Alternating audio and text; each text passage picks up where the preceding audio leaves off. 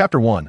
Arrival. In the evening, within a modest loft on the second floor of a building in Chinatown, Manhattan, New York City, a ripple suddenly coursed through the air, splitting the space into numerous small squares that expanded outward, revealing a pitch-black fissure. A young man with crimson hair emerged from the darkness, breathing slightly heavily. Zhou Jiawen had been in this world for nearly half a month, yet he still struggled to adapt to its inherent dangers. This was the Marvel Universe, a realm frequently beset by cataclysmic threats citywide, disasters occurring sporadically, global crises manifesting every year or so, and cosmic calamities unfolding every few years. The concept of traversing worlds was familiar to Zhou Jiawen, a programmer and avid reader of novels, yet he remained perplexed about his own circumstances.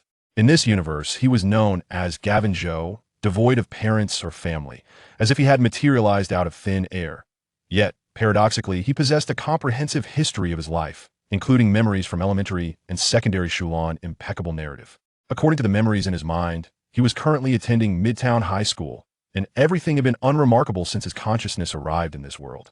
There was no system, no guiding elder by his side, however. He could feel the abundant strength coursing through his body, alongside a wealth of ninjutsu knowledge embedded in his mind. Moreover, the unique abilities conferred by the circles of Sharingan in his eyes were undeniable. With his red hair, Sharingan, familiar features, and an array of ninjutsu, he even found himself in possession of 78,555,400 in a bank card. All of this bore an uncanny resemblance to a character he had created before his transmigration. Even the remaining gold coins he had were converted into dollars and brought along. He chose not to ponder the intricacies of his situation, as his only lingering attachments in his former world were various unfinished novels and anime. Upon discovering his substantial fortune, it felt as though he had reached the pinnacle of his existence. Having achieved financial independence, Zhou Jiawen indulged in a spree of consumerism. He attempted every culinary delight he had once yearned for and engaged in recreational activities he had previously been unable to enjoy. Nevertheless, even with such extravagance, his savings remained largely unchanged. For someone accustomed to poverty, such a vast sum was bewildering, leaving him uncertain of how to spend it wisely. Ultimately, he acquired a plethora of food, beverages, and high-end gaming consoles, subsequently sequestering himself at home for half a month. In this state of leisurely existence, Zhou Jiawen felt as though he had lost all ambition. However, during this fortnight, he was not entirely idle after all. For a reclusive individual who had fantasized countless times about extraordinary powers, the vast repository of ninjutsu knowledge in his mind was irresistibly enticing. Especially after he comprehended the potential of his Sharingan's celestial techniques, the availability of a practice venue only heightened his eagerness. Since harnessing the chakra of the Uzumaki clan sage to extract chakra, he had begun each day by entering the realm of his mind to unleash his first learned ninjutsu, the shadow clone technique, that he commanded a multitude of shadow clones, each diligently practicing hand seals, ninjutsu, taijutsu, jinjutsu, sealing techniques, chakra control, nature transformations, and engaging in combat training. Meanwhile, his original self merely engaged in daily physical exercise and practiced the lightning release chakra cloak before retreating to the real world to indulge in gaming. The powerful regenerative abilities bestowed upon Zhou Jiawen by the sage body of the Uzumaki clan allowed him to replenish his energy after a single night's rest. After a fortnight of training, he had gained a preliminary mastery of the supreme account he had created, providing him with a measure of self-defense against the nefarious characters that roamed this world.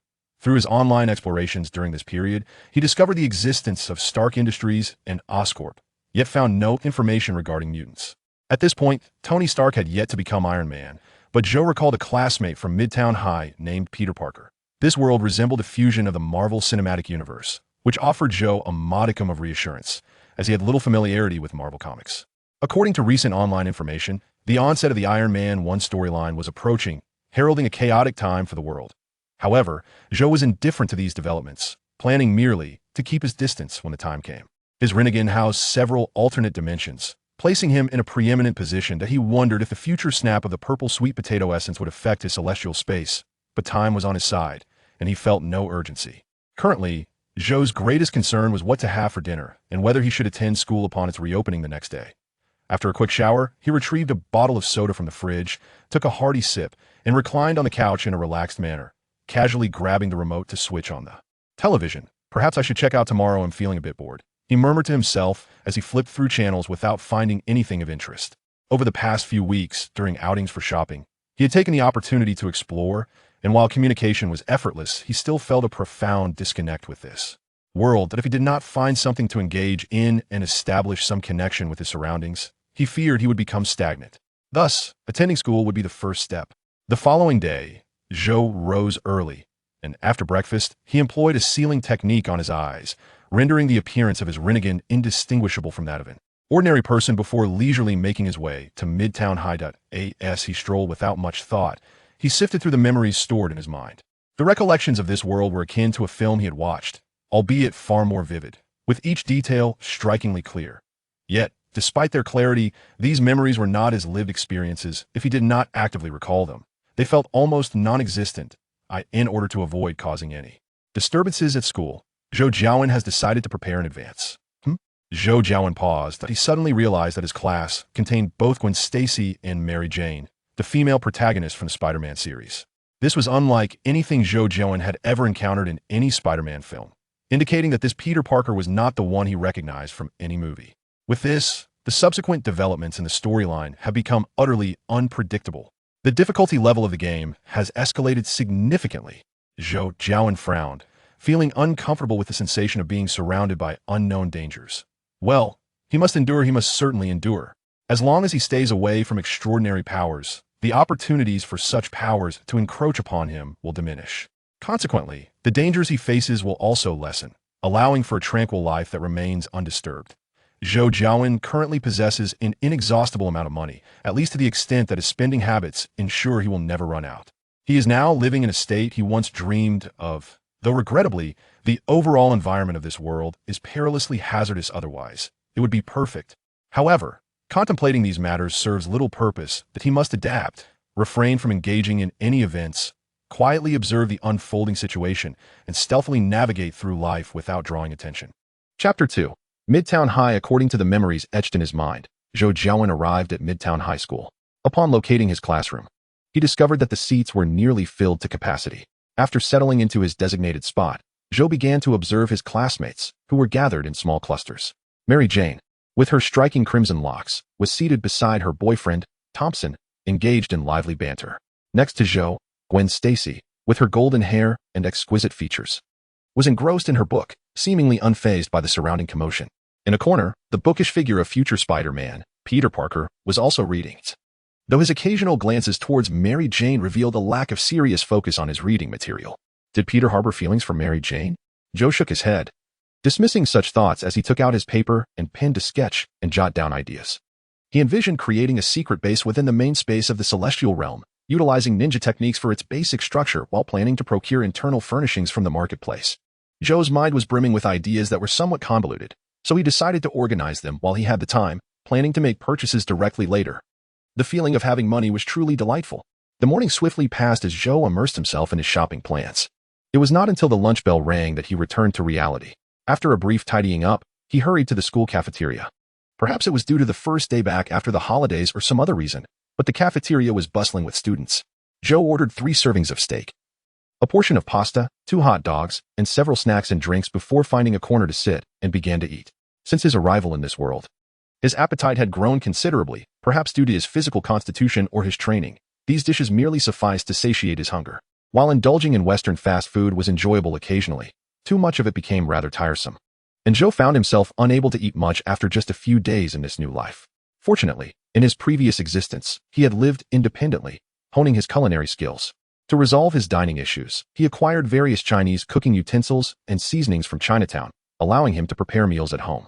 Zhou cut the steak into small pieces with his knife and placed it atop the pasta, setting aside the knife and fork. He then retrieved a pair of silver chopsticks from his backpack, nodding in satisfaction. This was his version of steak over pasta. "Hello, if you don't mind. May I sit here?" A melodious voice interrupted Zhou's meal. He looked up to see his classmate, Gwen Stacy. Zhou glanced around, noting that all the surrounding tables were occupied, leaving only his table with 3 empty seats. He gathered his food closer and replied, "No need to be polite.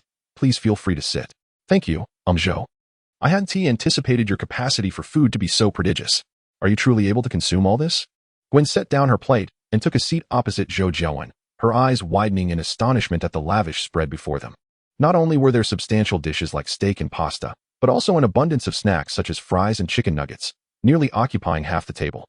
Was her usually unremarkable classmate some sort of glutton? Zhou Jiawen glanced up at the solitary sandwich and vegetable salad on Gwen's plate, his chewing unabated as he mumbled indistinctly. Just a light snack. Noting that Zhou's attention was wholly consumed by his meal, Gwen, understanding the unspoken cue, chose to remain silent, taking delicate bites of her sandwich. However, as Zhou continued to methodically clear the food from the table, Gwen's astonishment grew. Zhou swallowed the last morsel of steak, drained his cup of cola, and released a satisfied sigh, accompanied by a burp. I didn't realize you were so adept with chopsticks. I attempted to learn once, but never quite succeeded. Gwen finally ventured, breaking the silence. Of course, I'm of Chinese descent. Just call me Jiawen. Zhou sounds a bit awkward, he replied, feeling rather pleased after satisfying his hunger. Although he did not intend to engage too deeply with the narrative-esque characters, daily interactions were inevitable since they shared a class. Is that so? Gwen replied, her brow furrowing as she regarded Zhou's striking red mid-length hair, her uncertainty evident. While his facial features and complexion bore the marks of Asian heritage, his vivid hair color overshadowed other details. Ah, yes, it is dyed, Zhou explained. He had always found his hair color rather conspicuous and had long desired to change it to black, but procrastination had kept him from doing so until now. Very well. Jiawen, shall we return to the classroom together? The afternoon classes are about to commence, Gwen suggested. Not this time, I'm afraid, Gwen. Please head back without me. I still need to visit the restroom, Zhou replied decisively. He was acutely aware that Gwen excelled academically, came from a respectable family with a father who was a police chief, and was exceptionally beautiful, a well-known campus belle. Her admirers were ceaseless, and she was also a significant character in the storyline. In Zhou's perspective, individuals like her were synonymous with trouble. Excessive interaction would undoubtedly lead to complications. So it was best to keep his distance. Very well, then, I shall see you in class. Upon hearing Zhou's refusal, Gwen did not press further. She rose, bestowed upon him a radiant smile, and turned to leave. Watching her retreating figure, Zhou exhaled in relief, tidied the table, and departed the cafeteria. After meandering about the campus for a while, he eventually returned to the classroom. Upon entering the classroom, Zhou Jiawen noticed his classmates engaged in various discussions. Yet he paid them little mind and promptly returned to his seat. Hey, Jiawen, called Gwen, tilting her head as she addressed him after he settled in. The teacher just informed us that this weekend, the school will organize a trip for students to observe and learn at the Columbia University Science Center. I'm in charge of compiling a list of those interested in attending. Would you like to sign up? Columbia University? Zhou Jiawen furrowed his brow, suddenly recalling something. In the classic version of Spider-Man, Peter Parker was bitten by a spider during a visit to a university. He inquired, are there spiders? Spiders? I'm not sure. But the Science Center at Columbia has the most advanced electron microscope on the entire West Coast, Gwen replied. Is that so? I have nothing planned for this weekend. I might as well take a look. Although his memory was somewhat hazy, Zhou Jiawen retained a vague recollection of the cutting-edge electron microscope. It seemed this was the birthplace of the little spider, and he was keen to visit. Great. Then I'll sign you up, Gwen nodded in agreement. Chapter 3. Discovery in the afternoon. The school dismissed students early. After exiting the premises, Zhou Jiawen hailed a taxi and headed toward the auto city. Intending to purchase a vehicle for transportation, he needed to procure numerous items in the coming days. Aside from the large equipment, such as generators, which required online ordering, he planned to buy many items at the mall himself. Ordering online for such a substantial quantity would be cumbersome. Although Zhou Jiawen carried several spatial pockets with him, he opted to first bring his purchases home before transferring them to his spatial storage in order to conceal his unique abilities. While it was somewhat inconvenient, it was certainly safer, hence having a vehicle would prove to be quite advantageous. Zhou Jiawen had no particular requirements for the car, practicality sufficed, and the allure of a supercar was eclipsed by that of a limited edition figurine. Thus, Zhou Jiawen decided to buy a mid-sized pickup truck, which would serve dual purposes of transporting goods and passengers while remaining economical. As for licenses and other necessary documents, he was unconcerned. Upon arriving in this world, he found all essential identification was already in order. In the United States, a driver's license is akin to a national ID. Moreover, his driving skills were a source of confidence. In his previous life, Zhou Jiawen had obtained his driver's license during college, passing all 4 tests on the first attempt and never once violating traffic laws or accumulating points against his record until the moment he crossed over. Thus, he felt assured of his abilities. Though he had never owned a car in his past life, having not driven since leaving driving school, he believed that the differences in traffic regulations between the United States and his home country would be easily navigable, given his body's remarkable reflexes. Upon reaching the auto city, Zhou Jiawen, guided by a salesperson, browsed several options before selecting a Ford pickup truck that caught his eye and proceeded to complete the transaction. Zhou Jiawen, lacking comprehension of configurations, allowed the sales personnel to engage in their enthusiastic discourse. As the expenditure was merely a few tens of thousands of dollars, sufficient for him to feel content, although the requisite paperwork and licensing would take a few days to finalize. The vehicle was available for immediate use. However, after a few laps during the test drive, under the scrutinizing gaze of the sales staff, he opted to have an assistant drive it back home. Once he parked the car in the garage of his modest residence and bid farewell to the staff, Zhou Jiawen lost any inclination to shop at the mall and instead absorbed the vehicle into the initiation space, fervently practicing.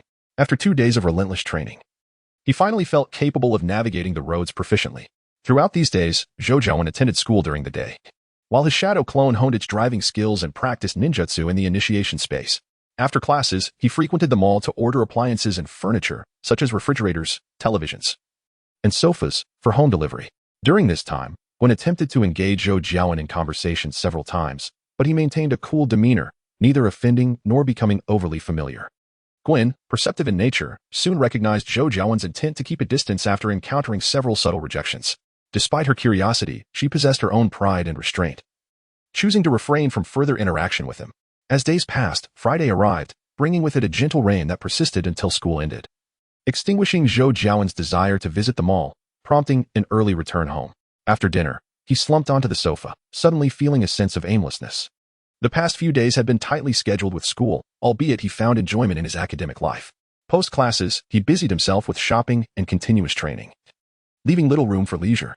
With a visit to the Columbia University Science Center looming in 2 days and most of his training delegated to his shadow clone, Zhou Jiawen found himself with an entire day devoid of obligations, leading to a sense of restlessness.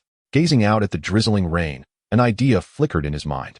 He ascended to the rooftop, where he swiftly formed hand seals and invoked the technique of the rain tiger as freedom. An invisible wave emanated from Zhou Jiawen, blending harmoniously with the surrounding environment. In that instant, he sensed a profound connection with each raindrop falling from the sky, as each droplet conveyed the moment's transformations back to his consciousness. Though unseen and unheard, he became acutely aware of the movements of pedestrians, vehicles, birds, and even the trajectory of bullets in flight, all intricately relayed to him. As Zhou Jiawen channeled his chakra, the intensity of the rain increased, expanding his perceptual range and flooding his mind with a multitude of information, intricate and chaotic. After discarding the majority of superfluous information, within a mere few minutes, Zhou Jiawen became acutely aware of several disturbances indicative of robberies, brawls, and gunfire. Although most of the commotion emanated from the direction of Hell's Kitchen, Zhou Jiawen gained a profound understanding of the perils that beset this world. A soft exclamation escaped his lips as he detected some unusual changes in a particular location. It appeared to be on the rooftop of a building, where a figure lay motionless amidst the rain. In the next moment, a bullet, larger than an ordinary one, shot from that position, traveling at a velocity surpassing that of a standard projectile before embedding itself into another edifice. The outcome remained unknown to Zhou Jiawen. It must have been a sniper's bullet. Was it an assassin?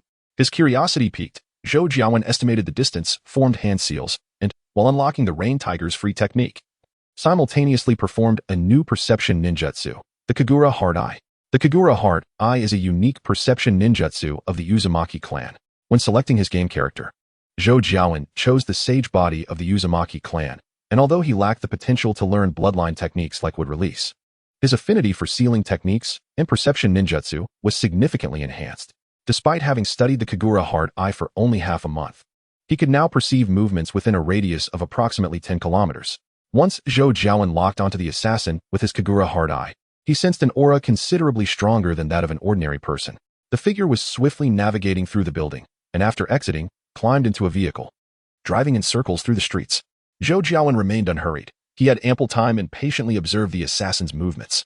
Finally, after circling for over half an hour, the assassin came to a halt, and the commotion subsided. Has he arrived home? Zhou Jiawen conjectured after a period of observation. Just as he considered ceasing his watch, the assassin sprang into action once more, heading out towards a particular direction. Was there more to his agenda? Zhou Jiawen wondered. Ultimately, the assassin entered a small building, and Zhou Jiawen was astonished to discover that the auras of those moving inside and outside the building were significantly stronger than those of ordinary people. Was this a stronghold for assassins? However, Zhou Jiawen quickly recognized something amiss. The small building was situated in a bustling area of Manhattan, surrounded by a lively atmosphere. Were assassins now this audacious? Chapter 4. Continental Hotel. Zhou Jiawen retrieved his phone and opened an electronic map for careful reference. At the intersection of 23rd Street, Broadway, and 5th Avenue, could this be the Continental Hotel? His eyes lit up as he recalled a film he had seen in his previous life, the John Wick series. In that narrative, the protagonist, driven mad by the loss of a dog, embarked on a relentless quest, traversing from New York to Rome, then back to New York, and ultimately to the deserts near Casablanca, only to return to New York once more. Moreover, this is not the end. Zhou Jiawen's journey through time has yet to unveil the 4th installment, and the outcome remains uncertain. One could surmise it involves annihilating all in his path. The Continental Hotel serves as a clandestine hub for assassins under the auspices of the High Table, a shadowy organization featured in the John Wick series. With locations scattered across the globe, each managed by various individuals or factions akin to franchisees. The New York branch is notably situated at the intersection of 23rd Street, Broadway, and 5th Avenue, making it quite memorable for Zhou Jiawen. Reflecting on this, Zhou Jiawen felt a flicker of excitement. He recalled that a particular film showcased a remarkably unique type of bulletproof vest, characterized by its lightweight and supple fabric, yet boasting exceptional defensive capabilities. He vividly remembered the upgraded version from the 3rd installment, impervious even to rifle fire. Ultimately, the protagonist resorted to using a shotgun with armor-piercing rounds to achieve a singular shot kill. The visual spectacle of that scene remains etched in Zhou Jiawen's mind. Although Zhou Jiawen's physical prowess surpasses that of an ordinary individual, he remains a mere mortal. The Naruto system inherently favors high offense with low defense, allowing weaker individuals to potentially retaliate against stronger foes when in possession of crucial intelligence. Defensive techniques are scarce, and Zhou Jiawen's primary focus on lightning release chakra mode ranks among the elite. However, mastering this technique demands time and cannot be hastily expedited through shadow clones, resulting in slow progress. Achieving the prowess of the 4th Raikage or the 3rd Raikage within a short time frame is utterly implausible. Thus, Zhou Jiawen's interest in the highly protective bulletproof vest was piqued. Marcus, a professional assassin affiliated with the Continental Hotel, is seasoned and adept, having executed hundreds of missions and weathered numerous life and death crises. Yet today, he encounters the most bizarre circumstance of his career. Initially, the mission proceeded seamlessly, but upon its conclusion, something felt amiss. Marcus sensed an unseen observer. Despite his exhaustive search, he failed to identify the presence stalking him. Nevertheless, he trusted the instincts that had saved him countless times over the years. Consequently, he began to circle the streets, attempting to locate or evade his unseen pursuer. However, after half an hour with no signs of his pursuer, he began to doubt his instincts, contemplating the possibility that it was merely a figment of his imagination. Surely, no assassin or operative could elude his scrutiny so effortlessly. Upon returning home, Marcus still felt the disquieting sensation of being watched, even if it were an illusion. Such a feeling could not persist for so long. Fear gripped him. The unknown is the most terrifying adversary. He immediately set out towards the Continental Hotel, a sanctuary for assassins where all conflict is prohibited, recognized as the safest haven he knew. Meanwhile, Zhou Jiawen left behind a shadow clone at home and transformed into a mere leaf using the transformation technique. Harnessing the abilities of the Rinnegan and the rudimentary earth release techniques, he gently floated towards the Continental Hotel. Indeed, it is levitation. Zhou Jiawen has yet to master flight. The law of nature can merely manipulate gravity, enabling Zhou Jiawen to achieve a state of flotation. The technique of light and heavy rocks yields a similar effect. However, there exists an arcane method that can transform levitation into flight. Although Zhou Jiawen has not fully mastered it, it suffices for his current needs. Upon arriving outside the Continental Hotel, Zhou Jiawen cautiously surveyed the skies, meticulously assessing the situation before silently drifting to the window of the assassin he had previously targeted. Inside the room, Marcus sat anxiously curled in a corner. Even within the confines of the Continental Hotel, the unsettling sensation of being watched lingered, causing him unease. Yet, with no alternative, he remained in the shadows, hoping to endure the night unscathed. Suddenly, Marcus was startled as a flurry of white feathers descended from an unknown source within the room. A wave of drowsiness enveloped him, his eyelids grew heavier, and he gradually lost consciousness. Illusionary art, the technique of nirvana. Zhou Jiawen entered the room through the window, having transformed back from a leaf into his human form. He then utilized a transformation spell to assume the guise of the dark Spider-Man clad in Venom-esque suit from the classic rendition, effectively concealing himself. Approaching Marcus, Zhou Jiawen grasped his head and began to utilize the abilities of the realm of mortals to extract his memories. Through this recollection, Zhou Jiawen discovered that the individual before him was none other than Marcus, a minor character who had aided the protagonist Wick in the film, only to be subsequently eliminated by the Mafia. Slightly taken aback, Zhou Jiawen dismissed the thought and focused on extracting the location and operational details of the tailor shop that crafted bulletproof suits. after making subtle alterations to Marcus's memories. Sealing away the last thing he had seen, Zhou Jiawen laid Marcus upon the bed, pilfered 15 of the 20 gold coins he carried, and transformed back into a leaf. Floating away from the room. Arriving in a narrow alley near the tailor shop, Zhou Jiawen morphed into Marcus's likeness and entered the establishment. "Welcome, sir," greeted a gaunt, middle-aged Caucasian from behind the counter, lifting his gaze. "How may I assist you?" "I require a tailored suit," Zhou Jiawen replied. "Oh, for what purpose?" inquired the thin man. "For military protection," Zhou Jiawen stated, sliding a gold coin across the counter. "Not a problem, sir. Please follow me," the gaunt man said, pocketing the coin and leading Zhou Jiawen into the small shop. Navigating through a chaotic workspace filled with sewing machines, they entered a small door where the surroundings opened up. "Mr. Vic, this gentleman wishes to have a suit tailored," the gaunt man addressed an elderly tailor. "Ah, come forth. You may exit now," Vic remarked, giving Zhou Jiawen a cursory glance before instructing the thin man to leave. "Very well, sir," the thin man acquiesced as he stepped outside. "And may I ask what you are called?" Vic inquired. "Marcus," Zhou Jiawen replied. "Good day, Mr. Marcus. What style of suit do you desire?" "Actually, I am not in search of a suit. I simply wish to acquire some raw materials," replied Zhou Jiawen. "Raw materials?" Vic furrowed his brow, gazing at Zhou with confusion. "With all due respect, sir, a suit is the most suitable attire for such materials. I am aware, yet I do not require a suit. I intend to craft some garments myself," Zhou Jiawen elucidated. "Very well, if you insist. May I inquire how much you need?" Vic asked. "Just this will suffice," Zhou Jiawen responded, producing the remaining 14 gold coins. Chapter 5, Spider-Woman? Vic was taken aback by the sight of the gold coins Zhou presented. It is well known that a bulletproof suit is valued at merely 1 gold coin, and an ordinary assassin may possess only a few coins throughout their lifetime. Gold coins are the sole currency circulating in the Continental Hotel, a notorious gathering place for assassins. Establishments under the Continental Hotel, such as equipment and intelligence shops, only accept gold coins, and their worth far surpasses that of ordinary currency. Within the assassin community, gold coins are often scarce and highly sought after. So Zhou Jiawen's decision to produce a considerable sum of coins for raw materials was indeed surprising to Vic. Nevertheless, Vic saw no reason to refuse a sale. There had been instances in the past where raw materials were sold, so if Zhou desired to purchase them, he would oblige. In the end, Zhou Jiawen exited the shop carrying 2 large bundles of raw materials, sufficient to create over 20 suits at a reasonable price. Once he reached a secluded area, Zhou stored the materials within his spatial realm and utilized his transformation technique to return home. The progress of the Flying Thunder God technique had been exceedingly slow. It appeared necessary to expedite his training, for otherwise, this complexity would be unnecessary. Upon returning home, Zhou Jiawen resolved to temporarily set aside several of his primary ninjutsu in favor of dedicating himself entirely to mastering the Flying Thunder God technique. Early Sunday morning, Zhou Jiawen, sporting 2 dark circles under his eyes, arrived at Columbia University. After securely parking his pickup truck, he joined the students awaiting the tour at the entrance of the Science Center. As time passed, Zhou's brow furrowed in concern, for he did not see Peter Parker among the crowd. Had he misremembered? Was it possible that Peter Parker was not transformed during this tour? All right. Seniors from Midtown High School, gather round. Remember, this is a rare opportunity. We are guests of the Columbia University Science Center. Behave yourselves and avoid causing trouble like the last time at the planetarium. Now, let us all proceed inside together, a black teacher announced to the rambunctious students. Zhou Jiawen followed the crowd into the Science Center, somewhat perplexed. Just outside, he had noticed a figure resembling Marcus descending from a luxury vehicle to deliver a backpack to the well-known rich heir, Harry Osborn. Upon witnessing this scene, Zhou Jiawen had confirmed without a doubt that it was indeed the plot of Spider-Man 1. Yet, until the very end, the protagonist Peter Parker did not make an appearance, leaving him perplexed. After some time, the visiting students followed their teacher into an exhibition hall brimming with various spiders. The world boasts over 32,000 species of spiders, categorized into 3 suborders, as explained by an Asian lecturer from Columbia University to the students.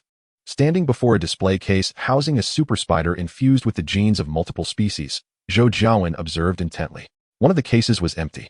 The spider within had vanished. Where could Peter Parker be? You seem to be searching for something. Is it these spiders? A voice inquired. Zhou Jiawen turned to see Gwen, who had not spoken to him for several days. Initially reluctant to engage, Gwen's curiosity about her peculiar classmate compelled her to break the silence. Cold, reclusive, and an excessive eater, he appeared utterly out of sync with the world around him.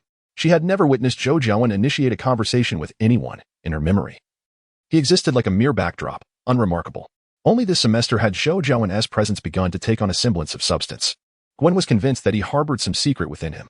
However, after observing him for a while in silence, she found nothing, only that he seemed even stranger. a sensation that clawed at her insides, leaving her uneasy. No, I'm just a bit curious, Zhou Jiawen replied, then inquired, by the way. Did Peter Parker sign up for this event? Peter Parker? Gwen paused, and then, as if recalling something, frowned and said, Oh, Parker did register. But I haven't seen him here. He must have something important that prevented him from coming. Are you talking about that bookworm, Peter? Haha. He might take a while to arrive, or perhaps he won't show up at all. He probably missed the school bus, interjected Thompson, who was passing by with Mary Jane, a smirk of derision and satisfaction on his face. That jerk. Watching Thompson's retreating figure, Gwen furrowed her brow and muttered a curse. By the way, Jiawen, do you need to find Parker for something? No, I was just asking casually, Zhou Jiawen replied distractedly. It appeared that the plot had deviated. Originally, Peter Parker had caught up with the school bus, but now for some unknown reason, he had missed it. Well, Gwen was speaking when she suddenly let out a gasp. Zhou Jiawen turned to look, his gaze sharpening as he noticed a thumb-sized, vividly colored spider slipping from Gwen's palm. Gwen was covering her hand, clearly startled, seemingly having been bitten. Instinctively, Zhou Jiawen reached out to catch the falling spider. And as he did, an imperceptible current of energy surged through his fingertips, releasing a foul odor into the air. What is this thing? Damn, it can't be poisonous. Can it? Gwen asked, a note of suspicion in her voice. No, it is far more complex than mere poison. Zhou Jiawen held the spider before him, scrutinizing it intently. Jiawen, what did you say? Gwen remarked, having barely caught Zhou Jiawen's words. It's nothing. We should be on our way, Zhou Jiawen replied, casually pocketing the spider. He cast a glance at the surveillance camera atop the ceiling, frowned slightly, and turned to leave. Hey, Jiawen, wait for me, Gwen exclaimed, chasing after him, disregarding any other concerns. Upon reaching a crossroads, Zhou Jiawen discreetly created a shadow clone while he excused himself to use the restroom, allowing the clone to continue the tour with the teacher, while his true self transformed and began to navigate the science center. Upon entering the monitoring room, Zhou Jiawen employed a technique to incapacitate the security guard and proceeded to dismantle the hard drive containing the surveillance footage. After meticulously erasing all traces of his activities, he exited the security room, seeking an opportunity to swap back with his shadow clone. Sigh, Jiawen, I'm feeling a bit dizzy. It can't truly be poison, can it? Gwen inquired with concern after their visit to the science center, as they all returned to their respective homes. Zhou Jiawen hesitated, glancing at Gwen, uncertain whether to take her to the hospital. He pondered if she could endure this mutation. If she could, it would be splendid, another Spider-Woman in the world. Yet, if she could not wait. Spider-Woman. Zhou Jiawen suddenly recalled an animated film he had watched in his previous life, Spider-Man, Into the Spider-Verse, which featured various incarnations of Spider-Man, including a black Spider-Man, a robotic Spider-Man, and even Spider-Ham, among which was Spider-Woman, Gwen. Chapter 6. The mutation success. Don't overthink it. Just rest a bit, and you'll be fine. Where do you live? Let me drive you home, Zhou Jiawen offered, noticing Gwen's discomfort.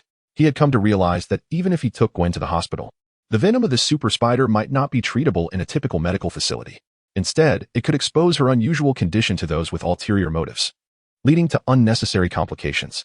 All right, fine, Gwen replied hesitantly, feeling her head grow increasingly dizzy, her body succumbing to fatigue, and her thoughts becoming sluggish. Supporting Gwen into his pickup truck, Zhou Jiawen drove toward her home in silence, soon arriving at the base of her apartment.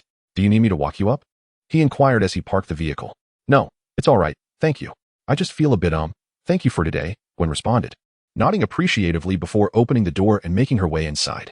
Lighting a cigarette in the car, Zhou Jiawen watched as Gwen's figure disappeared into the corridor, his thoughts beginning to drift. Spider-Woman. This world is indeed more intricate than it seems. I wonder if Peter Parker will still become Spider-Man. It matters not, for I had no intention of engaging in such affairs. Whether or not he becomes one holds little consequence for me. Extinguishing the cigarette, Zhou Jiawen drove home. The following morning, Gwen awoke with a start, feeling as though the world had transformed around her. Last night, Gwen felt a heavy fog enveloping her mind and a profound fatigue coursing through her body. She skipped dinner and succumbed to sleep, yet now, she felt remarkably revitalized. Her vision sharpened, her thoughts flowed with agility, and her palms instinctively clenched into fists, revealing well-defined muscles in her arms. It seemed as though an inexhaustible reservoir of strength surged within her typically subpar health, and she felt capable of delivering a single blow that could fell a bull. What on earth was happening?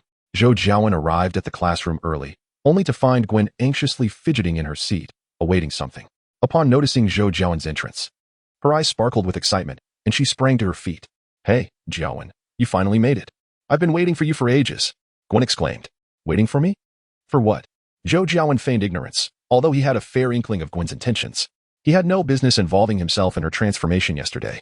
Yet the events unfolded right before his eyes, surpassing his expectations and leaving him somewhat flustered, so he had inadvertently engaged. It was best to maintain a respectful distance now. Well, I got bitten by a spider yesterday, Gwen said, her excitement palpable, despite having torn 2 shirts, damaged a doorknob, and broken 3 pins since she awoke. None of these mishaps could dampen her elation. She felt imbued with extraordinary strength, akin to Captain America during World War II. You're all right now then? That's good, Zhou Jiawen interrupted Gwen, cutting off her enthusiasm. No, I understand. No need to elaborate, Zhou Jiawen replied, pulling out a book and engrossing himself in it. Why are you acting like this? Gwen shot Zhou Jiawen an irritated glance, aware that he knew more than he let on. Her mind was exceptionally clear, and the events of yesterday remained vividly etched in her memory. She recalled the weak current she had seen between his fingers when he had trapped the spider. Moreover, she sensed that Zhou Jiawen was different from others. He was certainly not an ordinary person and must possess some knowledge. Yet, his current demeanor vexed her. Previously, when they inhabited separate worlds, his aloofness was tolerable. But now that she too wielded extraordinary power, his behavior was perplexing. As time passed, lunchtime arrived, and Gwen sat across from Zhou Jiawen, silent, her bright eyes fixed intently upon him, a gaze that had persisted since morning and rendered him quite uncomfortable. Alas, my lady, I concede to your prowess. What do you desire? Zhou Jiawen finally broke the silence, exhaling a sigh. Humph. Gwen scoffed, casting him a disdainful glance, yet remained mute. Very well, do as you please. Zhou Jiawen said, ignoring her piercing gaze and returning to his meal. Can't you be a bit more gentlemanly? Gwen observed the precarious situation that had just begun to unfold, quickly interjecting, a gentleman? What is that? Can it be eaten? Zhou Jiawen, chewing on his steak, mumbled incoherently. Never mind, it's pointless to explain it to you, Gwen huffed in frustration. All right, what do you actually want? Zhou Jiawen swallowed the last morsel of steak, wiped his mouth, and inquired. I simply wish to comprehend what is happening. Why have I become like this? Additionally, I hope you can assist me. I am struggling to control this newfound power, Gwen expressed. Why approach me? Although he had his suspicions, Zhou Jiawen still asked. Yesterday, I noticed the current between your fingers. Although it was faint, I saw it. I just didn't pay much attention due to my state at the time, Gwen explained. Is that truly the reason? Zhou Jiawen nodded. He had been practicing the lightning release chakra mode, and yesterday's discharge was merely a subconscious action. Though the current was weak, Gwen, standing beside him, should have been able to perceive it. Zhou Jiawen had anticipated this occurrence. Well, this isn't the place for a conversation. Let's go to my house after school. My bed is quite spacious, and my home is relatively safe, Zhou Jiawen casually remarked, unintentionally recalling a line from memory, then quickly corrected himself. Huh? What are you planning? Gwen looked at Zhou Jiawen with a puzzled expression, her tone laced with caution. Nothing, it's just that some matters are not suitable for discussion in public. My home. It's like a secret lair, a Batcave, Zhou Jiawen awkwardly explained. Cool. Like Batman's. All right, I'll check it out after school. But I must be home by 8. My dad is quite strict. He.S. a police officer. Gwen exclaimed excitedly, but concluded with a hint of warning. When you return home is your decision. I won't restrict your freedom, Zhou Jiawen replied. After finishing their meal, the two tidied up and returned to the classroom. Following their afternoon classes, they drove Zhou Jiawen's pickup truck to Chinatown. Are you sure there is a Batcave here? Gwen asked, observing the bustling street with a hint of skepticism in her voice. Of course. Even assassin organizations can establish themselves in busy districts, let alone a secret lair. Zhou Jiawen replied nonchalantly. Chapter 7. The Art of Quelling Calamity. After parking the car in the garage, Zhou Jiawen led Gwen into his home. So this is your place? It's quite messy, Gwen remarked as she began to take in her surroundings. Living alone, one tends to prioritize comfort, Zhou Jiawen responded casually. While he would promptly dispose of trash, he had little inclination to tidy up the scattered items, especially since he had been busy with large purchases lately. And many things had yet to be moved to the storage space, resulting in a chaotic atmosphere. Where are your parents? Gwen inquired. I am an orphan. I have always been alone, Zhou Jiawen replied. Oh, I apologize, I was unaware. No need to concern yourself, it is not of particular significance. Indeed. Observing Zhou Jiawen's impassive expression, Gwen found herself at a loss for words. She casually picked up a professional book on home renovation from the table and inquired. Are you still perusing such literature? Do you aspire to become a designer? No, I am merely acquiring some knowledge about renovations, such as electrical installations. After all, matters concerning the secret base will rely on my own efforts. If I were to hire someone, it would cease to be a secret, Zhou Jiawen elucidated. Is there truly a secret base? I had just thought you were jesting. Where is it located? Gwen asked. Before that, you must sign a confidentiality agreement, Zhou Jiawen replied. A confidentiality agreement? Yes, a confidentiality agreement of the kind that demands your life as collateral for breach, ensuring that my affairs remain undisclosed, Zhou Jiawen stated. Is it really necessary to go to such lengths? Absolutely, Zhou Jiawen asserted with unwavering certainty. Very well, Gwen nodded. Stand still and do not resist. Zhou Jiawen approached Gwen, swiftly forming hand seals. Sealing technique, tongue curse nullification. Gwen watched as Zhou Jiawen's palm reached for her head, an instinctual shiver coursed through her, and her senses buzzed with alarm. She instinctively sought to evade, but recalling Zhou Jiawen's earlier command not to resist, she stifled her impulse. In that fleeting moment of hesitation, Zhou Jiawen's hand was already pressed against her forehead, and an inexplicable force surged into her mind. A sharp pain pierced her brain like needles, prompting an involuntary scream. Time seemed to stretch infinitely. It felt like a year, a century, or perhaps merely an instant. When Gwen regained her senses, she found herself inexplicably collapsed on the ground. What have you done to me? Gwen inquired, bewildered. A sealing technique. You may interpret it as a curse, an unequal pact with a demon. Zhou Jiawen explained, striving to articulate it in a manner comprehensible to a Western audience. A curse? What is its purpose? Without my permission, you cannot speak of my affairs to others. Moreover, your life and death are also within my control. Zhou Jiawen refrained from voicing that last part, having devised the tongue curse nullification technique upon realizing the potential for exposure. It served as an additional layer of protection. Gwen furrowed her brow, her intuition hinting that Zhou Jiawen had withheld further information, yet it was too late to delve deeper. What must I do now? Gwen asked. Currently, while I have already established a barrier here, the secret base is significantly safer. With that, Zhou Jiawen's gaze sharpened, his pupils rippling with a peculiar shimmer, and an extraordinary pair of eyes composed of concentric waves materialized before Gwen. He placed his hand on her shoulder, and in an instant, her surroundings transformed dramatically.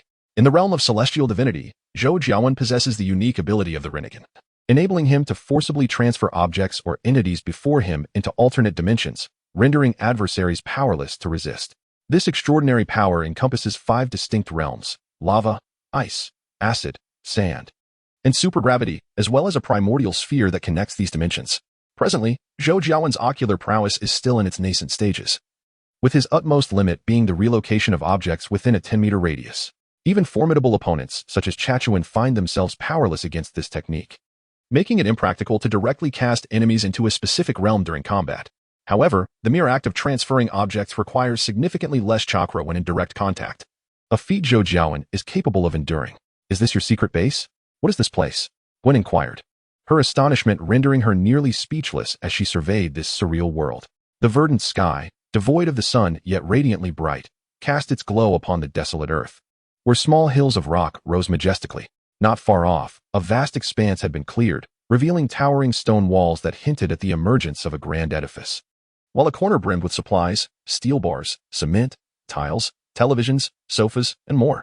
Most astonishing to Gwen, however, was the sight of dozens of Zhou Jiawen's duplicates fervently engaged in various activities.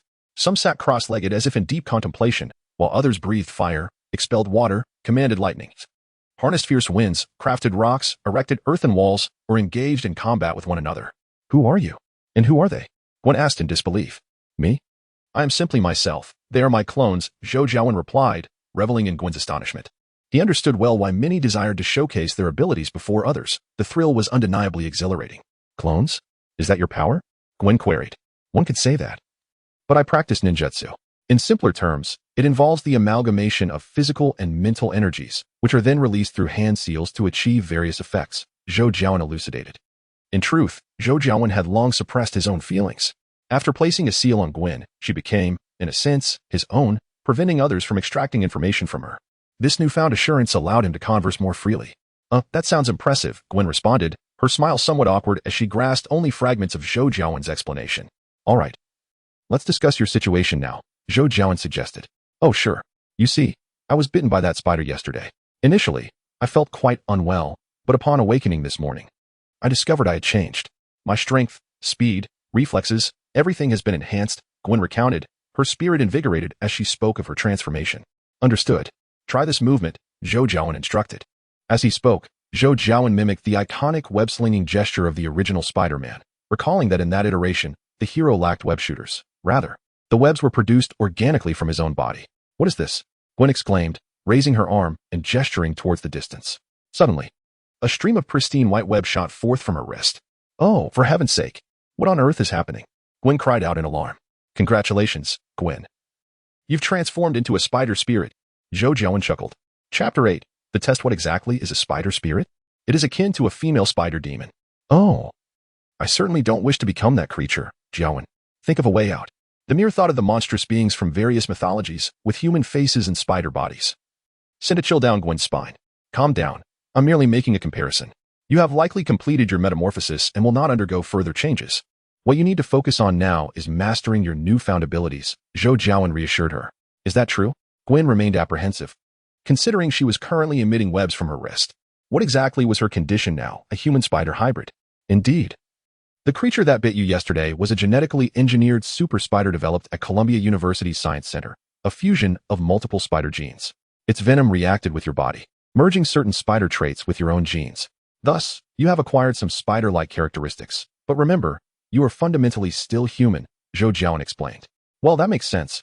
Gwen acknowledged, her scholarly nature allowing her to process this information. So, how do I master my abilities? She inquired. Let's begin by testing your capabilities, Zhou Jiawen suggested. Forming hand seals to create a shadow clone. Engage in direct combat.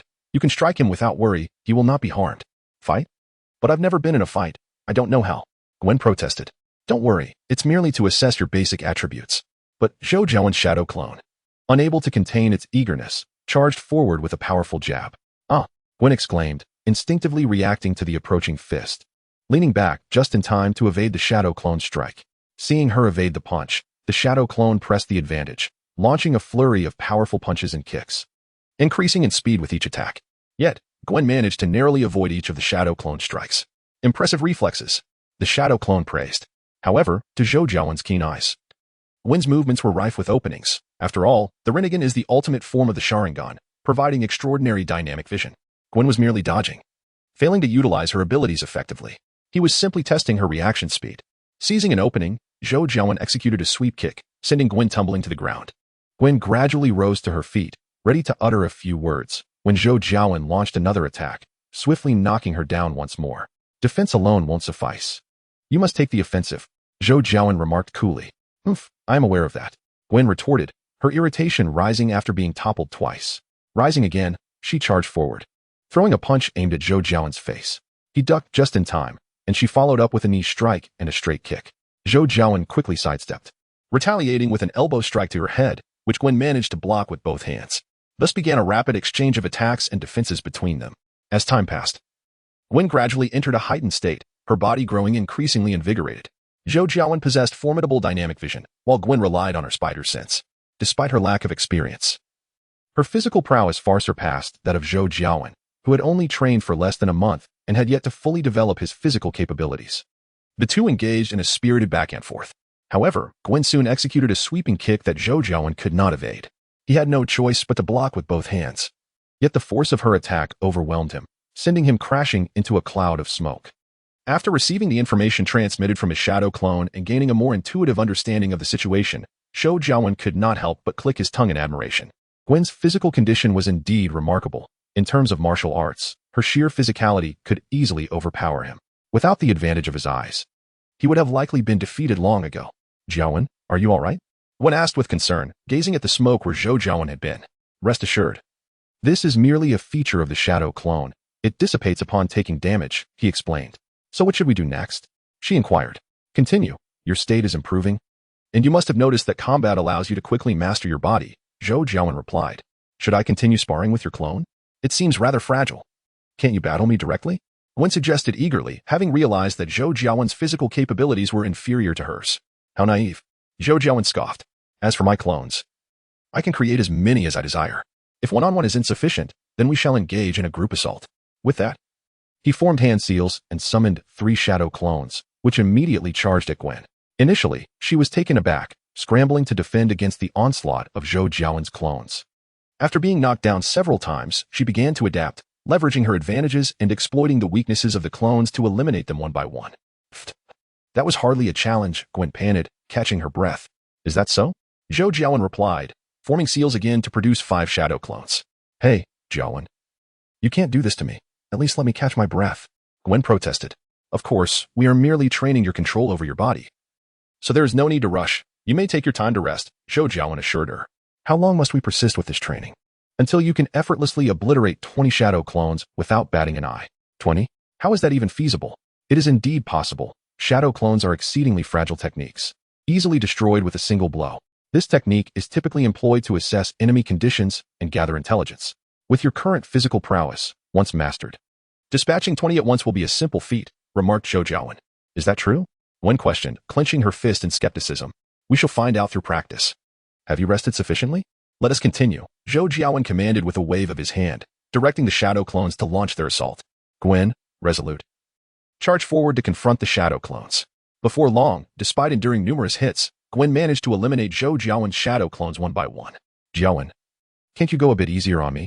I am, after all, a girl, Gwen complained, nursing her sore arm. Rest assured, I have not struck you harshly. Given your current physical condition, my attacks will inflict minimal harm, merely a fleeting discomfort. The next round consists of 8 clones. Are you prepared? Zhou Jiawen inquired. Wait. I have just finished the last round. Gwen protested. Time is of the essence. It is nearly 6 o'clock, and you must return home by 8. Before that, you should tidy yourself up, unless you wish to cause your family undue concern, Zhou Jiawen advised. Upon hearing this, Gwen assessed her appearance.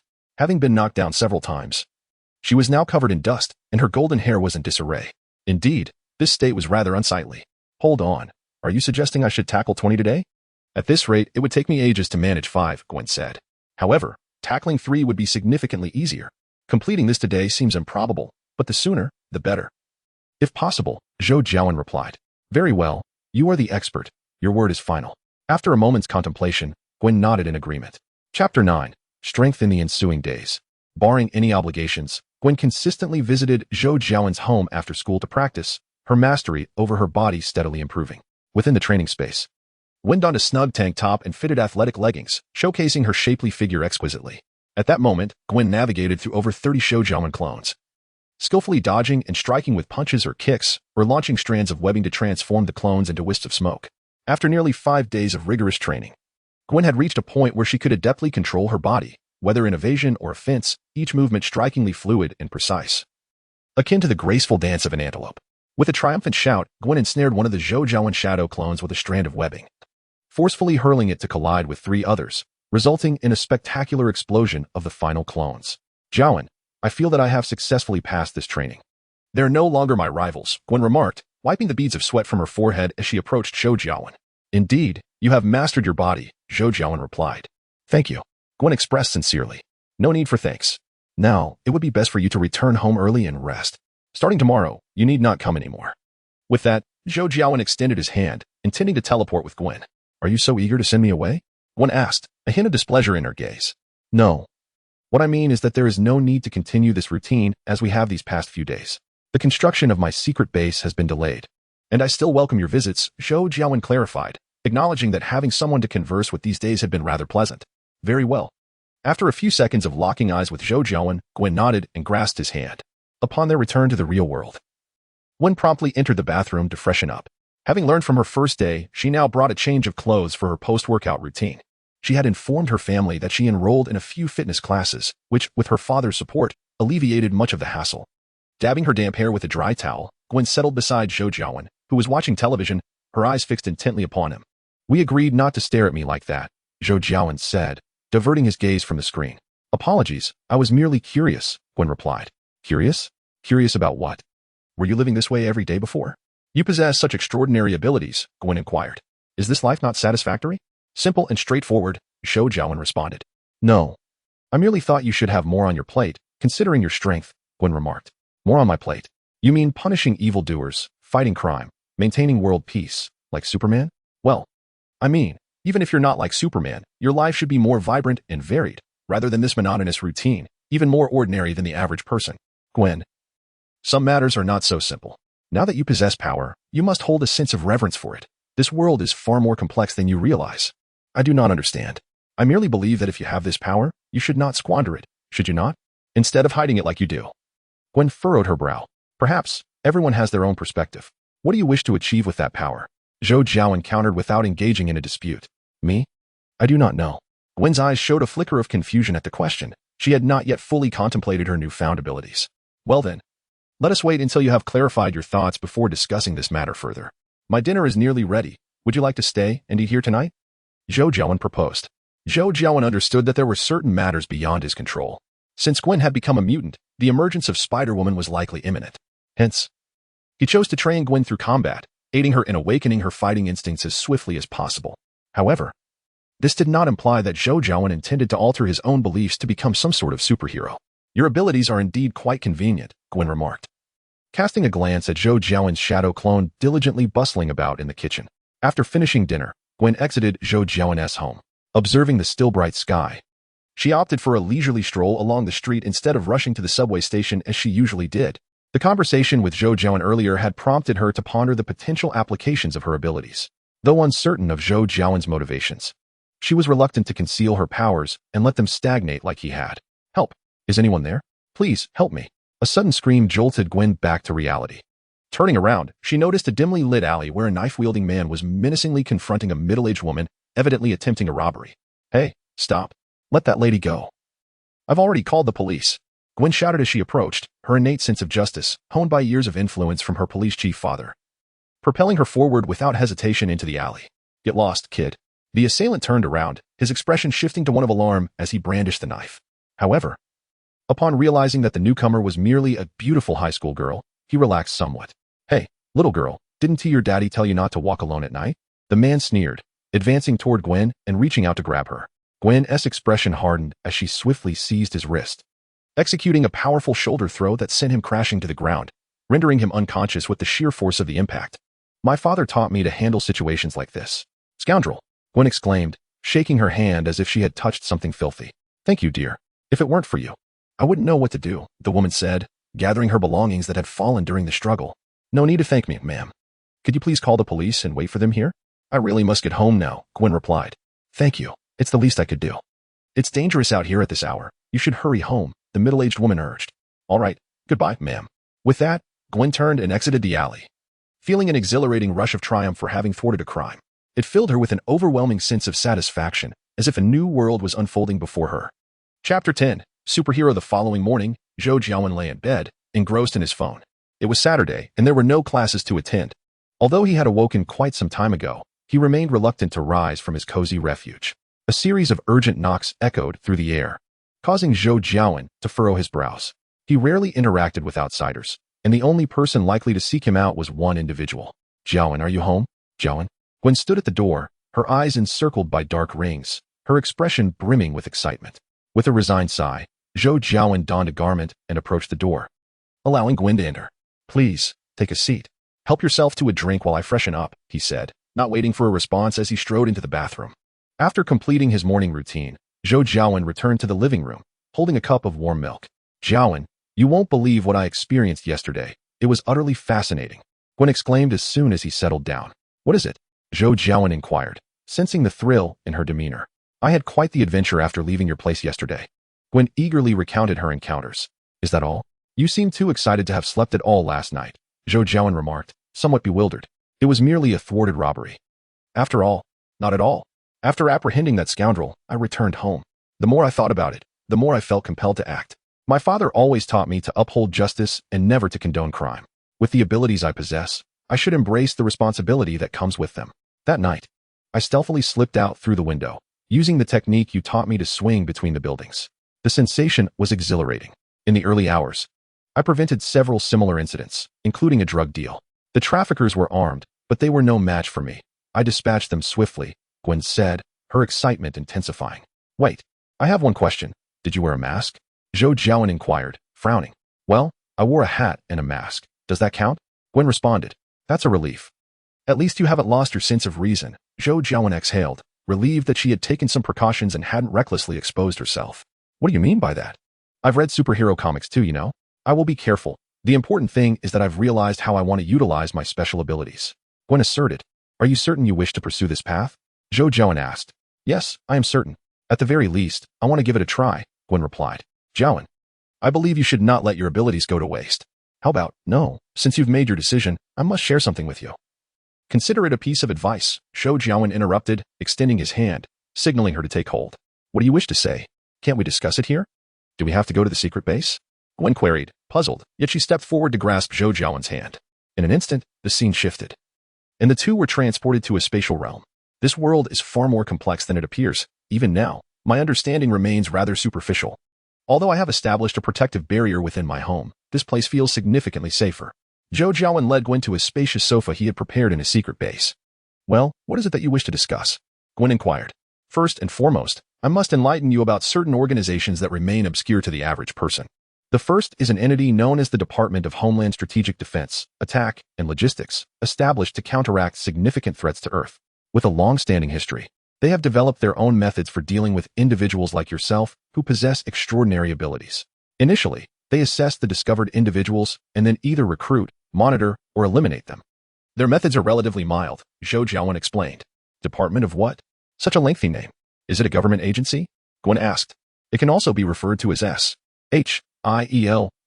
It operates under the auspices of the World Security Council and frequently acts under various departmental identities. So, one could consider it a government entity. Zhou Jiawen replied. Given that, wouldn't it be permissible to have some contact with them? Gwen suggested. No.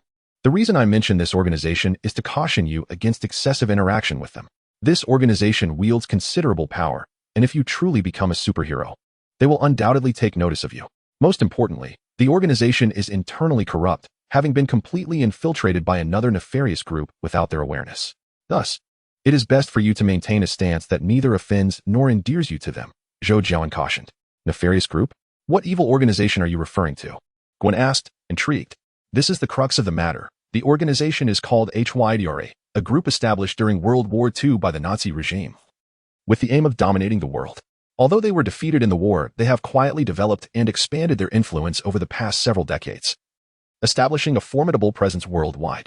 Their favorite pastime is capturing individuals like you, endowed with extraordinary abilities, to serve as subjects for their experiments, Zhou Jiawen elaborated.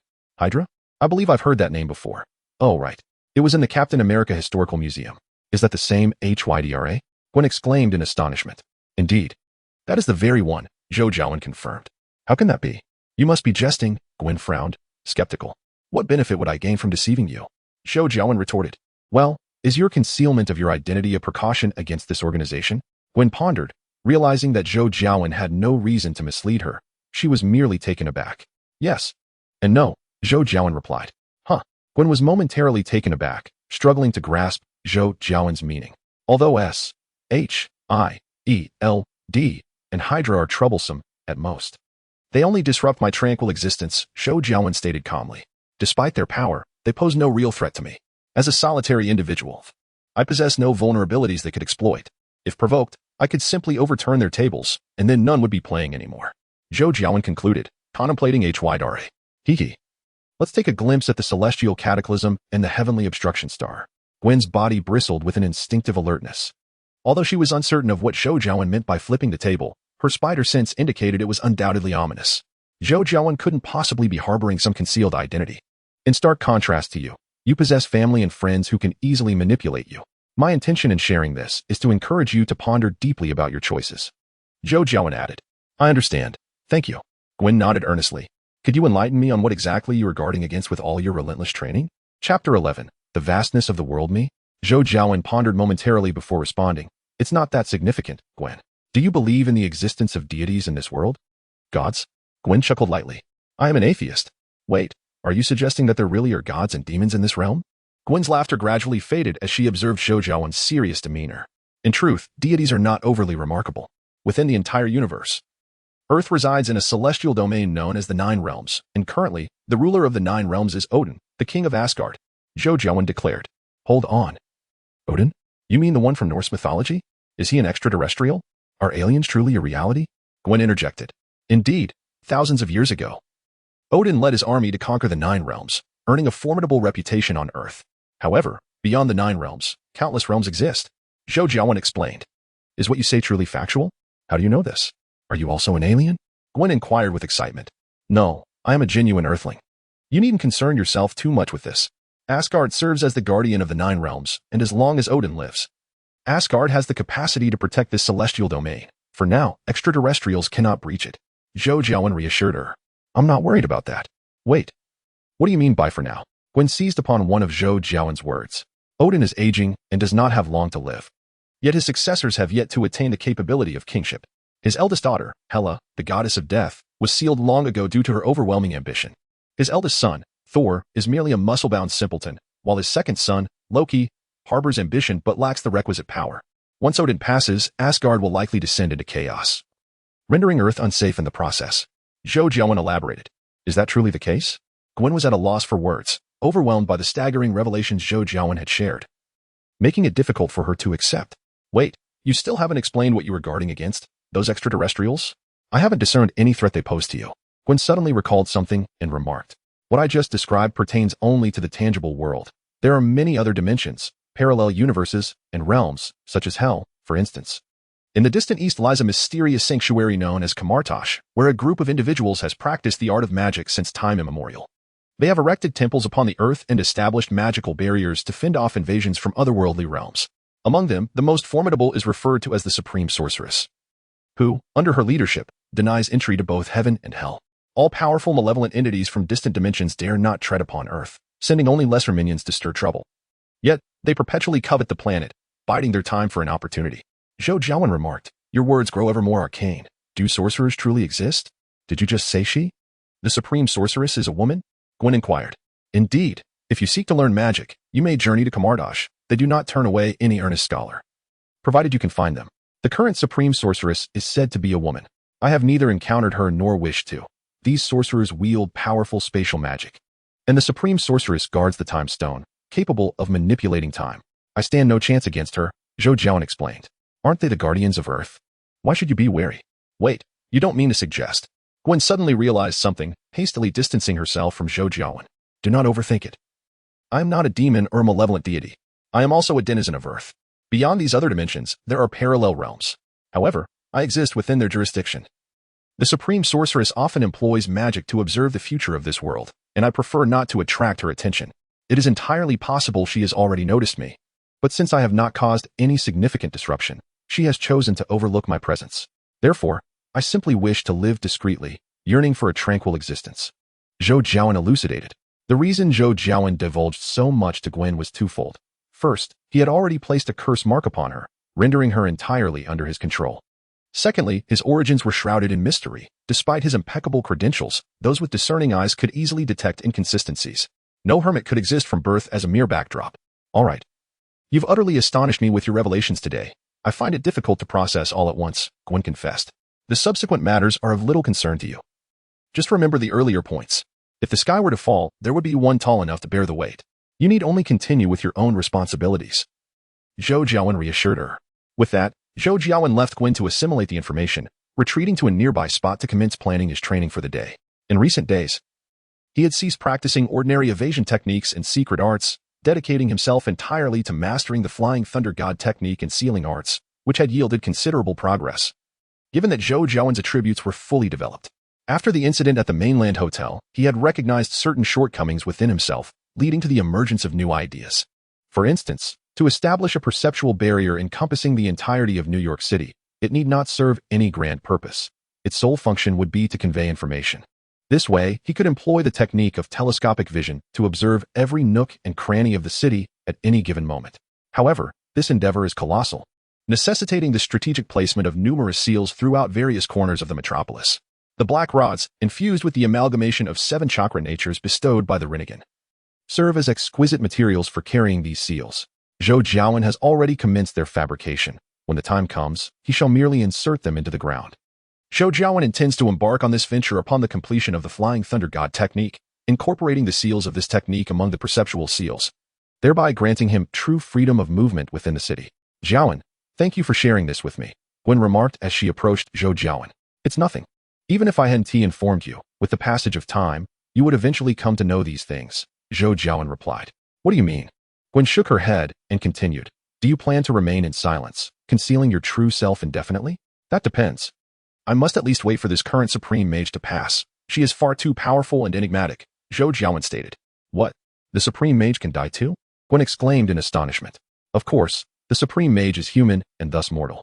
However, this current one is the strongest among all previous Supreme Mages and has lived for several centuries. Once both of Earth's super guardians have departed, I believe various demons and monsters will emerge, and this world is on the brink of chaos. That is why I mentioned that even if I do not disclose this now, you will inevitably learn about it later. So, having gained insight into this world ahead of time, do you still wish to tread that path? Zhou Jiawen inquired with a smile. Chapter 12. Battle garb, Gwen fell into a contemplative silence, unsure of what to say. After a long pause, she finally spoke. Perhaps it is precisely for this reason that I have acquired such extraordinary power, is it not? Have you made your decision? Regardless of what the future holds or the true nature of this world, I shall do what I am capable of, Gwen affirmed. Huh, very well, follow me. I have a gift for you, Zhou Jiawen said, moving toward a corner. Gwen, puzzled, silently trailed behind him to an open space. Within the modest area lay a collection of sewing machines, fabrics, and various garment-making tools. Nearby, 2 black cloaks, 2 vests, and 2 pairs of shorts hung on a rack. Not far from these items stood a sizable furnace accompanied by an array of blacksmithing tools. The cloaks were crafted by Zhou Jiawen in the style reminiscent of the Assassin's Creed, and with the addition of jackets and shorts, their creation proved relatively straightforward. After several practice attempts, Zhou Jiawen had managed to produce them with commendable skill. The blacksmithing tools were acquired for the purpose of forging small steel plates akin to heart-protecting mirrors. Fortunately, the items he manufactured were simple, allowing him to grasp a new skill as he learned and created simultaneously. Is this your battle attire? Gwen exclaimed, her eyes sparkling as she gazed at the remarkably stylish cloak. No, merely a simple bulletproof vest. Now, let us craft your battle attire, replied Zhou Jiawen. A bulletproof vest? Indeed, I discovered this in an assassin organization. Its material is not only lightweight but also possesses exceptional defensive capabilities, able to withstand bullets from close range, Zhou Jiawen elaborated. Cool. What should I do? Design my battle attire? Gwen said excitedly. No, just stand still. Allow me to take your measurements. I have already conceived the design for your attire. It will include a cloak made of bulletproof material, a vest reinforced with steel plates and bulletproof fabric, shorts lined with bulletproof material, a pair of steel arm and leg guards, and a mask or face shield, beneath which you may wear a bodysuit or something similar. Zhou Jiawen explained. That sounds rather impressive, Gwen remarked, raising her arms for Zhou Jiawen to measure her dimensions. What color do you prefer? I suggest black, as it would better conceal you. No, I prefer white. White? Are you certain? You would be more easily spotted in the dark. Of course. I am not an assassin or anything of the sort. I do not need to hide. Very well, as you wish. If you wish to add any patterns, that will be your responsibility, as I lack that particular talent. I will design the patterns for my battle attire. To be honest, I have many ideas already, and I will organize them promptly. Thank you, Jiawen, Gwen said. All right, I have recorded your measurements. The garment should be ready by tomorrow. Additionally, I will conduct a brief training session with you. Before that, I would like you to temper your sense of justice and refrain from playing vigilante for the time being. Zhou Jiawen stated. Training? Haven't I already passed? Why do I need more training? Gwen inquired, puzzled. The previous training was merely to help you better understand your body. Now, we will focus on honing your abilities, Zhou Jiawen explained. My abilities? Yes, after being bitten by the spider, what do you believe was your most significant change, or rather, which of your newfound abilities do you consider the most remarkable? Zhou Jiawen asked. Gwen paused, having never contemplated this question before. But reflecting on her recent encounters with Zhou Jiawen, she concluded that her enhanced reflexes had been most beneficial. It must be my reflexes. I feel they have significantly improved, allowing me to respond promptly to attacks. Indeed, your reaction speed is outstanding. However, I believe the most formidable and promising ability you possess is your spider sense, Zhou Jiawen asserted. Spider sense? What is that? Gwen asked, bewildered. Perhaps you have yet to realize that you now possess an extraordinary awareness of danger, enabling you to navigate perilous situations and make the right choices in the shortest amount of time. It is precisely due to this that your remarkable reaction speed has found its purpose. Your agility resembles a byproduct of spider sense, remarked Zhou Jiawen. Is that so? Gwen glanced at her hands, somewhat uncertain, yet upon Zhou's observation, she recalled moments in recent days when she indeed experienced a peculiar sensation. For instance, when Zhou had cast that sealing technique on her, she felt exceedingly uneasy. What should I do? Gwen inquired. Feel it, master it, harness it, Zhou advised. He reminisced about a scene, whether from a comic or an animated series, where Peter Parker utilized his spider sense to select the correct button among many, successfully disarming a bomb. In the latest rendition featuring Holland's Spider-Man, even after having embraced his role for a considerable time, he remained startled by this ability. The disparity was quite significant. Thus Zhou wished to train Gwen to master her own capabilities. How exactly do I proceed? Gwen asked. Like this, Zhou formed a hand seal, illusion technique, dark arts. The dark arts were a genjutsu developed by the second Hokage specifically against the Uchiha clan Sharingan, perfectly suited for training Gwen's spider sense. Gwen felt an immediate darkness envelop her, the world around her plunging into obscurity. Oh, hell, where am I? Gavin, are you there? Gavin? Gwen shouted in a panic, the unknown darkness instilling fear within her. Yet her cries elicited no response. Suddenly, A shiver ran through Gwen. She sensed something approaching her. Instinctively, she took a few steps back, but before she could steady herself, she felt entities closing in from behind and both sides. With no time to ponder, Gwen propelled herself into the air, leaping in one direction. However, in the next moment, her spider sense blared alarmingly. The ground beneath her appeared perilous. Trusting her instincts, she shot out a web, and upon feeling it adhere to something, Gwen felt a surge of joy, preparing to pull herself towards it. Yet, in an instant, she sensed her web being severed. Her strength akin to a punch landing on empty space, causing her body to lose control and plummet downward. Just then, Gwen's eyes widened. The world regained its colors. Yet she felt no joy, for beneath her lay protruding earthen spikes, and she was on the verge of being skewered. "Oh, crap!" she screamed, despairingly shutting her eyes as the spikes drew nearer. Chapter 13, Chakra Seed Bang. The anticipated pain did not arrive. Gwen opened her eyes to find herself cradled in Zhou Jiawen's arms. "You managed to evade so many attacks on your first attempt. Your performance was quite commendable," Zhou remarked. "Huff, you jerk. You did that on purpose, didn't you?" Gwen rose from Zhou Jiawen's embrace, a hint of dissatisfaction in her voice as she exclaimed, "I nearly met my demise just now. Could you not have warned me before you acted?" "Do not worry. I have confidence in my abilities." "I have always been by your side," Zhou Jiawen replied. "You speak so lightly of it, yet what just transpired?" Gwen shot him an exasperated glance. "The art of darkness, a technique capable of sealing an enemy's vision, is quite practical," Zhou Jiawen explained. "Your abilities are indeed diverse," Gwen remarked. "I possess a cultivation system. You may liken me to a magician or a sorcerer. Generally speaking, as long as there is ample imagination, my powers are boundless, much like a magician's spells. As long as the legacy exists, new magic will be born," Zhou Jiawen elaborated. "A magician? So that's how it is. Had you mentioned this earlier, I would have understood better. To be honest, I scarcely comprehended what you said last time," Gwen admitted, her realization dawning. "Is that so? I thought I had made myself quite clear," Zhou Jiawen responded. "Huh, can I learn your ninjutsu, just like you?" Gwen pondered, recalling the term Zhou Jiawen had previously mentioned. "You?" Zhou Jiawen was momentarily taken aback. He had not considered that question. He was uncertain if the people of this world could cultivate chakra, yet his interest was piqued. "I do not know if you can master it. Would you like to give it a try?" he inquired. "That would be splendid." Gwen nodded, having always been intrigued by Zhou Jiawen's abilities. "Very well, then I shall first explain chakra, which is akin to a magician's magical energy. Chakra is composed of the fusion of physical energy and mental prowess." Zhou Jiawen began elucidating the composition and refinement methods of chakra, leaving Gwen utterly bewildered. "Wait, Jiawen. I can understand each word you say, but when they are strung together, I find it somewhat incomprehensible," Gwen interrupted. "All right, we may need a more expedited approach." Zhou Jiawen conceded. In the world of Naruto, chakra is considered an external force brought to this realm by the alien Sutsuki clan. Initially, it was the Sage of Six Paths who bestowed his chakra upon humanity.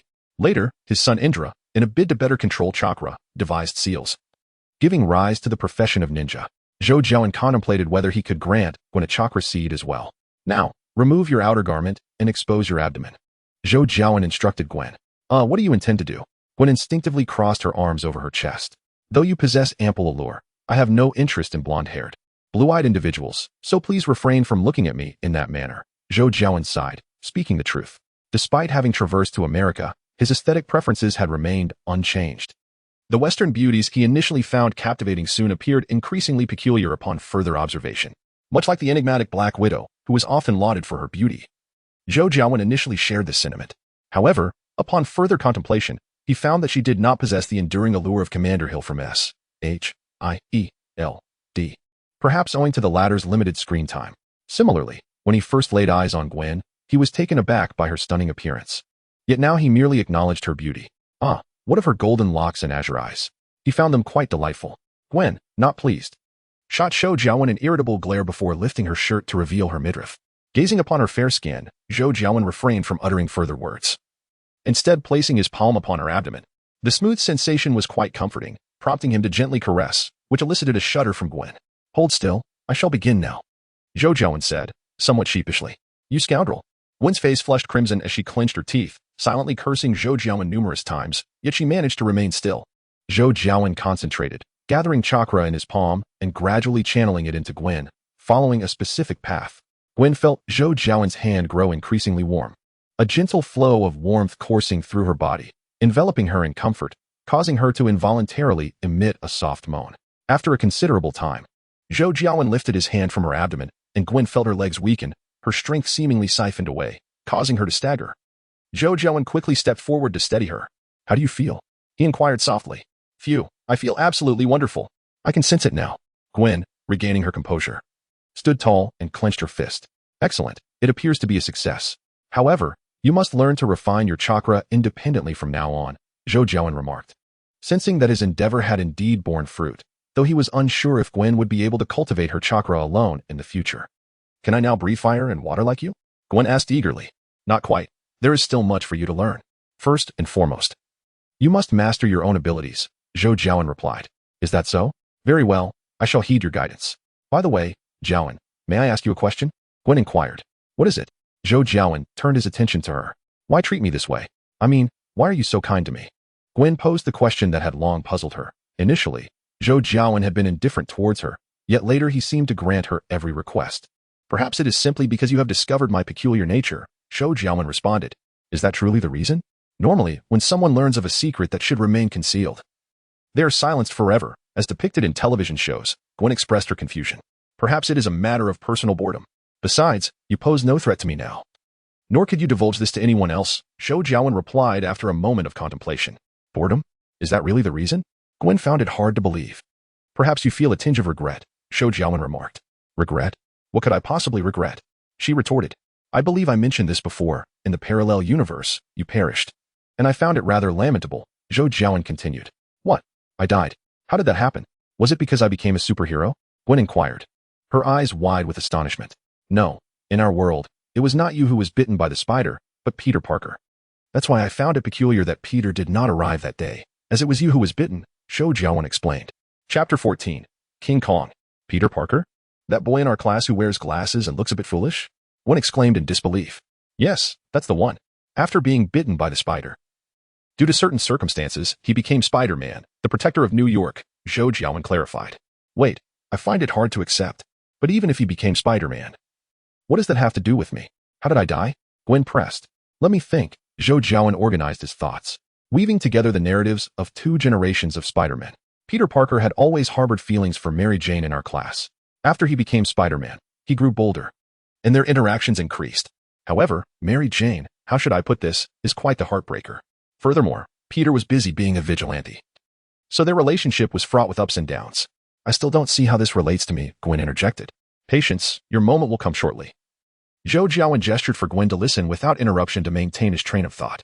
For reasons unknown to me, at some point, you became Peter's girlfriend. You were privy to his identity as Spider-Man and provided him with various forms of assistance. Until one day, during an encounter with a supervillain, your father, Officer Stacy, came to help and met his demise. What? My father died? Gwen stood up, agitated. In my universe, there was more to it. After your father's death, you did not blame Peter. Instead, you continued to support him as before. However, shortly thereafter, another supervillain discovered Spider-Man's true identity and kidnapped you to threaten Peter. Regrettably, Peter was unable to save you, and you fell from a great height, thus meeting your end, Zhou Jiawen concluded with a sigh. Impossible, absolutely impossible. I refuse to believe it. Gwen shook her head, clearly struggling to accept Zhou Jiawen's account. Please, do not be agitated. That is merely the story from my universe. Here, things are different. Just as you were bitten by the spider instead of Peter, the 2 worlds, while similar, are not identical. Perhaps in this world, it is Peter who meets his untimely end, Zhou Jiawen suggested. He recalled that an animated series depicting Spider-Man's parallel universes, Gwen was guided by her friend Peter Parker to become Spider-Woman, and that particular Peter Parker seemed to have perished. I apologize, Jiawen. I was too emotional. You are right. This world is different. It must be. Gwen affirmed. All right, let's call it a day. You need time to properly digest this information, especially since you hardly slept last night. If there are no issues, you should return home and rest well, gathering your energy for tomorrow, Zhou Jiawen said, extending his hand towards Gwen. Are you trying to rush me out again? Do you have something planned for today? I told my family I wouldn't be back until tonight, Gwen frowned. No. It's just that your current state is indeed not conducive to training, and there is not much for you to do here, Zhou Jiawen replied. What were you originally planning to do today? Training? Gwen inquired. I've been training consistently. Today, I intended to visit the hardware store to procure some supplies, like wiring. I plan to start laying out the circuit. Once that's resolved, the subsequent tasks will be considerably simpler, Zhou Jiawen explained. Then it's settled. I shall accompany you, Gwen declared. Are you certain you don't need to rest for a bit? Zhou Jiawen asked, furrowing his brow. I only slept for 4 hours yesterday. Besides, after hearing your news, I'm currently quite invigorated. I wouldn't be able to sleep even if I wanted to, Gwen replied. Very well, it's your choice, Zhou Jiawen said, glancing at the time, which was approaching noon. Let us head out now. First, we'll grab lunch, and then go shopping. Is there anything you wish to eat? It's on me. In Chinatown. We must have Chinese cuisine. Your cooking has been delightful these past few days. I feel I am on the verge of falling in love with Chinese food, Gwen remarked, having noticed Zhou Jiawen's generous spending habits and choosing not to comment further. Most Chinese food outside isn't authentic. But I know a hot pot place that is quite good. I can take you there.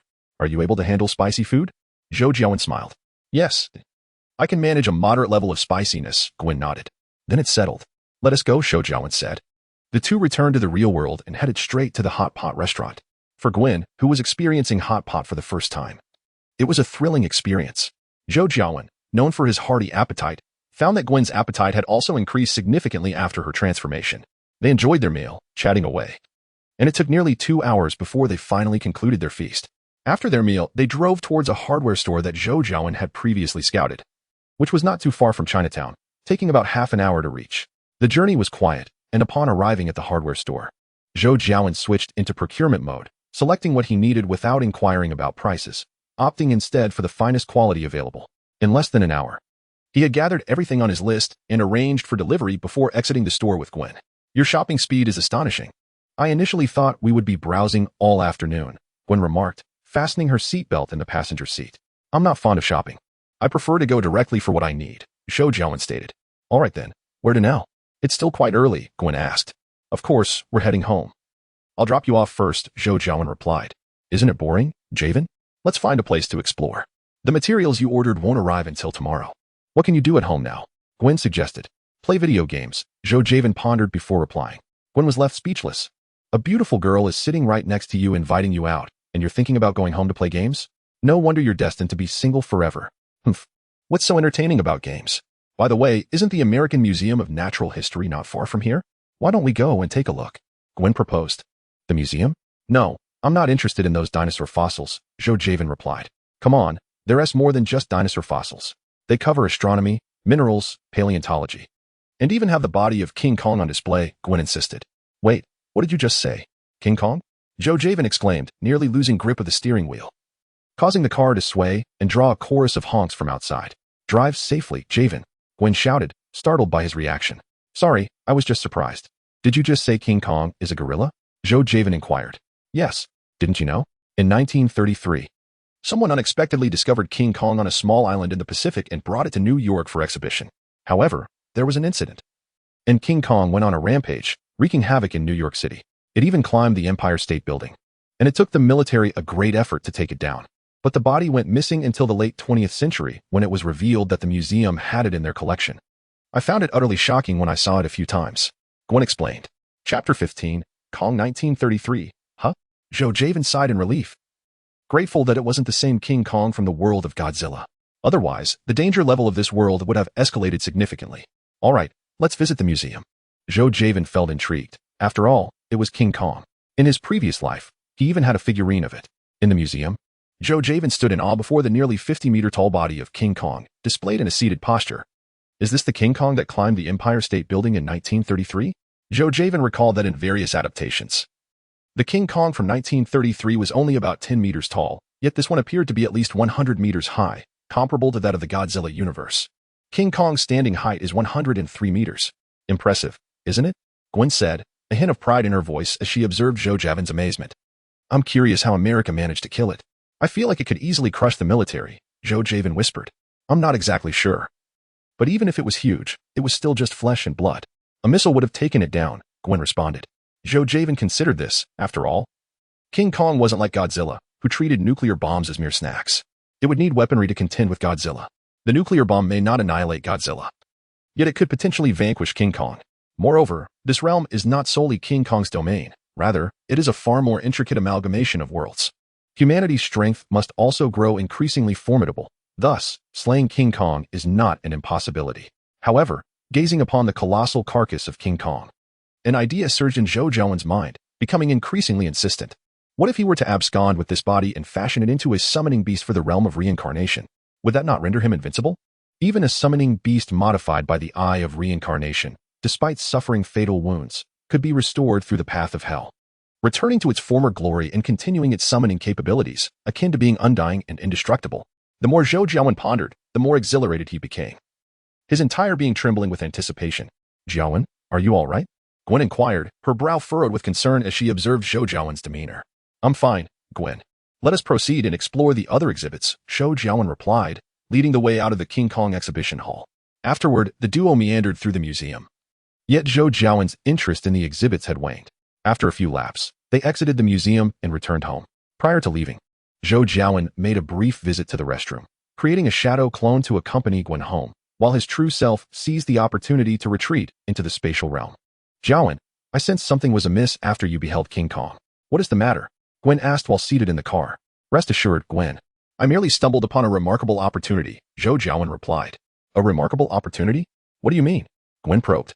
I shall reveal it to you tomorrow. Consider it a surprise. Zhou Jiawen said. Very well. I shall seek you out tomorrow. Gwen nodded in agreement. In the dead of night, Zhou Jiawen donned his vest, cloaked in a dark cape, and adorned a whirlpool mask reminiscent of Abido's, albeit with 2 exposed eyeballs, as he appeared in the halls of the New York Natural History Museum. Skillfully evading patrolling security personnel, he found himself once again in the King Kong exhibition hall. As he gazed upon the immense carcass encased in the display, Zhou Jiawen furrowed his brow. Such a massive entity would require considerable time for transport. Furthermore, to make contact with King Kong's body would necessitate shattering the display case, an act that would undoubtedly trigger an alarm, something he wished to avoid at all costs. After much deliberation, Zhou Jiawen resolved to take the plunge. His eyes widened in determination as he unleashed a torrent of chakra, invoking the Eye of Reincarnation technique, divine intervention. In an instant, King Kong's colossal form vanished from the display case, causing Zhou Jiawen to stumble, nearly collapsing to the ground. That singular act had drained a significant portion of his chakra. It is worth noting that Zhou Jiawen belonged to the Uzumaki clan, a lineage known for its sage body. Though not fully realized, his chakra reserves were formidable, deserving of caution even from Kagaya, the progenitor of chakra. Gasping for breath, Zhou Jiawen rubbed his painfully weary eyes, relieved that no tears of blood had escaped. Leaping onto the rooftop, Zhou Jiawen stealthily exited the museum and drifted into the night sky. He was uncertain how long it would take for the museum staff to realize the statue had vanished, but he assumed the surveillance team would soon detect the absence, provided they were alert. Indeed, before Zhou had ventured far, the entire American Museum of Natural History erupted into a cacophony of lights and alarms. Observing the various vehicles converging on the scene, Zhou couldn't help but smile, then vanished into the enveloping darkness, having struck a considerable fortune. As Zhou contemplated floating directly homeward, an unexpected disruption occurred. The fabric of space before him fractured like a shattered mirror. Before he could comprehend the situation, he was pulled into an alternate dimension. Was this the mirrored realm of Kamartaj? Stunned, Zhou surveyed the surroundings that mirrored reality, feeling a sense of bewilderment at this sudden encounter. Scanning the vicinity, he noticed a middle-aged woman in a yellow robe, her bald head gleaming, smiling at him from a nearby rooftop. Upon catching his gaze, she beckoned him to approach. Sighing softly, Zhou recognized the unmistakable attire of the Sorcerer Supreme, Gui. It seemed that fortune and misfortune were intertwined. What was destined to occur would inevitably come to pass. Without further hesitation, Zhou floated towards the building where Gui resided. Upon landing, he clasped his hands in greeting and bowed to Gui. It is an honor to meet you, Master Gui. There is no need for such formalities, my child. You seem quite reluctant to see me, Gui remarked with a smile. Indeed, Master Gui, my identity is not hidden from you. A thief rarely wishes to encounter the law, though I have no desire to be a thief, Zhou chuckled awkwardly. Child, your name is Zhou Jiawen, correct? You need not feel this way. My primary duty is to combat those interdimensional beings that harbor ill intent towards Earth. For individuals like yourself, I tend to exercise leniency. Gui explained. Well then, might I inquire what brings you to seek me? Zhou inquired, relieved that the situation was not as dire as he had anticipated. Although I am unaware of the specifics of your origin, the differences between our worlds seem minimal. Thus, I shall refrain from extensive explanations. Beyond fulfilling Kamartaj's obligations, I have spent much of my life preventing adverse events, Gui sighed softly. Is this about the current situation? Zhou asked, frowning. Indeed, it is. Gui affirmed with a nod. Is it concerning the statue's remains? Zhou pondered briefly, realizing that his recent acquisition of the statue's corpse had likely drawn Gui's attention. Yes and no, Gui replied. Master Gui, I am afraid I do not fully grasp your meaning, Zhou confessed, furrowing his brow. Child, your abilities are remarkably unique. In the near future, the release of the statue in New York will unleash catastrophic destruction. The combined forces of you and the statue could devastate the entire city. And this is merely the beginning, Gui elucidated. Zhou Jiawen fell silent, uncertain of what to say. To be honest, He had envisioned scenes of wreaking havoc in New York while wielding the unparalleled power of the immortal, yet those were merely flights of fancy, typically involving the defeat of villains and extraterrestrial foes. Then why did you not prevent me from obtaining the mighty gorilla? Instead, you chose to intervene only after I had secured it? Zhou Jiawen inquired, perplexed. Zhou Jiawen, the gorilla is not the crux of the matter. It is merely a fragment of your potential. What truly holds significance is you. In the multitude of futures I have witnessed, you have brought forth predominantly positive transformations to this world. However, you are stifling yourself too much, and that is detrimental. Emotions, if left unchecked, tend to accumulate. And when they finally erupt, the consequences can be uncontrollable. I trust you have also come to recognize this issue. That girl, what was her name? Gwen. Yes, that is a commendable beginning, but still insufficient, Ancient One remarked, gazing intently at Zhou Jiawen. Can you enlighten me on what transpired during that time? Zhou Jiawen asked. Your intentions were noble, yet your actions were excessive, compounded by the imperfections of your concealment. Consequently, trouble found its way to you. You remained in a state of passive defense, but ultimately it culminated in an uncontrollable outburst. Hence, I have come, firstly, to remind you to wield your power with caution. And secondly, to assure you that I have sought you out, so there is no need for such trepidation. Embrace your desires and pursue what you wish to accomplish. Ancient One stated. Zhou Jiawen was momentarily taken aback, but soon an overwhelming sense of ecstasy surged within him. Since his arrival in this realm, he had felt the weight of an immense burden. The supreme sorceress of Kamartaj had been monitoring the entire cosmos, scrutinizing both past and future. And Zhou Jiawen's very existence could not elude her gaze. Most importantly, he was no match for her, which had long caused him great anxiety. Now, however, he felt a profound sense of relief. Thank you, Zhou Jiawen exclaimed. There is no need for gratitude. After all, I have been the one exerting pressure upon you, albeit stemming from your own thoughts. Nevertheless, I believe an explanation is warranted, Ancient One replied with a smile. He chuckled softly, and Zhou Jiawen felt a flush of embarrassment. Well then, I have said what I needed to say.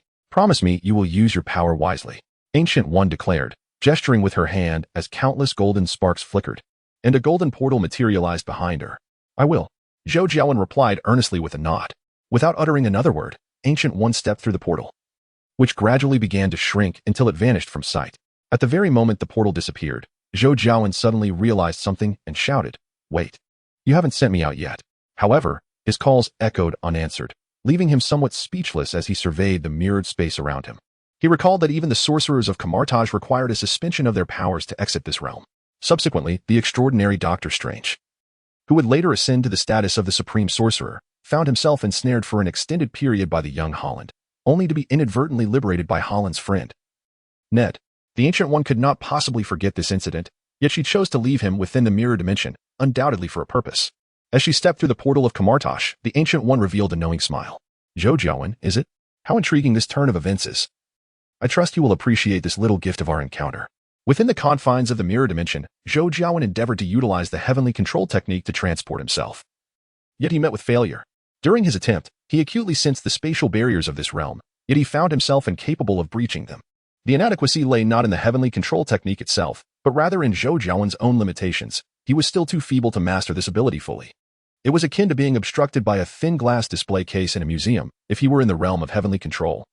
He could effortlessly open a spatial portal to traverse the void, much like Kaguya in the original tale, who could strike from behind Naruto with a mere outstretched hand. However, the spatial barriers in the real world were far more formidable, rendering Zhou Jiawen even more powerless.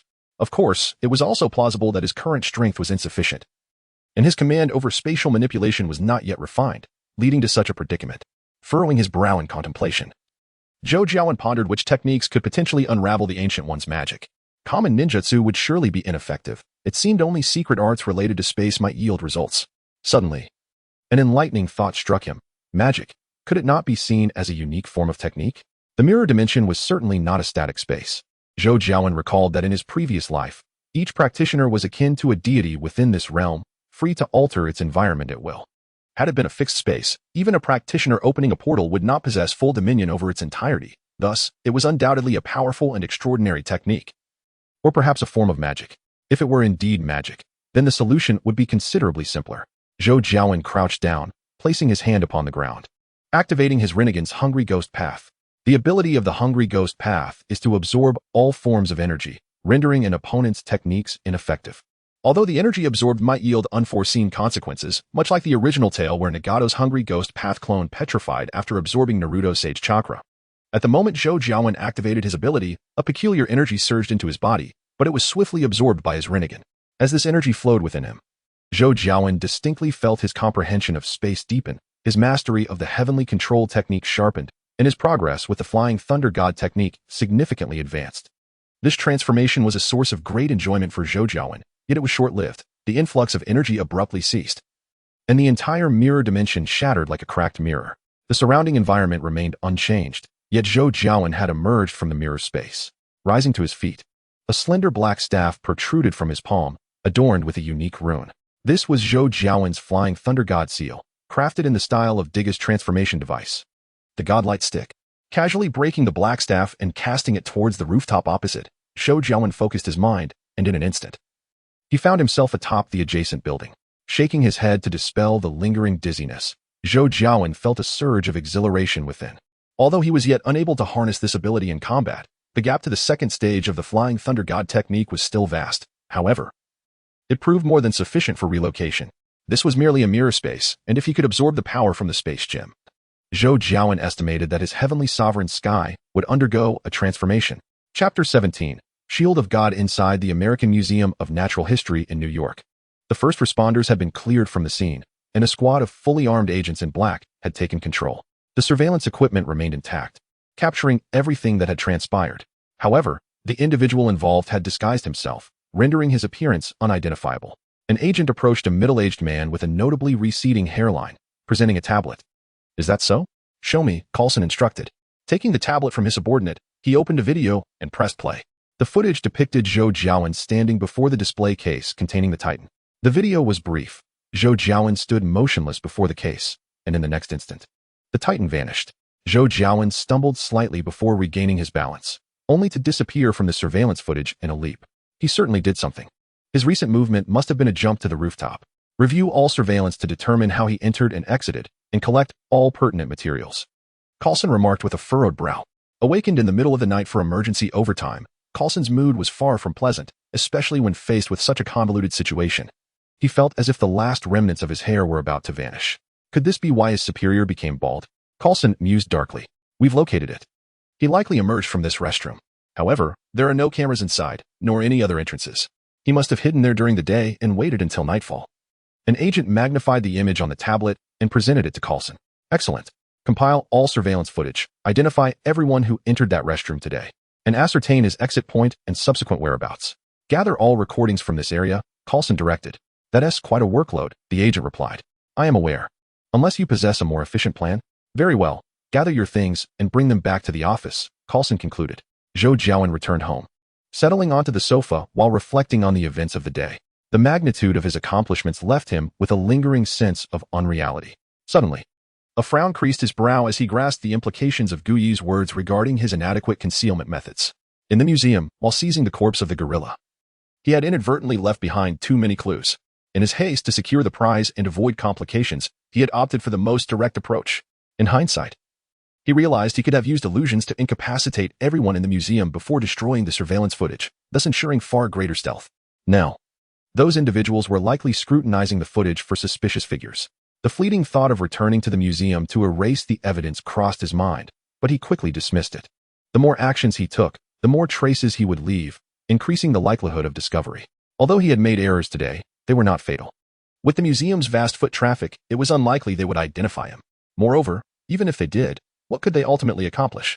Reflecting on Gu Yi's words, Zhou Jiawen couldn't help but chuckle at his own excessive caution. After all, it was challenging to shake off the mindset of an ordinary citizen. With no further contemplation, Zhou Jiawen prepared for bed, knowing he had much to accomplish in the days to come. The following morning, he was roused by Gwen's insistent knocking, rubbing his temples. He felt a slight ache from the noise. "Gwen, next time you can just come in directly. Feel free to climb through the window if you wish. Or perhaps I should provide you with a key," Zhou Jiawen suggested, noting Gwen's apparent excitement. "Did something noteworthy happen?" "I'm sorry, Jiawen. I just have something to discuss with you. I usually wouldn't intrude like this," Gwen replied. "All right, what is the matter?" Zhou Jiawen inquired. "You won't believe this. My father was called to the police station in the middle of the night. I heard that even some special organizations were involved. Can you guess what happened?" Gwen said mysteriously. "What happened?" Zhou Jiawen asked, his curiosity piqued. "The gorilla's corpse has vanished. The very one we saw at the museum yesterday." I overheard my father on the phone saying there were no signs of it being moved at all. Such a massive body disappeared in an instant, as if it had never existed. This is undoubtedly a supernatural event, Gwen exclaimed excitedly. Zhou Jiawen chuckled at Gwen's enthusiasm, shaking his head in amusement as he extended his hand to her. Come on. Where are we going? For training? Gwen asked, puzzled. No. Remember I mentioned I had a surprise for you yesterday? I'm taking you to see it now, Zhou Jiawen replied. Oh, right, you did say that, Gwen said, stepping forward to grasp Zhou Jiawen's hand. In a moment of concentration, the two found themselves in a vast desert, the sandy realm within the celestial realm. Zhou Jiawen had transported the gorilla here yesterday, as this location offered considerably more space. Where are we? Gwen stood momentarily stunned by the unfamiliar surroundings. Her gaze fixed upon the colossal form of King Kong, prompting an involuntary exclamation of surprise. Hiki, this is another realm under my control. Indeed, I have acquired King Kong. Your father isn't overseeing this case, is he? Zhou Jiawen inquired with a teasing smile. No, not at all. I heard he mentioned that a group had taken over the case, and he was quite irate about it. However, Jiawen, what do you intend to do with King Kong? Gwen asked, her confusion evident. It became clear why Zhou Jiawen had been so secretive after seeing King Kong. He was plotting something with the creature's remains. But what could one do with merely a corpse? Next, keep your eyes wide open and brace yourself. Zhou Jiawen stepped forward to King Kong, placing his hands upon the immense body. With a powerful shout, his chakra surged, a dark rod extending from his palm and penetrating King Kong's body, continuously branching out and amplifying in size. Soon, massive black rods pierced through the surface of King Kong's head, torso, and limbs, rendering his already fearsome form even more grotesque. Once satisfied that the rods were fully extended, Zhou Jiawen severed the connection between them and King Kong's body. He discarded the excess black rods to the side, panting heavily. Sweat beaded on his forehead from the considerable chakra expenditure. Yet, this was only half of his task. Returning to Gwen's side, Zhou Jiawen clasped his hands together, activating his Rinnegan. Hell Path.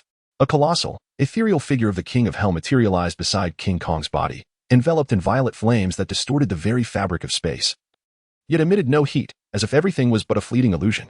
The King of Hell's maw gradually widened, growing so vast that nearly all that remained of its visage was its gaping mouth, from which an enormous tongue emerged, ensnaring King Kong's form and slowly drawing it towards its cavernous jaws. As King Kong's body fully entered the mouth, the King of Hell's jaws snapped shut, commencing a relentless chewing motion. What on earth is happening? What do you intend to do? Gwen was taken aback by the surreal spectacle before her, her composure faltering. Zhou Jiawen, drenched in sweat and trembling slightly from the continuous chakra output, lacked the energy to respond to Gwen's query. Finally, the King of Hell ceased its gnawing, and Zhou Jiawen exhaled in relief, loosening his grip. What is happening? Is it over? Gwen inquired. Yes, nearly. Next, you shall witness a miraculous moment, Zhou Jiawen replied, a thrill of excitement in his voice. Barely had he spoken when the King of Hell's mouth began to open once more, and in the next instant, a shadow the size of a small mountain leaped forth, soaring over Zhou Jiawen and Gwen's heads, crashing onto a sand dune and sending a cloud of dust billowing into the air. Roar! A colossal gorilla let out an enraged roar, its powerful hands striking its chest with a force that seemed capable of obliterating the world. In that moment, it felt as if the end of the world had arrived. Gwen, overwhelmed by this display of might, collapsed to the ground, rendered speechless and dazed. Zhou Jiawen, exhilarated, commanded King Kong to cease all movement. After being resurrected by the Underworld King, King Kong regained its consciousness from its previous life but became utterly obedient to Zhou Jiawen. Such a spirit beast was truly remarkable. Zhou Jiawen bent down, lifted Gwen around the waist, and, with a few leaps, ascended to the top of King Kong's head. Hey Jiawen, what are you doing? Are you insane? Don't go over there. Gwen screamed, clinging to Zhou Jiawen's neck like an octopus. Hold on tight, Zhou Jiawen whispered, his feet firmly planted on King Kong's head as he issued a command. Upon receiving the order, King Kong let out a thunderous roar, propelled itself into the air with a powerful leap, and came crashing down before soaring up again, repeating the motion in a rhythmic fashion. Ah! Gwen screamed repeatedly, not out of fear of heights, but rather due to the immense beast beneath her. Zhou Jiawen eventually halted King Kong and gently patted Gwen's back, smiling as he spoke. Phew, Jiawen, you're a lunatic. Gwen gasped. Really? You're the one who plans to swing between skyscrapers in New York. Yet this little ride frightens you? Zhou Jiawen questioned, bemused. Shut up. I'm talking about King Kong. You idiot. What on earth is going on? Gwen exclaimed, her heart racing as she glanced nervously at the gargantuan creature below, instinctively tightening her grip around Zhou Jiawen. Oh, as you can see, it now obeys my commands, Zhou Jiawen said, tapping King Kong's head with his foot. This action startled Gwen once again, but she relaxed when she saw that King Kong remained unresponsive. Isn't it dead? Did you bring it back to life? Gwen inquired. It's still dead. I've turned it into a puppet. You can think of it as a robot. Do you see those black rods on its body? I control it through those, Zhou Jiawen explained. Is that so? But why does it feel so alive, devoid of any stiffness associated with inanimate objects? Gwen remarked. Well, I've restored some of its former consciousness. So it acts based on that will. I merely need to issue commands, Zhou Jiawen clarified. All right, I still don't fully understand, but can you really control it completely? Gwen asked. Of course. Just watch. King Kong, raise your right hand, Zhou Jiawen commanded, and King Kong obediently lifted its right hand. Now let us see it raise its left hand, Gwen suggested. All right, King Kong, raise your left hand. Zhou Jiawen instructed, and immediately. King Kong raised its left hand as well. Cool. Jiawen, can I control it too? Gwen's interest peaked as she witnessed King Kong's compliance. I apologize, but I cannot comply with that request. This is my unique spirit beast. If you like, I can help you capture one next time and have you sign a contract with it. How about a fire-breathing dragon? Zhou Jiawen recalled the creature resembling a Western dragon that chased Thor at the beginning of Thor, Ragnarok. Do dragons truly exist in this world? Nonetheless, I suppose not. They say dragons embody greed and evil, which I find unappealing, Gwen said, somewhat disappointed. They do exist, just not on Earth, Zhou Jiawen replied. Not on Earth? Could it be that dragons are extraterrestrial beings? Gwen asked, perplexed. If even gods are aliens, then it's hardly surprising that dragons could be extraterrestrial as well. Zhou Jiawen remarked. That's true, Jiawen. What you're saying is hard for me to believe even now, Gwen responded. Some things are indeed difficult to accept. But soon you won't have the luxury of disbelief, Zhou Jiawen implied. What do you mean by that, Jiawen? Gwen frowned. It's nothing. You'll find out in due time, Zhou Jiawen said, changing the subject. How long do you intend to hold on? Gwen's cheeks flushed as she realized the intimate nature of their position, and she quickly released her hands, stepping aside. Well then, you've already seen the surprise. Let us begin our training. However, I will be busy with something recently, so I can only train with you using shadow clones, Zhou Jiawen said as he stepped forward. Taking Gwen's hand and transitioning into the starting ball space. Oh, what are you planning to do this time? Gwen asked, curious. I intend to set up a large-scale perception barrier in New York City, allowing me to monitor the city's happenings, Zhou Jiawen explained. A perception barrier? What is that? Gwen inquired. It functions like a large surveillance system. Once I complete this setup, I will be able to observe every corner of New York City and learn about every event that unfolds, Zhou Jiawen elucidated. A surveillance system? Monitoring everyone in New York City simultaneously? Jiawen, isn't that a bit unethical? Gwen frowned. Where are you going with this? I have no time to invade others' privacy. Besides, aren't there already numerous surveillance cameras installed throughout the streets of New York? Mine is quite similar, Zhou Jiawen explained. Yet Gwen still hesitated. Do you wish to spend your time looking for crimes like a headless fly whenever you go out? With this barrier, I can direct you to the crime scene at the fastest speed possible. Just consider it my way of infiltrating New York City's surveillance system, Zhou Jiawen stated. Chapter 19, The Perception Barrier. Is that even possible? Gwen's eyes sparkled, but she soon fell back into doubt. However, isn't infiltrating New York City's surveillance system illegal? Haha, do you think being a vigilante is lawful? Trust me, once your reputation spreads, the higher-ups in the New York City police will not only fail to thank you, but will rather harbor animosity towards you, especially your father, Zhou Jiawen said. How could that be? I'm doing a good deed, am I not? Gwen asked, confused. It is indeed a positive development. However, one must ponder the implications. If even the police are unable to resolve issues, and it falls upon vigilantes to intervene, what perceptions might the citizens form? Would this not render the police appear ineffectual? Zhou Jiawen pondered. Is this truly the case? Should we become blind to criminal activities? Gwen furrowed her brow. Certainly not. These are minor concerns. Moreover, consider this. If you were to encounter two factions of drug dealers engaged in a transaction, what would your course of action be? Zhou Jiawen inquired. Naturally, I would intervene, subdue them, and then alert the authorities to apprehend them, just as I did last time, Gwen replied without hesitation. Now, if the police were indeed strategizing to ensnare larger criminals, they would have expended considerable effort deploying an undercover operative to gather evidence. Upon the completion of the transaction, they would gain significant trust and penetrate higher echelons, waiting for the opportune moment to dismantle the entire operation. Your interference, however, could disrupt their plans, rendering their efforts futile. Zhou Jiawen remarked. Surely, such a coincidence is unlikely, is it not? Gwen responded, a hint of uncertainty in her voice. Haha, the city has evolved significantly over time. Organized crimes such as gangs, drug trafficking, arms dealing, and human trafficking have become systematic and institutionalized. Law enforcement agencies often embed informants and undercover agents within these criminal organizations. And even across various police precincts and departments, different units and detectives deploy their own operatives. The cumulative numbers are indeed substantial. Do you not think such coincidences are possible? Zhou Jiawen chuckled. Is it truly that exaggerated? My father has never mentioned such things, Gwen retorted. Exaggerated? I once witnessed an undercover agent infiltrate a gang with the explicit goal of dismantling it from within. After successfully inciting internal strife, he ascended to a leadership position. And through his efforts, the gang was gradually eroded. Ultimately, only 5 high-ranking members remained, and when the authorities moved in, they discovered that among these 5, including him, 3 were low-ranking operatives, and the newly appointed leader was also an undercover agent. Would you not say that is quite remarkable? Zhou Jiawen stated. Is what you say true? Did such events transpire in your world? Gwen exclaimed, wide-eyed. No, that was something I witnessed on television, Zhou Jiawen replied with utmost seriousness.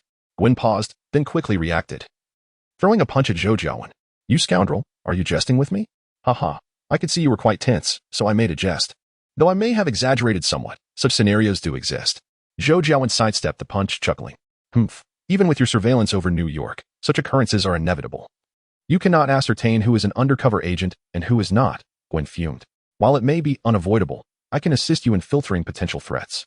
For instance, random incidents such as robberies and assaults, as well as more severe offenses like homicides and arson, can be prioritized for resolution without significant risk. Some other illicit activities, such as drug trafficking, arms dealing, and human trafficking, we can observe and discuss before making any decisions, Zhou Jiawen stated. All right, you've convinced me.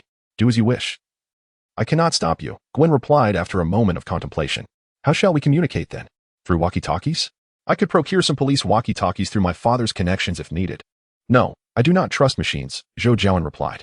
In this technologically advanced world, with various black technologies emerging, he felt utterly ignorant and vulnerable, preferring to avoid reliance on devices. If we do not use machines, how shall we communicate? Gwen inquired, puzzled. Like this, Zhou Jiawen said, forming hand seals. Secret technique, mind-body transmission. This technique, a secret art of a mountain clan, allows individuals within a certain area to establish a communication channel. While he was not yet capable of connecting multiple people simultaneously, he could easily create a channel with Gwen alone. Hey, Gwen, Zhou Jiawen's voice suddenly resonated in her mind, startling her. What? Jiawen, was that you speaking? Gwen asked, bewildered. Yes, you need not vocalize, simply think your words, Zhou Jiawen explained. Like this? Exactly. Goodness, Jiawen, can you truly discern my thoughts? Gwen exclaimed. No, it merely establishes a channel for our communication, he clarified, producing a small black rod from his palm. Do you mind if I pierce your ear or lip? Lip piercing? No, if I did that, my father would scold me to no end. Why do you ask? Gwen shook her head. Because inserting them into your body would enable me to locate you swiftly, even to bring you before me. Of course, not inserting them would still work, but the effectiveness would be significantly diminished. Zhou Jiawen fashioned 2 small black rods, inscribing his flying thunder god seal upon them. Here are 2 rods. One I will craft into a necklace for you to carry closely, while the other is a precautionary measure for you to keep hidden. Gwen picked up one of the thumb-sized black rods, examining it closely. What are these patterns for? Do they have special significance? That is my flying thunder god seal. It symbolizes light and hope, enabling me to reach you swiftly. Perhaps you could consider learning this technique in the future, Zhou Jiawen replied. Swift? How fast? In an instant. In an instant. Is this teleportation? Gwen asked, somewhat excited. Sort of, but it only allows you to move within the vicinity of the flying thunder god seal. So you must inscribe the seal to teleport, which imposes significant limitations, Zhou Jiawen explained. So, do you mind having a tattoo? I wish to leave upon you a mark of sorts. After all, once inscribed, such a mark is eternal, while a mere black rod may be lost. A tattoo? No. I am rather averse to that notion, and you have already marked me, have you not? As she spoke, Gwen extended her delicate pink tongue, revealing several black horizontal lines at its base. Indeed, the mark of the tongue's curse. Chapter 20. The Phantom Spider. Upon witnessing the mark on Gwen's tongue, Zhou Jiawen pondered and suggested, how about I inscribe another one beneath your tongue? It would remain unseen. Not a chance. Gwen retreated a couple of steps, casting a wary glance at Zhou Jiawen. The last experience of receiving such a mark was rather unpleasant, leaving her with lingering shadows of trepidation. Very well, as you wish. Zhou Jiawen did not press the matter further, believing that having the flying thunder god mark inscribed on her body would provide a greater sense of security. Time flitted by like a fleeting shadow. Soon, over a fortnight had passed. With the assistance of his shadow clones, Zhou Jiawen successfully established the perceptual barrier throughout New York. And Gwen officially embarked upon her superheroine journey. Gwen, it's about time. You ought to head home now. Observing through the crystal ball as Gwen ensnared 2 car thieves with her webbing, Zhou Jiawen remarked, Jiawen, are there truly no other crimes in the vicinity? It still feels quite early. Gwen mused inwardly. It is no longer early, it is already 1 in the morning. You have classes tomorrow. And you still need to digest what your shadow clones learned today? Zhou Jiawen replied. Since Gwen had learned to refine her chakra independently, the first technique Zhou Jiawen taught her was the shadow clone technique. Although Gwen's chakra was far inferior to Zhou Jiawen's, her physique surpassed that of ordinary individuals. And her chakra reserves were quite substantial, allowing her to manifest several shadow clones for study without difficulty. Well, I could use shadow clones for school, right? I could come over to your place for a nap tomorrow, Gwen suggested, climbing onto the rooftop of the adjacent building. Observing the tardy arrival of the police, she inquired. Jiawen, are you certain there are no incidents nearby? Indeed, there are none. The closest one is 13 blocks away. He is relieving himself in public. Would you like to apprehend him? Zhou Jiawen responded. Never mind. That matter is not my concern. Jiawen, aside from public urination, is there truly nothing else happening nearby? Gwen skeptically asked. Absolutely nothing, Zhou Jiawen affirmed. What about Hell's Kitchen? I sense disturbances in that direction, Gwen stated. Gwen, we agreed to avoid interference in Hell's Kitchen for the time being. That area is rife with various factions. To venture in recklessly could lead to dire consequences. Zhou Jiawen cautioned. Yet Gwen remained somewhat hesitant. There is no room for hesitation, Zhou Jiawen interrupted her, intending to say more but was suddenly alerted to an unusual situation. He had noticed disturbances in Hell's Kitchen earlier but had chosen to disregard them. After all, if there were no disturbances, would it still be called Hell's Kitchen? However, upon hearing Gwen's words, Zhou Jiawen instinctively glanced over and discovered something intriguing. Gwen, 2 individuals clad in peculiar attire are being pursued, and they are heading in your direction. Would you like to take a look? Zhou Jiawen remarked. Peculiar attire? What do you mean? Gwen inquired, puzzled. Just like what you are wearing now. One resembles Batman, while the other is a purple-haired little girl, Zhou Jiawen replied. If he remembered correctly, the purple-haired girl and the individual dressed like Batman should be Hit Girl and Big Daddy. He could only wonder about their current predicament. Someone like me? A superhero? Gwen's eyes brightened with curiosity, realizing that there were others like her in New York. Regardless, the ones chasing them do not seem to be virtuous. However, their methods are far more brutal than yours. Oh no, they are surrounded now. This is perilous, Zhou Jiawen warned. All right, direct me. I shall go and assess the situation, Gwen declared. Zhou Jiawen proceeded to relay the location of Hit Girl and Big Daddy to her. Damon was in a foul mood. That evening, he had gone to eliminate a minor stronghold of the notorious drug lord Frank, only to encounter an ambush by over 30 assailants. Fortunately, Mindy had anticipated the danger and exited the warehouse early, and with his long-range support, they managed to escape from the stronghold. However, the adversary was well prepared, and the ambushers outside surged forward, relentlessly pursuing them, until they found themselves cornered in a small room, unable to advance or retreat. Big Daddy, there are still over 10 of them. The door won't hold for long. What should we do? Hit Girl Mindy asked, standing by the window after dispatching one of the assailants with a headshot. They are not equipped with grenades, and the terrain favors us. Hit Girl, you guard the window while I handle anyone who rushes in through the door, Damon instructed, eyeing the barricaded door made of a sofa and cabinet. Quickly, break down that damn door. Outside, a leading assailant smashed the door lock and began commanding his men to kick it in. Although the door was barricaded, it would only take a few more kicks to breach it. The assailants outside seized the opportunity and began firing into the room through the window, providing suppressive fire. Big Daddy, their firepower is overwhelming. Mindy, armed with 2 small handguns, struggled to lift her head amidst the onslaught of submachine gun fire. Wang Defa, what the hell is this? Suddenly, a scream erupted from outside, followed by a chaotic uproar, but in a short while, the gunfire ceased, leaving an eerie silence. Mindy felt perplexed, unsure of what had transpired. After exchanging a glance with Big Daddy, she leaned out to investigate the situation outside. Hey folks, it seems you could use some assistance. Suddenly, a flash of white appeared, and a voice startled Mindy, causing her to instinctively aim her handgun in the direction of the sound. Oh no, I mean no harm. I'm here to help. Please do not point your gun at me. Oh, for heaven's sake, are you still a child? Gwen exclaimed, her surprise evident as she gazed at Mindy. Following Zhou Jiawen's guidance, upon arriving at the outskirts of Hell's Kitchen, she witnessed several individuals brandishing submachine guns, indiscriminately firing into a room on the 2nd floor. Without a moment's hesitation, Gwen unleashed a flurry of webbing that disarmed them, swiftly incapacitating them before they could react. As she leapt onto the 2nd floor windowsill, she was startled to find a girl of about 11 or 12 aiming a gun at her. No wonder Zhou Jiawen referred to her as the little purple-haired girl. Gwen had assumed it was merely a costume, but indeed, she was a genuine child. Who are you? Mindy inquired warily, observing the woman clad in a white cloak, beneath which she wore a form-fitting outfit adorned with black patterns, complemented by a vest and shorts resembling beachwear. I'm Ghost Spider. I noticed a skirmish here and decided to investigate. How old are you, little sister? Gwen inquired gently. Ghost Spider? Mindy responded, her brow furrowed in confusion. Oh. You are the vigilante who has recently been seen fighting crime at night. Damon interjected, as if a realization had dawned upon him. You know me? Gwen replied. A sense of joy swelling within her, for it appeared her reputation was beginning to spread. While you have not yet entered the public's awareness, you have garnered some attention. After all, you never silence witnesses, Damon remarked coolly, his gaze fixed on the entrance where assailants were poised to breach. With a resounding crash, the door was kicked open, and a throng of armed men surged inside. Sensing the imminent danger, Gwen swiftly shot out several strands of webbing, propelling the first two assailants against the wall. Seizing the moment, Mindy and Damon opened fire, systematically eliminating the intruders. Oh, goodness, you're actually killing them. We should hand them over to the police. Gwen frowned, intent on stopping them. Gwen, stand down. Let them be.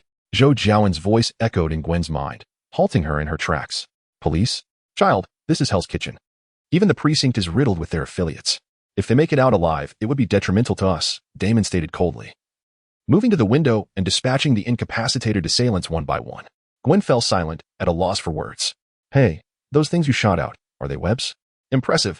You have quite the strength to fling people around like that. How do you do it? By the way, I'm Hit Girl, and this is Big Daddy. It's a pleasure to meet you, Mindy exclaimed, picking up one of the strands Gwen had shot, her excitement palpable. Hit Girl? Are you still underage? How can you be involved in such activities? Gwen questioned, perplexed. Enough chit-chat. We must vacate this place. It is not safe, Damon declared. Vaulting out of the window and climbing up the fire escape to the rooftop, with Mindy hastily following suit. Observing the scene, Gwen refrained from further inquiries. She peered out of the window, watching the two individuals ascend the staircase, deftly scaling the wall and leaping onto the rooftop. Incredible. How does she manage that? Could I possibly achieve such agility? Mindy gazed at Gwen's athletic form, her voice laced with admiration. Indeed, Kill Bill, as long as you remain committed to your training. Damon, equally astonished by Gwen's prowess, had previously noted that this girl who called herself Ghost Spider was far from ordinary. However, he had consistently instilled in Mindy the ideal of superheroes. And at that moment, he sought to encourage rather than discourage her. The police are merely 2 streets away. It would be prudent for you to retreat in this direction. Gwen advised, standing at the edge of the building, listening to the information relayed by Zhou Jiawen. Thank you for your assistance today, Ghost Spider. Should you ever require our help in the future, do not hesitate to reach out, Damon remarked as he climbed to the rooftop to speak with Gwen. No need for thanks, farewell, Gwen replied, launching a web line and vanishing into the night with a few agile movements. Why didn't you converse with her a bit longer? She could be of assistance, Mindy inquired, watching Gwen's silhouette fade away. There's no need. Her ideology does not align with ours. Today it was merely a fortuitous encounter, Damon responded. What a pity. I wish to ask her about her training methods, Mindy nodded. A hint of regret in her tone. She recognized that Gwen's skills far exceeded those of an average individual. Typical training could not yield such results, especially since Damon had trained for so long without achieving that level of ability. All right, the police are approaching. Let us return home, Damon said, already hearing the distant wail of police sirens. With that, they departed the rooftop in the direction Gwen had indicated, melding into the night. Gwen, this is why I wish to keep you from entering Hell's Kitchen too soon. Its atmosphere is quite different, Zhou Jiawen remarked. Jiawen, their actions are misguided. Why didn't you let me intervene earlier? Gwen questioned, perplexed. Gwen, they are not like you. They are merely ordinary people, in the face of a formidable gang. They can only gain an advantage by lurking in the shadows, instilling fear in those rogues. Once they step into the light, their peril increases, Zhou Jiawen explained. While you make a valid point, I cannot condone it. Regardless, we have no right to judge those criminals, Gwen asserted. I have never suggested that you should accept this. You are a superhero in the light, while they are Avengers in the dark. You pursue your path, and they pursue theirs, Zhou Jiawen responded. Avengers? Do they harbor any grievances? Gwen inquired. If there were no grievances, what would compel ordinary individuals to risk their lives for such endeavors? Especially with an underage girl in tow? Zhou Jiawen replied. All right, but Jiawen, why do you always defend them? Gwen asked. Well, it's because I have somewhat of an affection for her, Zhou Jiawen admitted candidly. Her? That little girl? Gwen probed. Indeed. Do you not find her exceptionally cool? The violent lowly archetype is simply sublime, especially considering she possesses golden hair and twin tails. I find myself utterly defenseless against her charms, Zhou Jiawen remarked, recalling his admiration for the character of Hit Girl from a film he had watched previously. Having seen the live-action portrayal in The Crystal Ball, his infatuation only deepened. The image of the little lowly wielding dual pistols was undeniably striking. What golden-haired twin tails? Gwen inquired, puzzled. That Hit Girl. She has returned home, shedding her disguise, revealing herself as a golden-haired, twin-tailed little lowly, Zhou Jiawen explained. Are you still fixated on her? Wait, didn't you claim to have no interest in blonde-haired, blue-eyed beauties? Gwen pressed. Did I say that? Well, even if I did, she is not just a blonde beauty. She is a little lowly, Zhou Jiawen countered. You pervert. She is still a child, Jiawen. I never imagined you to be such a person, Gwen expressed with a hint of disdain. Inexplicably irked by Zhou Jiawen's admiration for another woman. What pervert? I merely observe with a pure, appreciative gaze. Yes, just admiration, akin to that of a fan. Zhou Jiawen defended himself. What admiration? You are a pervert.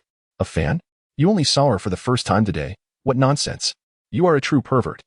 Gwen retorted, her irritation evident. Hey, Gwen, that's a personal attack. Zhou Jiawen protested, feeling unjustly accused. He was merely admiring her from afar. He had no intention of crossing any lines. I'm going home to sleep. You better get out of my head, Gwen declared. Are you not home yet? Well, good night then, Zhou Jiawen replied. Wait, are you still watching her? Are you looking at her while speaking to me? Jiawen, you pervert, retract your lewd gaze at once. If you dare to spy on her again, I will tell my father to have you arrested. Jiawen, hello? Jiawen, are you there? Gwen called out frantically in her mind, yet received no response. Idiot. Gwen halted, stamping her foot angrily on the rooftop railing, causing it to bend slightly. After a moment of contemplation, she abandoned the idea of confronting Zhou Jiawen that night and returned home in a huff. Chapter 22. The Green Goblin in the following days. Gwen maintained a cold demeanor towards Zhou Jiawen, who wisely refrained from mentioning Mindy in her presence. Although he occasionally kept an eye on Mindy, occasionally Gwen took several days before she spoke to him normally again. Meanwhile, Gwen, having experimented with using shadow clones to attend classes, discovered the benefits of this strategy. Now, during the day, she ventured out to perform heroic deeds, enhancing her reputation as the Ghost Spider in New York. Initially, Zhou Jiawen had dubbed her Spider-Woman, but Gwen rejected that title, opting instead to name herself Ghost Spider, leaving Zhou Jiawen perplexed by her reasoning. Jiawen. The Exploration Aerospace Company will host a World Carnival in New York next month. Would you care to attend? In the school cafeteria? Gwen was enjoying her pasta when she inquired of Zhou Jiawen. What is the World Carnival? Zhou paused his activities, looking up with curiosity. The name Exploration Aerospace seemed vaguely familiar to him, yet he couldn't quite recall where he had encountered it. It must be a promotional event for the company. Exploration Aerospace is quite reputable, Gwen remarked. Next month? That's still a ways off. Why are you interested in this? Zhou asked. Indeed, there is still some time. But since we are graduating this year, I want to attend Imperial State University. I thought I would seek an internship now while my academic workload is light to enhance my credentials. What about you? Are you considering university or something else? Gwen replied. Though Gwen was often out fighting for justice, her remarkable ability to create clones allowed her to maintain her studies. I probably want to continue my education. I'm not quite sure what I want to do just yet. I'll figure it out when the time comes, Zhou answered. Oh, that's such a pity. I was hoping to remain your classmate, Gwen said with regret. Are you so certain you'll be accepted into the state university? Zhou teased. Of course. I'm ranked first in our class. I heard that Osborne Group's lab is also looking for interns. I might give it a shot. Osborne is a major company as well, Gwen said, as if recalling something important. Osborne? You want to intern there? Zhou was taken aback. This scenario felt oddly familiar. Could it be that Gwen's first encounter as Ghost Spider would be with the lizard? Wait, if that's the case. The Osborne Group must have a super spider waiting for someone special. Could Peter Parker be making his entrance? What's wrong? Is there an issue? Gwen asked, noticing the changes in Zhou's expression. No, not at all. I wish you all the best, Zhou replied, regaining his composure. He was uncertain about these matters and felt no need to elaborate. Suddenly, the cafeteria's communal television interrupted with an emergency news bulletin, plunging the room into silence, followed by a wave of murmurs. Billionaire Tony Stark has reportedly gone missing after an attack by unidentified terrorists in Afghanistan. Sources reveal that Stark Industries has yet to receive any ransom calls. Zhou furrowed his brow. One troubling event followed another. He had not been following Tony Stark closely and had no habit of watching the news, so he was unaware of Stark's trip to Afghanistan, making the news a surprise to him. Wow, I never thought that Playboy would face a day of being kidnapped. Truly, life is unpredictable, Gwen remarked upon seeing the news. Gwen, do you need money? Zhou suddenly asked. His assets were more than sufficient for his needs, and he had no intention of investing in Stark Industries. But he felt compelled to offer some support to Gwen. He certainly didn't want her to be burdened with financial worries while pursuing her noble endeavors like Peter Parker. Money? Everything is fine. My allowance is sufficient, and with my upcoming internship, I will also receive a stipend, Gwen remarked, shaking her head. What about your family? Zhou Jiawen inquired, recalling that Gwen had 3 younger brothers and that their family relied solely on her father's income. Although Officer George was a commendable police officer, It seemed likely that they were not affluent. It should be manageable, Gwen replied somewhat uncertainly, while she was unaware of the specifics of their financial situation. The expenses of raising 4 children must be substantial. Listen to me, I have insider information. In 3 months, when Tony Stark returns from Afghanistan, there will be significant fluctuations in Stark Industries stock. If you want to profit, now is the time to gather funds. It's a surefire gain, Zhou Jiawen declared. 3 months? Gwen asked, puzzled. Indeed, insider information.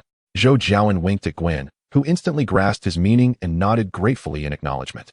In the dead of night, within a laboratory of Oscorp, all staff had departed, leaving only Norman Osborn, the chairman of Oscorp, and a research supervisor. How is the progress with Dr. Connors? Norman Osborn inquired. Dr. Osborn, Dr. Connors' research has stalled due to the absence of a crucial formula, the supervisor replied. Then we have no choice but to rely on our own efforts. Norman stated with unwavering resolve. Time was not on his side. Doctor, we cannot proceed. The enhancement program has yet to succeed, and the results of the last experiment were less than ideal. The supervisor protested. Do not be so timid. Experiments inherently carry risks. Norman retorted, beginning to calibrate various devices. No, our formula may contain significant issues. If you could just give me 2 more weeks. 2 weeks? If we do not secure a contract with the military within that time frame, Oscorp will be finished, and I do not have that luxury, Norman asserted. Sometimes one must rely solely on oneself. Provide me with the catalyst. What do you need the catalyst for? The supervisor asked, though he swiftly fetched it. It will expedite the absorption of the enhancement serum into the bloodstream. Humanity has evolved over 40,000 years yet has not fully realized its potential. Without hesitation, Norman consumed the catalyst and reclined in the experimental chamber. The supervisor, seeing that persuasion was futile, reluctantly commenced the machinery's operation. A stream of green gas surged from the tubes, enveloping Norman Osborn in moments. As the gas permeated his body, Norman began to react, increasingly intensely and violently. But in the next instant, he suddenly fell completely unresponsive, as if he had lost consciousness. Norman? Norman? The supervisor, sensing something was amiss, hurriedly interrupted the experiment and entered the chamber, shaking Norman Osborn. Suddenly, Osborn's eyes flew open, and he grasped Dr. Strange's neck with a fierce grip. Is there an issue with the formula? Norman coldly regarded Dr. Strange, disregarding his frantic struggles, and unceremoniously hurled him out of the experimental chamber, where he crashed heavily to the ground, his fate uncertain. Thus, the original Green Goblin was born. Chapter 23. Kick-Ass, a masked Avenger has captured the internet's attention. A resident of Hamilton Park recorded his heroic exploits. Unlike the currently popular superhero, Ghost Spider, this masked hero resembles an ordinary individual. Welcome to New York's special feature. How much are you willing to sacrifice to assist others? This man, clad in a diving suit, dares to confront gangsters on behalf of a chance passerby, undeterred even when knocked down multiple times. His heroic deeds have gone viral across various websites. Zhou Jiawen, holding the remote, switched through several channels, all broadcasting the tale of this newly emerged superhero. After a moment of contemplation, he recalled that this must be Dave, the side character from the film Kick-Ass. Zhou Jiawen had previously thought the plot involving Hit Girl and Big Daddy would take a while to unfold, but it had progressed swiftly. Zhou Jiawen remembered that this somewhat naive youth was indirectly responsible for Big Daddy's demise, and he had found him quite bothersome at the time. Should he take it upon himself to educate him? Gwen had not ventured out to dispense justice today, seemingly due to her parents' dissatisfaction with her late-night escapades, compelling her to return home early for a family meeting. Regardless, Zhou Jiawen found himself unexpectedly benefiting from a day of rest. He had planned to stay in, watching television and playing games, but the emergence of Kick-Ass was rather bothersome. Rescuing Big Daddy was imperative, especially considering Mindy's connection. The dilemma, however, was that although Zhou Jiawen was aware of Damon and his daughter's hideout, he could not ascertain their precise locations in real time. New York City was far larger than Konoha, with a vastly greater population, lacking chakra, and Zhou Jiawen's crafted black rods. Locating them amidst the throngs of people was akin to searching for a needle in a haystack, unless he devoted all his time to monitoring them, which was clearly impractical. After deliberating for a long while, Zhou Jiawen could not devise a viable plan and decided to set the matter aside for the moment. He recalled that the son of the drug lord, disguised as Red Whirlwind, would inevitably stir up quite a commotion, providing him with more time. The following morning, Zhou Jiawen arrived at class to find Gwen already seated, anxiously watching him. What is the matter? Is something wrong? Zhou Jiawen inquired, perplexed as he settled into his seat. No, it's nothing, Gwen replied. It's just that my parents talked to me for a long time last night, and I'm a bit tired. Really? What did they say? Zhou Jiawen pressed. Just the usual questions. Why I go out so early, why I come back so late, and so forth, Gwen explained. How did you respond to that? Zhou Jiawen inquired with a hint of curiosity. Oh, nothing much. I just concocted some excuse to brush it off. In their eyes, I am the good child. With no blemishes on my record, they still place their trust in me, Gwen replied, her words trailing off. But what is it? Zhou Jiawen, you were right. The police do not favor superheroes. Even though I strive to sidestep the issues you mentioned, my father still comes home every day, insisting on capturing the ghost spider, Gwen lamented. It is to be expected. After all, you have taken their jobs and excelled in ways they cannot. It is quite natural they would harbor resentment towards you. Zhou Jiawen remarked with a sense of understanding. Indeed, you are correct. I may need to pause my activities for a few days this weekend, Gwen nodded in agreement. Oh. Is there something else? Zhou Jiawen asked. I have an interview at Oscorp next Monday and need to prepare thoroughly. By the way, Jiawen, are you free this weekend? Gwen suddenly asked with a hint of caution. You know I am generally free every day, but you are not asking me to help you study, are you? Just to be clear, I am not cut out for that, Zhou Jiawen replied. No, Jiawen, do you like lemon base? Gwen's cheeks flushed slightly. What? Zhou Jiawen was momentarily taken aback, but soon realized what Gwen meant, as if he had encountered this scenario before. It is a type of fish dish, quite delectable. My mother is exceptionally skilled at preparing it. If you have time this weekend, you could come to my house. Here's the address, Gwen said, hurriedly scribbling down an address on a sticky note and handing it to Zhou Jiawen. Gwen, I know where you live. Have you forgotten? I have walked you home several times. What I am more curious about is the excuse you gave your parents, Zhou Jiawen said, looking bemused as he took the note. Gwen's face turned crimson, and she stammered, unable to articulate her thoughts, feeling utterly embarrassed. All right, Gwen, I am available this weekend, and I would be delighted to visit your home. I am just a bit intrigued about what transpired, Zhou Jiawen said, glancing at Gwen. To be honest, he found the feeling of being invited rather pleasant, especially since it was a beautiful girl extending the invitation. Jiawen, you know my father is a police officer. He would see through any lies I tell him. Thus, I could only share a selective truth, Gwen explained. Selective? Yes, I would never disclose anything regarding the ghost spider. So I merely mentioned I was spending time with a classmate, namely you, Gwen elaborated. Well, I am honored to be that classmate. So, what time should we meet? Zhou Jiawen inquired, raising the note in his hand. This Sunday at 8 in the evening. I apologize. I forgot to write down the room number, Gwen replied, reaching for the note in Zhou Jiawen's hand. 1602, I know, Zhou Jiawen answered. Gwen was taken aback. How could Zhou Jiawen possibly know which household she belonged to? He had only ever accompanied her to the entrance of her building. Could it be that you're truly some sort of stalker, Jiawen? She thought uneasily, clasping her hands over her chest. I even know the address of Tony Stark's residence. What does your home matter? Do I seem like one who spies on others? Zhou Jiawen replied, somewhat exasperated. After all, he was a student, a diligent scholar. How could his observations be deemed as spying? They were merely expressions of appreciation. Indeed, quite similar. You spend all day holed up at home, fixated on your crystal ball.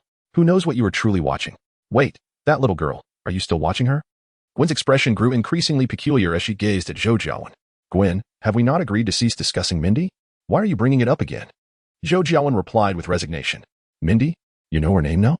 The crystal ball should only reveal images. How long must you look to discover her name? And you still claim you're not a stalker?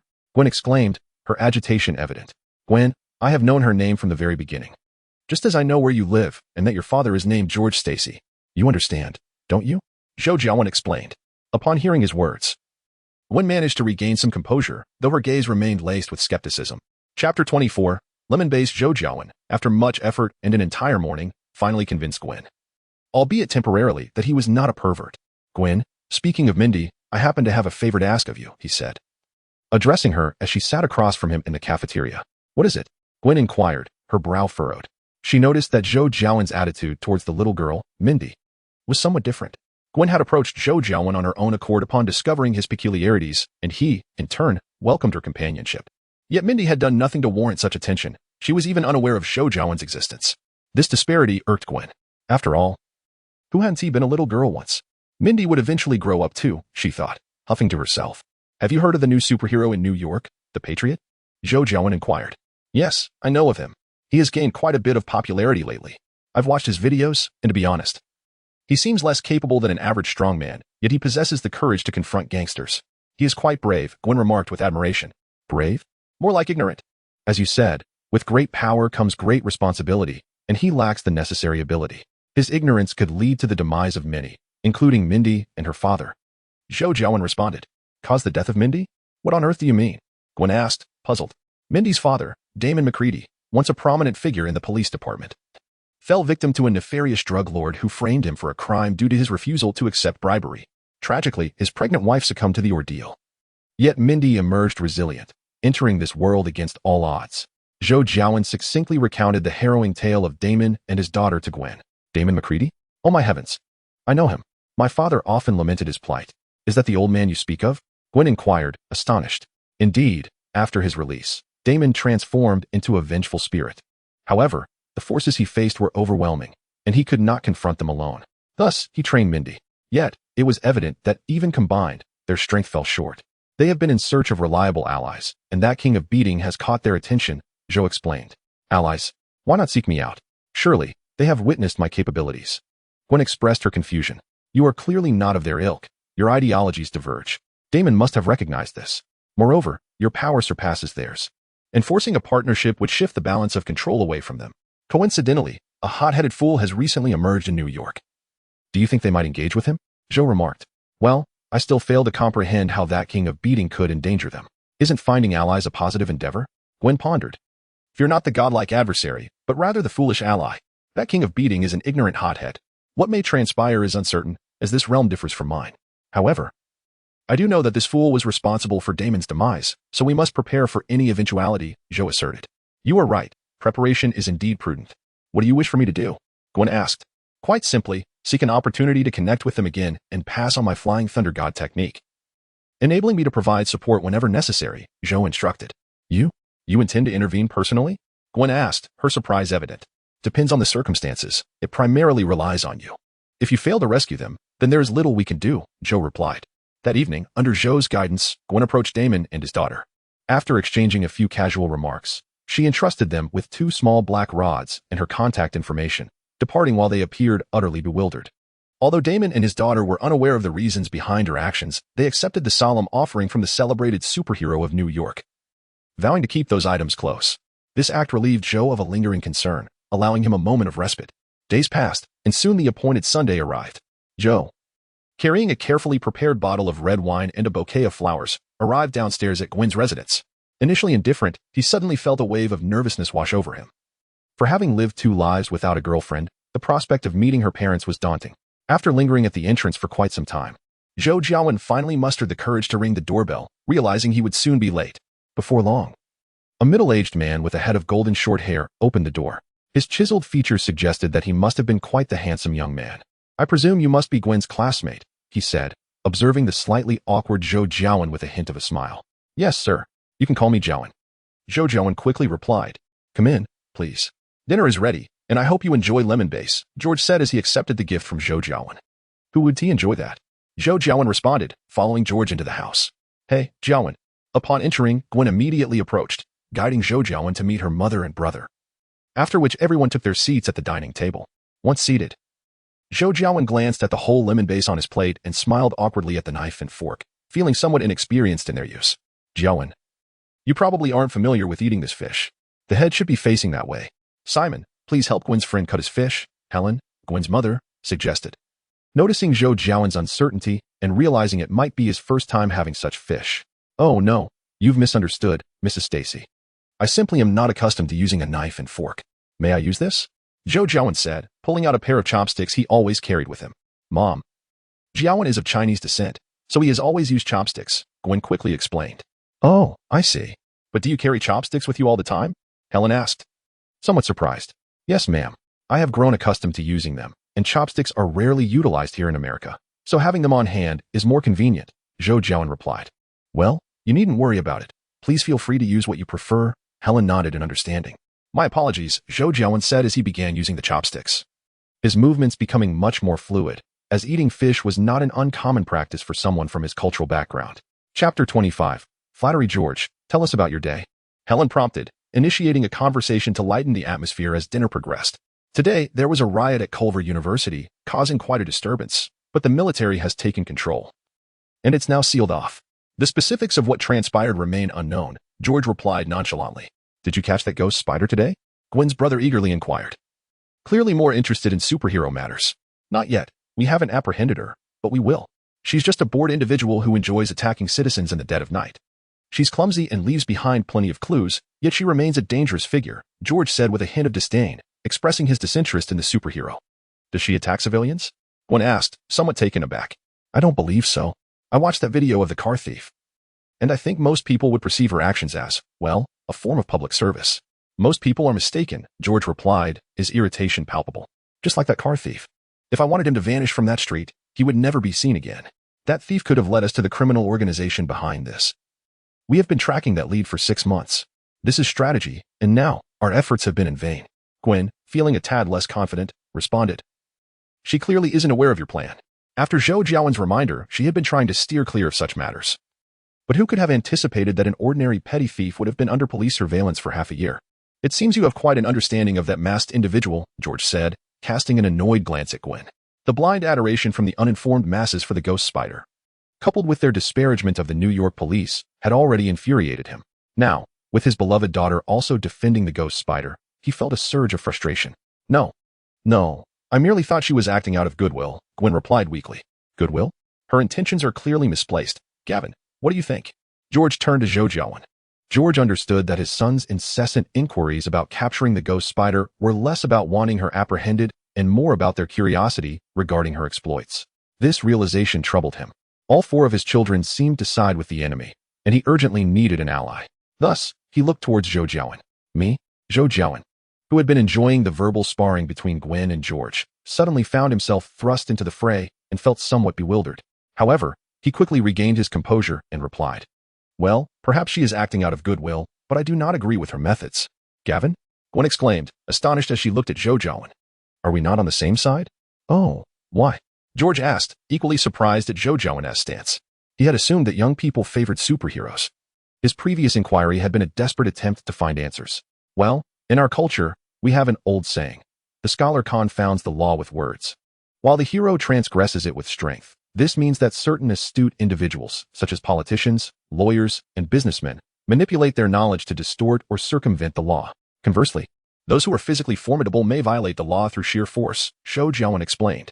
He was not the naive Peter Parker who would offend his future father-in-law upon their first meeting. For the former, we need not delve further. The latter, the hero, can be equated with modern superheroes who, wielding their considerable power, undertake actions they deem just, even at the cost of breaking the law and disrupting societal order. In the short term, they indeed impose punishment on the immediate evils. However, in the long run, they diminish the credibility of the law, which is detrimental to societal stability. Thus, I do not concur with such practices. Zhou Jiawen spoke at length, yet his words were merely rhetoric. Should anything involve him, he would not concern himself with the law. Indeed, Jiawen, you articulated that beautifully. I share your sentiment, George remarked, his eyes gleaming with delight as he regarded Zhou Jiawen, appreciating the young man's character.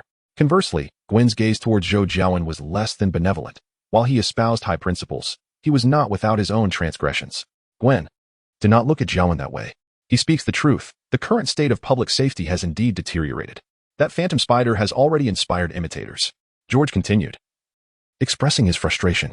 Like that so-called king of beatdowns, initially he engaged in minor offenses, yet just days ago, he murdered 8 individuals in Hell's Kitchen. Now, we have yet another character, the Red Whirlwind, which is quite worrisome. The Red Whirlwind? Zhou Jiawen inquired, taken aback. Yes, but his actions seem more like a publicity stunt. The news hasn't spread widely yet, but I fear more individuals of this ilk will emerge. George expressed his concern. The world was becoming increasingly incomprehensible to him. Zhou Jiawen felt fortunate for having dined at Gwen's home today. He had occasionally browsed online for news about the Red Whirlwind, but had grown somewhat lax over time. Fortunately, he had received information about the Red Whirlwind from George, indicating that the death of Damon was imminent. As the meal concluded, it was a convivial gathering, and Zhou Jiawen's relationship with Gwen's family had grown considerably closer. After sitting for a while in Gwen's home, Zhou Jiawen found an excuse to take his leave. Jiawen, you just betrayed me. Weren't you supposed to defend me? Gwen said, holding Zhou Jiawen back with a hint of anger as they walked him out. Gwen, that was your father. Should I not foster a good relationship with him? To be precise, I betrayed the Phantom Spider, not you, Zhou Jiawen replied. How infuriating. You know I am the Phantom Spider, and you uttered such words. Keep in mind that if the Phantom Spider is caught, he might only face charges like disturbing the peace through brawling. Yet, if you add the illegal surveillance of all of New York, the theft of a diamond corpse, and other offenses, that could amount to decades in prison. Gwen said fiercely, I concede. Just tell me what you want, Zhou Jiawen replied, feeling a headache coming on. I have an interview at the Osborne Group tomorrow morning, and I am free in the afternoon. I heard there's a new musical on Broadway that seems quite promising. Gwen said, a musical? You have an interest in such things? Zhou Jiawen asked, as he had never seen a musical. And most of the films he watched were pirated versions at home. He held little fascination for them. Of course. Just tell me what to do, Gwen responded. Well, I suppose I shall purchase the tickets. I wonder if Miss Gwen might grace me with her presence tomorrow afternoon? After some contemplation, Zhou Jiawen decisively stated that Mindy and her companions encountered trouble during the night. At least you were perceptive, Gwen acknowledged, giving a brief nod before heading home. Chapter 26. Broadway. Early the next morning, Zhou Jiawen secured tickets for the afternoon Broadway show online. Given that it was a weekday afternoon, procuring tickets proved to be relatively straightforward. With the tickets booked, Zhou Jiawen found himself devoid of any desire to attend classes, promptly calling the school to request a leave. He languished in bed until nearly noon before finally rising to drive to the Osborne Group's building. Jiawen, keeping a lady waiting is hardly a commendable habit, Gwen remarked. Having waited outside the Osborne building for quite some time, interviews typically do not take long. I didn't intend to, but the traffic in New York is simply dreadful. Had I known, I would have taken the subway, Zhou Jiawen explained. If you had left earlier, you might have made it on time. Gwen shot him a pointed glance. Let us not dwell on that. How did the interview go? Zhou Jiawen awkwardly chuckled. No need to elaborate, barring any unforeseen circumstances.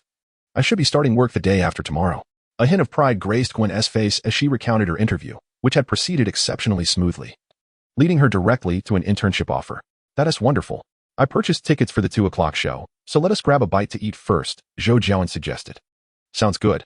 I'm beginning to feel a bit peckish myself, Gwen nodded, fastening her seatbelt. It soon became evident that Zhou Jiawen lacked any artistic sensibility. After over 3 hours of watching the musical, his mind felt muddled and overwhelmed. Fortunately, Gwen was there to converse with him. Otherwise, he would have truly struggled to endure it.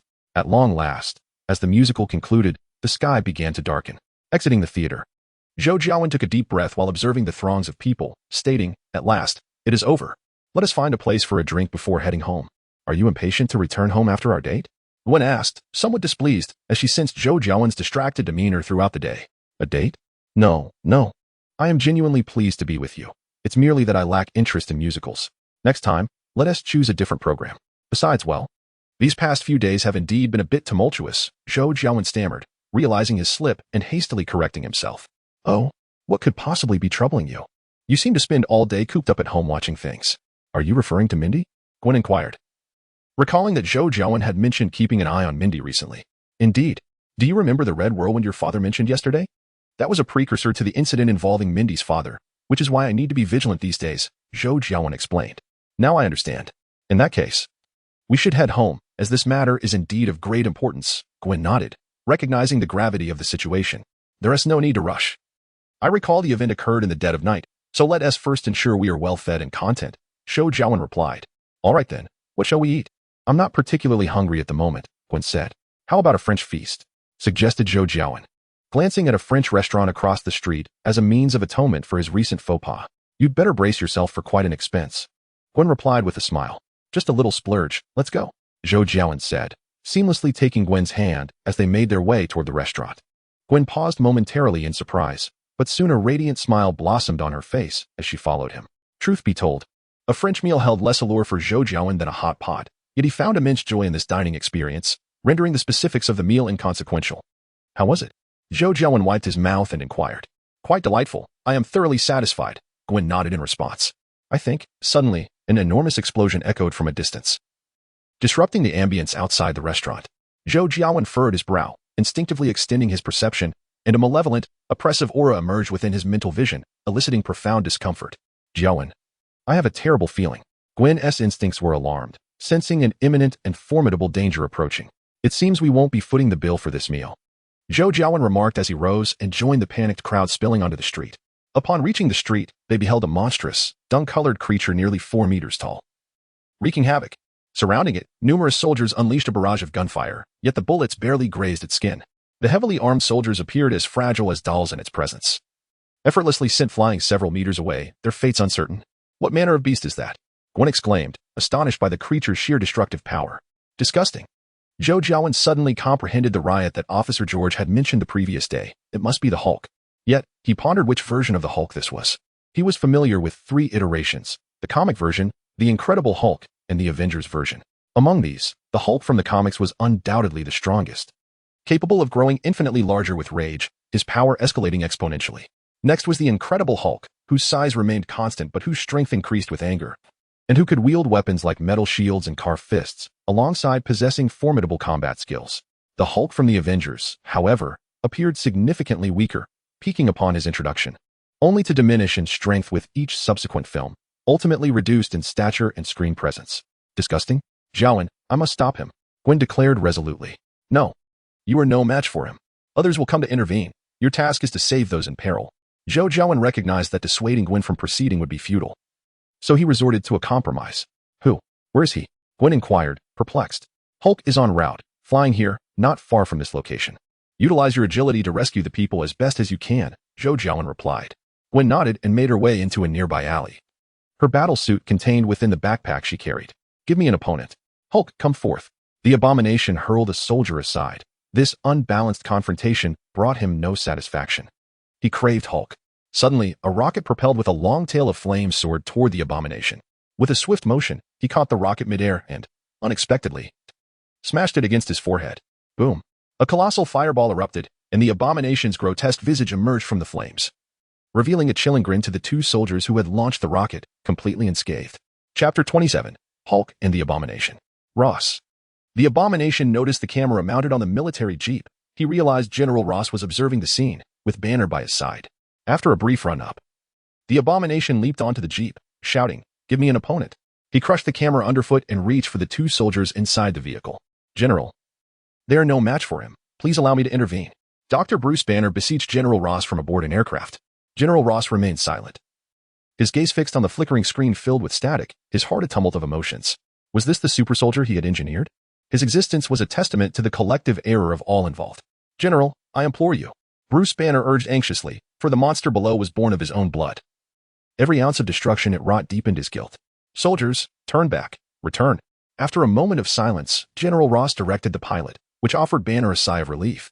The Abomination, witnessing Gwen rescuing the two soldiers with webs, bellowed furiously, "Mind your own business, little bug. As long as you refrain from causing trouble, I shall not meddle." Sir, Gwen retorted, setting the soldiers aside to flee. You seek your own demise. The Abomination roared, hefting the jeep and hurling it at Gwen. She swiftly dodged, and the Abomination seized the opportunity to pounce, engaging in a fierce struggle with her. Gwen relied on her agility to evade the Abomination's onslaught, occasionally landing punches on his massive frame, yet her strikes were akin to mere tickles, having no effect. Although Gwen was quick, she had been an ordinary human before her transformation, while the Abomination had been an elite soldier prior to his mutation, possessing far superior fighting skills and experience. In a swift moment, the Abomination seized an opportunity, swinging its arm towards Gwen. With no chance to evade, she instinctively raised her hands to shield her chest. The immense force sent Gwen hurtling through the air, toppling several small vehicles along her path. Numbness surged through her arms, rendering her momentarily unconscious, while a suffocating pressure filled her chest, forcing her to expel a mouthful of dark blood. I've got you now, little insect. Just as Gwen struggled to rise from the ground, a colossal shadow enveloped her. Raising her gaze, she saw the Abomination's massive hand reaching out. Acting on instinct, Gwen dodged to the side, a strand of web shooting from her wrist and adhering to the creature's arm. Utilizing her body's momentum, she swung to the side. Caught off guard, the Abomination stumbled slightly, and Gwen seized the opportunity to circle around it, continuously firing webs in an attempt to ensnare it. Your little tricks are quite bothersome. The Abomination roared, tearing Gwen's webbing apart with ease. The sudden force momentarily hindered her movement, and the Abomination capitalized on this, delivering a powerful punch that drove Gwen into the ground. Die. As Gwen struggled to regain her bearings, the creature lifted its foot, intent on crushing her beneath its weight. Divine judgment. An inexplicable surge of immense power surged forth, sending the Abomination flying over 100 meters, crashing through several buildings. Are you all right? Zhou Jiawen inquired, helping Gwen to her feet. Having witnessed the chaotic clash between Gwen and the Abomination, he quickly sought refuge, leaving a shadow clone behind before entering the sphere of initiation and donning his battle attire. I am fine. No fractures, just some hairline cracks, though it feels quite painful. Gwen gasped, struggling to speak, as it appeared her internal organs had also endured significant impact. Boom. Another tremendous crash echoed as something plummeted from above, creating a massive crater in the ground. What in the world is that? Gwen asked, bewildered. That is of no concern to you. You need to rest, bite me, Zhou Jiawen said, rolling up his sleeve and extending his forearm towards her. Gwen looked at him in confusion. Just bite, Zhou Jiawen replied calmly. Without hesitation, Gwen sank her teeth into his arm. To her astonishment, she soon felt her injuries gradually healing, and within moments, she was back to her former self. Those wretched creatures. I will tear you apart. The abomination charged towards them, furious over Zhou Jiawen's earlier blow, disregarding the Hulk entirely. Get lost. Zhou Jiawen raised his palm, unleashing another divine judgment, this time with even greater force, sending the abomination flying further away. Though he anticipated that the current power of his divine judgment would struggle to incapacitate the creature, he had not expected its resilience to be so formidable, emerging unscathed. Hulk. At the end of the street, a towering green giant, slightly less formidable than the abomination, stood up unsteadily, seemingly still under the influence of the serum developed by Dr. Stern. However, upon seeing Zhou Jiawen and the others, as well as the defeated abomination, he let out a thunderous roar and charged forward. What should we do, Gavin? Upon witnessing yet another colossal creature charging toward them, Gwen, who had nearly recovered, immediately assumed a defensive stance, bracing herself for the impending confrontation. You assist in evacuating the civilians. I shall handle this, Zhou Jiawen declared, eyeing the approaching Hulk. Since he had already engaged, he saw it as an opportunity to test his own strength. Yet Gwen hesitated, casting a wary glance at Zhou Jiawen. You sure you can manage? Go. I can handle this, Zhou Jiawen reassured her, seeing the green giant nearing. Gwen reluctantly nodded and leapt onto the exterior wall of a nearby building. Earth release, earth flow river. Zhou Jiawen swiftly formed hand seals, and the ground before him began to flow like a river, surging toward the Hulk. Caught off guard, Hulk was swept away by the torrent of mud and debris. Earth release, earth dragon bullet. A dragon's head made of earth materialized before Zhou Jiawen, its gaping maw unleashing a barrage of stones that struck Hulk, causing the already unstable giant to tumble into the mudslide. Fire release, fire dragon flame. Zhou Jiawen momentarily halted his swift hand seals, intending to follow up with the fiery attack for a classic combo. However, he suddenly realized that his mouth was covered by the mask he had fashioned. In his eagerness to replicate Obito's mask, he had overlooked leaving an opening for his mouth. Hulk. Seizing the opportunity presented by Zhou Jiawen's brief pause, Hulk exerted all his might to extricate himself from the mudslide. Humph. Heaven's foot. Zhou Jiawen scoffed as he shimmered with electric energy, leaping high into the air. With immense power, he delivered a forceful stomp back onto Hulk. Although his lightning-released chakra armor and immense strength were not yet perfected, the amplification of his power and speed was still considerable. Chapter 28. Hulk and the Abomination 2 Earth Release. Yellow Spring Marsh. Upon landing, Zhou Jiawen pressed his hands against the ground, conjuring a vast swamp beneath Hulk. Despite his frantic struggles, Hulk gradually sank deeper into the mire. The swamp Zhou Jiawen created was over 10 meters deep, likely capable of containing Hulk for a time. He contemplated the possibility of reverting Hulk to his original form, turning to gaze in the direction where the abomination had been flung. Who are you? The abomination had returned, now standing not far from Zhou Jiawen. This time, instead of recklessly charging, he displayed a semblance of rationality despite his brutal transformation. He believed himself invincible, which fueled his wanton destruction of everything around him. Zhou Jiawen's peculiar tactics left him somewhat at a loss.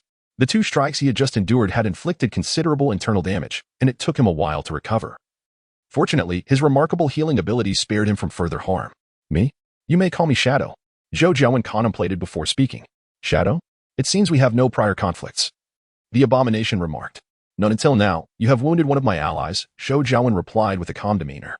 It was evident that reconciliation was not in the cards. Before the abomination could finish his retort, a furious roar erupted as he lunged forward, delivering a punch aimed directly at Zhou Jiawen. Water release, water dragon bullet. A fire hydrant by the street abruptly burst open, unleashing a torrent of water that morphed into a dragon, crashing into the abomination from the side. Zhou Jiawen had no desire to engage in close combat. Given his current stature, a single blow could prove devastating. Though his regenerative abilities were extraordinary, the abomination would not grant him the luxury of recovery time. Coward, are you afraid to confront me head-on? You resort to petty tricks. The abomination shook his head, rising to his feet. While the water dragon bullet had not harmed him, the sensation of being tossed about was intolerable. Zhou Jiawen disregarded the abomination's taunts, pondering his strategy. None of his current ninjutsu seemed capable of breaching the abomination's defenses. He was akin to a weakened version of the Reikage, meaning he would have to rely on the ocular techniques of the Rinnegan. With a thunderous roar, the abomination charged at Zhou Jiawen once more. Rinnegan, Azure Path. Zhou Jiawen raised his right hand, his arm splitting apart like a mechanized contraption, as numerous steel cables surged forth to ensnare the abomination. Several small missiles launched toward the foe. Boom, boom, boom. A cacophony of explosions ensued, engulfing the abomination's figure in flames. Zhou Jiawen remained vigilant, fully aware that such damage would not deter the abomination. Indeed, the very next moment, an immense force emanated from the steel cables connected to Zhou Jiawen's arm, causing him to stagger and nearly lose his balance. Before he could react, a dark silhouette burst forth from the flames. The abomination was already before Zhou Jiawen, reaching out to grasp him. "Watch out." Gwen, who had been observing from a distance, gasped in alarm and prepared to rush over to assist. But what transpired next caused her to halt in her tracks. In an instant, Zhou Jiawen's form transformed into a stream of water upon contact with the abomination's palm. The liquid seemingly sentient as it coiled around the abomination, swiftly coalescing into a massive water sphere that encapsulated him. Water clone, water prison technique. One of the shadow clones extended its palm to control the water prison, while Zhou Jiawen's main body observed the immobile abomination within, a smile gracing his lips. "Stop standing there foolishly. His strength is immense. I cannot hold him for long," Zhou Jiawen's shadow clone called out. "Understood," Zhou Jiawen replied, raising his arm and extending it into the water prison to press against the abomination's body. "Rinnegan, human path." Zhou Jiawen raised his hand and extracted the loathsome soul, causing the immense body of the abomination to halt, rendered unresponsive. With the dissolution of the water prison technique and the shadow clone technique, the colossal form of the abomination collapsed to the ground with a thunderous crash. Zhou Jiawen, slightly panting, gazed at the lifeless body of the abomination, his eyes flickering with uncertainty. Have I committed murder? Yet, before he could ponder further, another thought surfaced. What if he transformed the abomination's corpse into a pane of the azure path? Suddenly, a roar erupted, and a towering figure, nearly 4 meters tall, emerged from the ground with a resounding thud, sending clouds of dust into the air. "What the?" Zhou Jiawen cursed under his breath, realizing that this was the Hulk in his green giant form. The Hulk, panting heavily, glared menacingly at Zhou Jiawen. The sight of this enormous being caused Zhou Jiawen a headache. After all, the Hulk was destined to be the one who would snap his fingers and resurrect all those slain by Thanos. Thus, he could never bring himself to strike down the Hulk. Moreover, without killing him, Zhou Jiawen wondered how long he could maintain control over such a behemoth. Judging by his size, the Hulk was far stronger than the abomination. Managing to control the latter had already been a challenge, and the Hulk was beyond his capacity to restrain. Even if he succeeded in controlling him, preventing the transformation back into Bruce Banner would be futile. The Hulk roared once more and charged at Zhou Jiawen. "Shinra Tensei." Zhou Jiawen raised his hand, unleashing a formidable repulsive force that hurled the Hulk away. Yet, in a heartbeat, the Hulk rose from the ground as if unharmed and effortlessly lifted a car, hurling it towards Zhou Jiawen. He quickly dodged, but the Hulk seized the opportunity to close the distance. Zhou Jiawen's body crackled with electric energy as he activated his cells to their fullest potential, narrowly evading the Hulk's grasp while swiftly forming hand seals. Genjutsu, Nirvana technique. A flurry of white feathers drifted down, momentarily bewildering the Hulk as a flicker of confusion appeared in his eyes. However, in the next instant, that bewilderment vanished, replaced by an even fiercer rage as he lunged at Zhou Jiawen. Taken aback by the failure of his genjutsu, Zhou Jiawen had no time to contemplate the reason as the Hulk barreled towards him. He raised his hand once more, employing another Shinra Tensei to send the Hulk flying away. As he distanced himself from the Hulk, Zhou Jiawen lifted his right hand, which transformed into a lengthy cannon. He aimed it at the Hulk, who had just risen from the ground, and unleashed his most potent ninjutsu, Azura's attack. A pale blue laser shot forth, striking the Hulk and resulting in a tremendous explosion that sent several nearby cars tumbling through the air. From the smoke and debris of the explosion, an even larger figure emerged, the Hulk now towering above 4 meters, his entire form engulfed in a charred black hue. The wound on his chest, struck directly by Zhou Jiawen's Azura technique, used a peculiar greenish blood. Yet, astonishingly, the injury was visibly healing. Curse be it, Zhou Jiawen thought as he glanced at the looming Hulk. The situation was deteriorating rapidly. It was imperative to refrain from further provoking Hulk. Containment was the priority. Conventional techniques would likely prove ineffective against him. Hence Zhou Jiawen resolved to attempt that particular technique he had been practicing but had yet to successfully execute. With hands clasped together, he bellowed, "Sealing technique, diamond lock." For golden chains erupted from his back, slithering forth like ethereal serpents, swiftly ensnaring Hulk in a robust embrace. Observing the Titan's futile struggles, Zhou Jiawen let out a temporary sigh of relief. It was fortunate he had managed to employ it. This sealing technique was potent enough to subdue even tailed beasts, so it should suffice against Hulk's current level of rage. Yet, what to do next? Suddenly, a shrill ring-tone pierced through the tension. Gwen was intently watching the clash between Zhou Jiawen and Hulk when the sound startled her. She retrieved her phone, intending to dismiss the call, but paused. This phone was a gift from Zhou Jiawen, containing a prepaid SIM card acquired through the memories of the assassin Marcus from the hotel on the mainland. Only a handful of individuals were privy to this number, including Damon and his daughter. Realizing this, Gwen felt a surge of urgency and promptly pressed the answer button. "Hello? Is this Ghost Spider? This is Deadpool. I need your help. Big Daddy has been captured." The frantic voice of Mindy rushed through the line. "Stay calm, Deadpool. Where are you?" Gwen inquired, I'm in Hell's kitchen. We've been ambushed. Big Daddy and the Kingpin have been taken. I can't find them. Please, you must help me. Mindy implored. All right, stay there. I'll be there shortly, Gwen replied after a moment of contemplation. She realized her presence here was of little assistance. It was wiser to check on Mindy. Chapter 29. Hulk and Abomination. Zhou Jiawen gazed, somewhat helplessly, at the ever-enlarging form of Hulk. To his astonishment, the illusions from the Naruto technique proved ineffective against Hulk as well. In the Naruto realm, dispelling illusions required disrupting one's chakra. Yet Hulk's mental state was already in a chaotic and violent turmoil. Given Zhou Jiawen's current proficiency in illusion techniques, attempting to cast one on Hulk would only serve to further incite his wrath. Having exhausted his available strategies, Zhou Jiawen pondered once more how to contend with Hulk. One approach was to soothe him, akin to Black Widow's methods, while the other involved knocking him down swiftly to deny him the opportunity to unleash his fury. However, Hulk was unfamiliar with Black Widow, and Zhou Jiawen's formidable means to topple Hulk was limited to summoning the Iron Giant. But could he truly summon the Iron Giant in New York? Zhou Jiawen hesitated. The words of Master Gu lingering in his mind. The essence of the Vajra is the beginning of all things. He was uncertain whether to invoke the Vajra at this moment. But wait, while the Black Widow was absent, there was still Betty. She was indeed Banner's legitimate girlfriend. Her influence no less potent than that of the Black Widow. In the film The Incredible Hulk, it was Betty who calmed the Hulk, preventing him from killing Abomination. Zhou Jiawen glanced towards a military transport plane nearby, where a curvaceous woman caught his eye. Since earlier, that plane had been circling in the vicinity, and the woman had been anxiously watching the Hulk from the open hatch. Yes, it was undoubtedly Betty. Zhou Jiawen moved, manipulating the chains of the Vajra as he soared toward the military transport plane, prompting the Hulk to roar in fury. What do you intend to do? General Ross shouted. Noticing Zhou Jiawen's approach. Universal attraction. Zhou Jiawen disregarded General Ross, raising his hand to draw Betty from the aircraft. She gasped, struggling fiercely. What do you want? Let go of Betty, or I'll shoot. General Ross exclaimed, pulling out his handgun and aiming at Zhou Jiawen as his daughter was pulled from the cabin. Ignoring Ross's threats, Zhou Jiawen had always found him insufferable, whether in the Hulk series or the Avengers saga. This man had caused considerable trouble for his super soldier program and had even been promoted afterward. Zhou Jiawen manipulated gravity, gently placing Betty before the Hulk, who, though initially furious, gradually quieted upon seeing her. It was indeed effective. Zhou Jiawen felt a surge of relief and said to Betty, "He's in your hands now, calm him down." Roar. The Hulk, hearing Zhou Jiawen's voice, became agitated again, shaking his fists as if ready to charge. Bruce.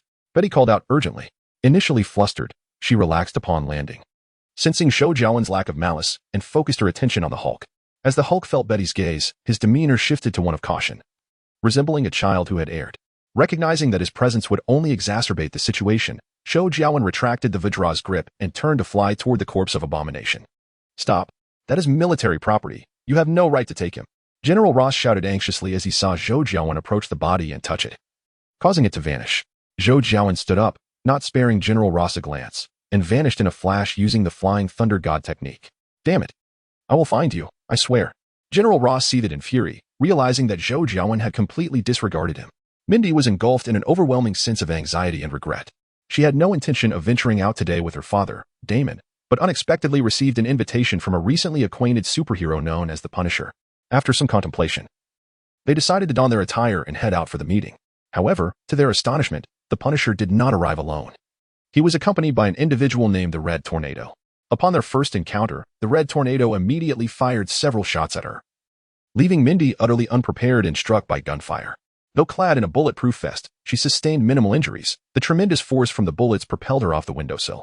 In that fleeting moment of descent, she vaguely perceived numerous individuals bursting through the door, subduing her father, Damon, before she crashed heavily onto the ground and lost consciousness. Fortunately, it was merely the second floor, and she was relatively unscathed. When Mindy regained consciousness, the scene around her was deserted. Both her father and the Punisher had vanished without a trace. Typically self-reliant, she now found herself at a loss. In her state of panic, she recalled the ghost spider she had encountered not long ago. Unlike herself and her father, the ghost spider was a genuine superhero, and it seemed she had anticipated such a situation, leaving behind her contact information for emergencies. Without hesitation, Mindy immediately dialed the ghost spider, who assured her that she would arrive promptly to assist. Now, all she could do was wait. "Hey, Lady Deadpool." A sudden voice echoed, and Gwen leaped gracefully before Mindy. "Ghost Spider, you've finally arrived. Please save Dad. He has been captured," Mindy exclaimed, standing up with fervor. "Calm down, but first, tell me what exactly transpired," Gwen inquired. Mindy succinctly recounted the series of events. Now I understand. Do you know where your father is at this moment? Does he have a tracking device? Gwen asked, her face reflecting her shock as everything the informant Zhou had said aligned perfectly. There was one. Both Dad and I had tracking devices. However, the enemy searched him and confiscated the locator, along with this peculiar little stick you gave us, Mindy replied, producing a small tracking device and the black stick crafted by Zhou. This complicates matters. Without knowing his location, we are powerless to act, Gwen remarked, furrowing her brow. What should we do? He can't be in any danger, can he? Mindy asked, her voice laced with urgency. Don't panic, Look over there, Gwen said, about to offer reassurance when she noticed a news report flashing across a nearby building's display screen. The footage showed masked assailants mercilessly attacking two oddly dressed individuals. It's Dad, Mindy gasped, recognizing the battered figure. Due to the graphic violence depicted, the network announced it would cease broadcasting the live feed, returning to the studio host. No, I must go save him. Mindy abruptly stood up, preparing to leave. Wait, Hit Girl, do you know where they are? Gwen grasped Mindy's arm and implored. But there's no buts about it. We need someone's assistance. Gwen insisted. Chapter 30, The Rescue of Big Daddy Who? Who could possibly help us? Mindy inquired. Well, there's a very formidable individual, Gwen began, her mouth opening to elaborate on Zhou Jiawen's impressive abilities, but she found herself at a loss for words. It dawned on her that this was the effect of the curse Zhou Jiawen had placed upon her, so she could only vaguely respond, I was trained by him. Trained? Your powers can be learned? Can I learn them too? Mindy asked, astonished. She had always envied Gwen's extraordinary strength, and the revelation that such powers could be acquired naturally excited her. We can discuss that later. Rescuing your father is our priority, Gwen replied, producing the black stick Zhou Jiawen had entrusted to her and infusing it with her chakra. Within the realm of the beginning sphere, Zhou Jiawen was examining a repulsive corpse when he suddenly sensed an unusual disturbance. This was the emergency contact method he had established with Gwen for exceptional circumstances. Without hesitation, he returned home to utilize his Kagura hard eye to locate her position. Gwen, is something wrong? With the black stick's guidance, Zhou Jiawen quickly found Gwen and immediately linked with her through the mind-body technique. Jiawen, something has happened to Mindy and the others. Have you resolved your situation? Gwen conveyed urgently. What? What happened? I thought everything was fine here. I didn't see you nearby, so I returned home, Zhou Jiawen replied, furrowing his brow. Mindy's father has been captured. We don't know where he is. They have also discovered your black stick, and those individuals are broadcasting a live stream. Her father's predicament is perilous. Gwen explained. Today of all days? Don't panic. I'll find a solution. Zhou Jiawen was taken aback, realizing that today was indeed the day Damon was kidnapped.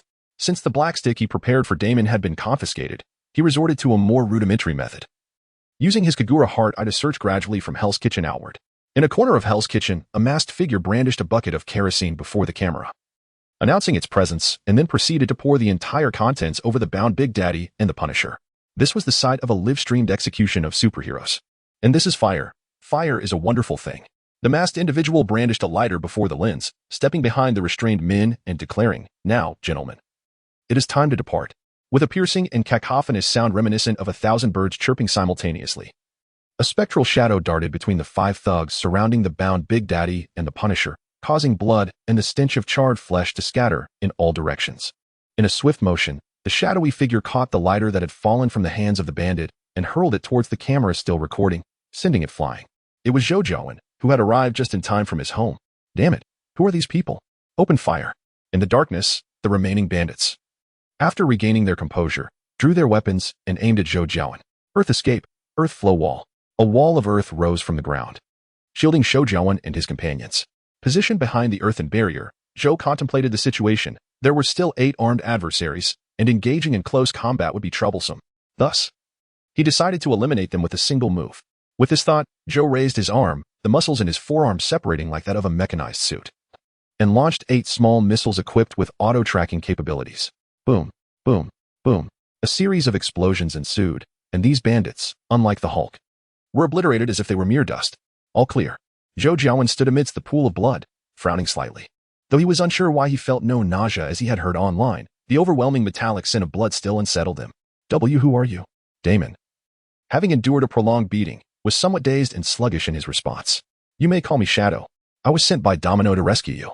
Zhou proceeded to untie Damon, his attention unconsciously drifting from the king of beatdowns, reasoning that a few extra bindings would not lead to death. Shadow? Thank you. If it weren't for you, I might have been in grave danger. What about Domino? Is she all right? Damon gasped, attempting to move his limbs. She is well. She is with Ghost Spider and should arrive shortly. Are your injuries severe? Zhou inquired. It's manageable. I just need some rest. Thank you. Damon expressed his gratitude once more. Old man, are you all right? At that moment, two figures leapt down from the rooftop nearby, Gwen and Mindy. As soon as Mindy landed, she rushed towards Damon. I'm fine. Sorry to worry you. Are you hurt? Damon asked, still concerned, given that Mindy had taken a few shots at close range before falling from the second floor. I'm okay.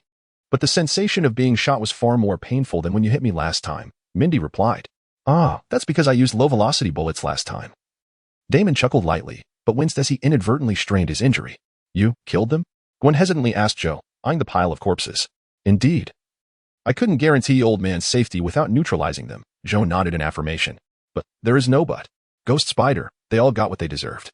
Their crimes warrant execution 10 times over. If New York had the death penalty, the old man interjected, cutting off Gwen. Everyone, could someone please untie me? Seated beside him, the King of the Seas spoke up, revealing that his injuries were far less severe than Damon's, and that he had almost fully recovered. Why didn't you untie him? Mindy inquired, casting a curious glance at the King of the Seas and then at Zhou Jiawen. You may call me Shadow. This incident largely stemmed from him. I believe he must profoundly remember this lesson. A little binding is no great matter, Zhou Jiawen replied. Hearing Zhou's words, Dave, the King of the Seas, lowered his head, fully aware that the chaos was indeed his doing. The female killer had been shot several times, and Big Daddy had sustained serious injuries. He too was affected. Fortunately, Zhou Jiawen arrived in time. Otherwise, they might have met their demise. He had merely been a pawn, his intentions initially noble. Damon sighed, noting that the notorious drug lord Frank had taken notice of the King of the Seas because of their involvement, and thus offered an explanation for the King's predicament. Chapter 31. A lesson for the King of the Seas. A pawn? It is precisely for this reason that I want him to remember this lesson. Otherwise, his arrogance will continue to endanger many lives, Zhou Jiawen scoffed, recalling how in the sequel, Dave's father had gone to prison to protect him, only to fall victim to harm. You're being rather blunt. Gwen tugged at Zhou Jiawen's sleeve, speaking softly. She understood that Zhou aimed to dissuade the King of the Seas from pursuing his aspirations of becoming a superhero.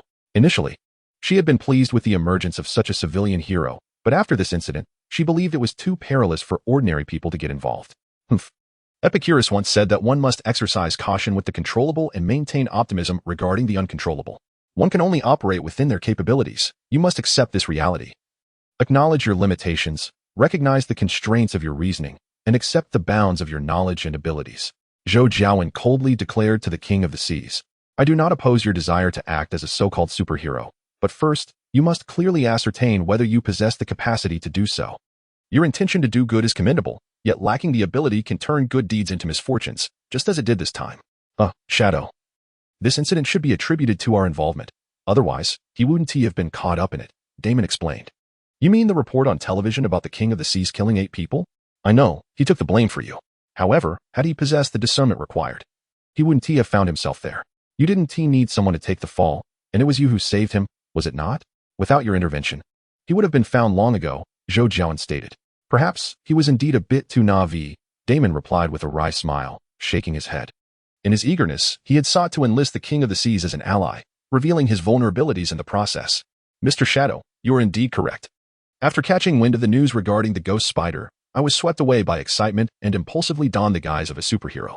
However, upon my initial encounter with the formidable Overkill girl and old man, I was soon seized by the notion of retreat.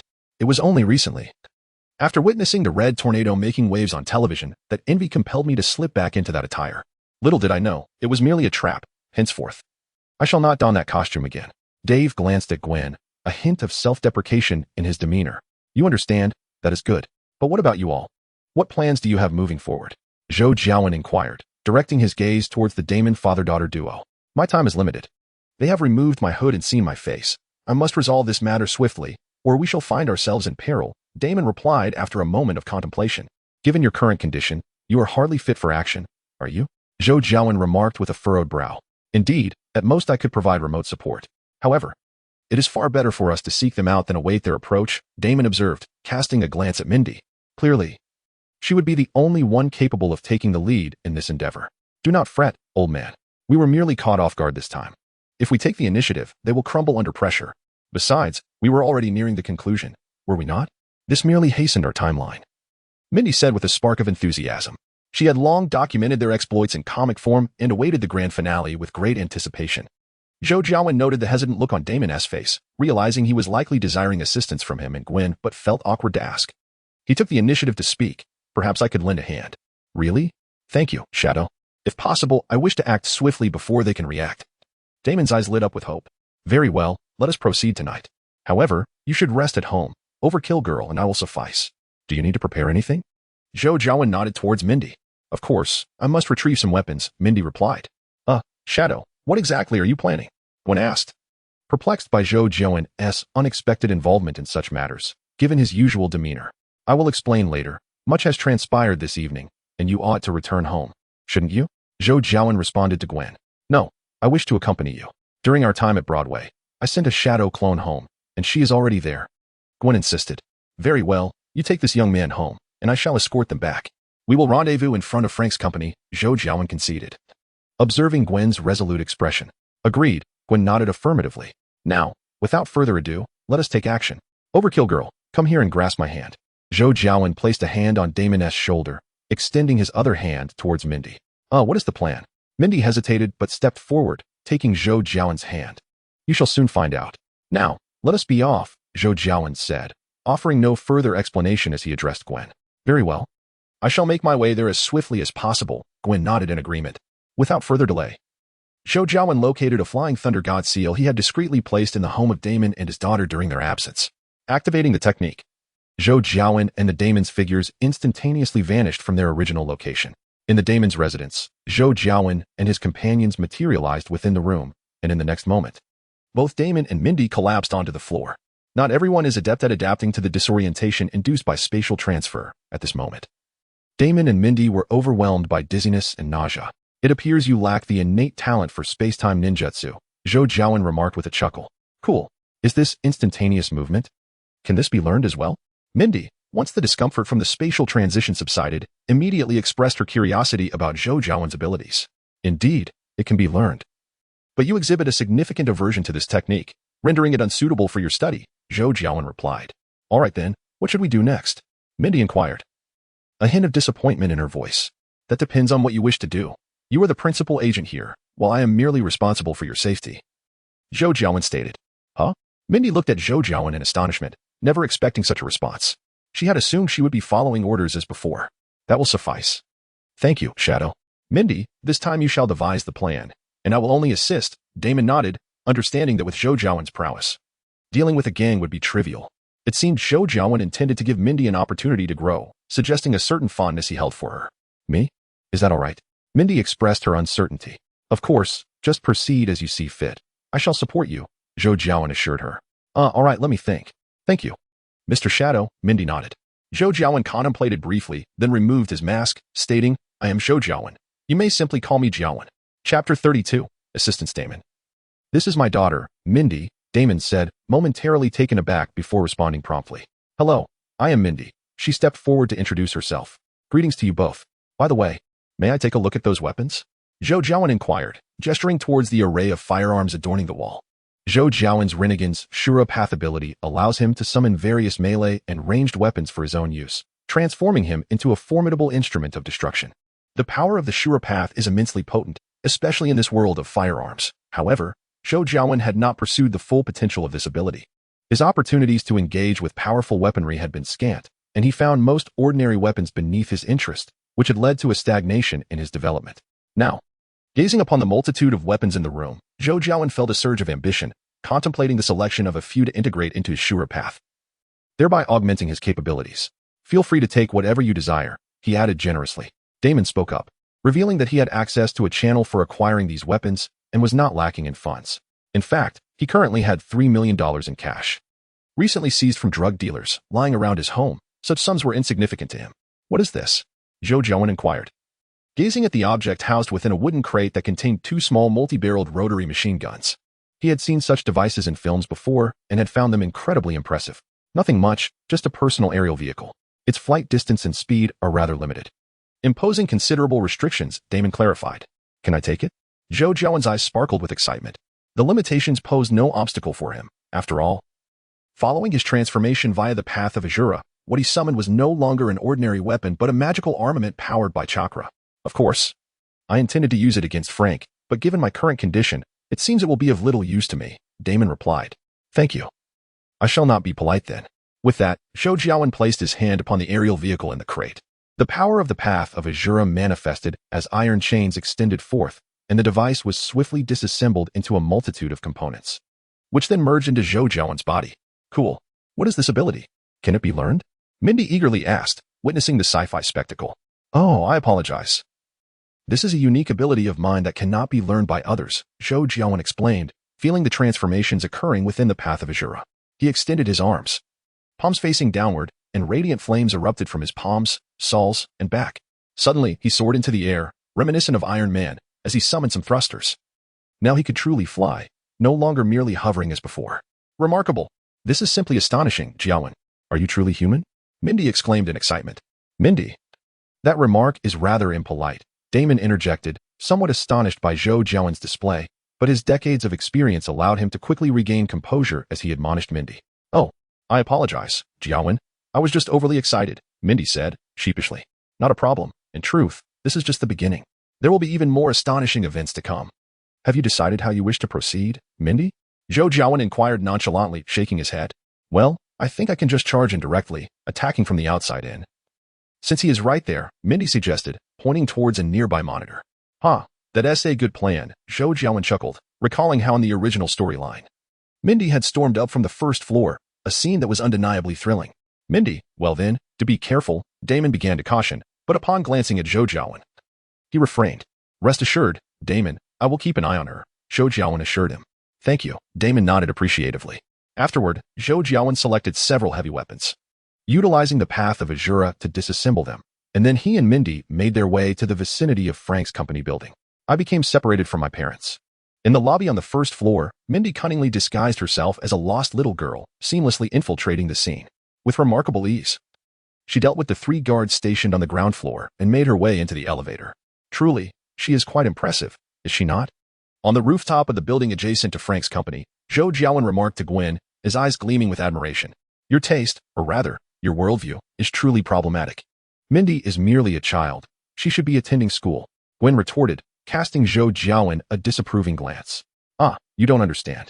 Who could refuse a violent little girl? Zhou Jiawen remained unfazed by Gwen's words. Humph. Gwen scoffed, turning her head away to avoid looking at him. All right, do not be upset. I admit, I may have acted out of line today. Zhou Jiawen swiftly apologized upon sensing the shift in atmosphere. Out of line? No, you are simply behaving oddly today. Did you not previously state that you would avoid attracting the attention of those with ulterior motives? Yet now, you wish to assist in eliminating a drug lord and even want to distract me. What exactly are you planning? Gwen's ire erupted as she bombarded him with questions. While other matters were manageable, Zhou Jiawen's prior intention to divert her attention to aid Mindy troubled her deeply. Though Mindy was still a child, Gwen had long harbored suspicions that Zhou Jiawen might possess a disturbing obsession with minors, which made her wary. I did not intend to mislead you. It is simply that you have always loathed such bloody and violent methods, so I thought it best to keep you away from these matters. I did not wish to cause you distress. Forgive me for the misunderstanding. Zhou Jiawen hurriedly clarified upon realizing Gwen's concerns. As for attracting the attention of those with ulterior motives, that is no longer significant. With such a major incident occurring on Broadway, anyone who was meant to notice me has already done so. Evasion is futile. I might as well let things unfold as they will. Especially since the person I care about most has already been resolved. Resolved? What do you mean? Gwen inquired, perplexed. The Supreme Sorcerer of Kamartaj has already contacted me. She is the guardian of the multiverse on Earth, tasked with apprehending individuals like me who cross boundaries. However, she advised me to relax. That I need not be so tense, Zhou Jiawen explained. When did this happen? Why was I not informed? Gwen asked in astonishment. It was on the night we acquired the corpse of the Iron Fist. She observed that my future self seemed to have erupted after being repressed for too long, prompting her to come and offer counsel. Generally, she does not concern herself with matters on Earth, indicating that I must have committed some grave transgression in the future. Zhou Jiawen jested. Erupted? What exactly transpired? Gwen pressed for clarity. I am unsure. She did not elaborate. However, there is no need for concern. She mentioned that my intentions were noble, and not only did she refrain from taking action against me, but she also granted me a small favor. Suggesting that the situation remains under her control, Zhou Jiawen reassured her. Did she mention anything else? Gwen furrowed her brow. She also said that you are a good girl and encouraged me to find more individuals like you, Zhou Jiawen stated with utmost seriousness. Indeed, is that so? Wait. What did you just say? What does it mean to find a few more? Gwen's cheeks flushed at the first half of Zhou Jiawen's sentence, but she was left in a state of shock upon hearing the latter part. Once she regained her composure, she reached out and grabbed Zhou Jiawen's collar, exclaiming, really? That's exactly what she said. Zhou Jiawen hastily replied, I don't believe it. What were her exact words? Gwen inquired. She mentioned that I should interact more with others, and that our connection is a good beginning. We need to continue making an effort to engage with more people, Zhou Jiawen explained. You jerk. Are you doing this on purpose? Don't you understand what that means? Gwen said angrily. Hee, just a little joke. Zhou Jiawen said as he wrapped his arm around Gwen's waist, pulling her closer. Let go of me. What do you want? Gwen's face turned crimson as she gently struggled, her voice growing softer. Zhou Jiawen gazed into Gwen's eyes, remaining silent as their faces inched closer together until, with a soft thud, their masks collided, causing Gwen to spring away like a startled rabbit, stepping aside. Zhou Jiawen chuckled awkwardly, cursing inwardly at the bothersome mask, vowing to replace it upon returning home. Hey, Jiawen, can you hear me? I need assistance. At that moment, Mindy's voice echoed from the walkie-talkie Zhou Jiawen had received earlier from Damon. Zhou Jiawen snapped back to reality, realizing their purpose there, and quickly picked up the walkie-talkie, saying, I'm here, Mindy, go ahead. Damn it. You said you'd keep an eye on me. I'm out of bullets, and I've been cornered for nearly 3 minutes. Can't you see? Mindy replied, somewhat annoyed. Don't get worked up, Mindy. I just wanted to see how far you could go. I'll be there shortly, Zhou Jiawen said nonchalantly. He glanced at the situation in the opposing building, noting that it mirrored the previous narrative. Mindy was trapped in the kitchen dining area by several gunmen, one of whom, a burly figure, was approaching with a rocket launcher aimed at the kitchen. I'm heading over now. Be careful. Zhou Jiawen called out to Gwen before using the Flying Thunder God technique to teleport to Mindy's side. Haha, die. At that moment, the muscular gunman pressed the launch button, sending a projectile hurtling toward Zhou Jiawen. Shinra Tensei. The incoming missile was redirected back to its origin, crashing into the wall opposite and exploding with a thunderous roar. The gunman who had fired the rocket was obliterated, while the others, hiding in the corridor, remained largely unharmed. Are you all right? Zhou Jiawen asked Mindy, who was positioned to the side. Where have you been? Didn't we agree you'd keep an eye on me? Mindy questioned, clearly displeased. I've been watching you all along. I mentioned I would appear at the last moment, Zhou Jiawen replied. Pa, you never said that. You only mentioned that you would always watch over me and ensure I would be unharmed, Mindy remarked with annoyance. Isn't this all right? Let me first assist you in dealing with the remaining nuisances, Zhou Jiawen replied, swiftly forming hand seals. Lightning release, false darkness. A series of electric currents burst forth from his fingertips, piercing through the corner wall and striking several gunmen, who fell to the ground with agonizing cries. Impressive. Mindy exclaimed in awe. You wish to learn? I shall teach you, Zhou Jiawen chuckled. Really? Can I truly master this? Didn't you say I lack talent? Mindy asked, her surprise evident. I meant you lack talent for the Flying Thunder God technique, the one that allows for instant teleportation. I possess knowledge beyond just that. Zhou Jiawen clarified. I see. Then I wish to learn this technique. What must I do? Should I take you as my master? Mindy inquired, excitement brimming in her voice. We can discuss that later. There's a significant adversary awaiting your challenge inside. How do you wish to proceed? Zhou Jiawen suggested. Oh right, Frank isn't dead yet.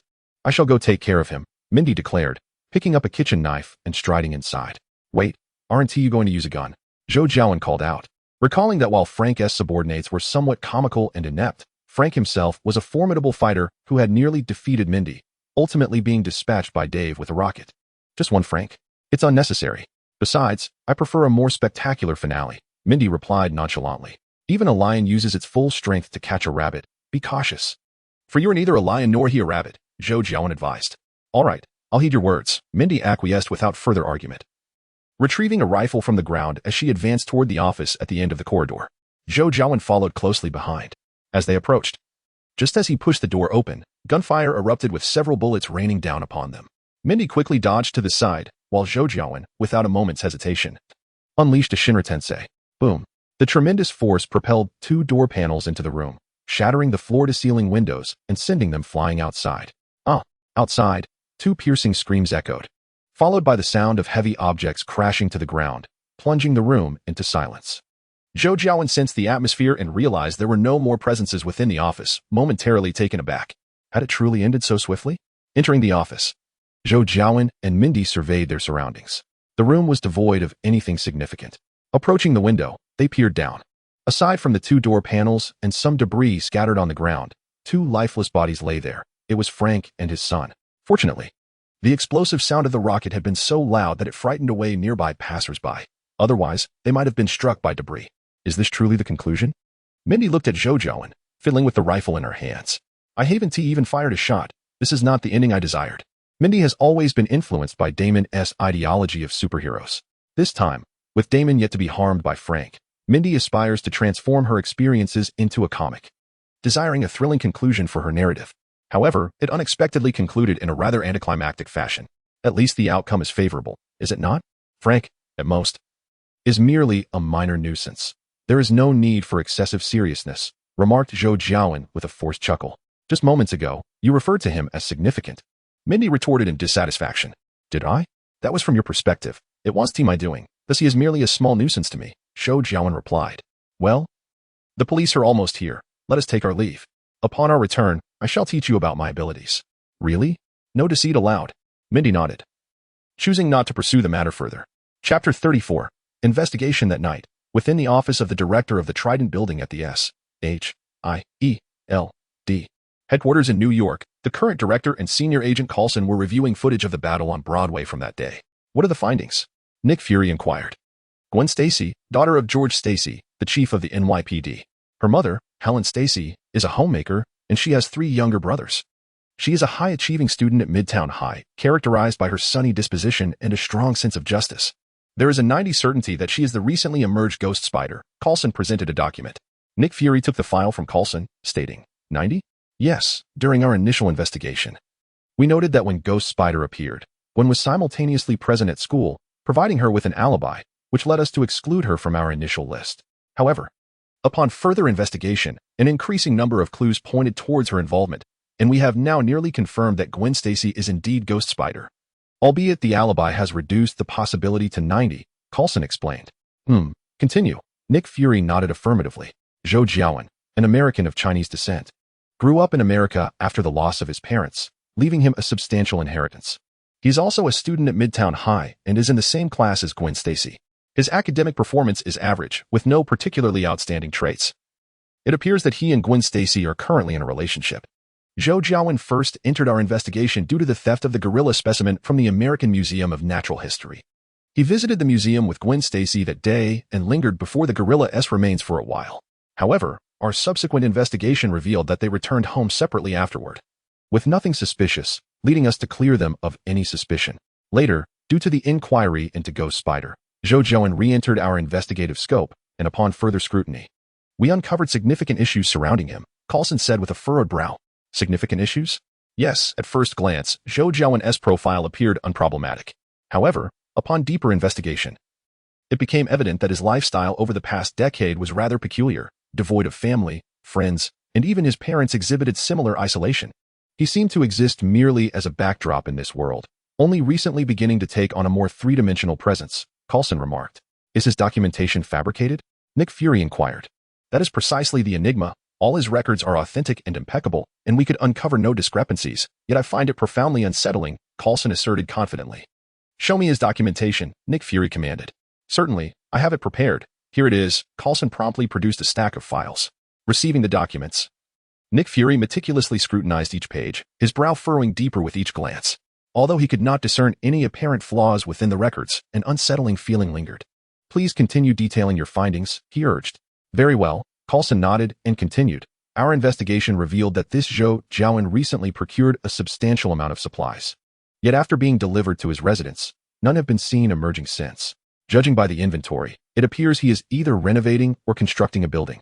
The volume of materials suggests he could demolish and rebuild his modest structure multiple times over. Furthermore, there is the enigmatic individual who absconded with the mummy from the museum. After his initial appearance, he vanished without a trace, and we have failed to uncover any useful information. Today, he resurfaced amidst the battle on Broadway, seemingly injured while protecting the Ghost Spider against the abomination. He identifies himself as Shadow and appears to share a profound connection with the Ghost Spider. Their costumes are strikingly similar. One black and the other white, likely crafted by the same hand. After the confrontation on Broadway, he removed the abomination's corpse, and shortly thereafter, he was seen at the site of a live execution ordered by the drug lord Frank, rescuing Damon McCready and the kingpin, Dave Lazeski. Subsequently, he allied with the lethal assassin, Mindy McCready, to obliterate Frank's criminal empire. While Damon's computer skills might suffice to deceive someone like Frank, They are still too juvenile for our purposes. From various strands of evidence, it can be inferred that this mysterious figure, Shadow, is indeed Zhou Jiawen, Gwen's boyfriend, Coulson concluded. A person who has concealed himself for so many years suddenly begins to emerge. Do you have any notion as to why? Nick Fury probed. After a moment's hesitation, Coulson replied, well, it is likely due to Gwen Stacy. The catalyst appears to be a recent visit organized by Midtown High to the Columbia University Science Center. Following that day, Gwen and Zhou's relationship intensified, and New York City gained another vigilante in the form of the Ghost Spider. However, the surveillance footage from the Columbia University Science Center was stolen, presumably by Zhou. Was it for a woman? Nick Fury chuckled and inquired, what about the capability assessment? The spectral spider, a female figure endowed with extraordinary powers, remarkable speed, and exceptional reflexes, possesses a physique that appears significantly more formidable than that of Captain America. She can adhere to surfaces and emit a white webbing from her wrists, whose strength rivals that of steel. Compassionate and imbued with a sense of justice, she conducts herself with integrity, refraining from killing criminals, thus epitomizing the archetype of a superhero. Indeed, she is a remarkable individual with considerable potential, remarked Coulson with admiration. Nick Fury echoed this sentiment, acknowledging her promising attributes. Meanwhile, Shadow exhibits strength, speed, and reflexes that far exceed ordinary capabilities. Although his appearances are limited, the range of his demonstrated abilities is vast. He possesses the power of flight and has showcased the manipulation of water, fire, earth, lightning, and wind during confrontations with Abomination and Hulk. He can also conjure weapons such as missile cables from his body, suggesting possible enhancements. The evidence from his encounters with Abomination and the Thing hints at spatial abilities as well. There are also some powers we cannot fully comprehend, such as his ability to strike Abomination from afar and to extract lethal entities from Abomination's body. Overall, Shadow's prowess is formidable, yet his methods remain enigmatic, and his intentions are difficult to ascertain. Until the incident at Columbia University's Science Center, he had effectively concealed his identity. However, the encounter with the Thing marked a turning point, as he left more traces, culminating in his recent public appearance where he revealed his name, indicating some unknown transformation. Coulson stated, should we initiate contact with them, sir? Zhou Jiawen responded with patience, suggesting a preliminary approach to Gwen Stacy to gauge her reaction. Assigning the task of engaging with Gwen to Coulson. But sir, I still need to follow up on Tony Stark's situation. I may not be able to manage things in New York, Coulson replied, furrowing his brow. Following Tony Stark's abduction in Afghanistan, Coulson had been responsible for overseeing the situation. His return to New York was merely to report on the progress of the mission and seek assistance, coincidentally intersecting with the Broadway incident. He was scheduled to fly back to Los Angeles, or even direct his efforts toward Afghanistan.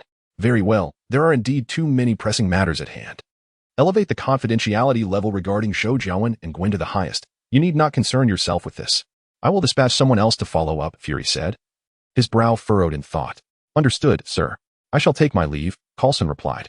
As Nick Fury and Coulson deliberated on Zhou Jiawen and Gwen, the former director of S.H.I.E.L.D., now chairman of the World Security Council, Alexander Pierce, along with his confidant, Sitwell, were engaged in a similar discourse.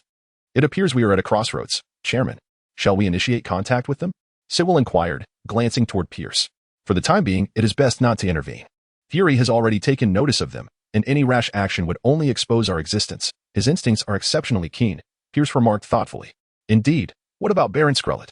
He holds a profound interest in individuals with such extraordinary abilities. Sylvette hesitated before speaking. I will establish a connection with him. His influence has yet to reach America. The Inside Initiative has commenced, and we cannot afford any failures at this juncture.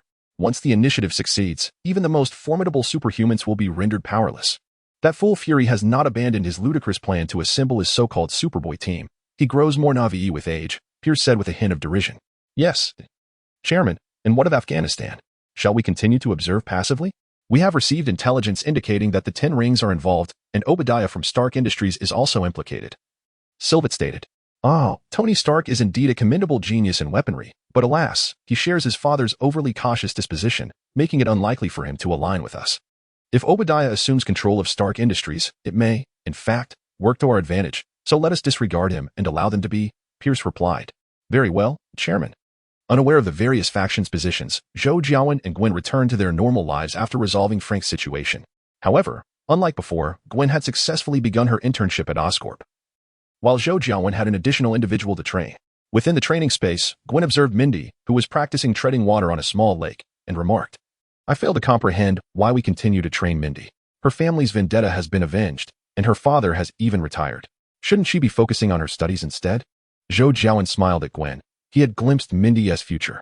Although she had returned to a semblance of normalcy post-revenge and promised her adoptive father, Marcus, to cease vigilante activities, her school life was far from idyllic.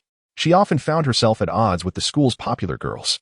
Ultimately, she chose to embrace her true nature and revert to her identity as the lethal assassin. However, upon her return, Mindy was nearly defeated by a muscular adversary. Although Zhou Jiawen had dealt with Red Cyclone from the sequel of the King of Beating series, this world proved far more perilous than the simple realm of that narrative. Thus, Zhou Jiawen commenced training Mindy to prevent her from falling victim to any random assailants or worse. Firstly, Mindy's disposition has matured significantly compared to ordinary children. She possesses her own thoughts. Rather than expending effort to hinder her pursuits and create discontent, it is wiser to empower her with sufficient skills for self-defense, allowing her to pursue her desires freely, a case of guiding rather than obstructing. Moreover, Mindy is not neglecting her studies, is she? Teaching her now can actually impose discipline, ensuring she refrains from engaging in activities before she is fully prepared. Besides, didn't T. Damon also agree to this arrangement? Zhou Jiawen elucidated. Never mind, go ahead and enjoy yourselves. Why should I play the villain? Gwen said with a hint of irritation. Clearly, Zhou Jiawen's words had failed to persuade her. She simply did not know how to counter him. In her worldview, children like Mindy should not be exposed to such matters. By the way, how have you fared with the seals I taught you? Zhou Jiawen smiled and shifted the topic. Upon hearing this, Gwen furrowed her brow. Despite being quite the academic prodigy at school, the concepts Zhou Jiawen imparted were far too obscure for her, and she had always grasped them only partially. The peculiar techniques you taught me are exceedingly strange, and given my recent commitments, I haven't made any progress, Gwen admitted. Take your time. You will eventually master them. Zhou Jiawen reassured her. From the outset, he had already devised a cultivation path for both Gwen and Mindy. Gwen's chakra was likely of the wind attribute, and her super reflexes paired seamlessly with the flying thunder god technique.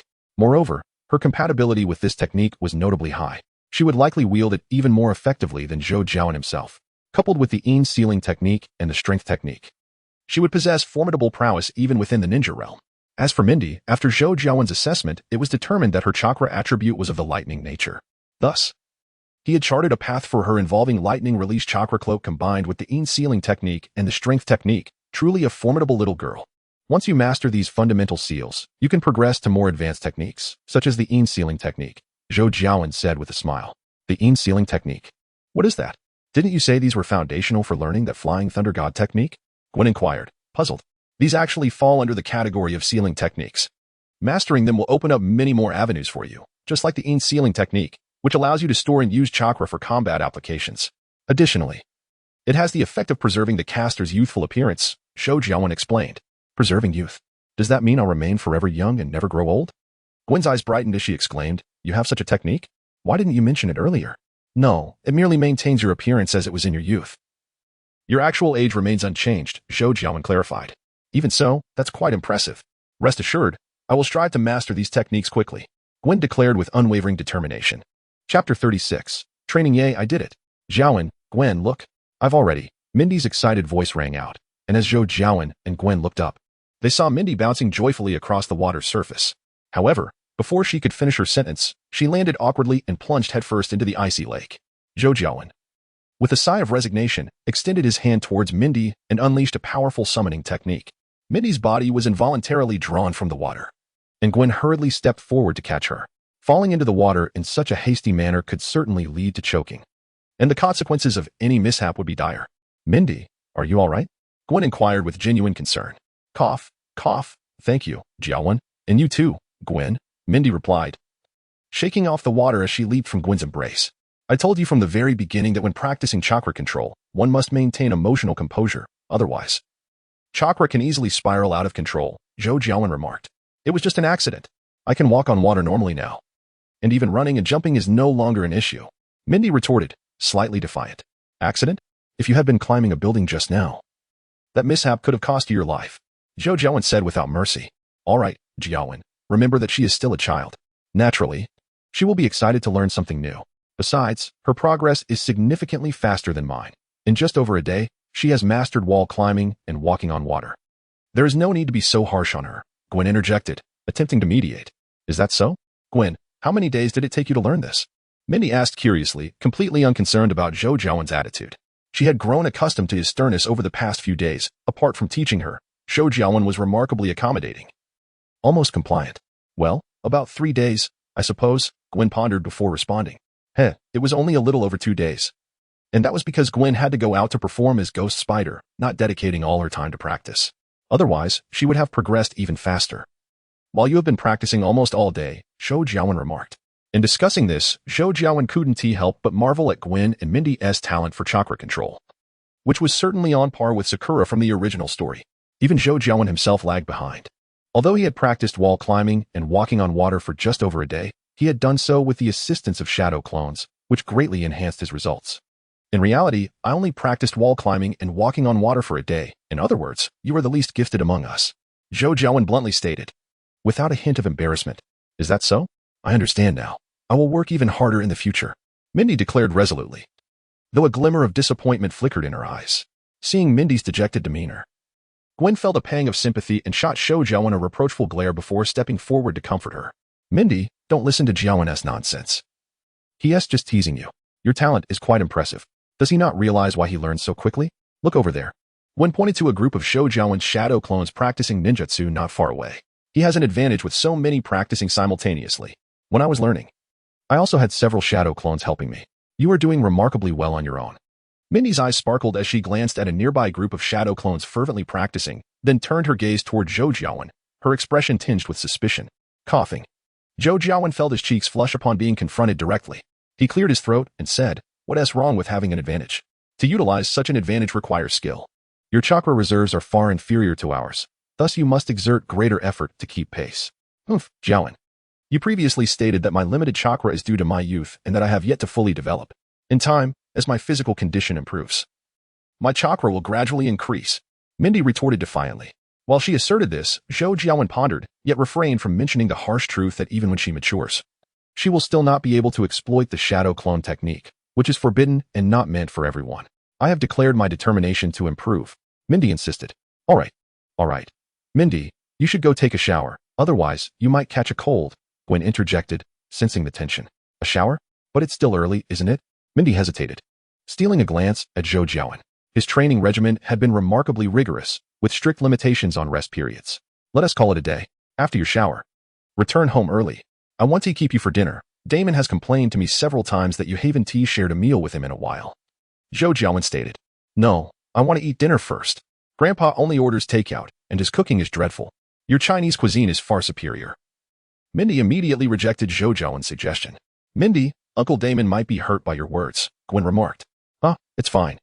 He wants to know if you don't mention it, Mindy replied awkwardly. Now, hurry and take a shower. We will go to the supermarket to buy some ingredients for hot pot afterward. Call Damon to join us once you're done, Zhou Jiawen instructed. Hot pot. That spicy red broth from last time, right? Yay. I'm going to shower right now. Mindy's eyes lit up at the mention of hot pot, and she cheered before darting toward the nascent secret base. Zhou Jiawen's secret base was a modest 2-story building covering approximately 5,000 square meters. Though it appeared rather rudimentary from the outside, its interior was equipped with adequate facilities. After all, with training grounds located externally, the secret base primarily served daily living needs. Or rather, the entire space functioned as Zhou Jiawen's sanctuary. Chuckling softly at Mindy's lively retreat, Zhou Jiawen couldn't help but smile.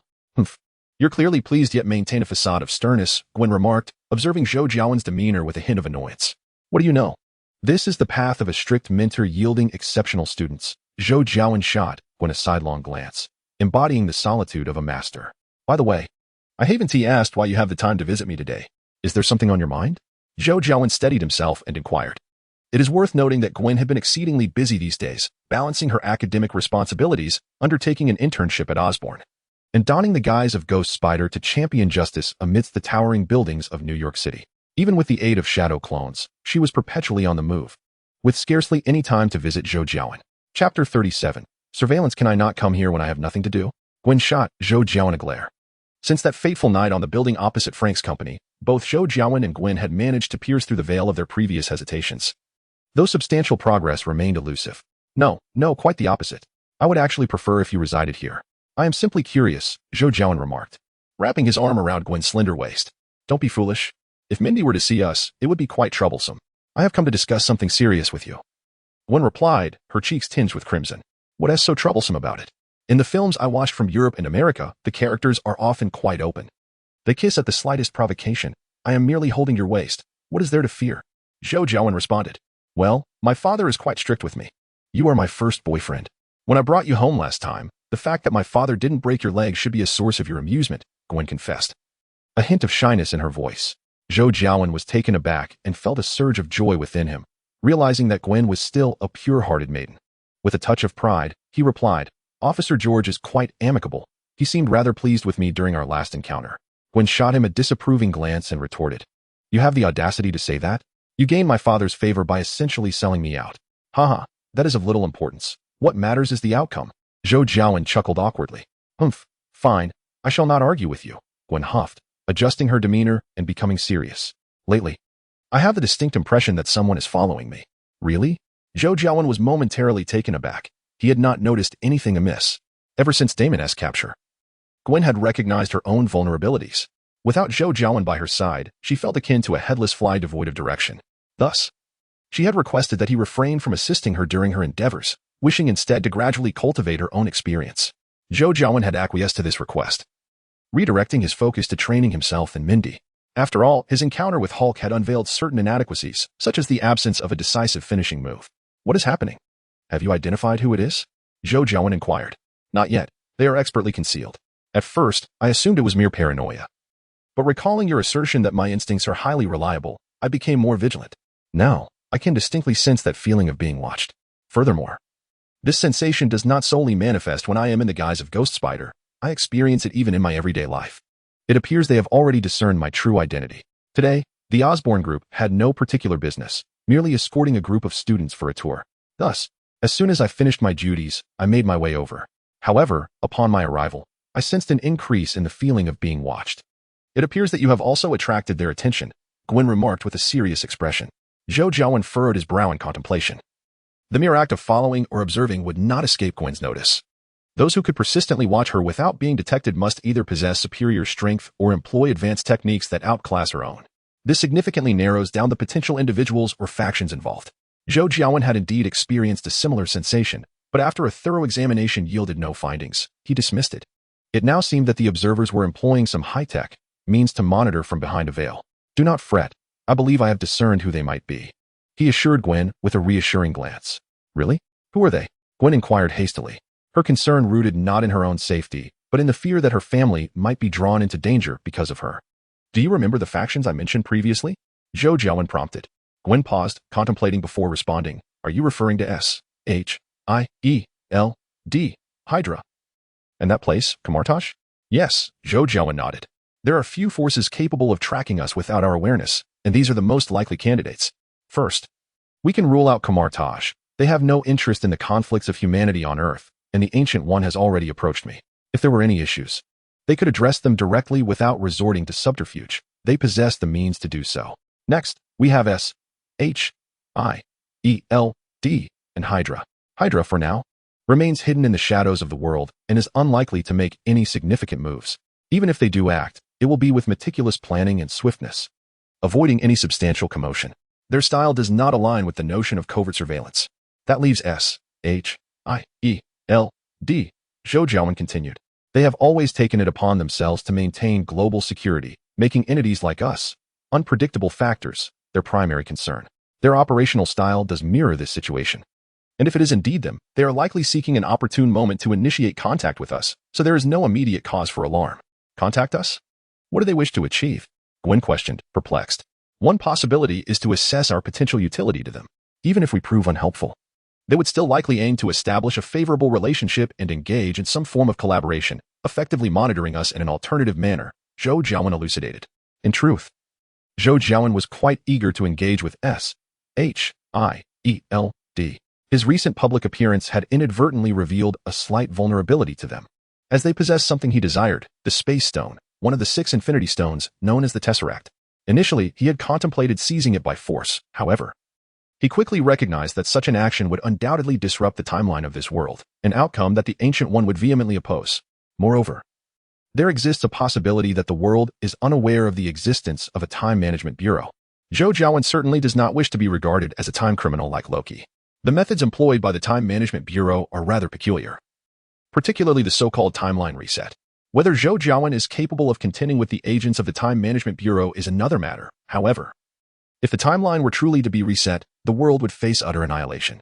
In Zhou Jiawen's perspective, a timeline reset is akin to a pruning. One affects the world at large, while the other pertains to the individual. Zhou Jiawen's very existence is an anomaly within this world. Does the Time Management Bureau exist? If so, why have they not sought him out?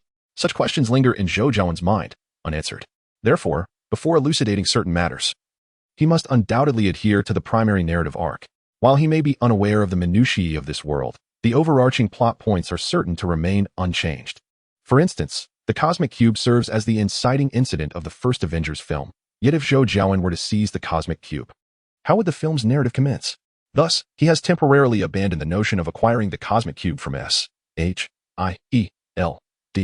reasoning that perhaps it would not be problematic to merely extract some energy for personal use. Chapter 38. Spider-Man, shall we simply wait for them to come to us? Doing nothing? Gwen inquired. No, we cannot be certain that they are indeed Shield. Moreover, let us not forget that I have previously mentioned how Shield has been thoroughly infiltrated by Hydra.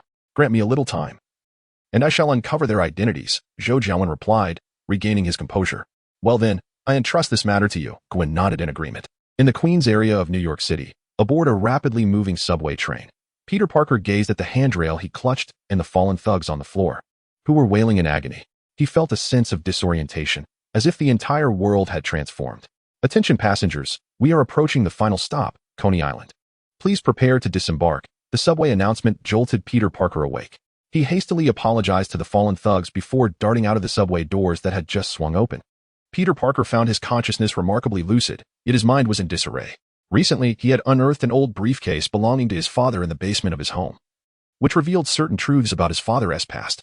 Determined to uncover the reasons behind his parents' departure, he had a minor disagreement with his Uncle Ben, who had always cared for him, yet he remained resolute in pursuing his inquiry. Today, through his friend Harry Osborn, Peter had gained access to the Osborn Corporation in search of clues. Yet, not only did he fail to find any leads, but he also inadvertently fell victim to a bite from a genetically engineered super spider developed by the corporation, leaving his head feeling somewhat foggy. The subsequent events blurred in his memory, and even now, he felt a lingering confusion. However, he was acutely aware that the world had indeed become different. The following morning, as Zhou Jiawen and Gwen stepped into the classroom, Gwen momentarily paused in her stride, and Zhou Jiawen furrowed his brow, directing his gaze toward a certain spot. There. Peter Parker looked up at them with a hint of confusion. Gwen glanced at Zhou Jiawen and whispered something to him. Shaking his head, Zhou Jiawen replied, "We'll discuss it later. Do you remember the breathing technique I taught you?" "Yes, I've been employing it, but it may not be very effective on him. My sensitivity toward him is rather unique, almost as if he were of my own kind," Gwen responded. "Let's focus on class for now. We can talk at noon." Zhou Jiawen nodded in understanding, choosing to leave the matter unexamined for the time being. At noon, on the school rooftop, Gwen, wearing a puzzled expression, inquired of Zhou Jiawen. "Jiawen, it seems Peter Parker may have indeed transformed into Spider-Man as you previously suggested. But how did this happen? Wasn't that super spider you destroyed?" "I'm not sure. By the way, you mentioned leading a group of students to tour Oscorp. Was Peter Parker among them?" Zhou Jiawen suddenly seemed to recall something and asked. "I doubt it. Ever since you informed me about him, I've been paying closer attention, and I would have remembered if he had been there yesterday," Gwen reflected. "That is peculiar. It appears that Peter Parker must have undergone his mutation just yesterday. The only places I know of that study super spiders are the Columbia University Science Center and Oscorp. The incident at Columbia was when he was bitten, so he must have visited Oscorp yesterday," Zhou Jiawen said, his brow furrowing in contemplation. Zhou Jiawen was aware of only 3 iterations of Spider-Man. The version portrayed by Holland was already bitten by the spider upon his introduction, with no elaboration on the circumstances, leaving Zhou Jiawen uninformed. However, considering age, he promptly dismissed Holland's version, as that Peter Parker would be approximately the same age as Mindy, whereas the current Peter Parker was a 17-year-old high school student. The storyline of the older Spider-Man had been supplanted by Gwen's narrative, thus eliminating that possibility as well. This left only the Amazing Spider-Man version, where Peter Parker likely blended in with the touring students at Oscorp, leading to his bite. Yet now, Gwen asserted she had not seen Peter Parker, which posed an enigma. Could it be another version from the comics? "Hey, Jiawen, he is coming over," Gwen suddenly remarked. "He is just hiding there, and has T approached any closer?" "Perfect, we can ask him directly," Zhou Jiawen replied with a smile, lifting his gaze. Peter Parker, perched on the rooftop, hesitated as he observed Zhou Jiawen and Gwen in the distance, deliberating whether to approach them for a conversation. This morning, he had realized that his physical abilities had significantly improved. These changes were likely a result of the spider that bit him yesterday, which originated from that interspecies gene fusion experiment. Peter Parker felt a twinge of apprehension, uncertain of the potential side effects of the experiment. As he pondered whether to consult Dr. Connors, an expert in the field, Gwen appeared. Though his perception was somewhat hazy, Peter sensed an extraordinary quality about Gwen, as if she were akin to his kind. This resemblance stirred memories of the recent emergence of a superhero in New York, the Ghost Spider, igniting a flicker of excitement within him. Approaching her, he hesitated, unsure if he should broach these topics in the presence of Zhou Jiawen. How long do you wish to see? A voice suddenly resonated within Peter's mind, startling him and causing him to nearly lose his balance on the rooftop. Who is speaking? Peter exclaimed, scanning his surroundings. Well, since you're here, why not come over? I happen to have a few inquiries for you, the voice continued. Peter paused, glancing towards Zhou Jiawen and Gwen, and noticed Zhou Jiawen smiling at him. Feeling a bit awkward, Peter managed a sheepish smile and approached, saying, hello. I hope I'm not interrupting. You were bitten by a spider yesterday? Zhou Jiawen asked directly. What makes you say that? Peter replied, surprised as he gazed at Zhou Jiawen. Where were you bitten? Zhou Jiawen pressed on. At Oscorp, Peter answered. It seemed that Peter had gained access to Oscorp through other means, which relieved Zhou Jiawen, who then thought of another classmate, Peter's friend, Harry Osborn. May I ask you both some questions? Peter inquired, turning his attention to Gwen. Just like you, I was bitten by a spider, Gwen remarked, as if anticipating Peter's questions. Elated by her response, Peter was about to ask about potential side effects when Zhou Jiawen interjected. Unlike you, the spider that bit Gwen was merely an ordinary super spider. The fact that she underwent mutation is nothing short of a miracle. Chapter 39. Warning: a miracle? What if I can't endure it? Gwen suddenly questioned, having never heard Zhou Jiawen speak in such terms before. I'm not entirely sure, Zhou Jiawen replied, clearing his throat. Gwen felt a surge of frustration. Although Zhou Jiawen had not explicitly stated it, his demeanor suggested that the outcome might not be particularly favorable. You jerk. Knowing such possibilities existed, you simply took me home and left me to fend for myself? What if I had died? I doubt that would happen. An ordinary person might perish. But for you, the worst-case scenario would be transforming into a supervillain. I firmly believe your fate will be a positive one. We must have faith in destiny, Zhou Jiawen explained to Gwen, his gaze tinged with a hint of appeasement. Humph, this matter is far from over, Gwen huffed, clearly still agitated. However, with Peter Parker, a stranger, present, she refrained from expressing her anger openly, opting instead to direct her attention to him. What about him? What makes him different from me? Peter Parker's eyes brightened as he turned to Zhou Jiawen, who was pondering the same question, though he felt hesitant to interject amidst the awkward tension between Gwen and Zhou. The super spiders created by the Osborn Corporation were the result of Dr. Richard Parker's groundbreaking research into interspecies genetic technology. He infused his own genetic material into those spider genes, and Dr. Richard Parker was. Zhou glanced at Peter Parker, my father. Peter interjected. Indeed, those spiders were originally intended by Dr. Richard Parker for his son, Peter. Only Peter can utilize them. Others would not fare well if they attempted to do so, Zhou explained. Zhou Jiawen. Do you know about my father's background? Peter asked, his excitement palpable as he looked at Zhou. I cannot say I do. All I know pertains to those spiders. Zhou replied candidly, struggling to recall specifics about Peter's father. Something about a plane crash, perhaps. Whether one chose to believe it was their own prerogative. How could that be? You know that the super spiders of the Osborn Corporation contain my father's genetic material. You must know about my father. Peter exclaimed, his agitation intensifying. Peter, please remain calm. We truly do not have clarity regarding your father's situation, and there is no reason for us to deceive you, Gwen interjected, frowning. Peter fixed his gaze on Zhou Jiawen, as if searching for answers etched on his face.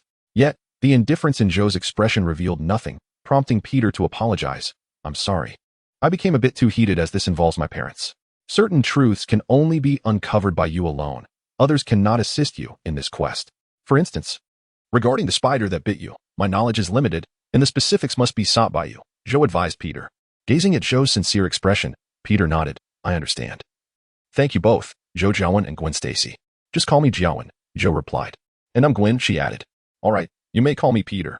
By the way, Gwen, is that superhero known as the Ghost Spider in New York City you? Peter asked with anticipation. Indeed, it is, Gwen smiled and nodded. Really? Could I have your autograph? I'm a huge fan, Peter exclaimed, brimming with excitement. Wait, I think I found them. Zhou suddenly chuckled, whispering to Gwen. The reason Zhou lingered near the school rooftop, awaiting Peter, was that it was a secluded spot, free from disturbances. Secondly, the expansive view here provides a certain advantage, as there are no electronic devices in the vicinity. The individuals surveilling Zhou Jiawen and Gwen are unable to employ any high-tech equipment, and with the unpredictable variable of Peter Parker in the mix, it might just lure them out. Have you found them? Where are they? Gwen inquired, her spirits lifted. No need to rush. They are in that building over there. The main body has already approached. We can continue to hang back and observe, Zhou Jiawen replied. What are you talking about? Peter Parker asked, perplexed. Gwen glanced at Zhou Jiawen, and upon seeing no dissent from him, she elaborated. It is as follows. In a dimly lit room, 4 impeccably dressed individuals in black are diligently attending to their tasks. The one who just had contact with the target must be our classmate Peter Parker. He does not appear to be an ordinary individual. Can we overhear what they are discussing? One of the men, using binoculars to observe Zhou Jiawen and the others, inquired. We cannot. The higher-ups instructed us to merely observe from a distance and document their movements, explicitly stating that we are not permitted to install listening devices or cameras. A technician replied, his computer screen filled with footage from various public and private surveillance cameras in the area. Very well. Let us gather information on Peter Parker and send it up later, the man with the binoculars said. Understood. The technician had just agreed when a flurry of white feathers began to descend, and his consciousness gradually faded. Illusion, the art of nirvana. Zhou Jiawen dispelled the dustless obfuscation spell and slowly materialized within the room. He approached and placed his hand on one of the black-clad individuals' heads, initiating the memory extraction. In no time, the memories of everyone in the room were fully retrieved. As Zhou Jiawen suspected, these were agents dispatched by S.H.I.E.L.D. Yet among the 4, 3 were undercover operatives of Hydra, indicating the extent of decay within S.H.I.E.L.D. Fortunately, these individuals were currently executing S.H.I.E.L.D.'s orders. Beyond them, fixed observation points were established near Zhou Jiawen's residence, Gwen's home, and the Osborn group, each manned by 4 individuals. Additionally, there were 4 operational teams, with 1 trailing Zhou Jiawen and 3 following Gwen. After acquiring the desired information, Zhou Jiawen contemplated for a moment, then thoroughly scavenged the room of its various equipment, which he believed would be of great interest to Mindy and Uncle Ben. He then confined all 4 individuals into the sand dimension before proceeding to the next location. At school, Gwen discreetly briefed Peter on the mysterious forces monitoring her and Zhou Jiawen before the 3 returned to the classroom, pretending as if nothing had transpired, resuming their lessons as usual. Meanwhile, Zhou Jiawen spent over an hour successfully neutralizing all the agents sent by S.H.I.E.L.D. to surveil them. Most of the time was devoted to scavenging for equipment. Zhou Jiawen did not spare even the vehicles, all of which he collected into the realm of the starting ball. The Flying Thunder God technique proved to be quite convenient. As for those agents, Zhou Jiawen gathered them together and, after activating the dustless cloak technique to become invisible, left them at the entrance of S.H.I.E.L.D. This would serve as a warning to the organization. Chapter 40, The Catalyst in the Night. A woman of exquisite features and tall stature, exuding an air of sophistication, stood in the office of S.H.I.E.L.D. Director Nick Fury, reporting on the recent events. Have they all regained consciousness? What is their condition? Nick Fury inquired. They are fine, but they all claim not to have seen the assailant. Before losing consciousness, they vaguely noticed white feathers falling. The surveillance at the entrance only captured them appearing out of thin air. Furthermore, all the equipment they took for the mission has vanished, and the trackers we placed in those devices have ceased to respond. Our technical team is still analyzing the situation, Maria Hill explained. Nick Fury fell silent for a moment, then looked at Hill and asked, What is your perspective? Hill pondered briefly before responding. It is quite evident who the assailant is. His act of returning them to the S.H.I.E.L.D. entrance suggests he possesses a certain understanding of us. However, I find it hard to believe that 5 fixed observation teams and 4 mobile observation teams, a total of 42 elite agents, were silently dealt with without any awareness of what transpired. The target's capabilities are extraordinarily formidable. Nick Fury nodded in agreement, stating, We have long confirmed his strength. It appears his environmental reconnaissance and intelligence gathering are impressively formidable. Nevertheless, he does not seem to harbor any malice towards us, otherwise he would not have returned them. Yet, there is no goodwill either, or else the reaction wouldn't be so intense. This incident serves as a warning to us, Hill added. Let us suspend all observational actions against them. Perhaps we can seize this opportunity to engage with them directly. First, we should locate Zhou Jiawen. Resolving matters with him would be tantamount to resolving issues with Gwen, Nick Fury remarked, his eyes glimmering with intent. Direct contact? Hill frowned, questioning, is this the right time? It is indeed appropriate. He is clearly dissatisfied with our surveillance. It would be only fitting for us to apologize and explain ourselves, Nick Fury replied with a smile. I understand, Director. I will proceed tomorrow, Hill nodded. Suddenly, as if struck by a thought, she added, by the way, Director, what about Peter Parker? Should we? Peter Parker, son of Richard Parker? It seems that Dr. Parker's experiments from years past were indeed successful. Damn it, Nick Fury's expression fluctuated, revealing his inner turmoil. Although Richard and Mary Parker appeared to be scientists for the Osborn Group, they had consistently operated as S.H.I.E.L.D. researchers, clandestinely conducting various secret studies under the guise of the Osborn Group. Since the historical super soldier program yielded the triumphant case of Captain America, S.H.I.E.L.D.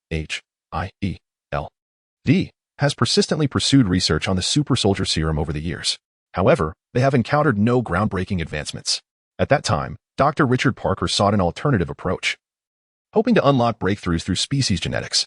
His hypothesis proved to be viable, yet a complication arose at the critical juncture of his interspecies gene fusion experiments. The identities of Dr. Richard Parker and his wife were exposed, drawing the attention of an unknown force. The Osborn Group subsequently sealed off their laboratory. Fortunately, Dr.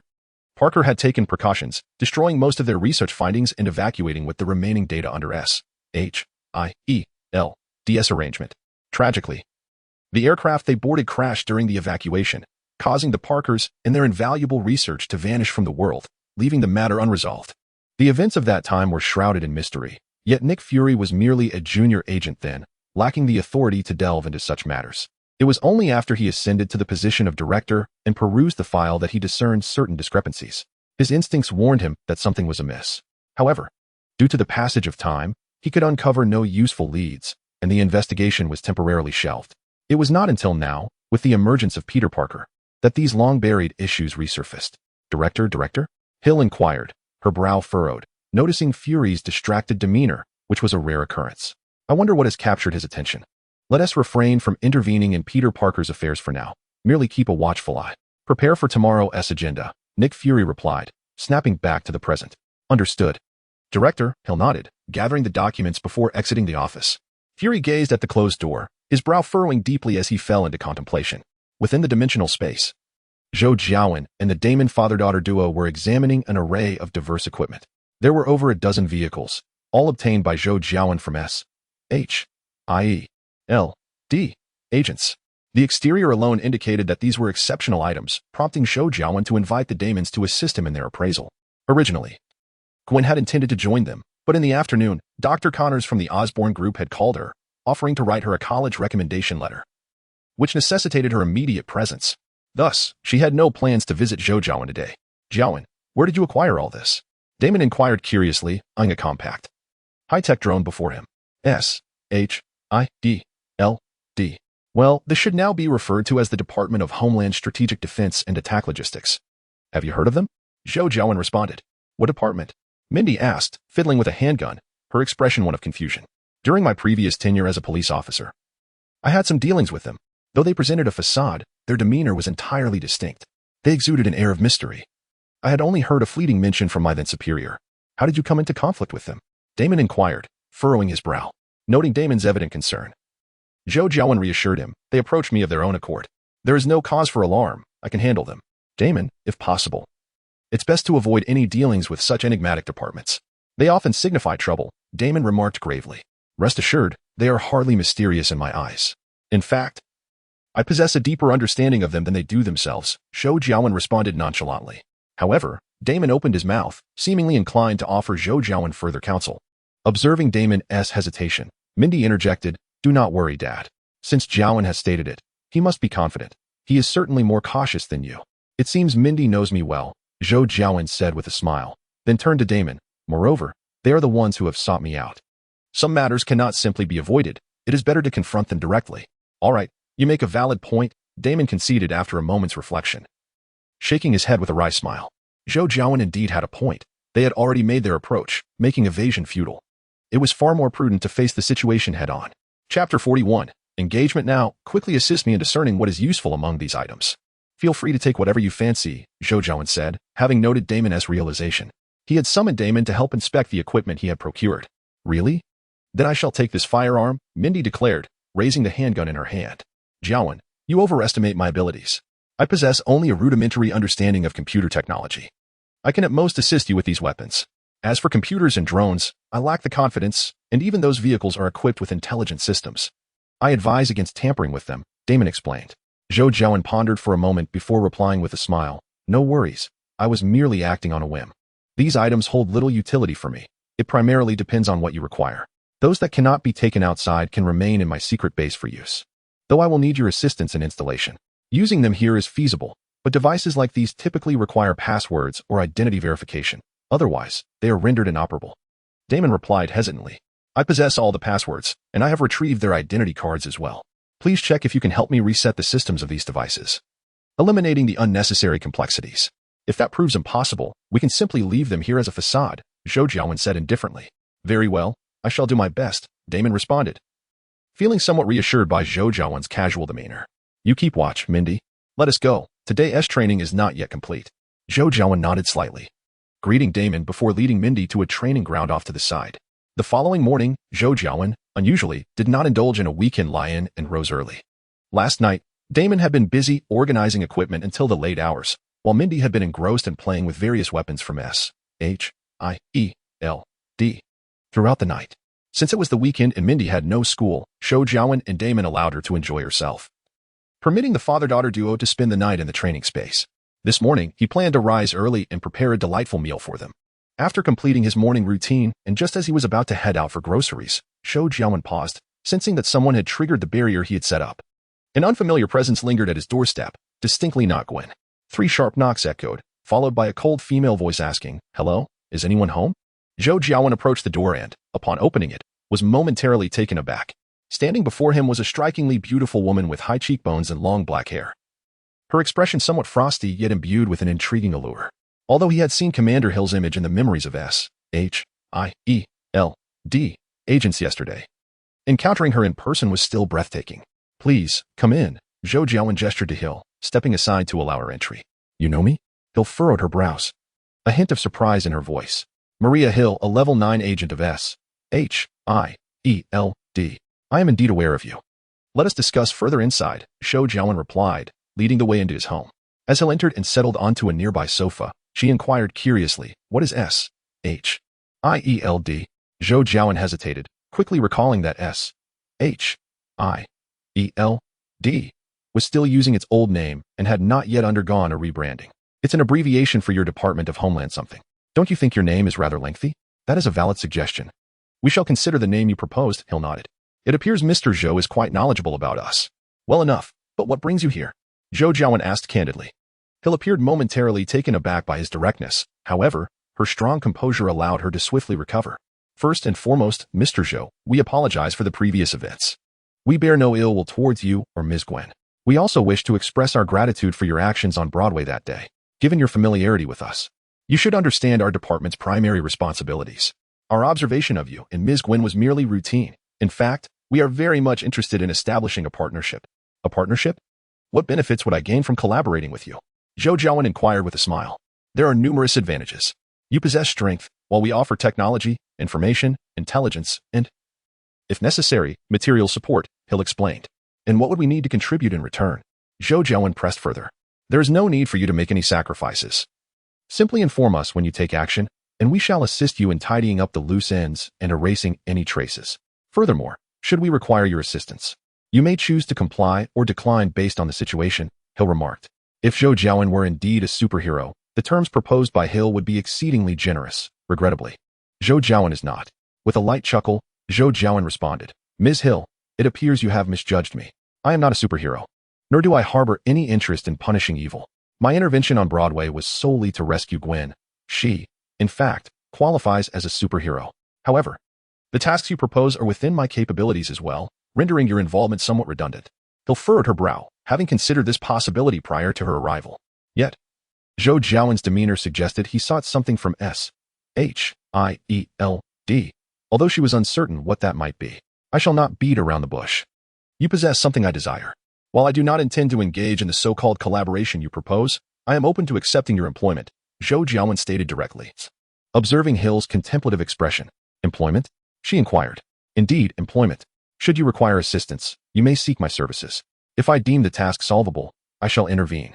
My expertise extends beyond mere physical prowess. If you encounter matters beyond your comprehension, you may also consult me. I possess knowledge that far exceeds your expectations. Though my services do not come cheaply, Zhou Jiawen elaborated. And what exactly do you desire? Surely it cannot be as simple as money, Hill questioned. The Tesseract, Zhou Jiawen declared. What? Hill exclaimed, taken aback by the unexpected request. Or rather, the energy of the Tesseract. Initially, I intended to seize the Tesseract itself. But due to certain considerations, I must settle for a portion of its energy for the time being. Do not tell me you are unable to extract the Tesseract's energy. Hydra managed to accomplish that during World War II, Zhou Jiawen asserted without hesitation. He had no faith in Nick Fury's claim that he began researching the Tesseract only after encountering Thor, an extraterrestrial, and realizing that Earth was not the sole harbor of intelligent life in the universe. He had encountered aliens in the previous century and had even ventured into outer space, witnessing alien fleets firsthand. Chapter 42. Tesseract energy. This matter is beyond my authority to approve. I must consult with my superiors. Hill responded with a serious expression. Consult? Is he not eavesdropping on our conversation?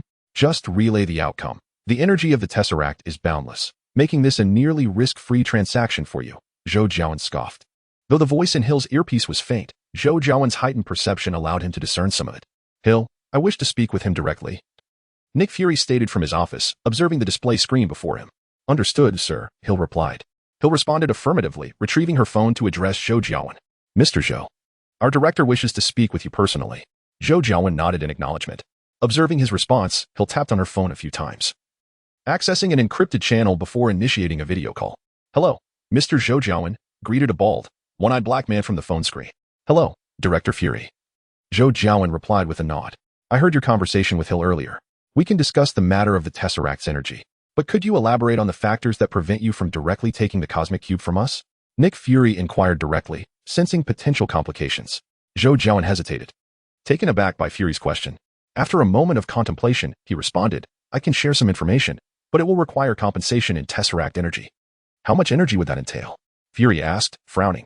That depends on the capacity of your unit container for storing Tesseract energy, Zhou Jiawen replied. Please hold for a moment. Samples are already on their way, Fury stated. Zhou Jiawen raised an eyebrow, a flicker of delight washing over him. Impressive, your response is swift.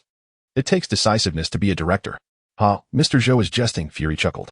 Just call me Jiawen. Zhou Jiawen smiled, sensing the atmosphere in the room lighten considerably. One cannot deny the efficiency of S-H-I-E-L-D. Shortly after, a man in black arrived, knocking on the door with a briefcase in hand. Hill rose to open the door, accepting the case from him, and once the door was secured, she placed the case before Zhou Jiawen. Opening the case revealed 10 palm-sized metallic cubes, each radiating a brilliant blue glow. Zhou Jiawen casually picked one up. As he activated his ability, a stream of pure spatial energy flowed into his body, swiftly absorbed by his Rinnegan. This surge caused the technique he typically employed to conceal his Rinnegan to falter, revealing his unusual, rippling eyes to Hill and Fury, provoking an inexplicable flutter in their hearts. In no time, one energy cube was entirely consumed. The energy was modest yet remarkably pure. One cube was roughly equivalent to 1/20th of what Ancient One had previously gifted him, and Zhou Jiawen felt quite satisfied. Regarding your earlier inquiry, since I can only divulge partial information, 5 such energy cubes should suffice. Would you like to hear it? Zhou Jiawen pondered before stating. Deal. Fury readily agreed, recognizing that Zhou Jiawen was setting the terms, and he was eager to hear Zhou Jiawen's response to assess its worth. The cosmic cube is a formidable entity when placed on Earth. If it merely circulates in the hands of ordinary humans, that entity will remain indifferent, for they are unaware of its true potential. However, if I were to take it away, it would likely draw his attention. This is all I can say. Is this answer satisfactory? Zhou Jiawen remarked. Nick Fury and Hill remained silent, weighing the veracity of Zhou Jiawen's words. Furthermore, Zhou Jiawen's statements revealed a plethora of information, indicating that the formidable entity in question was likely not of terrestrial origin. Moreover, if both S-H-I-E-L-D and the previous Hydra were considered ordinary humans, what unique attributes did Zhou Jiawen possess? What, then, was the true purpose of the cosmic cube? Indeed, it is exceedingly valuable. After a prolonged silence, Nick Fury asserted with conviction. So what is the true purpose of the cosmic cube? Hill suddenly inquired. Zhou Jiawen turned to her, smiled, and replied. Are you certain you truly wish to know? Hill. Nick Fury admonished sharply. If Zhou Jiawen's claims held truth, then that question should have remained unasked, at least for now. My apologies, Director. Hill, chastened by his rebuke, recognized her error and bowed her head in silence. I beg your pardon, Jiawen, for the discomfort. Nick Fury addressed Zhou Jiawen. No worries. Do you have any further questions? Zhou Jiawen smiled, seizing the opportunity to gather additional energy from the cube. After a moment of contemplation, Nick Fury Gazing into Zhou Jiawen's enigmatic eyes, inquired, "Is your background for sale?" "Me?" Zhou Jiawen paused momentarily, then as if struck by a revelation, glanced at his reflection in Hill's phone screen, and indeed caught sight of his own Rinnegan. "Ah, that is acceptable, but this question is worth 100 energy blocks." Zhou Jiawen chuckled ruefully before continuing. 100? Hill gasped, recalling that her previous question had only been valued at 5 energy blocks. "Very well. We can certainly afford that amount," Nick Fury nodded, though his expression betrayed a hint of pain. In reality, given SHIELD's stockpile of energy blocks, 100 was but a trifling sum. As Zhou Jiawen had indicated, it was a risk-free transaction, though extracting energy was somewhat cumbersome. As long as the cosmic cube was in hand, energy blocks could be obtained in abundance. Then we shall need to change our location for this discussion. "Look into my eyes." Zhou Jiawen gestured, forming hand seals towards Hill and Nick Fury. Despite Hill utilizing a secure channel, Zhou Jiawen had little faith in SHIELD's technology. Who could say whether this secure channel belonged to SHIELD or Hydra? Illusion, binding technique. In the next instant, Hill found herself enveloped in a crimson, surreal realm, her body pinned to a cross, immobile. I apologize. I shall release you at once," Zhou Jiawen's voice resonated. And Hill felt her body loosen, allowing her to collapse to the ground. Zhou Jiawen, however, was preoccupied with contemplation. He had just cast an illusion on both Hill and Nick Fury simultaneously, yet only Hill had fallen prey to it. It appeared that the Rinnegan could not cast its magic through a screen after all. "What is this place? What have you done?" Hill inquired, a hint of panic in her voice. "This is our consciousness space, where dialogue is relatively secure," Zhou Jiawen explained. "However, your superior has not been brought in, which complicates matters." "Secure? Is someone eavesdropping on us?" Hill asked, puzzled. "Good question. That inquiry is worth 50 energy blocks. Do you wish to ask it?" Zhou Jiawen chuckled. Chapter 43, Questions and Answers. 50? I can't make that decision, Hill replied after a moment of silence. Although she was one of the few level 9 agents in SHIELD, she was not in charge of the Tesseract project and knew little about it, thus she could not act unilaterally. "Well, it seems we must bring Nick Fury in after all," Zhou Jiawen said, dispelling the illusion. Hill felt a fleeting sensation before she found herself back in Zhou Jiawen's room. "All right, take my hand so we can resolve this quickly. I have other matters to attend to today." Zhou Jiawen extended his hand towards Hill. "What do you intend to do?" Hill asked, her expression wary. "Is something amiss, Hill?" On the other end of the line, Nick Fury sensed something was off. Although to him, Hill merely seemed momentarily taken aback. "I believe we should discuss this in person. I will be there shortly," Zhou Jiawen stated.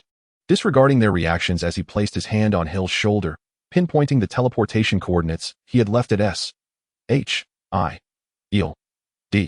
the previous day, activating the Flying Thunder God technique. In the next moment, Zhou Jiawen and Hill appeared before the Triskelion SHIELD headquarters. "Oh, what on earth is happening?" Hill exclaimed, disoriented by the familiar structure and the sudden dizziness that overcame her. Zhou Jiawen, surprised that Hill could still stand unaided, remarked, "It's just as you see. I didn't expect you to possess the talent for learning space ninjutsu." "Space ninjutsu? What is that?" Hill shook her head, confused. "It's nothing. For now, your priority should be to send them away," Zhou Jiawen replied, glancing at the throng of armed agents surrounding them. After a flurry of activity, Zhou Jiawen and Nick Fury finally met within the consciousness space. "Jiawen, could you enlighten me as to why you have gone to such lengths?" Nick Fury addressed him. "That question is worth 50 energy blocks, bringing the total to 150 energy blocks," Zhou Jiawen replied. 150? Nick Fury murmured hesitantly. "The previous question was valued at 100 energy blocks as it pertained to me, while this one, although unrelated to me, concerns you all. Hence its value of 50 energy blocks," Zhou Jiawen implied. "Concerning us? Very well, it's a deal," Nick Fury nodded. Seeing Nick Fury acquiesce, Zhou Jiawen smiled contentedly, his gaze growing more appreciative of Nick Fury's dark bald head, and said, "All right, let us begin with the first question. Are you familiar with the multiverse and the theory of parallel dimensions?" "Multiverse? Parallel dimensions? Are you referring to alternate worlds?" Nick Fury furrowed his brow. "Quite so," Zhou Jiawen remarked nonchalantly. "I am also a native of Earth, albeit not from this particular realm. My arrival here was merely serendipitous with my abilities. I cannot breach the dimensional barrier." Nick Fury fell into a contemplative silence, and Zhou Jiawen, observing his expression, surmised the nature of his thoughts. Amused, he quipped, "Surely, you are not pondering the threats from alternate worlds, are you? The primary duty of our nation's strategic homeland intervention, enforcement, and logistics division is to safeguard Earth and preempt potential dangers. Is there a problem?" Frowning, Nick Fury inquired, "If it were solely reliant on you, Earth would have perished long ago. The reason I mention this is that I am not under your jurisdiction. Not under our jurisdiction? What do you mean by that? Nick Fury asked, disregarding Zhou Jiawen's demeanor. The threats from the multiverse have always loomed. To them, Earth is a delectable prize, a morsel that many wish to savor. The reason Earth remains unscathed thus far is due to the existence of a cadre of unassuming guardians throughout history, the sorcerers of Kamar-Taj. They have established 3 sanctuaries, erecting formidable barriers that repel powerful entities from alternate realms, such as angels, demons, and dark lords, who covet our world. Only occasionally do weaker interlopers manage to infiltrate through various channels, sowing chaos, Zhou Jiawen elucidated. Interlopers? Like you? Nick Fury scrutinized Zhou Jiawen. Indeed, much like myself. However, the Supreme Sorcerer of Kamar-Taj has already conferred with me, so to speak. I now possess a green card for Earth. Zhou Jiawen nodded. What is the Supreme Sorcerer? Nick Fury probed. The Supreme Sorcerer is the most formidable mage in Kamar-Taj. They possess the ability to glimpse both the past and future, and can even venture into alternate realms to contend with powerful beings. The current Supreme Sorcerer, the Ancient One, is the mightiest of all. As long as she draws breath, Earth shall remain safe, Zhou Jiawen explained. Suddenly, Nick Fury seemed to recall something and asked Zhou Jiawen, her? Was the Supreme Sorcerer's visit to you around the time you retrieved the corpse of the Colossus? Zhou Jiawen responded, somewhat astonished that Nick Fury had made that connection. Noting Zhou Jiawen's surprise, Nick Fury felt reassured and smiled. You have concealed yourself on Earth for so long that it was only after the incident with the Colossus that you began to reveal traces of your existence. We surmised that something transpired during that period. Zhou Jiawen paused, momentarily taken aback. What do you mean by hidden for so many years? I have only been in this world for a few months. Realizing that Nick Fury must have misunderstood, Zhou Jiawen chose not to clarify, instead stating, yes. She sought me out and alleviated some of my concerns. Now, let us leave this matter behind. Nick Fury furrowed his brow. He had numerous inquiries he wished to pursue. Yet it was evident that Zhou Jiawen was reluctant to discuss these matters further. Thus, he refrained from pressing on. What about the remaining question? A chuckle escaped Zhou Jiawen as he remarked, regarding that, I have but one statement. Among the 42 agents you dispatched to surveil us yesterday, 27 are covert operatives of Hydra.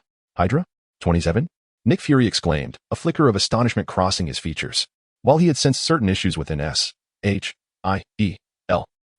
he had never anticipated the situation to be so dire.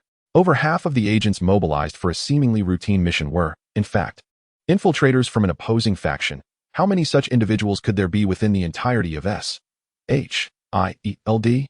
Furthermore, had not Hydra been eradicated during World War II? Zhou Jiawen continued, thus, it is not merely a matter of my excessive caution. It is that I cannot place my trust in S.H.I.E.L.D.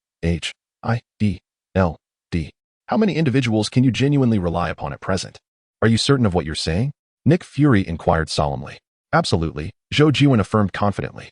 With Zhou Jiawen's resolute response, Nick Fury fell into a contemplative silence. It appears you are not inclined to pose any further questions today, Zhou Jiawen observed, directing his gaze at Fury. Indeed, I appreciate your assistance today, Mr. Zhou. The items you requested are being prepared by Hill, Nick Fury replied. Not at all, not at all. Should you require anything in the future? Do not hesitate to seek me out, Zhou Jiawen smiled. Chapter 44, Prelude upon returning from S.H.I.E.L.D. Zhou Jiawen could no longer conceal the joy radiating from his countenance. S.H.I.E.L.D.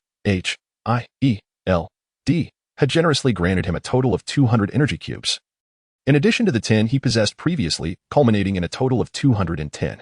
S.H.I.E.L.D. had engaged in a risk-free transaction. Was Zhou Jiawen any different? It was merely a matter of verbal persuasion. Eagerly, Zhou Jiawen extracted the energy cubes, beginning to absorb them one by one. After consuming 30 cubes, he felt a slight pressure in his eyes. His body was nearing saturation and required time to assimilate the energy, prompting him to cease. Clenching his fist, Zhou Jiawen realized that not only had his mastery over spatial abilities significantly improved, but his physical prowess had also been notably enhanced. His celestial physique seemed to have undergone a transformation. The power of the Infinity Stones was indeed formidable. In the days that followed, Zhou Jiawen's life resumed its regular cadence, with the majority of his time devoted to training and cultivating Gwen and Mindy. Occasionally, he would venture out on dates with Gwen, leading a life of considerable contentment. Jiawen.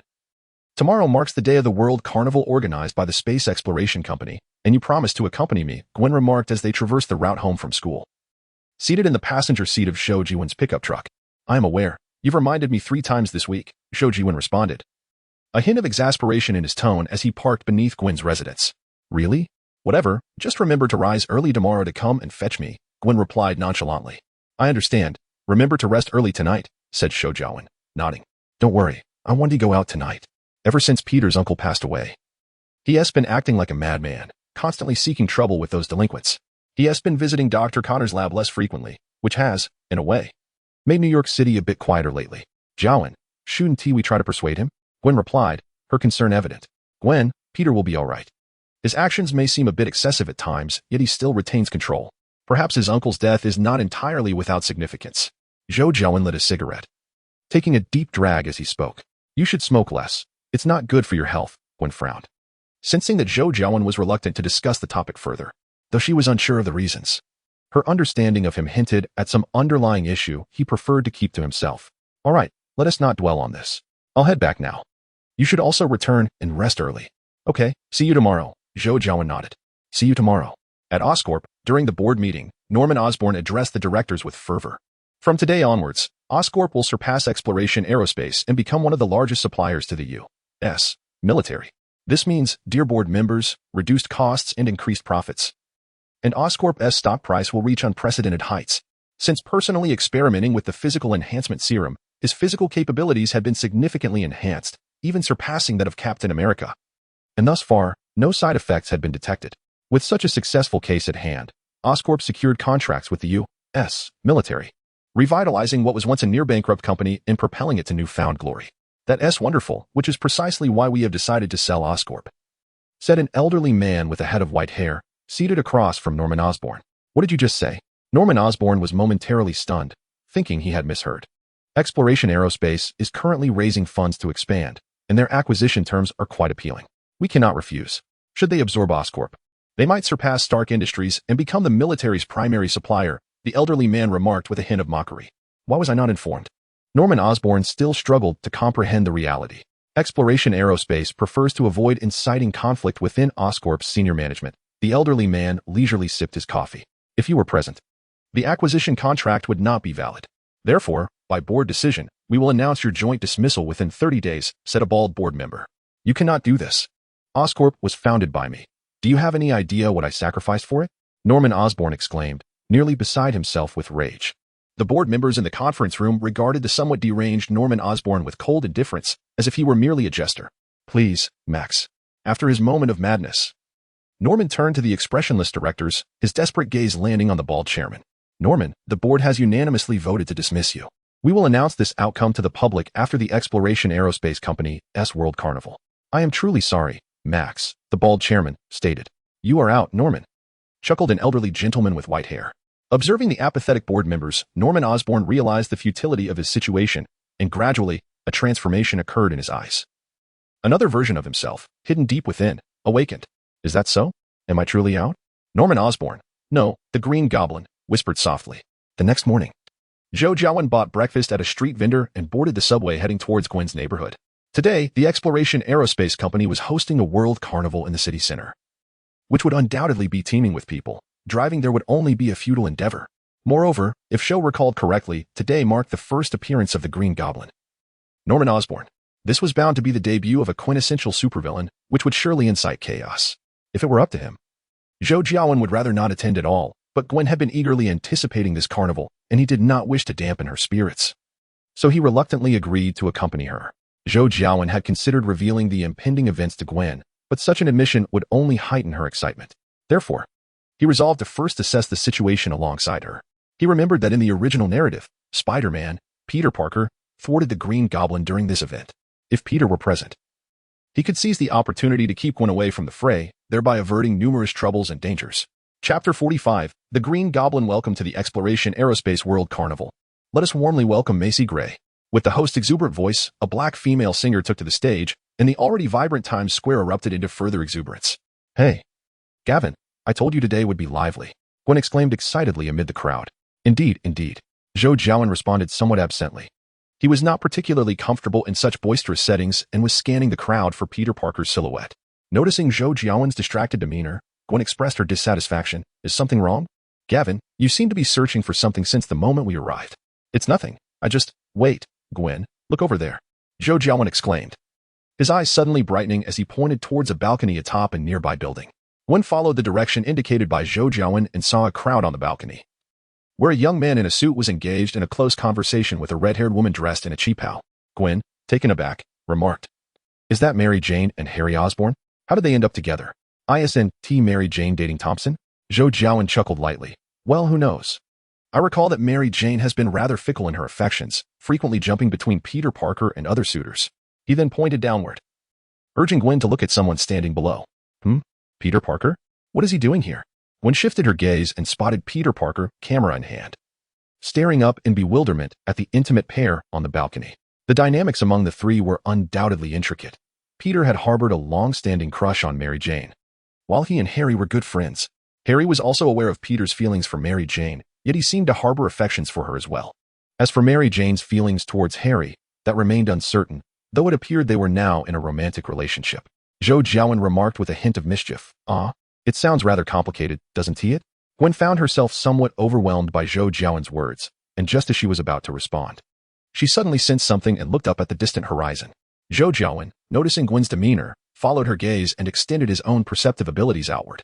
A deafening roar of engines echoed as a figure appeared in the sky, gliding on a device resembling a skateboard, weaving between buildings and drawing nearer. "What is that? Is it a new product from the Exploration Aerospace Company to be showcased this year?" The crowd at Times Square, gathered for the World Carnival, also noticed the silhouette in the sky, yet they remained blissfully unaware of the impending danger, instead growing increasingly exhilarated. The armored Green Goblin soared above the crowd on his flying device, eliciting waves of excited screams from the onlookers. Satisfied with their reaction, he let out a sharp, maniacal laugh. The Green Goblin then glided toward a balcony where Osborn Group executives were gathered and, with a cold smirk, hurled a plump metallic sphere downwards. Boom! The metal orb exploded, shattering the stone balcony into fragments, sending a cascade of debris raining down, which incited chaos among the crowd below. "Jiawen, I need to change." Gwen furrowed her brow as she spoke to Zhou Jiawen, tossing off her backpack and turning to flee the scene. "Wait, Gwen, look. Peter is already on the move." Zhou Jiawen exclaimed, grabbing Gwen and pointing to Peter Parker, who was hastily shedding his clothes as he ran. Gwen, with a serious expression, glanced at Peter Parker and said to Zhou Jiawen, "He is he, and I am I. Regardless of Peter's actions, I cannot stand idly by." With that, Gwen broke free from Zhou's grasp and vanished into the crowd. Zhou watched her retreating figure, shaking his head helplessly. It was merely the Green Goblin, surely. Gwen and Peter together could handle him with ease. Yet, for some inexplicable reason, Zhou felt an unsettling aura emanating from the Green Goblin still hovering in the sky. The Green Goblin, riding on his flying device, glided towards the balcony, laughing maniacally.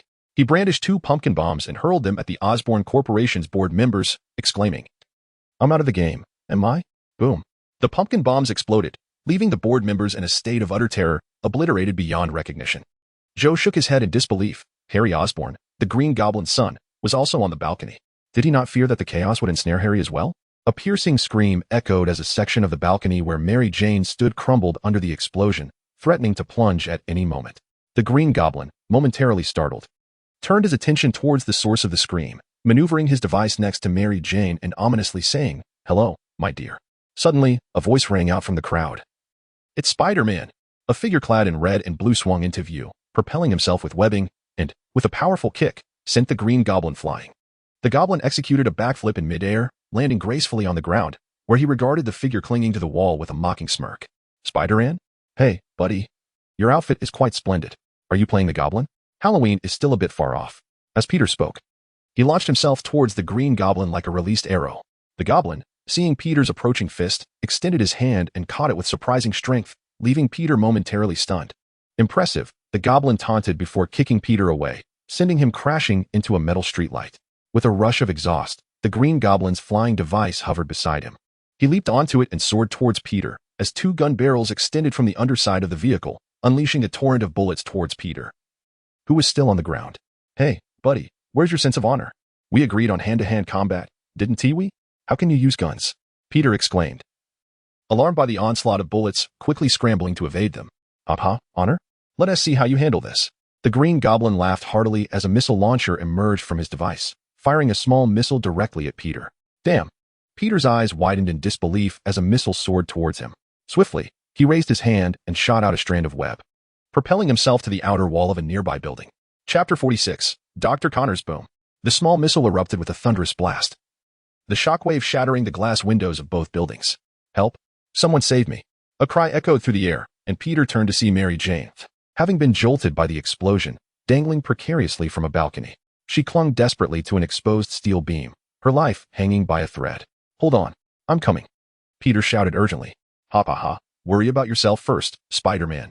The Green Goblin hovered in the air, wielding a machine gun and firing relentlessly at Peter, forcing him into a frantic dance of evasion, leaving him little chance to assist anyone else. It seemed the goblin aimed to eliminate Peter with overwhelming firepower. Whoosh! A golden flash, accompanied by a sharp slicing sound, cut through the air. The Green Goblin momentarily faltered, narrowly dodging the golden beam. But his flying apparatus was not so fortunate. It was pierced from above, leaving a gaping hole. The beam continued its trajectory, embedding itself into the ground with such force that it created a small crater in the concrete. The Green Goblin looked up, noticing a white figure on the building's exterior, wielding a golden longbow aimed directly at him. The golden beam had been a golden arrow. "Phantom Spider," he snarled through gritted teeth. Gwen crouched against the wall, slightly shaking her head. Her aim still needed refinement. She was employing a secret technique taught to her by Zhou Jiawen, the spider's golden adhesion technique, which allowed her webbing to take on metallic properties to enhance its power. The longbow in her hands was a weapon crafted through this technique, her adhesive warbow.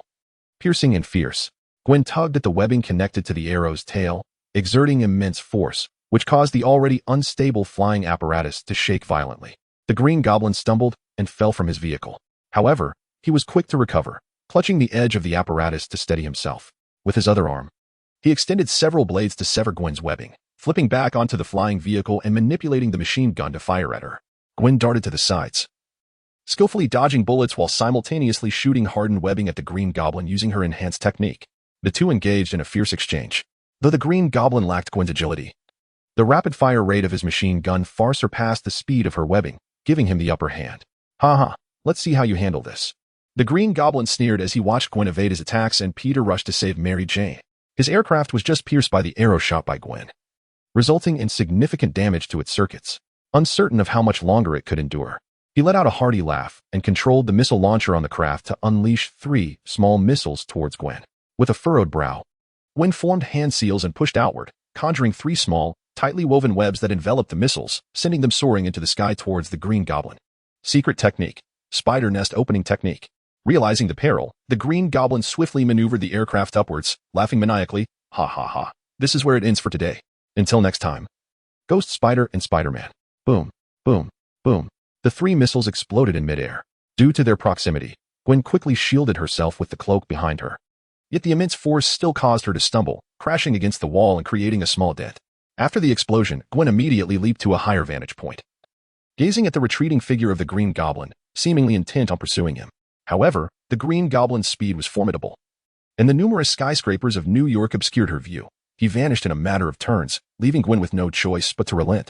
"Thank you, Ghost Spider."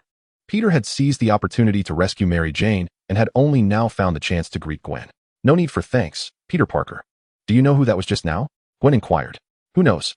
Perhaps some psychologically twisted individual with violent tendencies," Peter replied, a hint of indignation in his voice, recalling the fierce beating he had just endured. Although he was uninjured, he was still quite displeased. "All right, he's very dangerous. We must be cautious if we encounter him again. If things go awry, we can contact each other," Gwen said, her expression serious, recognizing the high-tech equipment the Green Goblin possessed, indicating that he was no ordinary foe. "The police are coming. I must take my leave." "Until next time," Peter said, noticing the approaching officers, and with that, he swung away on his web. Seeing this, Gwen did not linger either. She had no fondness for the police and turned to depart in the opposite direction. As dusk fell within the Osborn Group headquarters, 2 voices shattered the stillness of the night. "The cross-species genetics are beginning to take effect. I utilized lizard DNA to aid Freddy in regenerating his leg," Dr. Connors stated. "It is a miracle," Dr. Ratha remarked as he observed the small white mouse before him. "No, it is the successful result of diligent research and a glimmer of hope. We are one step closer to experimenting on primates," Dr. Connors replied. "He cannot afford to wait for your gradual progress. You know the current state of the Osborn Group is dire. He requires new research results to leverage," Dr. Ratha asserted. "But he must wait. We have far too many experiments yet to conduct," Dr. Connors furrowed his brow. "Indeed, you must commence human trials immediately," Dr. Ratha declared, picking up a vial of genetic fusion serum. "Human trials?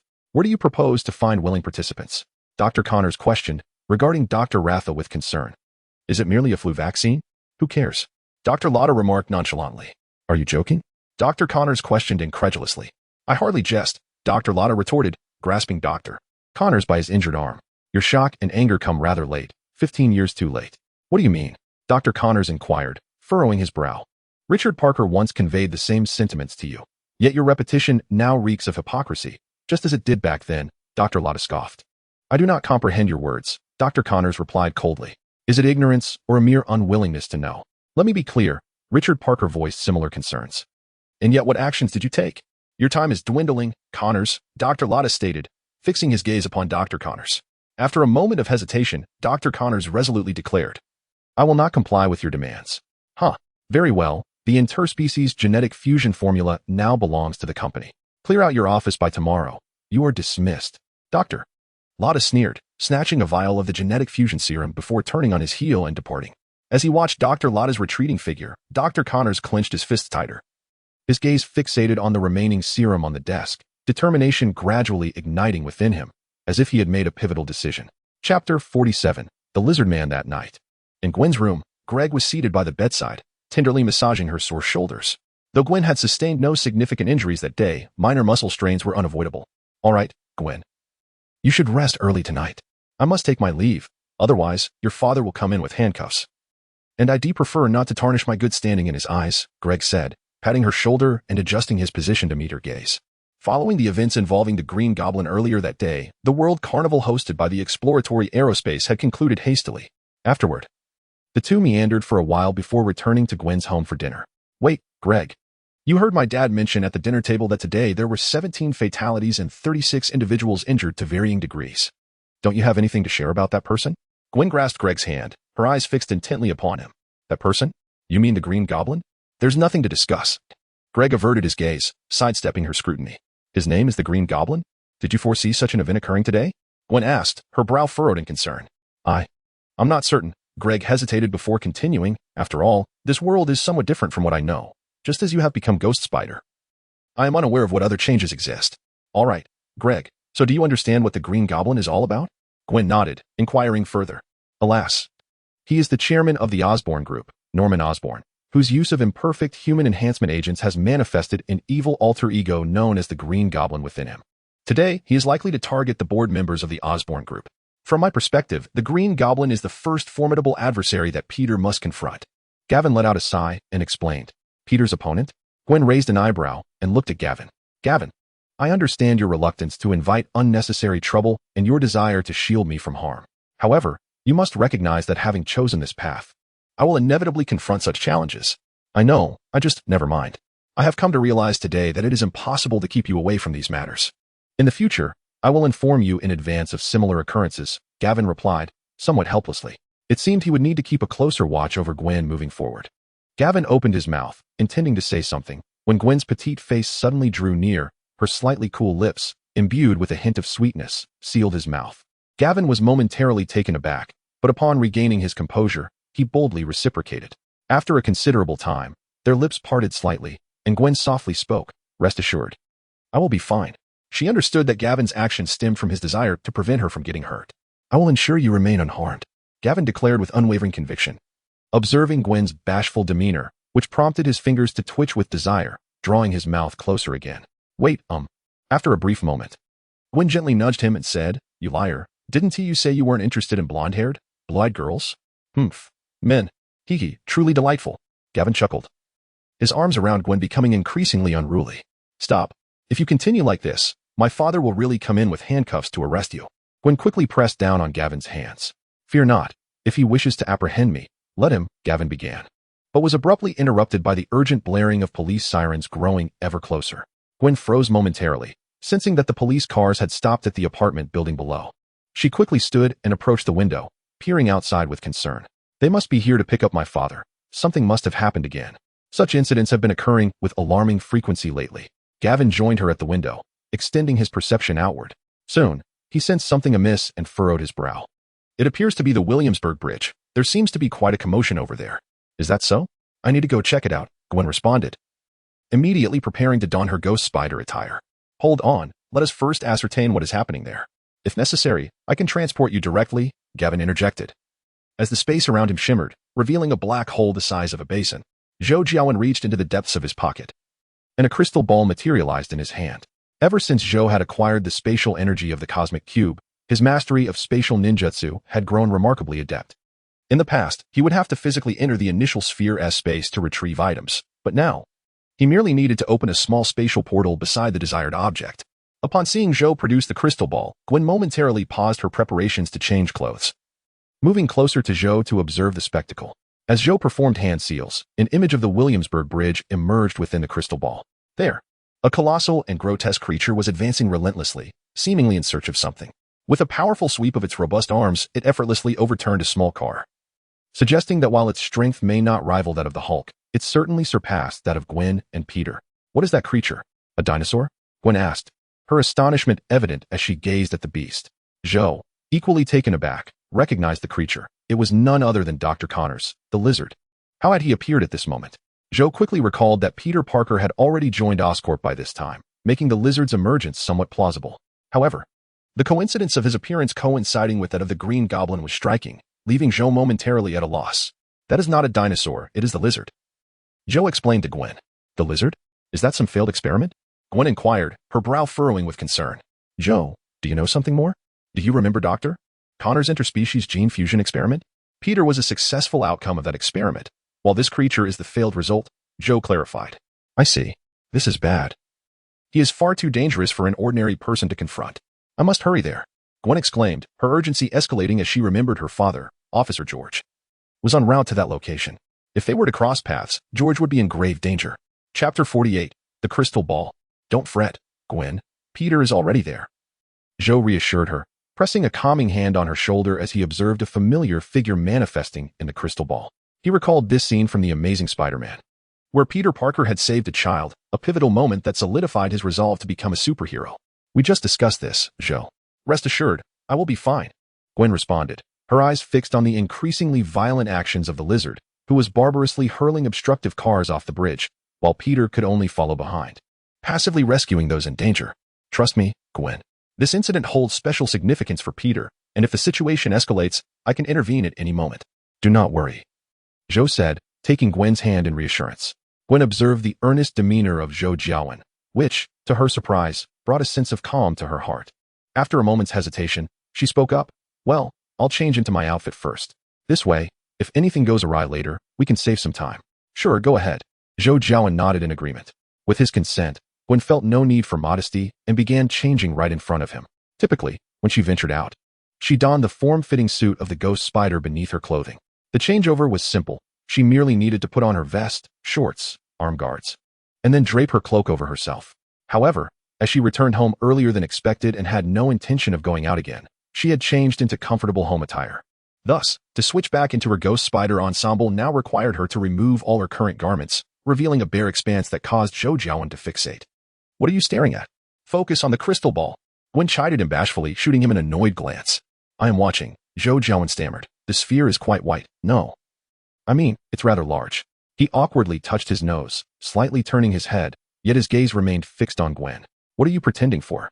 Your eyes are about to fall out, she teased as she swiftly donned her ghost spider attire and approached Zhou Jiawen, inquiring, what's the situation now? The lizard man has already fled, and Peter is rescuing a child, Zhou Jiawen replied, glancing at the image displayed in the crystal ball. What? He has already escaped? Gwen questioned incredulously, peering at the crystal ball. Yes, he jumped into the river. I can't see what happens in the water, so I don't know where he went, Zhou Jiawen confirmed with a nod. Gwen took a quick glance at the crystal ball, where Peter Parker was seen removing his mask and soothing a child, indeed with no sign of the lizard man. She exclaimed, then my outfit change was for nothing. Not at all. You still need to change back, Zhou Jiawen said with a hint of anticipation. You wish. I'll change back after you return, Gwen retorted, playfully twisting Zhou Jiawen's arm in mock annoyance. Ow, easy there. My fragile frame can't handle that, Zhou Jiawen gasped, realizing that if it weren't for the enhanced strength he had gained from absorbing the cosmic cube's energy, Gwen's grip might have caused him some serious discomfort. Oh, I'm sorry. Are you all right? Gwen quickly realized that she was no longer the delicate girl she once was. Her mutations had granted her considerable strength. She could even snap steel if she chose. Recognizing her oversight, she promptly released him and began gently massaging the spot where she had twisted his arm. All is well. Just be gentler next time. You nearly twisted off a chunk of flesh, Zhou Jiawen said with a rueful smile. Well, That's what you get for being so foolish, Gwen quipped. Although Gwen's words were sharp, her gestures grew increasingly gentle. Let us speak with Peter tomorrow. He is Dr. Connor's assistant in the interspecies genetic fusion experiment and should possess valuable insights. We also need to discuss the Green Goblin's situation with him. Without your intervention, Peter and I lack the capability to tackle these issues alone. Indeed, the lizard must be a transformation of Dr. Connors himself. The side effects of the genetic fusion serum have affected his mental state. Peter should be able to concoct an antidote, and it is imperative that we consult him. Zhou Jiawen was also concerned regarding Dr. Connors. One must realize that Dr. Connors aims to transform all of New York's populace into lizard men. As I reside in New York, it is impossible for me to remain unscathed. What? Dr. Connors is the lizard? Oh my heavens, what has become of this world? Even someone like Dr. Connors has turned into a monster, Gwen exclaimed, incredulous. She had once worked under Dr. Connors and had a favorable impression of him. He had even penned her university recommendation letter. This is merely the beginning. The world will grow increasingly chaotic, with bizarre occurrences becoming the norm. You will gradually acclimate to it, Zhou Jiawen remarked with a knowing tone. Regardless of what the future holds, let us first seek Peter tomorrow to create the antidote. We cannot allow Dr. Connors to continue down this path, Gwen asserted resolutely. Very well, I will follow your lead. I shall come to fetch you tomorrow morning. Zhou Jiawen agreed with a nod. In a sewer beneath the city, the vanished lizard man, Dr. Connors, who had leaped from the Williamsburg Bridge into the river, had reverted to his usual form. Panting heavily, Dr. Connors emerged from the murky waters of the sewer, wrapping a tattered piece of fabric around his bare body, staggering forward. An ordinary lizard crawled past him along the pipe in the sewer, capturing Dr. Connors' gaze. He became entranced, watching as the lizard slithered into the shadows and disappeared. His expression slowly deepened, a cryptic smile forming at the corners of his mouth as he murmured, "So beautiful." Around 9 o'clock that evening, an unidentified creature wreaked havoc on the Williamsburg Bridge. Witnesses described it as a small dinosaur, while others claimed it was a gigantic humanoid lizard. As of now, the authorities have yet to provide a clear statement regarding the incident. A reporter managed to obtain a blurry photograph of the creature from an eyewitness. In a modest workshop within the Osborne residence, Norman Osborn, having removed his Green Goblin attire, paused his repair work on a flying device upon hearing the urgent news broadcast on television. He lifted his head abruptly, his gaze fixed on the blurry image of the unidentified creature displayed on the screen, a sinister smile creeping across his face. Interesting, a giant lizard, is it? Chapter 49, The Search What? Uncle Norman is the madman from yesterday? Peter Parker exclaimed, incredulous, as he stood on the school rooftop the following noon. Having just heard the unsettling news from Gwen and Gawain, his mind was in disarray, while the revelation that Dr. Connors was the lizard was somewhat digestible, especially since he had encountered Dr. Connors that morning and sensed something amiss. Learning that the perpetrator of the massacre at Times Square was none other than the father of his friend Harry was a bitter pill to swallow. That is indeed the case. If you find it hard to believe, there is little I can do, Gawain shrugged, his hands raised in resignation. Peter, what Gawain says is the truth. We have come to discuss our strategy, Gwen added earnestly. Very well, what do you propose we do now? After a brief moment of shock, Peter slowly regained his composure and inquired. Gawain pondered for a moment before responding. As for Norman Osborn, we currently have no viable course of action. Given his stature as a billionaire, we lack the evidence to prove he is the Green Goblin. So we cannot act against him just yet. We should first address the situation with Dr. Connors. Peter, can you concoct an antidote for the cross-species genetic serum? An antidote? I believe I can attempt it. With the formula, I merely need to reverse engineer it. It should be straightforward. However, the tools and materials necessary for the antidote are at Oscorp. I discovered this morning that Dr. Connors has been dismissed from Oscorp, and his laboratory has been disbanded. Thus, I no longer have access to Oscorp, Peter explained with a hint of frustration. Oscorp, you say? I think I can manage that. My internship there has not yet concluded, and I still have access to certain areas of the facility, Gwen interjected. Then it's settled. Peter, you will instruct Gwen on how to create the antidote, and the two of us will set out to locate Dr. Connors. Gawain nodded decisively. That can work. But do you know where Dr. Connors is? New York City is vast, and finding him will be quite a challenge, Peter frowned. Rest assured, I am confident in my ability to find him. Dr. Connors is likely hiding in the sewers. With some time, we will be able to track him down. Gawain replied confidently. Seeing Gawain's certainty instilled a sense of reassurance in Peter, who nodded in agreement. All right, I will follow your lead. With their course of action determined, the trio wasted no time. Peter spent a brief period instructing Gwen on the antidote's preparation before he and Gawain plunged into the sewers to commence their search. At that moment, Zhou Jiawen overlooked the area of the sewers while setting up the perception barrier in New York. The city's sewer system is a labyrinthine network of extraordinary complexity, and Zhou Jiawen seized this opportunity to fill in this blank area. Jiawen, Aren't you going to change into your battle attire? In the sewers, Peter Parker had already donned his Spider-Man suit and curiously inquired about the still casually dressed Zhou Jiawen. Zhou Jiawen's presence in this world had been relatively scarce. The incident at Broadway had been officially suppressed, preventing it from circulating in the public domain. His rescue of Damon was merely a fleeting glimpse captured by a camera, revealing little of himself. Thus most ordinary people remained unaware of his existence. Peter Parker, however, was aware of Zhou Jiawen's uniqueness, yet his low profile piqued Peter's curiosity. I am merely your logistical support and do not directly participate in combat. What purpose would changing attire serve? Zhou Jiawen explained, dismissing Peter's curiosity as he began to form seals with his hands. Multiple shadow clone technique. Hundreds of shadow clones materialized in the sewers, instantly transforming the once spacious area into a crowded scene. Zhou Jiawen retrieved the pre-prepared black rods inscribed with spells from the starting space and distributed them to the multitude of clones, stating, "Ensure that no corner is overlooked. Disperse." With Zhou Jiawen's command, the multitude of clones vanished without a trace. What on earth is this, Wang Defa? Peter Parker was momentarily speechless, shocked by the sudden appearance of so many Zhou Jiawens. It wasn't until they had all departed that he regained his composure. Just a cloning technique. Now, let us commence with our serious business, Zhou Jiawen said, performing seals to activate the Kagura Heart Eye, beginning his search within the sewer. Cloning technique? Cool. Jiawen, are you a magician or a wizard or something? Peter Parker asked, intrigued. Zhou Jiawen ignored Peter, meticulously sensing all movements within a 10-kilometer radius. After confirming there was nothing particularly unusual, he opened his eyes and addressed Peter. All right, Dr. Connors is not nearby. Let us explore elsewhere. Oh, Jiawen. You can discern Dr. Connors' whereabouts just by closing your eyes? Were your clones searching for him? Peter inquired, curious. Not primarily. They were mainly there to assist me in installing some equipment. Of course, it would be fortuitous if they happened to encounter Dr. Connors, Zhou Jiawen replied.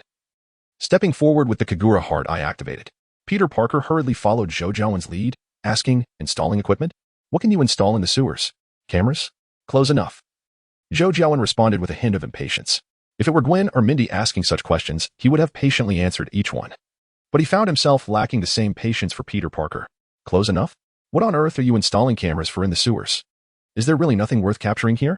Peter Parker inquired, his voice incessantly prattling. I must say, Peter, you've become quite the chatterbox.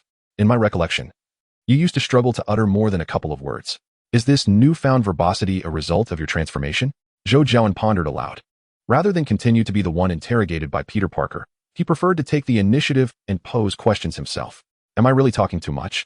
My apologies, Jiawen. I can't help but feel a bit curious, Peter admitted, somewhat sheepishly. He was unsure if this change was indeed linked to his mutation. But ever since being bitten by the spider, many thoughts he previously kept to himself now slipped out effortlessly, especially after donning the Spider-Man suit. Chapter 50. The Canali device. No, there's no need for apologies.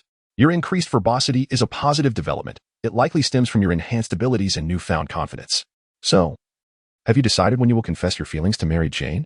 Zhou Jiawen teased with a smile. See, confess? What are you talking about, Jiawen? Peter's face flushed slightly as he stammered. While at school, you always seem to be gazing at Mary Jane. And I believe anyone with even a modicum of intelligence could discern your affections for her, Zhou Jiawen remarked nonchalantly. Is that so? Well, I admit I do have some feelings for Mary Jane, Peter confessed, feeling a bit embarrassed. If you have feelings, then pursue her. Do you expect Mary Jane to come after you while you merely observe from the shadows?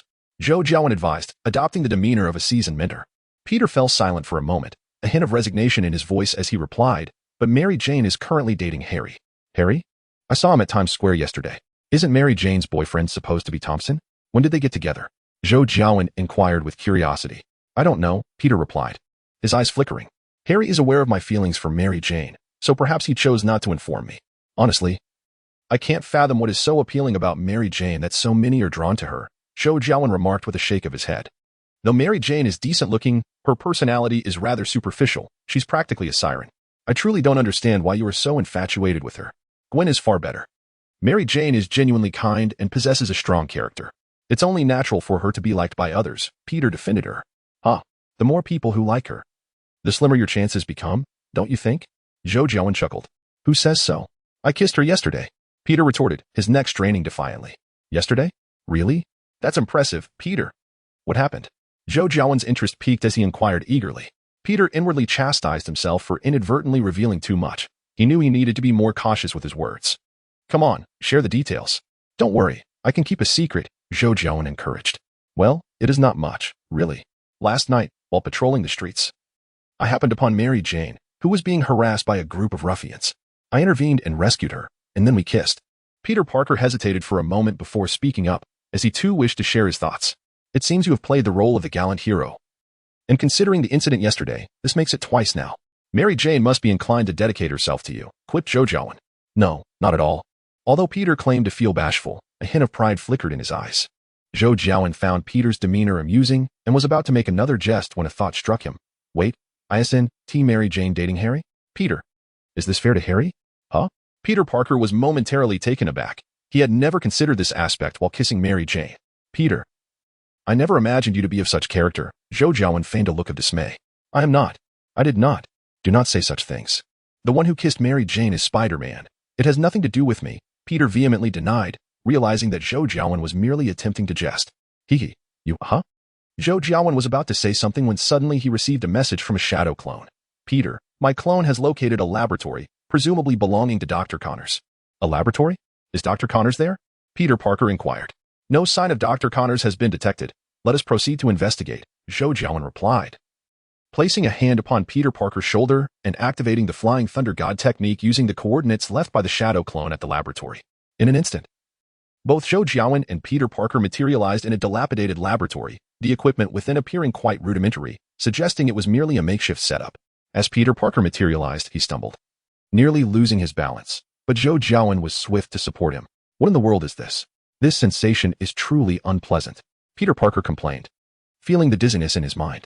It is merely the side effect of spatial displacement. Let us see if there is anything useful here, Zhou Jiawen said, frowning as he approached a computer. They had searched the sewers for so long without finding any trace of Dr. Connors, and he feared that the situation had taken a turn for the worse. Opening the computer, Zhou Jiawen sifted through its contents, eventually locating a video file. Without hesitation, he clicked play, and Peter Parker, having regained his composure, joined him in watching. Subject, Dr. Curtis Connors, temperature 89. 7, stable for 24 hours. Blood analysis indicates that lymphocytes and monocytes contain the subject's previous information. The screen displayed Dr. Connors, seemingly documenting his experimental findings. The speed of coagulation, muscular response, strength, and flexibility have all seen remarkable enhancements, and vision has correspondingly improved, allowing the subjects to forego corrective lenses. This is not merely a quest for a cure. It is a pursuit of the perfect species. To prevent regression in evolution, a singular injection of 200 units of evolutionary serum is administered. As a scientist, I have dedicated my life to creating a world devoid of flaws, where no one is cast aside. I aspire to forge a stronger humanity. Yet such a dream seems unattainable. Humanity is but a collection of frail, pitiful, and powerless creatures. Why then must we remain as we are? When the potential to become better, faster, stronger, and more intelligent is within our grasp. This is my gift to you. Dr. Connors' figure vanished, and a bizarre machine materialized on the screen. Oh, heavens! It is Oscorp's kineric device, capable of transforming the entire populace of New York into those monstrous lizards. Has Dr. Connors lost his sanity? Peter Parker gazed in astonishment at the machine displayed on the player. It appears we have arrived too late, Zhou Jiawen remarked, his brow furrowed. Realizing that events had unfolded more rapidly than he had anticipated, he had intended to capture Dr. Connors in the sewers and administer the antidote. But it seemed unforeseen complications had arisen. Dr. Connors is likely en route to Oscorp Tower now. Peter, we must hasten to support Gwen, Zhou Jiawen urged Peter Parker. Understood. I'm on my way. Peter Parker donned his Spider-Man mask, declaring his readiness. I will first attempt to contact Gwen to ascertain her situation, Zhou Jiawen said, closing his eyes to locate Gwen's position. Chapter 51. Norman and Connors. The Oscorp building once housed Dr. Connors' laboratory. Gwen, filled with excitement, extracted a vial of shimmering blue serum from the testing chamber. After several attempts, she had finally concocted the antidote for the interspecies genetic serum. And now she awaited news from Zhou Jiawen and Peter Parker. Gwen, how are things on your end? Has the antidote been completed? Zhou Jiawen's voice echoed in Gwen's mind. The antidote is ready, Jiawen. What about you? Have you located Dr. Connors? Gwen paused momentarily, then inquired. There has been a slight complication. Dr. Connors intends to use Oscorp's kineric device to transform the entire population of New York into lizard people. He may be heading towards Oscorp. Exercise caution, Zhou Jiawen briefly explained. What? Is it that serious? Should I evacuate the people with an Oscorp tower? Otherwise, it could become troublesome if a confrontation ensues, Gwen replied. Let us assess the situation first. I cannot ascertain Dr. Connors' exact location at this moment. The most critical element is that kineric device. Peter is already on his way to Oscorp Tower, so prepare yourself while I attempt to locate Dr. Connors. Zhou Jiawen contemplated the situation. Circumstances had shifted, and now the paramount task was to ascertain the whereabouts of Dr. Connors to devise the most effective response. Very well. I shall find a place to change attire, and you shall take charge of Dr. Connors, he stated. Gwen nodded and made her way towards the exterior of Oscorp Tower, where surveillance cameras were omnipresent. Changing there would be akin to shutting one's eyes to the truth. After conferring with Gwen, Zhou Jiawen utilized the Flying Thunder God technique to return home, commencing his search for Dr. Connors through the perception barrier he had established in New York. Although the perception barrier was not as proficient as the Kagura Shingon, Zhou Jiawen's current range of the latter could not encompass the entirety of New York City. A gradual search would inevitably lead to oversights, compelling him to resort to the perception barrier to locate Dr. Connors. However, with New York City sprawling over 1,000 square kilometers and a resident population exceeding 10 million, and given the absence of chakra in the Marvel universe, Zhou Jiawen could only rely on anomalous auras to seek Connors, a task undeniably laborious. As time elapsed, Zhou Jiawen's brow furrowed deeper after several rounds of probing. He had yet to uncover any trace of Dr. Connors within the city. Could it be that Dr. Connors had vacated New York? At that moment, he sensed Gwen's chakra fluctuations, indicating that she was attempting to contact him through the black stick he had provided. Zhou Jiawen promptly set off to locate her, employing the mind-body switch technique. What is it, Gwen? Has something occurred? He inquired, using his telescopic technique to observe Gwen and Peter Parker comfortably seated atop Oscorp Tower. Seemingly unperturbed, his curiosity piqued, he questioned further. Jiawen, it's nearly dark, and you still haven't found Dr. Connors? Gwen expressed her impatience after spending several hours on the rooftop with Peter, waiting for news. Is it truly so late? Zhou Jiawen was taken aback, realizing he had been searching for hours. It appears Dr. Connors has either left New York or is hiding underground. This cannot continue. Perhaps you should return for now? Return? What if Dr. Connors seizes the opportunity to access the Goblin device while we are away? Gwen countered. After some contemplation, Zhou Jiawen proposed, how about this? When you depart, place my Flying Thunder God seal next to the Goblin device. I shall retrieve it later and store it in the Shurju space. That way, we need not worry about Dr. Connors taking it while we are absent. That sounds reasonable. I will have Peter return first, and once I arrive at the laboratory, I will notify you to come and fetch me, Gwen affirmed with a nod. Subsequently, Gwen communicated their plan to Peter Parker, who readily consented before heading home.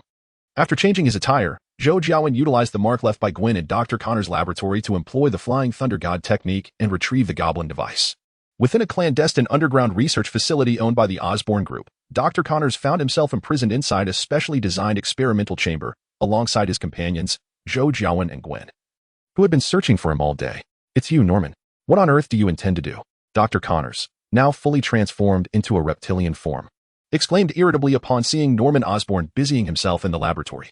The transformation had ignited a surge of anger within him after completing his evolution the previous night. He had aimed to implement his grand vision for the betterment of humanity, only to be ambushed en route, caught off guard. He had been rendered unconscious by a specially designed tranquilizer dart. Upon awakening, he discovered himself confined within a custom-made cage, and after several futile attempts, he realized that even his newfound strength was insufficient to shatter the reinforced glass encasing him. Ultimately, he resigned himself to despair until just moments ago, when Norman Osborn, the helmsman of the Osborn Group, appeared in the laboratory, revealing the identity of his captor. Ha ha ha, Connors, it has been a long time. I never imagined you would end up like this, Norman Osborn remarked with a hearty laugh as he approached the experimental chamber. Norman, what do you want with me? If it's about your hereditary condition, there is no need for such drastic measures. I can cure you now, Dr. Connors retorted. Hereditary condition? No, Connors. That is no longer your concern, and I have no desire to become a grotesque lizard, Norman Osborn replied, shaking a vial of lizard serum created through interspecies genetic fusion technology. Then why have you captured me? Do you wish to thwart my plans? Dr. Connors inquired, his agitation growing palpable. Thwart you? No, I am not a superhero, nor do I have the time to intervene in your affairs. Besides, Connors, don't you think it would be better if there were fewer of us like you and me? Norman Osborn responded. Us? It seems your experiment has succeeded as well. What do you mean? Dr. Connors asked, perplexed. If everyone possessed extraordinary powers, would they still be extraordinary? However, if only we possess such abilities, Connors, we would be regarded as gods in the eyes of ordinary people. This world shall ultimately be under our dominion, Norman Osborn declared, a hint of madness in his tone. So, you wish to eliminate me to maintain your uniqueness? Dr. Connors probed. You? No, you pose no threat to me. My targets are Ghost Spider and Spider-Man. They are my greatest obstacles, Norman Osborn replied, a sinister smile creeping across his face. Chapter 52. Enhancement. You are the murderer from Times Square. You want me to help you eliminate them? Dr. Connors suddenly recalled, his expression shifting to one of astonishment. He is also aware of the events that transpired during the World Carnival held in Times Square. After all, nearly all the directors of the Osborn Group's board met their demise there. It is not difficult to deduce some matters in light of Norman Osborn's words. They are indeed an obstruction to your plans, are they not? In fact, they have already begun to impede you. Norman Osborn did not refute Dr. Connors' statements, but instead retrieved a tablet, displaying a video before Dr. Connors, stating, "The footage reveals the Phantom Spider and a mysterious figure clad in a black cloak extracting the Gonali device from the Osborn building. No, damn it. How could they possibly know my plans?" Dr. Connors exclaimed, his agitation palpable upon witnessing the theft of the Gonali device. "Ah. But you did inscribe your plans in the experimental log, did you not? And your hideout is not particularly elusive," Norman Osborn chuckled. "Who are they, Norman? I am willing to collaborate with you, but after we eliminate them, I demand the Gonali device." Dr. Connors declared menacingly. "The one in white is the Phantom Spider.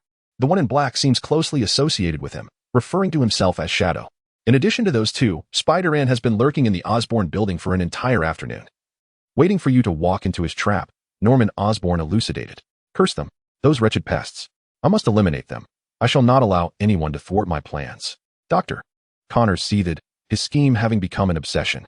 "Before you utter such words, perhaps you should take a look at this," Norman Osborn said, opening another video. The footage displayed snippets of Zhou Jiawen battling the Hulk on Broadway. Acquiring such materials was not a challenge given Norman Osborn's connections. Dr. Connors watched for a moment, a flicker of concern igniting within him at Zhou Jiawen's enigmatic abilities. Who is he? A sorcerer? Uncertain, yet undeniably, even combined, we would not be his match. Thus, we require greater strength, Norman Osborn asserted. Greater strength? Dr. Connors questioned, perplexed. Indeed, a far superior power. My serum for human enhancement could potentially augment your strength by approximately 8-fold. Coupled with this, Norman Osborn gestured toward a mechanical arm displayed on a shelf. Even the formidable green behemoth would be no match. Dr. Connors followed Norman Osborn's finger, casting a glance at the mechanical arm resembling octopus tentacles. After a moment of silence, he inquired, "What if the two enhancement serums conflict?" Do you think I spent my day idly?" Norman Osborn replied, opening another video. The footage depicted a grotesque rodent, roughly the size of a cat, undergoing various tests. Its robust physique condensed specially crafted steel plates, while its sharp claws leave terrifying scratches upon their surface. Currently, the success rate of the experiment stands at an impressive 100%, with no fatalities among the subjects. So what do you think? Would you care to give it a try? To be frank, if it weren't for the dramatic alterations in appearance brought about by the lizard serum, and if Norman Osborn did not require a semblance of normalcy to manage Oscorp, he would have already considered injecting himself with the serum. Nevertheless, Norman Osborn could not simply relinquish such formidable power to Dr. Connors. The mechanical octopus tentacles served as his means of countering Dr. Connors. Should Connors accept the mechanical tentacle implant, the specially crafted intelligent program would be capable of disrupting his brain at any moment, contending for control of his body. Very well. I accept. After a moment of silence, Dr. Connors nodded in agreement. Ha ha ha, a wise choice. Norman Osborn erupted into hearty laughter. In a modest abode, Zhou Jiawen, along with Gwen, Mindy, and Damon, gathered around a hot pot, engaging in conversation as they dined. The situation is as follows. I have scoured the streets and sewers of New York City today, yet I have found no trace of Dr. Connors. Zhou Jiawen briefed Damon and Mindy. Having exhausted his options, he had sought Damon's counsel, for two minds are better than one, and Damon possessed a wealth of experience. Setting down his fork, Damon pondered for a moment before speaking. Based on your description, I believe it is unlikely that Dr. Connors has left New York. You mentioned, Jiawen, that the underground is your blind spot, and there are countless underground bases and research facilities constructed by various organizations or companies throughout the city. It is plausible that Dr. Connors has been taken by a certain faction. Taken by a faction? Should we pursue this further? Gwen questioned hesitantly. If he has indeed been abducted, I doubt he will be causing any trouble soon. If fortune smiles upon him, he may be confined and studied slowly. If not, he might even meet a more gruesome fate, Damon replied. Zhou Jiawen contemplated who or which faction might have abducted Dr. Connors. S-H-I-E-L-D? Hydra? The military? Various factions flitted through his mind, yet he dismissed them all. The appearance of the lizard on the Williamsburg Bridge and the abduction of Dr. Connors occurred within a mere 24 hours. Even if S-H-I-E-L-D or Hydra were immensely powerful, their response could not be so swift. Zhou Jiawen's ability to swiftly identify the lizard was due to his knowledge of the narrative. And in this world, aside from the Sorcerer Supreme, the only entity capable of quickly discerning the true identity of the lizard and taking appropriate action would be Oscorp, Dr. Connor's former employer. Upon this realization, Zhou Jiawen felt a shiver run down his spine. It is crucial to understand that the Norman Osborn in this world is not the frail old man lying in bed as depicted in the extraordinary Spider-Man, but rather the exceedingly malevolent Green Goblin, Norman Osborn. What sinister intentions could he have after capturing Dr. Connors? Zhou Jiawen briefly shared his thoughts with a few companions, and Damon nodded in agreement, saying, "If what you say holds true, the likelihood of the Osborn Corporation taking action is indeed significant. However, we cannot be entirely certain. Isn't it simple to ascertain whether it is the Osborn Corporation or Norman Osborn that is behind this? Their ambitions are grand, making them relatively easy to trace." Zhou Jiawen suggested. "Trace? How do we do that?" Gwen inquired. "First, we must find out how many underground bases Osborn has, and then we can investigate them one by one," Zhou Jiawen replied. "Find someone? Who should we ask?" Gwen questioned, puzzled. S-H-I-D-L-D. Zhou Jiawen asserted confidently. "Gaben, can we truly trust those from S-H-I-E-L-D? Gwen hesitated, recalling Zhou Jiawen's previous remarks regarding internal issues within the organization. Zhou Jiawen offered Gwen a reassuring glance, saying, "Do not worry, Gwen. I know how to navigate this." Just then, Zhou Jiawen's phone rang unexpectedly. Upon checking, he saw it was Peter Parker. After informing Gwen and the others, he pressed the answer button. "Hello, Peter." "Hey, Gaben. Is Gwen with you? I found Dr. Connors, and I need your help." Peter Parker's voice came through, tinged with urgency. "What? Where did you find him?" Zhou Jiawen's brow furrowed as he asked. "To be precise, he is looking for us. The three of us. Dr. Connors has changed somewhat. He has taken 20 children hostage at an amusement park and demands we bring the Ganali device to meet him. This is currently being reported on all news channels.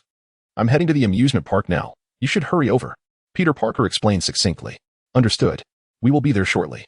Just be careful," Zhou Jiawen responded before hanging up. "Gaben, what is going on?" Gwen asked, her curiosity piqued by Zhou Jiawen's serious demeanor. Damon and his daughter also looked on with concern. Peter said, "Dr. Connors has made an appearance," Zhou Jiawen stated, casually turning on the television and changing the channel, indicating for everyone to watch. Nearly half an hour had passed since the incident involving the monstrous hostage-taker, and the New York police had cordoned off the area. They had just attempted an offensive, but the creature repelled them with a biochemical weapon emitting green smoke. 12 SWAT officers were injured, but thankfully, no fatalities occurred among the police. However, the creature had grown ever more furious, demanding to see well-known superheroes such as Ghost Spider, Spider-Man, and another individual called Shadow, who had yet to make an appearance. "Oh my." The creature has made another move. The camera shifted, revealing a grotesque monster towering over 3 meters, with 4 mechanical tentacles protruding from its back.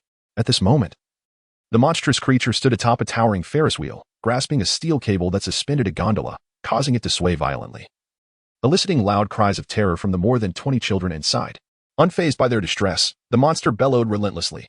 "Phantom Spider, Shadow, surrender the Canali device to me. Gavin, I'm going to change," Gwen declared, promptly entering the room to alter her attire. Zhou Jiawen nodded, furrowing his brow as he gazed at the creature on the television. Though slightly larger, it bore a striking resemblance to the lizard man he had encountered previously on the Williamsburg Bridge. However, wasn't the lizard man only a little over 2 meters tall? What manner of beast stood before him at 3 meters? And those 4 mechanical tentacles, weren't they part of Dr. Octopus's apparatus? Why were they now associated with Dr. Connors? Yet, Zhou Jiawen recalled the underground laboratory of Oscorp in the Amazing Spider-Man, which housed not only the Green Goblin's flight suit but also Dr. Octopus's mechanical appendages, Vulture's mechanical wings, Rhino's armored suit, and other supervillain gear. It appeared that Dr. Connors had indeed colluded with Oscorp or Norman Osborn, the Green Goblin. "Gavin, I'm ready." At that moment, Gwen emerged in the guise of the Phantom Spider. Zhou Jiawen turned to see Mindy standing nearby, clad in her upgraded Black Widow costume. Frowning, Zhou Jiawen inquired, "Mindy, what are you intending to do?" "Of course, I'm going with you. After all my hard training, it's time for the upgraded Black Widow to make her debut." Mindy responded with a sense of entitlement. "This is absurd. You cannot face this opponent at your current level," Zhou Jiawen asserted gravely. The lizard man now appeared nearly as formidable as the previous abomination, far beyond Mindy's capacity to contend with. "I just want to accompany you, maybe lend a hand." "Please let me go," Mindy pleaded, her hopeful gaze fixed upon Zhou Jiawen. Feeling his resolve waver under Mindy's earnest gaze, Zhou Jiawen averted his eyes, seeking assistance from Damon. "Don't look at me, Gavin. I'm at a loss with her now. You are her mentor, so you must decide," Damon remarked, scratching his nose. Since achieving his revenge, His life had slowed down significantly, and his heart was wholly devoted to making amends with Mindy for the years of neglect. Initially, Damon had been apprehensive when Mindy began training with Zhou Jiawen, privately sparring with her a few times to assess her progress. The results were unmistakable. At first, Damon could hold his own against Mindy, but soon she dominated their encounters, leaving him with little choice but to invoke his authority as her father to keep her in check, yet even that was a struggle, as he found it hard to be stern with her. "All right, Gavin, there is no time to waste. We must hurry," Gwen interjected, emphasizing the urgency of their situation. "Please, just let me in. I promise I won't cause any trouble," Mindy pleaded earnestly. Zhou Jiawen sighed and replied, "Fine, I concede to your request. Just stay close to me and don't wander off." "Yay, don't worry, Jiawen, I'll follow your lead," Mindy exclaimed with joy. According to the latest reports, the 12 special police officers infected by the biological weapon have undergone a peculiar transformation at the hospital, evolving into lizard-like creatures. And the medical staff are at a loss to address this anomaly. All we can do now is pray for them. Outside the amusement park, a female journalist was broadcasting the latest news just received from the hospital. "Look, it's Spider-Man." Suddenly, a voice from the crowd pointed towards the night sky. A figure clad in red and blue swung through the air, landing atop the Ferris wheel, eliciting screams from the onlookers. "Dr. Connors, why have you become this way? Release those children." Peter Parker spoke with a heavy heart as he confronted the ferocious lizard man before him. "Dr. Connors? No, I am now Lizard Doctor." "It seems you recognize me, Spider-Man," the Lizard Doctor replied, his gaze fixed on Peter Parker. "No, Dr. Connors, you are under the influence of the lizard serum. We possess an antidote that can cure you." Peter Parker continued to reason with him. "Antidote? No, my lizard serum is flawless. It has elevated me to a higher plane of existence. Once you evolve to my level, you will understand." The Lizard Doctor shook his head defiantly. Chapter 54. 1 against 2. "No, Dr. Connors, you are mistaken. This is not evolution," Peter Parker countered vehemently. "Humph, ignorant human, spare me your words. Where are Ghost Spider and that shadowy figure? Where's the canali device I seek?" The Lizard Doctor snorted disdainfully, brandishing the steel cable in his hand. "Prepare yourself, Peter." Zhou Jiawen's voice suddenly echoed in Peter Parker's mind. Peter paused, then noticed a flash of golden light behind the Lizard Doctor in the air. Instantly, he reacted, bracing himself. The golden light was an arrow shot by Gwen, aimed at the Lizard Doctor's hand gripping the cable. The arrow sped with astonishing swiftness, reaching the Lizard Doctor in the blink of an eye. Only then did the Lizard Doctor react, attempting to reposition himself, but it was too late. Just as Peter Parker and Gwen believed they had succeeded, a mechanical tentacle shot out from behind the Lizard Doctor, intercepting the arrow and deflecting it away. Both Gwen and Peter were momentarily taken aback by this unexpected turn of events. Nevertheless, the immense force of the golden arrow still caused the Lizard Doctor to stagger. Seizing the opportunity, Peter Parker lunged forward, shooting 2 strands of webbing to ensnare the mechanical tentacles behind the Lizard Doctor, bracing his feet against the Lizard Doctor's chest. The sheer force exerted by Peter Parker made the Lizard Doctor lean back involuntarily, causing him to release the cable as he reached out to seize Peter Parker. As Peter Parker witnessed Dr. Lizard release the steel cable connected to the cable car, a wave of relief washed over him. Utilizing the ground beneath his feet, he deftly evaded the grasping arm of Dr. Lizard and lunged toward the cable. Just as Peter's palm was about to make contact with the cable, a mechanical tentacle suddenly lashed out, striking him with tremendous force and sending him careening against the structure of the Ferris wheel. "No," Peter exclaimed, his gaze fixated on the plummeting cable car. Ignoring the pain coursing through his body, he shouted and leapt downward. However, while still suspended in midair, another mechanical tentacle ensnared him around the waist. With a sinister grin, Dr. Lizard taunted, "Watch them perish, Spider-Man." The crowd below erupted into screams as they beheld the falling cable car. Some of the more timid spectators shut their eyes, unable to bear the sight.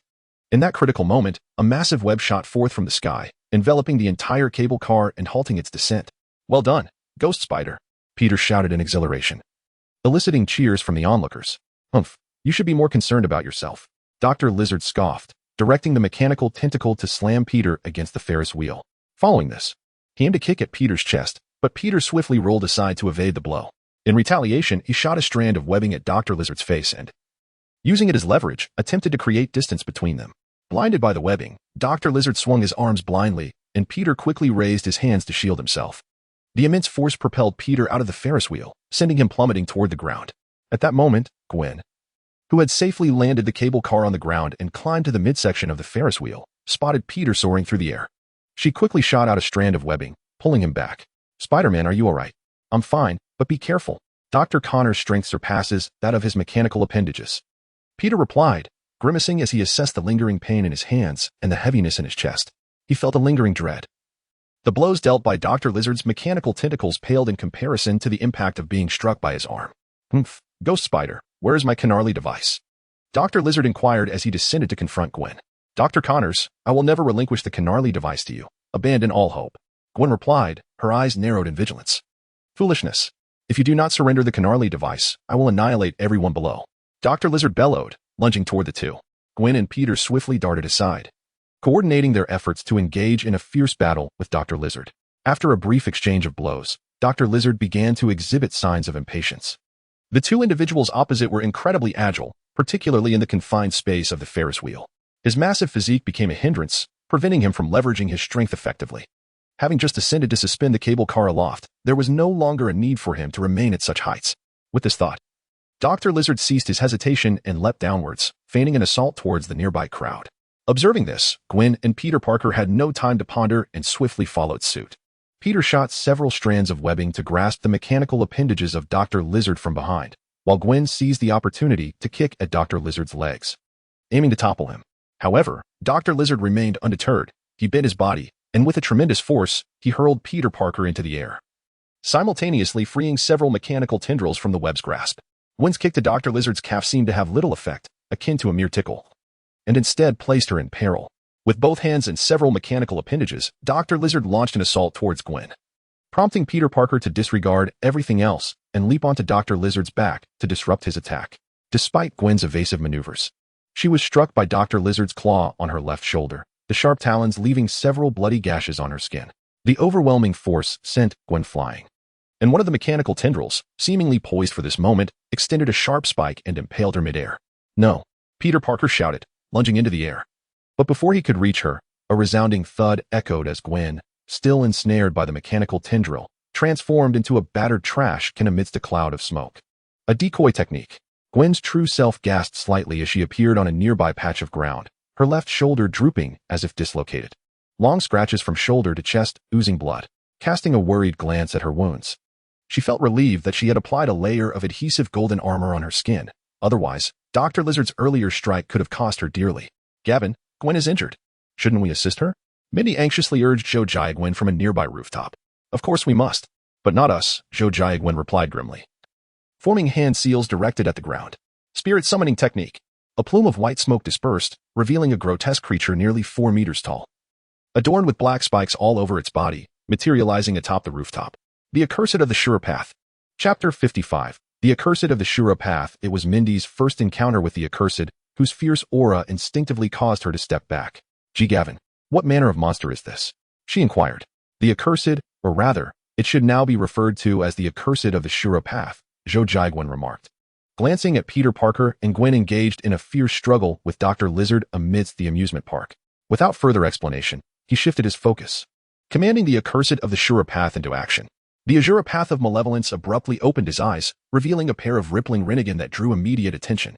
Zhou Jiawen controlled the Azura Path of Malevolence to clench his fist. The sensation was as though this body inherently belonged to him, devoid of any sense of incongruity. The overwhelming power coursing through him felt capable of smashing a hole in the heavens, which explained the Malevolence's prior arrogance. Bang! Peter Parker was once again sent flying by Dr. Lizard's mechanical tentacle. Since being bitten by the spider and gaining his powers, Peter had never felt so utterly powerless. His punches and kicks against Dr. Lizard were akin to mere tickles, while a single punch from the doctor left him reeling, nearly costing him his life and causing him to deeply question his own strength. Gwen's situation was somewhat more favorable than Peter's. Her web, hardened through a technique of adhesive gold, could still pierce Dr. Lizard's skin, inflicting some damage. However, with Dr. Lizard's remarkable regenerative abilities, those minor wounds healed in mere moments, drawing more of his attention towards her and increasing her peril. Had it not been for her stand-in technique, which had shielded her from several lethal strikes, Gwen would have long been subdued by Dr. Lizard. A roar echoed, startling both the onlookers and the combatants alike. Suddenly, a colossal figure descended from the sky, crashing down upon Dr. Lizard. A massive hand grasped the doctor's head, forcefully pinning it to the concrete ground. "Is that the Malevolence?" Gwen was initially taken aback when she recognized the descending figure as Malevolence.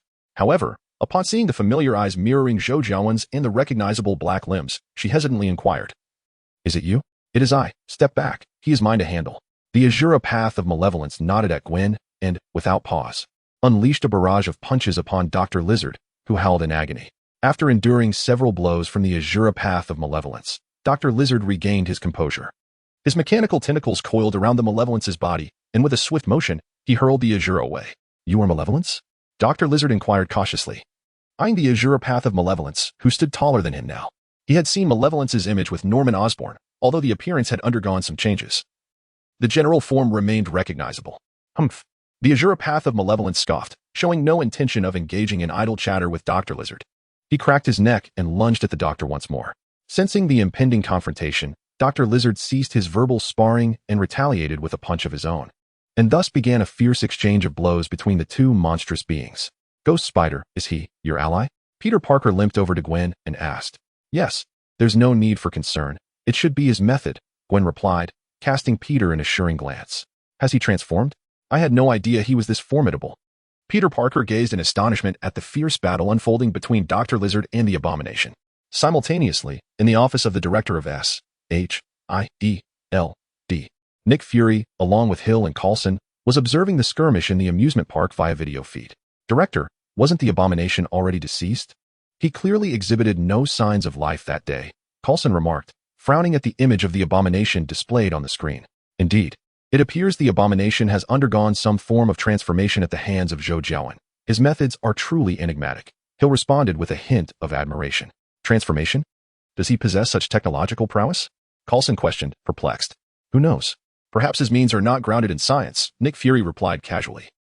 Director. I am beginning to contemplate some troubling possibilities," Coulson said, beads of cold sweat forming on his brow as he observed the rampaging Abomination. "What is it?"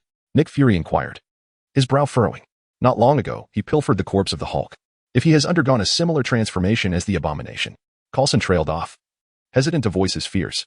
"The Hulk!" Hill exclaimed, suddenly realizing the implications.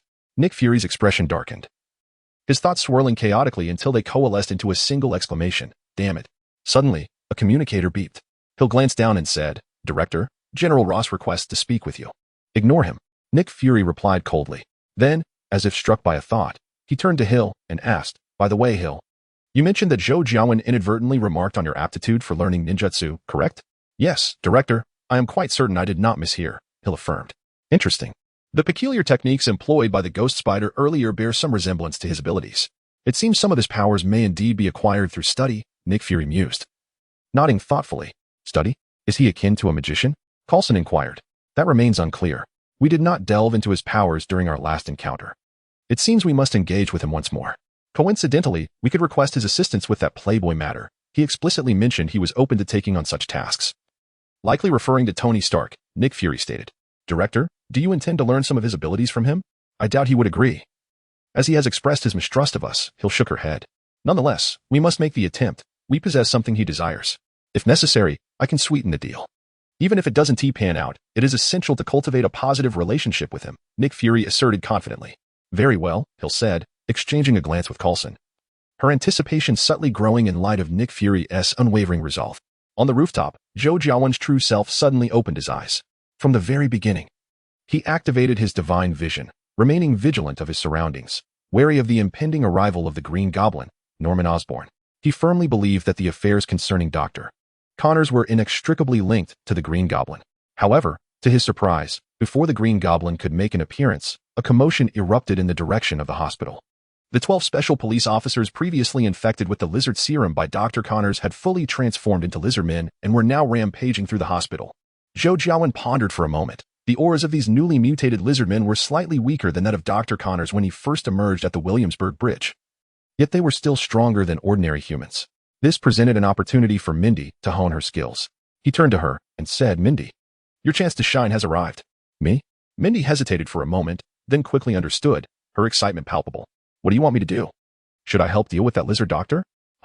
You think too highly of yourself. One of me is sufficient to handle him. However, there are 12 new lizard men at the hospital, significantly weaker than the lizard doctor, yet still stronger than those petty thugs you dealt with previously. What do you say? Are you interested in a little trip? If not, I'll go alone, Zhou Jiawen explained. I'm going. Hee hee, super kill girl, here I come. Mindy nodded eagerly, mimicking Zhou Jiawen's demeanor with a hint of youthful exuberance. Chapter 56. Resolution after exchanging blows with the lizard doctor. Zhou Jiawen gained a clearer understanding of the lizard doctor's abilities. In terms of strength, size, and skin defense, the lizard doctor was undeniably weaker than the abomination. However, in terms of regeneration, he surpassed the abomination significantly. The wounds inflicted upon him by the abomination healed at a visibly rapid pace. With this knowledge in mind, the abomination resolved to end the confrontation swiftly. With a powerful kick, he sent the lizard doctor flying, declaring, "I'm done playing with you. It's time to finish this." As he spoke, the muscles on the back of the abomination twisted, and two enormous Gatling guns extended from his shoulders, unleashing a brilliant torrent of fire upon the lizard doctor. Caught off guard by the sudden onslaught, the lizard doctor dashed sideways to evade the barrage, shielding his head with his hands while four mechanical tentacles alternated in defense, attempting to block the incoming bullets. Nonetheless, his massive form was still riddled with wounds as bullets tore through him. The abomination understood that despite the lizard doctor's pitiful appearance, these were merely superficial injuries. Extending his left arm, the muscles split apart like a mechanized exoskeleton, launching dozens of small missiles in relentless succession toward the lizard doctor. Boom, boom, boom. The sound of massive explosions filled the air as the lizard doctor was engulfed in flames. But it was not over yet. With a furious roar, the abomination's forearm transformed into a colossal cannon. He raised the cannon, aiming it at the lizard doctor amidst the blaze, exclaiming, "The assault of the Shura." A beam of pale blue laser erupted from the cannon's mouth, piercing through the flames, followed by a thunderous explosion that scattered the wind, causing the crowd hundreds of meters away to gasp in shock. Could Dr. Connors have perished in the blast? Peter Parker gasped, his eyes wide with horror at the colossal detonation. Dr. Connors was no longer himself. The antidote for the lizard serum would likely be futile in saving him. Keeping him alive would only pose a threat, as an adversary with accelerated regenerative abilities is exceedingly troublesome. The path of the Azura despises such a fate, he muttered disdainfully, stepping into the lingering smoke. In the midst of the haze, a crater several dozen meters in diameter opened at the explosion's epicenter, littered with the remnants of Dr. Connors' flesh and mechanical tendrils. Amidst the debris, the Azura found a partially charred torso still connected to Dr. Connors' head, and with a swift kick, he shattered it into oblivion, ensuring that recovery was impossible before he exited the site. The situation here had concluded. But a minor issue arose at the hospital. The 12 special police officers had undergone lizard transformation.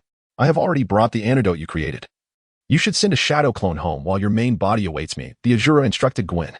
"Be careful," she replied with a nod. After relaying his instructions, the Azura exploded into a cloud of smoke, vanishing from sight. In an underground base, Norman Osborn watched the footage of Dr. Connors being obliterated by the Azura, his expression darkening. The sheer power of the Azura was staggering, and it became evident that adjustments to his plans were necessary. On the rooftop of the hospital, amidst the sounds of gunfire echoing from within, Zhou Jiawen donned his black battle attire and quietly instructed Mindy, "These lizard men are police officers. I possess the serum to save them. Do not kill them, capture them all first, understood?" Having trained with chakra, Mindy had been enhancing her body with lightning chakra, granting her superior speed and strength compared to an ordinary person, though her defense was somewhat lacking, a characteristic of the Naruto system, where offense is high but defense is low. Zhou Jiawen found himself in a similar predicament. "Got it," Mindy affirmed with a nod. Zhou Jiawen presented her with a uniquely designed long gun, saying, "This is one of the weapons acquired from S.H.I.E.L.D. It can fire electrified nets. You know how to use it, right?" Mindy fiddled with the capture gun, replying, "Of course, but it can only fire 3 nets at a time. There are 12 of them. Will that be enough? Rest assured, I can replenish your supply at any moment. 3 have already been subdued by the police, and the others are cornered on the 6th floor. Once you're ready, let us proceed," Zhou Jiawen said. Mindy bowed respectfully to Zhou Jiawen before turning and sprinting down the rooftop edge, with Zhou Jiawen hastily following suit. In the room to their left, there were 2 lizard men, one by the right window and the other at the doorway. Zhou Jiawen remarked. Upon hearing this, Mindy dashed to the window of the room indicated by Zhou Jiawen. Peering inside, she drew the samurai sword from her back and severed the railing of the window into several pieces. Extending her capture gun, she aimed at one of the lizard men by the window and fired a shot. A black capture net shot forth, ensnaring the lizard man tightly. A bright current surged through the net, causing the lizard man to shriek and collapse to the ground, convulsing uncontrollably. At that moment, the lizard man at the doorway, alerted by the commotion, turned and lunged toward the window. Observing the imminent threat, Mindy delivered a swift kick, sending him tumbling back, then leaped into the room and immediately launched another capture net. Well done. Now switch guns. There are still 3 lizard men in the hallway, 1 to the left and 2 to the right, while the others are engaged in a skirmish with the police in the lobby. Exercise caution, Zhou Jiawen praised Mindy, retrieving another capture gun. Piece of cake. Don't worry, Mindy replied with a nod of confidence, accepting the capture gun and cautiously making her way to the room's entrance. With great care, Mindy peeked outside and swiftly fired at the lizard man on the left, eliminating him before fully exiting the room to confront the other two lizard men, executing a slide to evade the first lizard man. She crouched low and swept the leg of the one behind, then raised her hand to ensnare the first lizard man who was turning around, simultaneously using her foot to push off the fallen lizard man, creating distance before firing again. Excellent. The police outside have taken down 2 more lizard men using tranquilizer darts. The remaining 2 likely won't last long. It seems there is no need for you to intervene, Zhou Jiawen remarked, dragging 5 incapacitated lizard men towards him. Is it over already? I haven't even warmed up. Mindy expressed her dissatisfaction. These lizard men are only slightly stronger than ordinary humans and have lost their rationality. The New York police are capable of handling them. Our purpose here was primarily to deliver the antidote, Zhou Jiawen explained. All right, so what do we do now? Mindy asked. Somewhat resigned, Zhou Jiawen produced the antidote serum crafted by Gwen, spraying a portion over the 5 lizard men on the ground. He then retrieved paper and pen from a nearby room, writing the word antidote in large letters and placing it conspicuously alongside the serum. All set. We can leave now. Gwen is injured, and I need to return to assist her, Zhou Jiawen said, beckoning Mindy. Okay, Mindy replied, approaching and grasping Zhou Jiawen's hand, and in the next instant, their figures vanished from the hospital corridor. Chapter 57. The Ace in the Hole in the Spatial Realm of the Beginning Sphere. Zhou Jiawen was employing his palm mysticism to heal Gwen's injuries. The most severely injured part of Gwen's body was her shoulder, where she had been clawed by Dr. Lizard. The wound not only lacerated her flesh, but also resulted in a minor fracture of the scapula. Additionally, she bore numerous other cuts and bruises scattered across her body.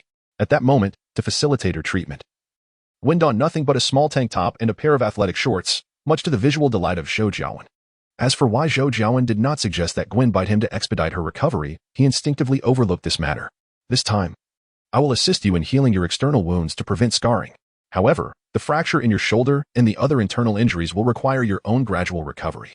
Although my physical healing and palm technique can expedite your recovery, both methods essentially accelerate the division of your cells.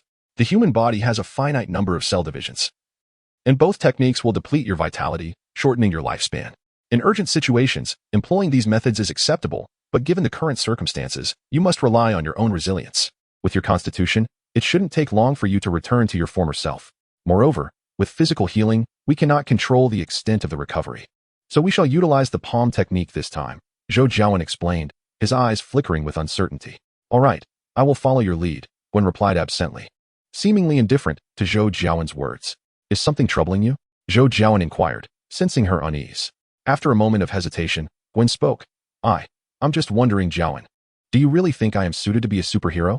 Of course. Why would you think otherwise? Zhou Jiawen asked, a hint of perplexity in his tone. I suddenly feel so inadequate. If it weren't for you, I would have been utterly powerless to stop Dr. Connors, and I was helpless against the last foe as well. I feel utterly incapable in the face of such enemies, Gwen lamented. Zhou Jiawen paused, taken aback by her words. Was her confidence shattered by Dr. Lizard? In the original storyline, Spider-Man Peter Parker had faced a similar crisis. After being beaten by Dr. Octopus and grappling with various life issues, he deeply questioned his actions, even losing his spider abilities. However, Gwen's situation appeared to be somewhat better. No, Gwen, you have done remarkably well. Do you remember why you originally wished to become a superhero? Zhou Jiawen continued. I simply didn't want to waste my abilities. I wanted this power to hold greater significance, Gwen reflected. Has your recent conduct strayed from that initial intention? Zhou Jiawen probed further. Gwen fell silent, meticulously recalling all that had transpired since she acquired her powers, battling criminals, rescuing civilians. Although the journey was arduous, it had been profoundly fulfilling, and she had genuinely enjoyed it. With great power comes great responsibility. However, even superheroes are not divine beings and cannot flawlessly resolve every issue. As I mentioned to the formidable king of the sea previously, one must recognize one's own limitations. It is essential to maintain reverence for that which can be controlled, while fostering optimism towards the uncontrollable. Strive to operate within the boundaries of your capabilities, thus allowing your heart to be at peace, free from guilt. Conversely, upon acknowledging your own limitations, you may elevate your own potential through various means, enabling you to tackle a broader array of challenges. For instance, regarding the Lizard Doctor. If you comprehend the futility of confronting him directly, you can diligently pursue knowledge to fortify yourself, ensuring that you can triumph over such adversaries in the future. Zhou Jiawen elucidated. One's eyes sparkled with interest, though she hesitated as thoughts of the Lizard Doctor's formidable power resurfaced. Can I truly become stronger than Dr. Connors? She inquired, doubtfully. Absolutely, Zhou Jiawen affirmed with a nod. In truth, the disparity between you and him is not as vast as you imagine. You possess greater agility, however. You merely lack a decisive technique, which is why you find it challenging to contend with Dr. Connors. The reason I invited you here today extends beyond merely healing your wounds. I wish to impart a powerful technique during your recuperation. Once perfected, you will be equipped not only to face Dr. Connors, but even to hold your own against foes such as Venom and the Hulk. A powerful technique? Gwen's interest was piqued at Zhou Jiawen's words. Indeed, it is called the Rinnegan, Zhou Jiawen replied, extending his palm toward her. A small, luminous blue sphere composed of chakra materialized in his hand. How beautiful! Gwen exclaimed, captivated by the Rinnegan. The more exquisite the object, the more lethal it can be. Its power is exceptional. This single sphere is sufficient. Zhou Jiawen pondered for a moment, struggling to find a fitting comparison, before rising and pressing the Rinnegan against the ground. Boom.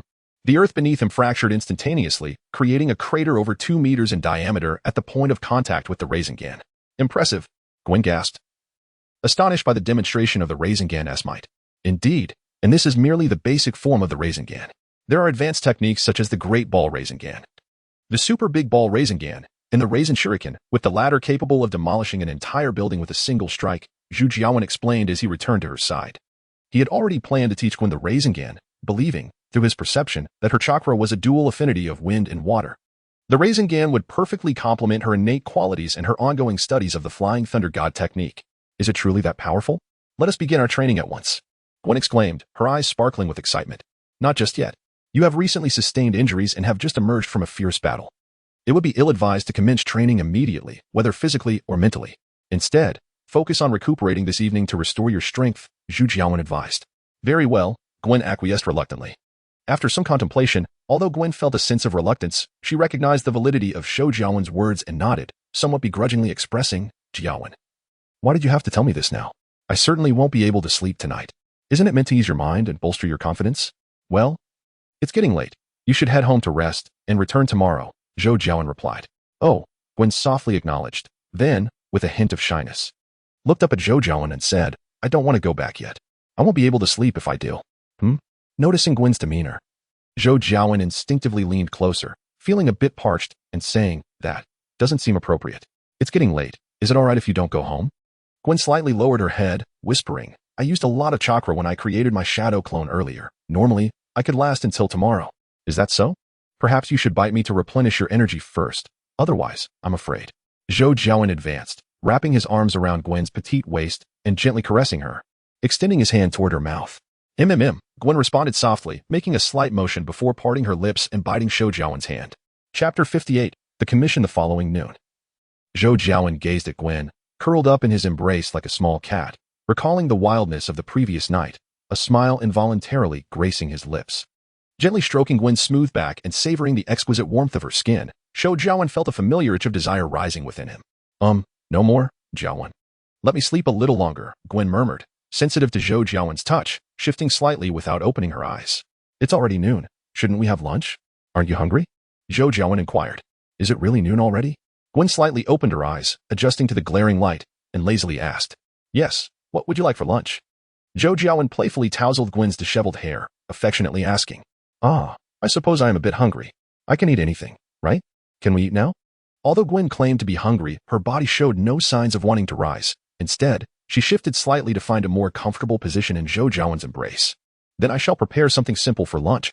I'll make you a lavish feast for dinner, Zhou Jiawen said, adjusting his position to free his hands. Forming hand seals to create a shadow clone for cooking. Another shadow clone? This technique is indeed quite useful, Gwen remarked, noticing the commotion and opening her eyes to express her admiration. Of course, now that lunch is taken care of, we can indulge in other activities while the cooking is underway, Zhou Jiawen said with a smile. What do you wish to do? Gwen propped herself up slightly, her tone laced with caution. Of course, some pre-lunch exercises, Zhou Jiawen chuckled, his hands becoming increasingly mischievous. No, please, after 2 hours. Zhou Jiawen and Gwen finally had their lunch. However, the two of them were completely oblivious to the passage of time in their affectionate exchange.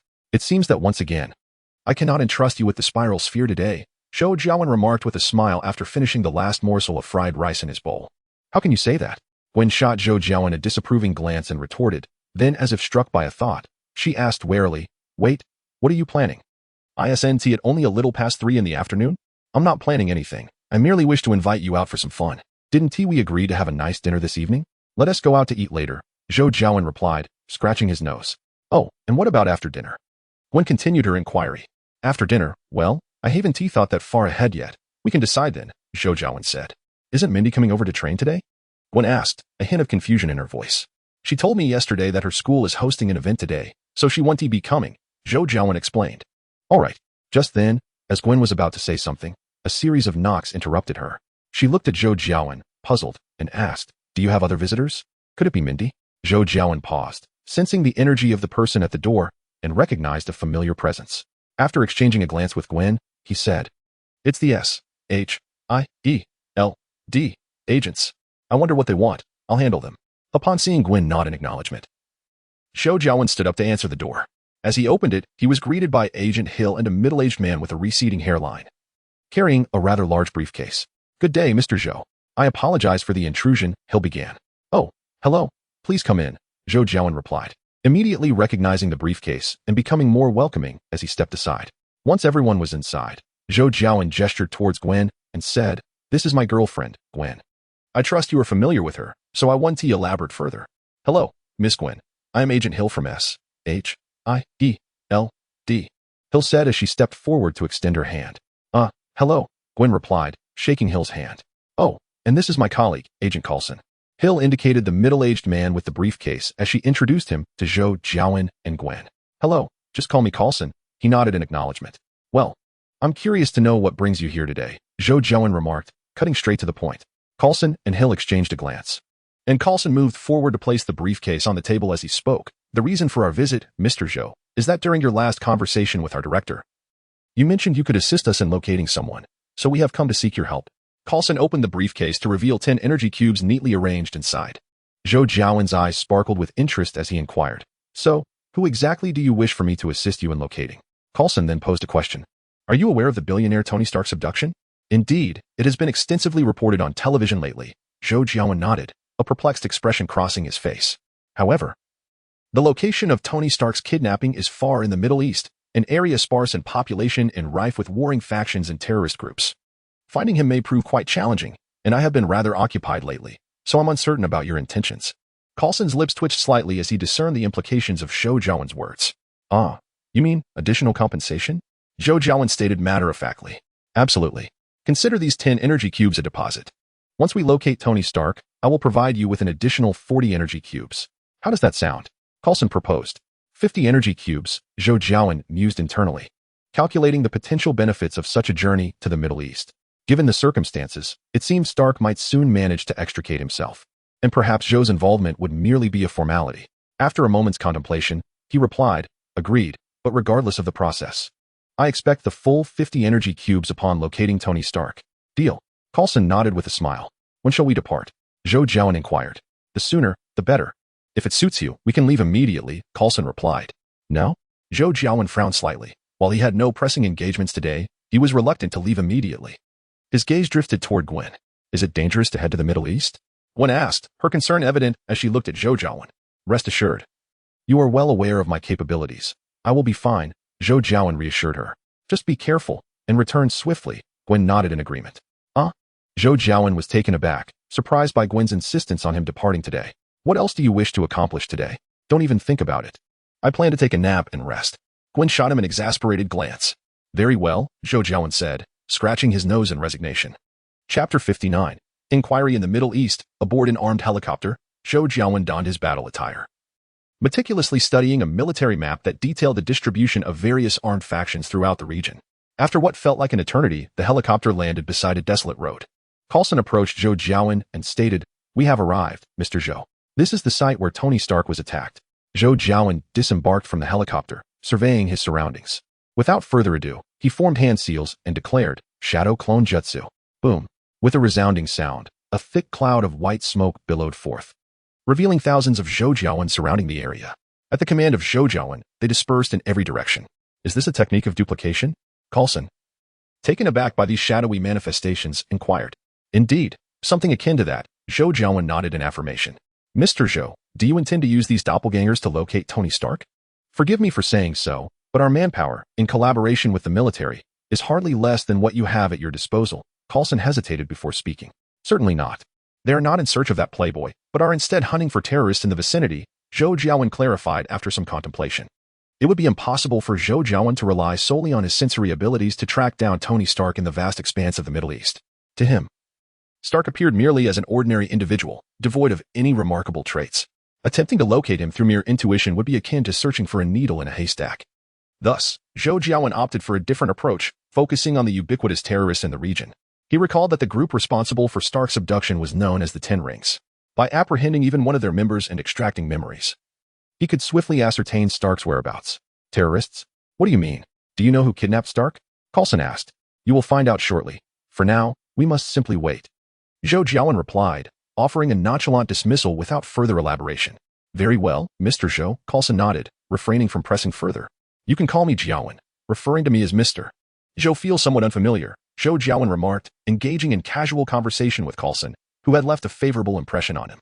Indeed, Jiawen. Coulson hesitated before posing a question. May I inquire about a few matters? That depends on what you wish to ask. Some inquiries do come with a fee. Zhou Jiawen said, casting a sidelong glance at Coulson. I'm merely asking out of curiosity. I have no authority over those energy cubes, Coulson replied. Huh. Zhou Jiawen simply chuckled, offering no further response.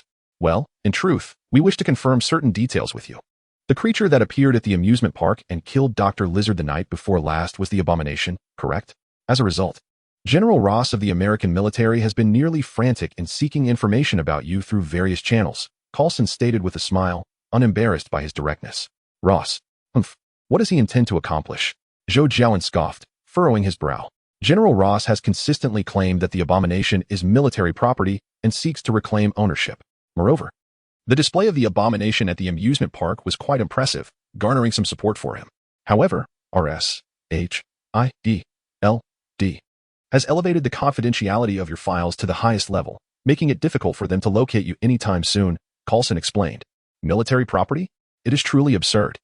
How can they utter such words? Are they not aware of the monstrous creation they once unleashed? Zhou Jiawen remarked with a hint of mockery.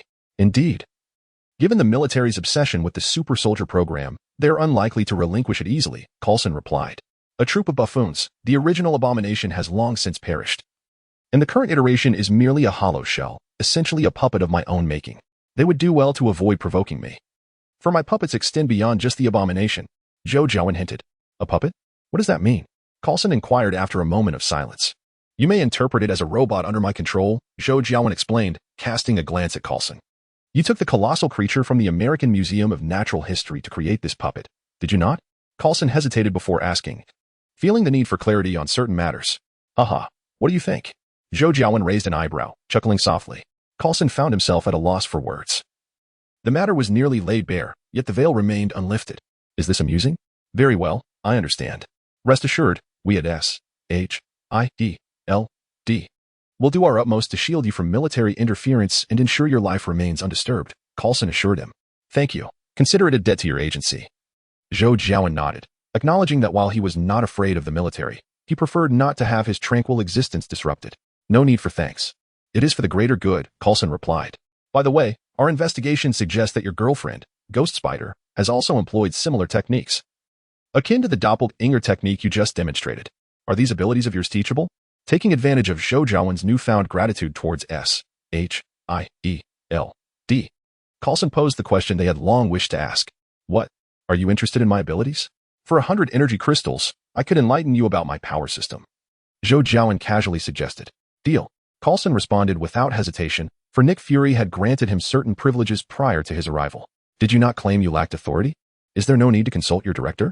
Zhou Jiawen was taken aback. 100 energy crystals was no trivial sum, and he had not anticipated Coulson's readiness. No need. Our director has briefed us on this matter, and I possess the authority to make such on-the-spot decisions, Coulson smiled.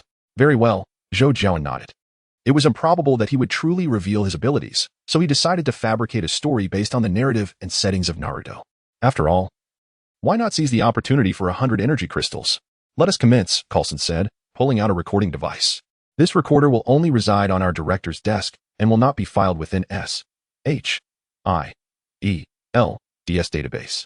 Zhou Jiawen nodded, beginning to outline the structure of his story. Chapter 60. The story. Firstly, my abilities are indeed acquired through diligent practice. The energy cultivated within me is known as chakra, which you may liken to the magical power wielded by Western sorcerers or the internal force cultivated by Eastern practitioners, often referred to as qi. Do you comprehend this? Zhou Jiawen inquired. I understand. Akin to the divine power wielded by deities in mythological tales, correct? Coulson nodded in agreement. Well, there are distinctions. The divine power within those deities is predominantly innate, whereas ours must be mastered through rigorous training, Zhou Jiawen elucidated. Oh, is that so? I believe I grasp the concept now. Please continue, Coulson responded. Next comes ninjutsu. Sorcerers invoke spells or inscriptions to channel magical energy, releasing a myriad of spells. While we employ hand seals to unleash various forms of ninjutsu, Zhou Jiawen explained. Ninjutsu? Are you a ninja, akin to those from the land of the rising sun? Coulson queried. Indeed, my cultivation system is referred to as ninjutsu, yet it diverges significantly from the ninjas you are familiar with in this world. As evidenced by our disparity in strength, Zhou Jiawen clarified. Fair enough, the difference is indeed substantial. What effects can your ninjutsu achieve? Coulson continued to inquire. There are countless possibilities, much like the diverse array of magic. Ninjutsu encompasses a wide variety, theoretically capable of anything. If you can conceive it, you can accomplish it. At a basic level, one can manipulate various elements: water, fire, earth, lightning, wind, ice, and metal, among others. At a more advanced tier, there exist various secret techniques with a myriad of effects: healing, invisibility, flight, memory reading, teleportation, and necromancy, to name but a few. If I were to enumerate them all, it would be an endless endeavor, Zhou Jiawen expounded. Is that so? How many types of ninjutsu do you possess? Coulson asked, furrowing his brow. Me? I have not kept count, but among all the ninjutsu that have emerged in my world, I can perform nearly all of them, barring those that require exceptional innate talents. Zhou Jiawen replied. How is that even possible? Coulson exclaimed, though he was unaware of the total number of ninjutsu in Zhou Jiawen's world. It was evident from his words that the ninjutsu system there was remarkably vast. It was akin to a scientist claiming proficiency in every experiment across biology, chemistry, and physics. Even with an exceptionally intelligent mind, it would be implausible for one to possess the time and energy to learn such a multitude of disciplines. There is nothing impossible about it. Moreover, I merely possess knowledge of them, not mastery. For instance, while I know how to perform certain ninjutsu that I deem less useful, I have never practiced them, Zhou Jiawen explained. Oh, I see. You should have articulated that more clearly. Coulson sighed in relief upon hearing Zhou Jiawen's clarification. After all, knowing something and being able to do it are two entirely different matters. Having provided a general overview of my power system, the next matter of interest pertains to the question of whether one can learn it. Zhou Jiawen disregarded Coulson's thoughts and continued speaking. Upon hearing this query, Coulson focused his mind, becoming earnest. To address the possibility of learning, one must delve into the origins of all chakra, which leads us to the progenitor of chakra, Kagaya Otsutsuki. In our world, chakra did not originally exist. However, one fateful day, a creature known as the Tintails emerged, wreaking havoc with its very presence. A mere flick of its tail could cause tremors, and its indiscriminate attacks could drastically alter the landscape, reminiscent of an impending apocalypse. Just as despair engulfed humanity, a goddess descended from the heavens, subduing and sealing the Tintails, thereby restoring peace and stability to the world. She is revered as the goddess of the moon. Zhou Jiawen recounted. From the heavens? Coulson inquired, furrowing his brow. Indeed, from the heavens, which is to say, outer space. Kagaya Otsutsuki is, in fact, an extraterrestrial being. Zhou Jiawen affirmed with a nod. This revelation left Coulson momentarily speechless. Could extraterrestrials be so formidable? Following this event, Kagaya settled on Earth, intermingling with humanity and giving birth to two sons, Hagoromo and Himura, who were the only two individuals, apart from Kagaya, to possess chakra at that time. While Himura and Kagaya's story is rather unremarkable, they ultimately ventured to the moon. Hagoromo remained on Earth, distributing his chakra to ordinary individuals, thus founding the ninja sect, and earning the title of Sage of Six Paths, which is the origin of the ninja system, Zhou Jiawen explained. So, the Phantom Spider also acquired the chakra you bestowed upon her, which granted her the talent for ninjutsu? Coulson deduced, recognizing the crux of the matter. Precisely. But I am far from the strength of the Sage of Six Paths, nor do I possess his vast reserves of chakra. Distributing chakra seeds to one or two individuals is feasible, yet if I were to do so repeatedly, my own body would falter. Therefore, I cannot and will not engage in such actions. Do you understand my meaning, Coulson? Zhou Jiawen elaborated.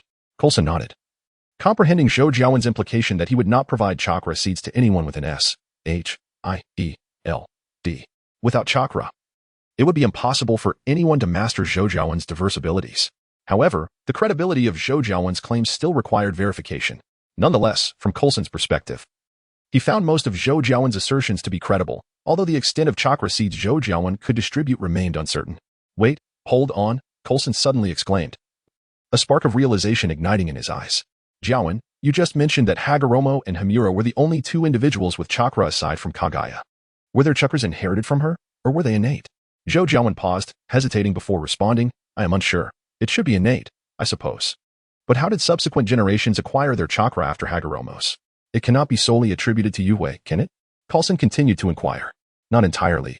Those with talent can subsequently extract chakra on their own, Zhou Jiawen replied, sensing Coulson's thoughts and, with a hint of caution, added, Coulson, why are you asking these questions? You aren't considering leveraging Hizhong, are you? Haha, I was merely asking casually, Coulson chuckled awkwardly. Truth be told, he had entertained that notion. And upon reporting his findings in detail to his superior, Nick Fury, it was likely that Fury would harbor similar thoughts. Seeing Coulson's demeanor, Zhou Jiawen promptly issued a serious warning. Coulson, I regard you as a friend. You must understand that I am not one to be trifled with. I do not entertain those of mediocre appearance. At the very least, one must be of Agent Hill's caliber. Chapter 61 traces Zhou Jiawen and Coulson engaged in a light conversation at the site of the incident involving Tony Stark. After nearly 2 hours had passed, Zhou Jiawen finally received feedback from one of his shadow clones. Fortune smiled upon him, as one clone encountered a group of armed individuals who were conscripting men in a small town. Upon defeating a solitary member and delving into his memories, the clone discovered that this group was indeed the members of the Ten Commandments gang he sought, given that the majority of the remaining armed individuals were mingled with civilians.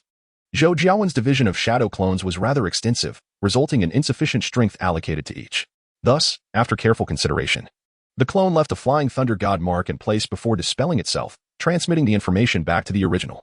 After processing the information relayed by the shadow clone, Zhou Jiawen addressed Coulson. Coulson, my clone has found a lead. A lead? Have you located the individuals who abducted Tony Stark? Coulson asked, momentarily taken aback, recalling Zhou Jiawen's earlier words. Yes, I have identified some minor players. The initial step is often the most challenging, but having found a thread, the remainder should be simpler. Zhou Jiawen affirmed with a nod. Indeed, the beginning is always the hardest. I shall prepare right away. In which direction are they located? We should depart immediately, Coulson stated, preparing to organize the next steps. No, Coulson, your pace is too slow. Provide me with a satellite phone. I can handle this alone. You all remain here and await my update, Zhou Jiawen interjected. Alone? Coulson furrowed his brow. I am more than sufficient on my own. It is merely a group of armed men. An excessive number of people would only alert them, Zhou Jiawen insisted. After a moment's hesitation, Coulson retrieved a satellite phone and handed it to Zhou Jiawen, saying, very well, just be cautious. I await your news. Taking the satellite phone without further ado, Zhou Jiawen activated the Flying Thunder God technique and vanished from sight. In a small town within Afghanistan, a heavily bearded man was commanding over 30 armed personnel, herding the local civilians into a gathering. Zhou Jiawen stood silently in a shadowy corner, observing the unfolding scene. The bearded man was the leader of this group, while the others were mere lackeys. Among them, for regarding vehicles, 6 were overseeing the assembled civilians, 8 were on lookout, and 16 were dispersed throughout the town in search of more civilians. Including the adversary dealt with by Zhou Jiawen's shadow clone, there were a total of 36 armed men. After a moment of contemplation, Zhou Jiawen dispatched 2 shadow clones, employing the art of silent concealment to stealthily approach the lackeys guarding the civilians. Memorizing the positions of all the bandits, he then produced a black rod inscribed with his Flying Thunder God emblem. With a swift whoosh, a flurry of sounds pierced the air, causing the armed personnel to momentarily freeze in bewilderment. They soon discovered black rods appearing beneath their feet or nearby. Several rods even penetrated the skulls of some bandits, who perished without uttering a sound. A piercing shriek echoed as a figure emerged amidst a dazzling blue light, flickering in and out of existence, each appearance claiming 1 or 2 lives of the bandits. Concurrently, 2 figures appeared among the bandits guarding the civilians, casually tossing black rods that swiftly dispatched several foes. In mere moments, all the bandits lay slain in pools of blood, save for the bearded leader, who had yet to fire his weapon. Realizing the peril, the leader raised his gun, trembling in fear as he aimed at Zhou Jiawen's shadow clone standing outside the crowd, shouting incoherently. Without further ado, Zhou Jiawen's main body materialized behind the bearded man, seizing his head to extract the desired information through the realm of the living. Meanwhile, the 2 shadow clones continued to purge the remaining bandits within the town. Before long, Zhou Jiawen gleaned the information he sought from the bearded man's memories. Ignoring the fearful gazes of the civilians, he left 2 shadow clones to continue clearing the town of remnants, while his main body soared into the sky towards a specific direction. Utilizing a satellite phone, He notified Coulson of Tony Stark's general location before summoning 2 thrusters beneath his feet with the path of the Azura, propelling himself at full speed. After approximately an hour of flight, Zhou Jiawen halted outside a valley, where an array of firearms and ammunition lay scattered. Astonishingly, heavy weaponry such as tanks, armored vehicles, and missiles were also in abundance, showcasing a firepower configuration that rivaled or even surpassed that of a regular army. Zhou Jiawen contemplated the situation. The only hostages present were Tony Stark and the Doctor, Ethan, both confined deep within a cavern. By dispatching a shadow clone to guard the passageway, he could ensure their safety. With no civilians in the vicinity, Zhou felt liberated from many constraints, and his intent now was to unleash destruction. After a moment's reflection, he summoned the Azura Path's abomination using his summoning technique. The number of bandits was considerable and scattered, making it nearly impossible to eliminate them all swiftly. Moreover, stray bullets were unpredictable, and as a mere mortal, Zhou was vulnerable. He could easily meet the same fate as Quicksilver if struck. Thus, he decided to leave the frontal assault to the Azura Path's abomination while he infiltrated to rescue Tony Stark. Inside the cave, the world's attention fixated on the playboy Tony Stark, who had been kidnapped for nearly 3 months. He wielded a small iron hammer, striking a piece of metal with vigorous determination, while beside him stood a refined middle-aged man, silently observing the scene. "Tony, tomorrow marks the deadline they set for us. Can we succeed?" Ethan asked hesitantly, not out of concern for his own fate. His heart had perished alongside his family, but for Stark's safety. Tony did not reply, continuing to hammer the metal until he flattened the last protrusion. Using pliers, he placed the metal piece into a nearby bucket. A hiss arose as white steam billowed forth, rapidly cooling the metal.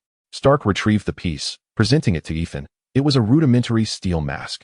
"Do not worry, Ethan. We have succeeded," Tony declared resolutely. Chapter 62. Tony Stark. Boom. Boom. Boom. A cacophony of explosions and gunfire erupted outside, plunging the world into chaos.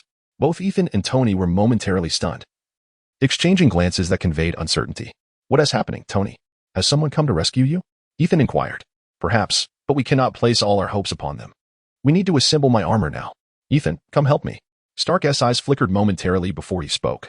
Regardless of the commotion outside, their perilous situation remained unchanged. In fact, if the noise truly signified a rescue, it could render their predicament even more dangerous. "Understood." Ethan nodded, and together they busied themselves with the task. Zhou Jiawen stood at the corner of the passageway, observing the bandits converging towards him. With hands forming seals, he invoked the fire release, great fire destruction. A brilliant flame erupted from his mouth, sweeping down the corridor. With cries of agony, the bandits were engulfed by the sudden blaze before they could draw near.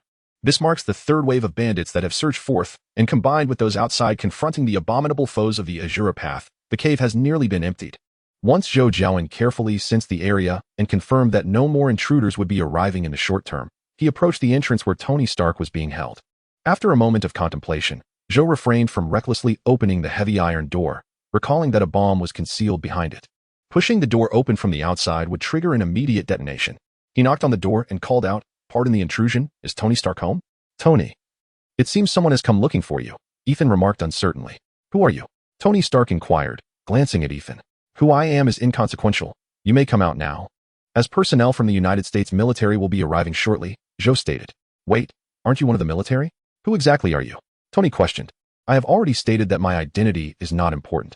I am merely here on someone else's behalf to find you. Can you come out?" Zhou replied, sensing that the remaining few bandits in the cave were hastily retreating from the vicinity. After some deliberation, he decided against pursuing them, as it was not his concern. "Hey, kid, if we don't know who you are, how can we trust you?" Tony remarked. He didn't genuinely doubt Zhou's words. The bandits had no reason to employ such tactics to test him, so Zhou's credibility was reasonably high. However, one must always exercise caution, at least until he donned his suit of armor for self-defense. "Never mind," Zhou sighed, stepping back slightly and aiming at the heavy iron door. Universal pull. With a resounding explosion, the door crashed against the opposite wall. Zhou approached and peered inside, finding Tony Stark awkwardly encased in a rough suit of armor, while Ethan worked on tightening the screws on him. "Mr. Stark, are you two attempting to pack sardines?" Zhou remarked with a hint of amusement at the sight. "I am Tony Stark, and you claim to be here on someone else's behalf. Who employed you? Are you a mercenary?" Tony asked, a touch embarrassed by his current predicament. "Well, Mr. Stark, I am not a mercenary. I simply possess certain skills and came to lend a hand," Zhou replied. "No wonder the efficiency is so low. It appears you're not a professional. I've been tied up for nearly 3 months, and had you arrived any later, I might have managed to escape on my own." Tony quipped. "That doesn't concern me. They only came to find me yesterday. and I just arrived in the Middle East today.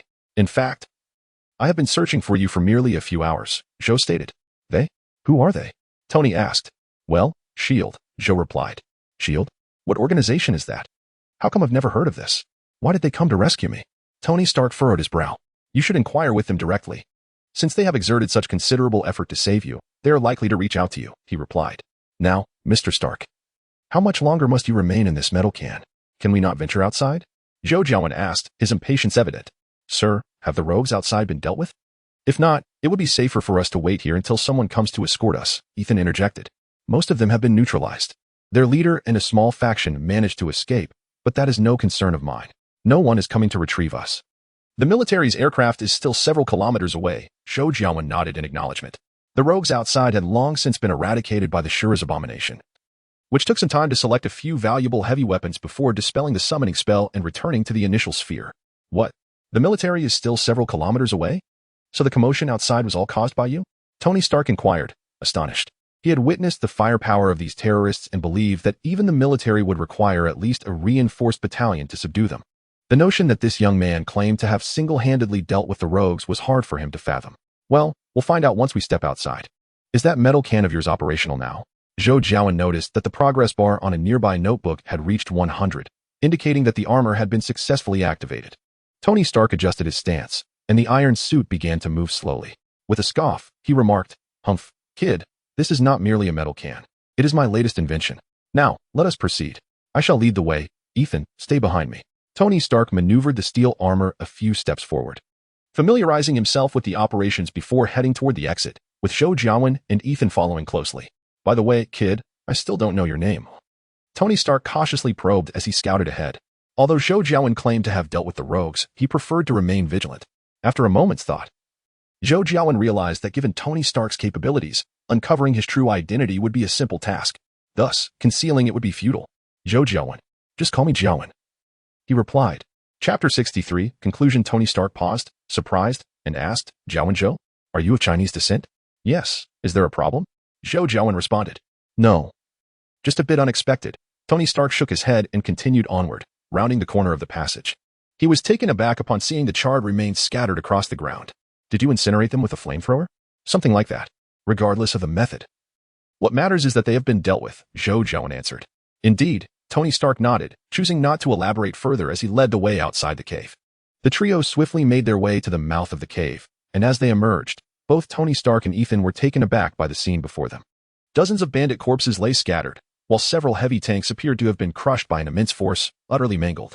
One armored vehicle was even embedded into the mountain wall, leaving only a portion of its frame dangling in midair. Is this your doing? Tony Stark inquired, astonished. Sort of. Zhou Jiawen nodded in response. What do you mean by sort of? Is this what you refer to as a special skill? Tony pressed. Yes, Zhou Jiawen affirmed. But just as he was about to elaborate, he glanced toward the distant sky, where he could faintly discern a few swiftly moving black dots. After a careful assessment, Zhou Jiawen furrowed his brow. He had left a flying thunder god mark on Coulson, yet he sensed no trace of him. Was it solely the American military approaching?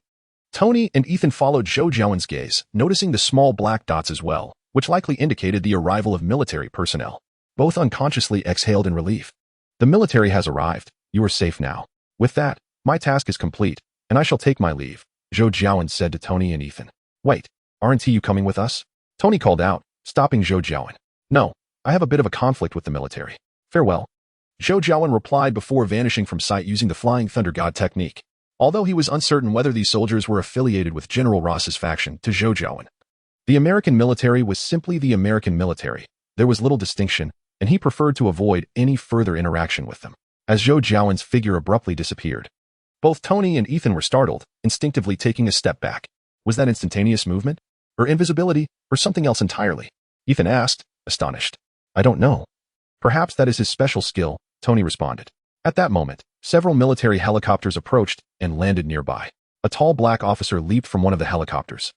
Upon noticing Ethan and the towering robotic figure beside him, the officer momentarily froze. It wasn't until he recognized Tony Stark's face as the mask of the robot retracted that he regained his composure and hurried over. Are you still driving that cheerful Jeep? Next time, ride with me, all right? Rhodey playfully tapped Tony's armored chest.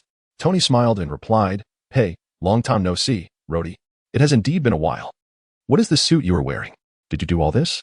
Rhodey's eyes widened in astonishment as he surveyed the battle armor adorning Tony. No, Rhodey. Let's discuss this later. Right now, I simply wish to indulge in a cheeseburger. Tony Stark instinctively attempted to dismiss the conversation, but after a moment's reflection, he altered his response. Very well, Tony, you certainly need to rest, Rhodey remarked, casting a penetrating glance at Tony Stark, choosing not to probe further. After a series of transitions, Zhou Jiawen returned to the secret S.H.I.E.L.D. base where he had initially arrived in the Middle East. Coulson, unbeknownst to him, had already returned to this location. The sudden appearance of Zhou Jiawen startled Coulson, who instinctively drew his sidearm. Only upon recognizing Zhou Jiawen did he exhale in relief and holster his weapon, grumbling, Jiawen, couldn't you announce your presence beforehand? I nearly fired my weapon. Announce my presence? You returned without so much as a word, and where were you when we needed to retrieve Tony Stark? Zhou Jiawen furrowed his brow and inquired. Our mission to rescue Tony Stark is dictated by his identity and status. If anything were to happen to him, not only would it cause global chaos, but there would undoubtedly be significant unrest. Our responsibility at S.H.I.E.L.D. is to ensure his safety. Direct contact with him is unnecessary. Thus, once you located Tony, our involvement ceased. It would be impractical for me to wait in the desert for you, and I feared that calling you might disrupt your work. Besides, with your capabilities, you should be able to find me at any time, so I returned first, Coulson explained. Zhou Jiawen pondered this reasoning and found it valid. In the original narrative, S.H.I.E.L.D.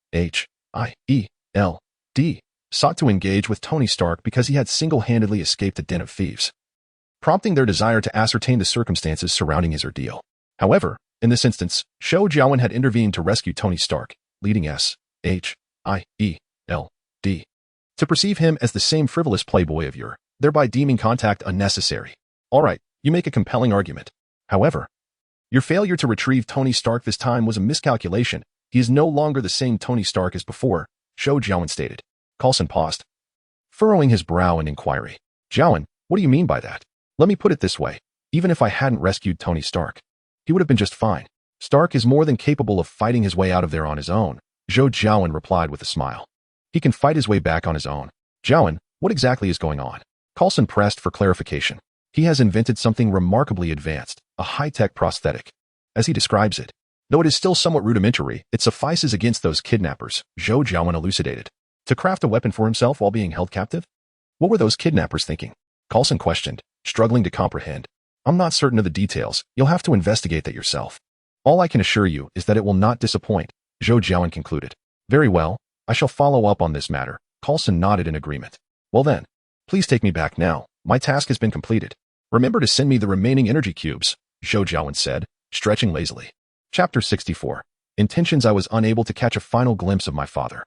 I had intended to inquire about his views on our production of arms, whether he had ever felt conflicted, ever wavered, or if, as the media portrayed, he had never expressed remorse. I personally witnessed the tragic demise of young American soldiers, perishing under the very weapons I had hoped would protect them, and I realized I was becoming part of this chaotic world. I awakened to the realization that I could contribute more to this world beyond the mere manufacture of weapons. Thus, I resolved to shut down Stark Industries' weapons manufacturing division, effective immediately. In New York City, at Zhou Jiawen's residence, Gwen watched in astonishment as Tony Stark spoke at a press conference, her mouth agape. Gavin, what on earth has this playboy Stark experienced? Is he aware of the repercussions his words will incite? Gwen inquired, astonished. Isn't it just that Stark Industries stock will plummet? Zhou Jiawen replied, wrapping an arm around Gwen's slender waist and playfully rubbing it, chuckling. Enough of the jesting. I'm serious. Stark Industries is one of the foremost arms manufacturers in America and indeed the world. This is no trivial matter, Gwen retorted, pressing down on Zhou Jiawen's hand. Even if something were to go awry, do you possess the capacity to intervene? This is not a matter that can be resolved through force. Even I am powerless. Which is why I suggest you refrain from needless worry, Zhou Jiawen responded. Gwen paused, momentarily taken aback, feeling deflated. Indeed, she found herself at a loss regarding this situation. All right, do you remember what I mentioned last time about making money? Zhou Jiawen said, changing the subject with a smirk. Making money? Are you referring to that incident when Stark was just kidnapped? Gwen recalled. Precisely. An opportunity to profit has arisen. Following this press conference, Stark Industries stock is likely to drop by around 50 points. Once the stock reaches that level, you can purchase it in large quantities, and soon after, the stock will rise again, Zhou Jiawen explained. What? Buy Stark Industries stock at this juncture? Gavin, you must be joking, Gwen frowned. Rest assured, Tony Stark is a clever man. Would he have recklessly announced such matters without certainty? During my recent mission to rescue him, I stumbled upon some promising developments. While the world's largest arms manufacturer may be falling, a colossal energy company is poised to rise, Zhou Jiawen elucidated. An energy company? What do you mean? Gwen inquired. To put it simply, it pertains to Tony Stark's new invention, a miniature energy reactor. I don't fully grasp the specifics, but it is undeniably impressive, Zhou Jiawen stated. All right, I shall discuss this with my father upon my return, Gwen nodded, then looked at Zhou Jiawen and asked, by the way, are you planning to buy stock in Stark Industries as well? Me? Zhou Jiawen hesitated for a moment and said, I have enough money, and I don't understand these matters. If I were to buy something, I would need to open an account, which seems too troublesome. Troublesome? If what you say is true. This is a golden opportunity for profit. If you are daunted by the hassle, I can assist you with the operations, Gwen replied. You? Can you really do it? Zhou Jiawen questioned skeptically, gazing at Gwen. What kind of look is that? While I may not fully grasp the intricacies of advanced trading, I can certainly manage simple transactions. Gwen asserted, playfully tapping Zhou Jiawen on the chest. All right, fine. I suppose I will buy a little, Zhou Jiawen conceded, observing Gwen's earnest demeanor and nodding. How much do you wish to purchase? Gwen inquired. Zhou Jiawen pondered for a moment, deciding that he needed to set aside some funds for the construction of his secret base, as well as for his daily expenses. Well, help me purchase $50 million. He finally said. $50 million? Gwen exclaimed in astonishment. While she knew Zhou Jiawen was not short on funds, she had never imagined he would possess such wealth. Where on earth did you acquire $50 million? I'm not entirely sure. It was just there when I arrived in this world. Consider it an inheritance, Zhou Jiawen replied, rubbing his nose, unsure of how to explain this matter. Inheritance? Oh, I apologize. I forgot that your parents have passed away, Gwen said with a hint of regret. It's all right. Zhou Jiawen's gaze flickered momentarily. He was aware that Gwen was referring to the two parents in this world who perhaps did not even exist. Explaining such matters would only complicate things, so he decided to remain vague. By the way, Jiawen, we graduate next month. Are you truly not planning to attend university? Gwen suddenly asked. I won't be going, Zhou Jiawen replied. What will you do after graduation? You won't just stay cooped up at home, will you? Gwen frowned, as she knew Zhou Jiawen was quite capable of such behavior. My abilities have reached a bottleneck, and I need to carefully plan my training regimen and dedicate some time to serious practice, Zhou Jiawen explained. Since acquiring the energy cube, his mastery of the Flying Thunder God technique had progressed significantly, and he had nearly perfected it. Although his strength had increased dramatically with this technique, he found himself facing another bottleneck. The other ninjutsu he was focusing on, the lightning release chakra mode and sage body development, required time to yield results. However, based on his previous encounters with the Abomination and Hulk, he realized he needed a definitive trump card. Ordinary ninjutsu would not suffice as a decisive weapon. And while powerful techniques each had their pros and cons, he needed to carefully select one or two to practice. For example, the Eight Gates technique was the first to be dismissed by Zhou Jiawen.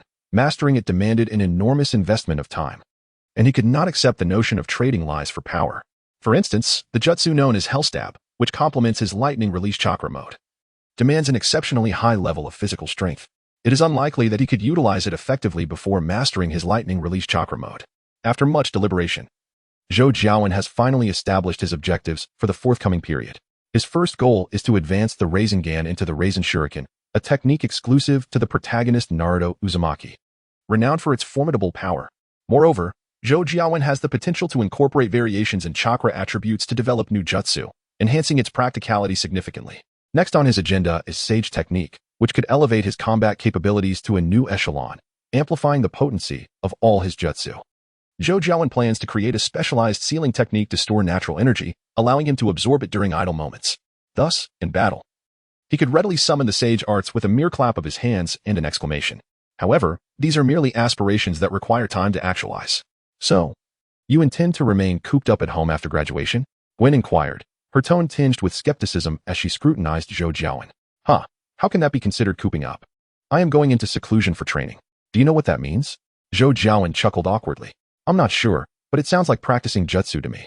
Yet I know you well enough. 90% of your practice is done through your shadow clones. While you spend most of your time at home watching movies and playing games, Gwen candidly pointed out, it's not as exaggerated as you say. Some jutsu, I must practice myself. Besides, I still need to teach you and Mindy, Zhou Jiawen countered, albeit lacking conviction. You know deep down that this is not sustainable, Jiawen. I understand you may feel some aversion to this world, but you still need to live in it. Isolating yourself from society is not a viable option, Gwen remarked, her brow furrowed.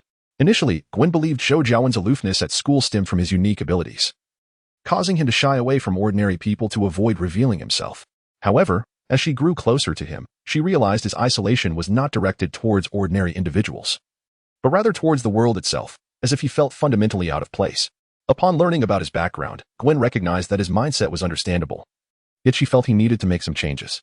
Jiawen, don't you have anything you enjoy doing? Gwen asked. Enjoy doing? Does playing games count? Zhou Jiawen instinctively replied. Gwen cast a glance at Zhou Jiawen and, with a hint of irritation, remarked, Of course it doesn't count. I meant not that kind of affection. Dreams? Yes, dreams. Didn't you ever dream as a child about what you wanted to become? A police officer, a doctor, a lawyer, perhaps? Now that you are financially secure and have ample time, isn't this the perfect moment to pursue your dreams? Dreams? Zhou Jiawen paused, taken aback. Naturally, he had fantasized about his future as a child. What had he aspired to be? He found himself lost in reflection. A spark of realization lit up his face as he recalled his earliest ambition. It was during the summer of his 5th grade year when his father, in an effort to keep him from wandering off, handed him a hefty pirated novel, a collection of 14 volumes of Ghost Blows Out the Light by the author Tianxia Bakhang. This was Zhou Jiawen's first encounter with the world of fiction, and he soon found himself irresistibly drawn into that fantastical realm, often envisioning himself as the protagonist embarking on various adventures. Eventually, mere daydreaming was insufficient. He resolved to take action. He rummaged through the family archives, eager to select an ancestor to practice upon. Regrettably, when he approached his father for the necessary funds, he received a merciless beating, which promptly extinguished his ambitions. A shiver ran down Zhou Jiawen's spine, and goosebumps prickled his skin as he recalled his audacity. In hindsight, he felt a twinge of shame at the boldness of his childhood endeavors. How could he have dared to pursue such whims? Jiawen, what's the matter? Are you unwell? Gwen inquired, noticing his unusual demeanor. No, nothing at all. Just reminiscing about some peculiar matters. Zhou Jiawen hastily shook his head. Such thoughts were not meant to be shared. Not even with his girlfriend. Peculiar matters? Your childhood dreams? Gwen asked curiously. Certainly not. Zhou Jiawen vehemently denied. His dreams could not possibly be that trivial. Something must be amiss. He needed to delve deeper into his memories. However, the more he pondered, the more furrowed his brow became. In elementary school, his mind had been a whirlwind of chaotic thoughts, but as he progressed to middle and high school, those notions dwindled. Aside from the impractical, there remained but one: to grow up swiftly and leave home for university. Regrettably, his incessant reading during class resulted in mediocre grades, and he barely managed to secure a place in a vocational college. Nevertheless, he achieved his desire for freedom. Once in college, Zhou Jiawen fully embraced a life of indulgence, reading novels during lectures and playing games in internet cafes after class, essentially enjoying 3 carefree years at school. Approaching graduation, he enrolled in a software programming training course, learned a few skills, and casually found a job. With his parents enjoying their retirement pensions, Zhou Jiawen found himself in a state where he alone was responsible for his sustenance, leaving his family unburdened. On his shoulders, Zhou Jiawen bore no burdens, merely drifting through each day in a state of leisure. He had spent several years in such a stupor when suddenly he found himself transported to a new world. The notion of dreams had never crossed his mind. Is there truly nothing you enjoy beyond playing games? One inquired, observing Zhou Jiawen's increasingly troubled expression. I'm not quite sure, Zhou Jiawen replied with a wry smile. What about your goals? For instance, I aspire to attend the Imperial University. Surely you must have some ambition, Gwen pressed. Zhou Jiawen pondered briefly before responding. I currently possess an abundance of wealth and have the pleasure of being with such a beautiful girlfriend like you. I feel as though I have reached the pinnacle of my life. How absurd. Go away. Gwen playfully punched Zhou Jiawen, taken aback by his unabashedness. Chapter 66. The game. Have I erred in my statement? People toil to earn money, which leads them to seek companionship. I have both wealth and love. Is that not the zenith of existence?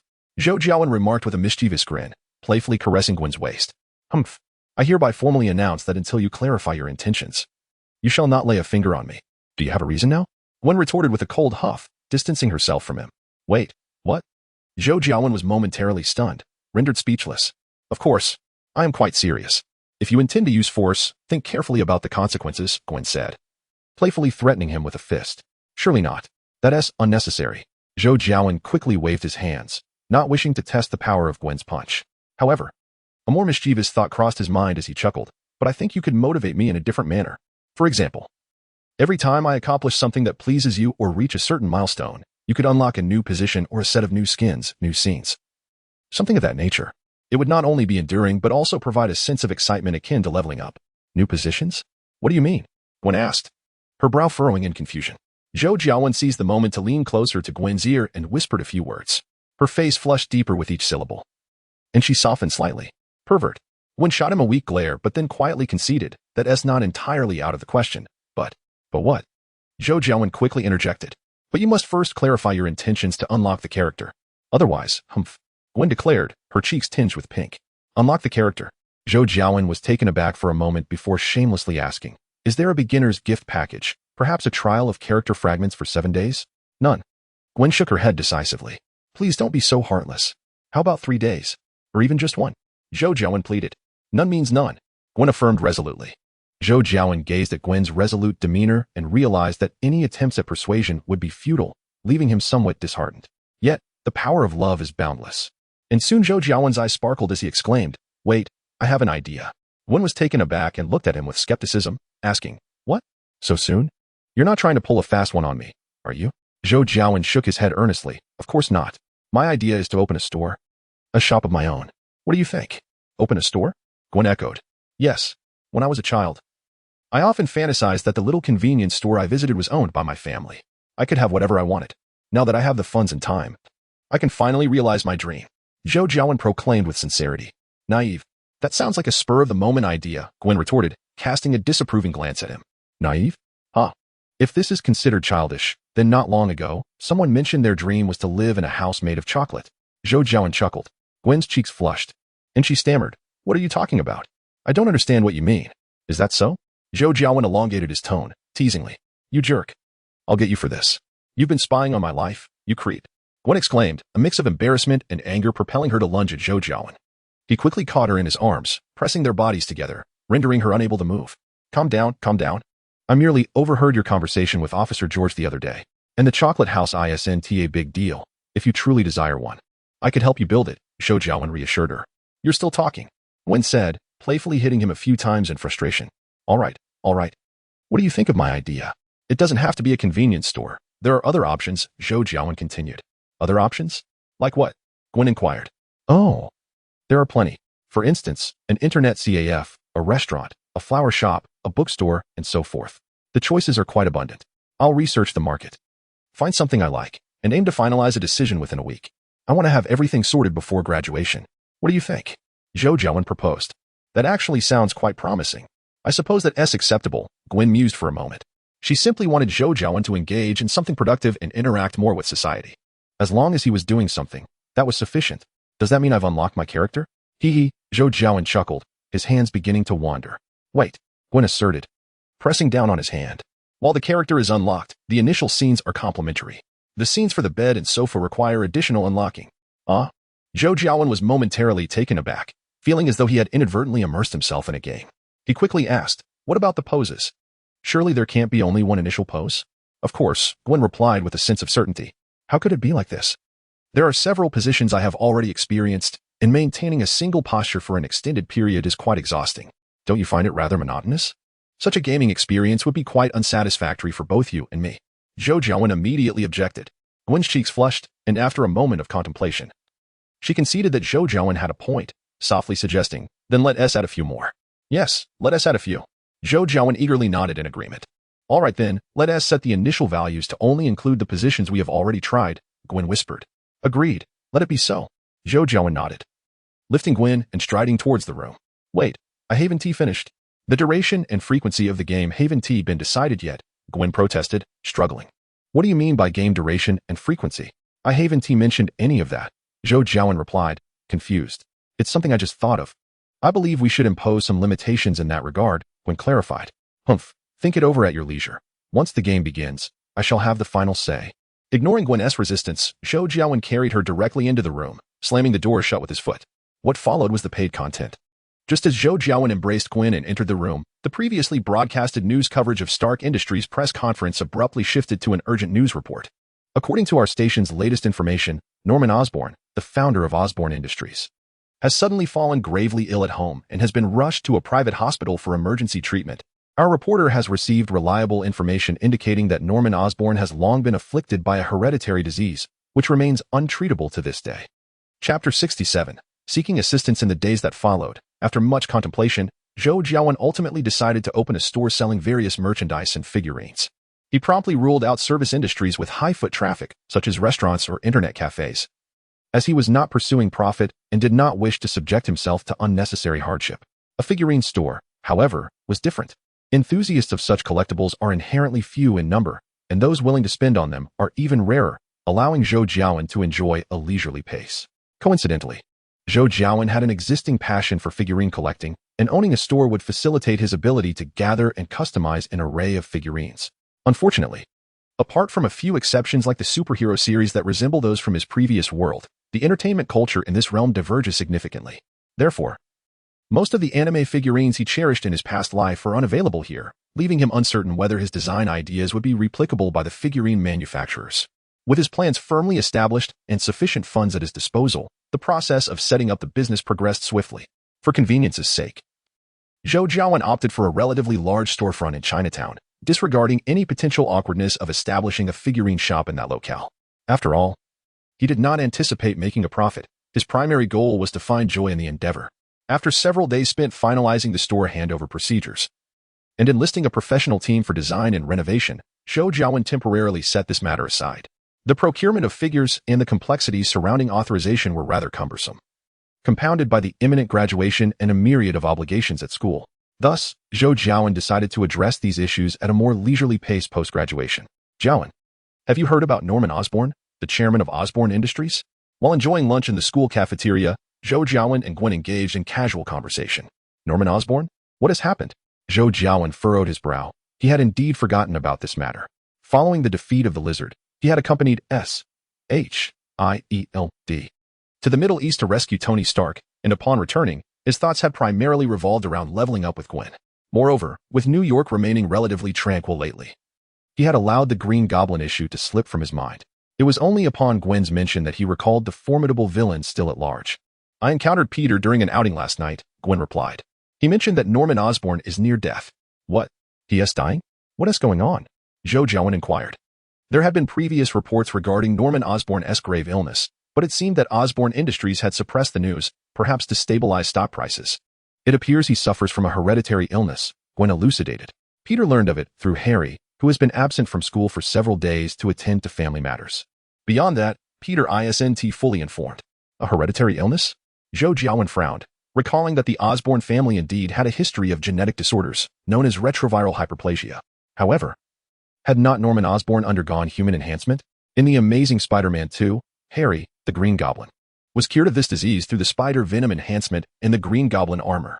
Could it be that the enhancement serum developed by Norman Osborn was ineffective against this ailment?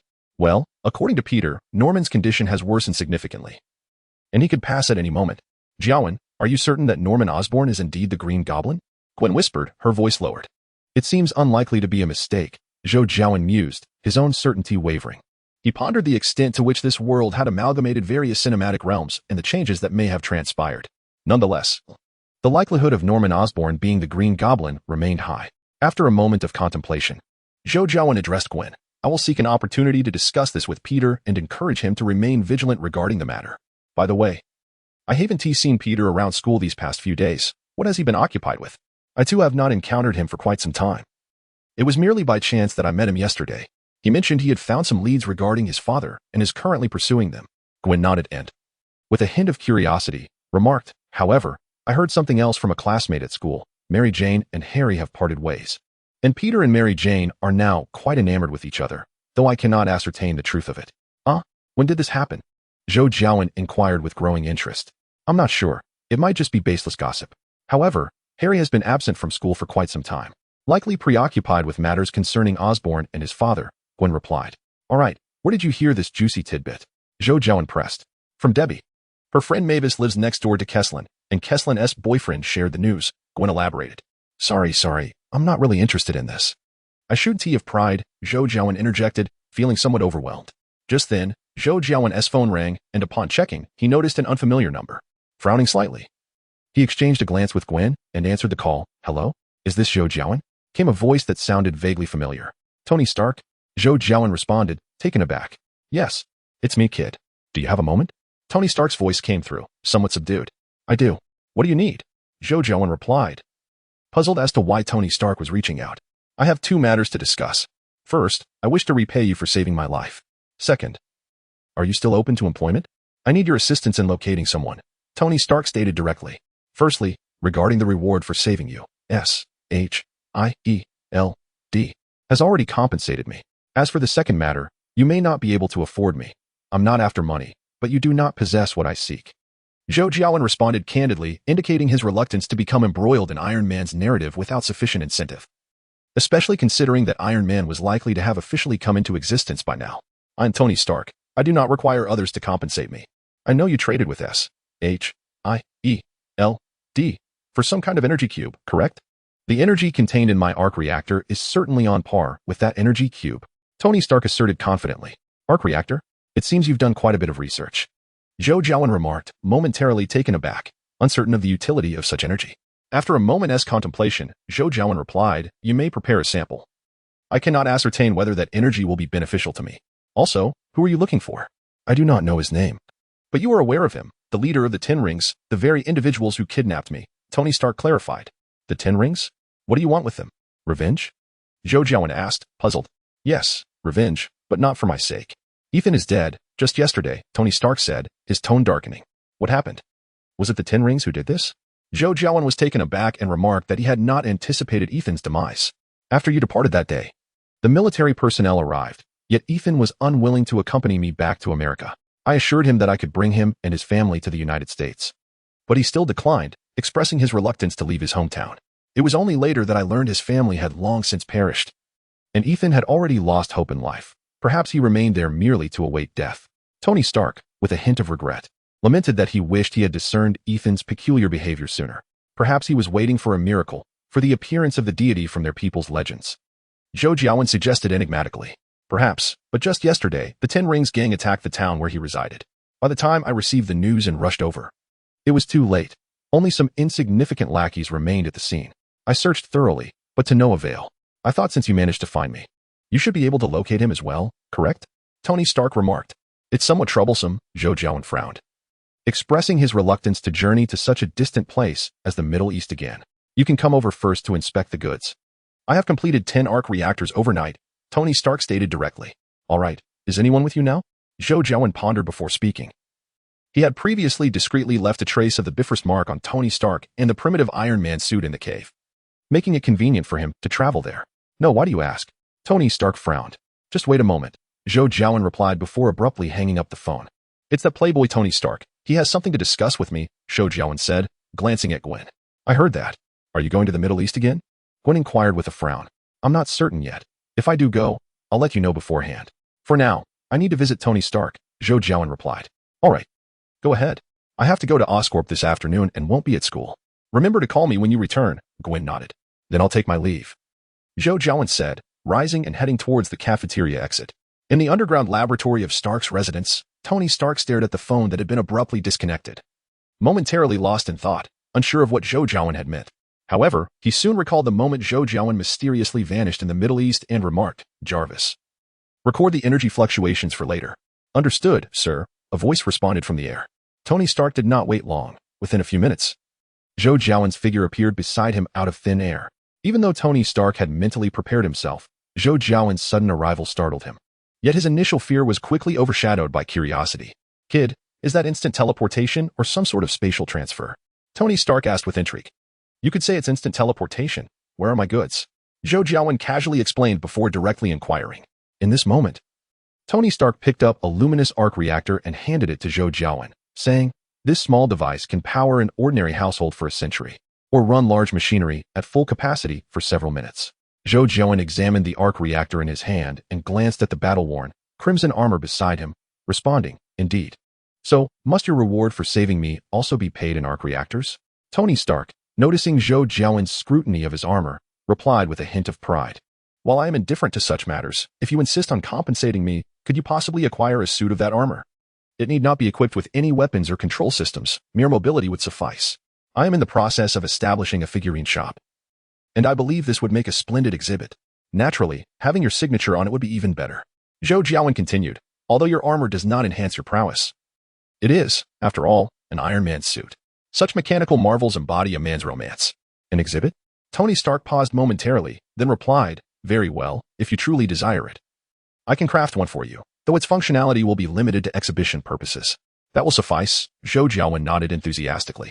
Now, let us explore the energy contained within this device. Zhou Jiawen grasped the arc reactor and unleashed its essence through his palm, channeling a surge of pure energy into his being. The energy was formidable, yet offered little utility to him.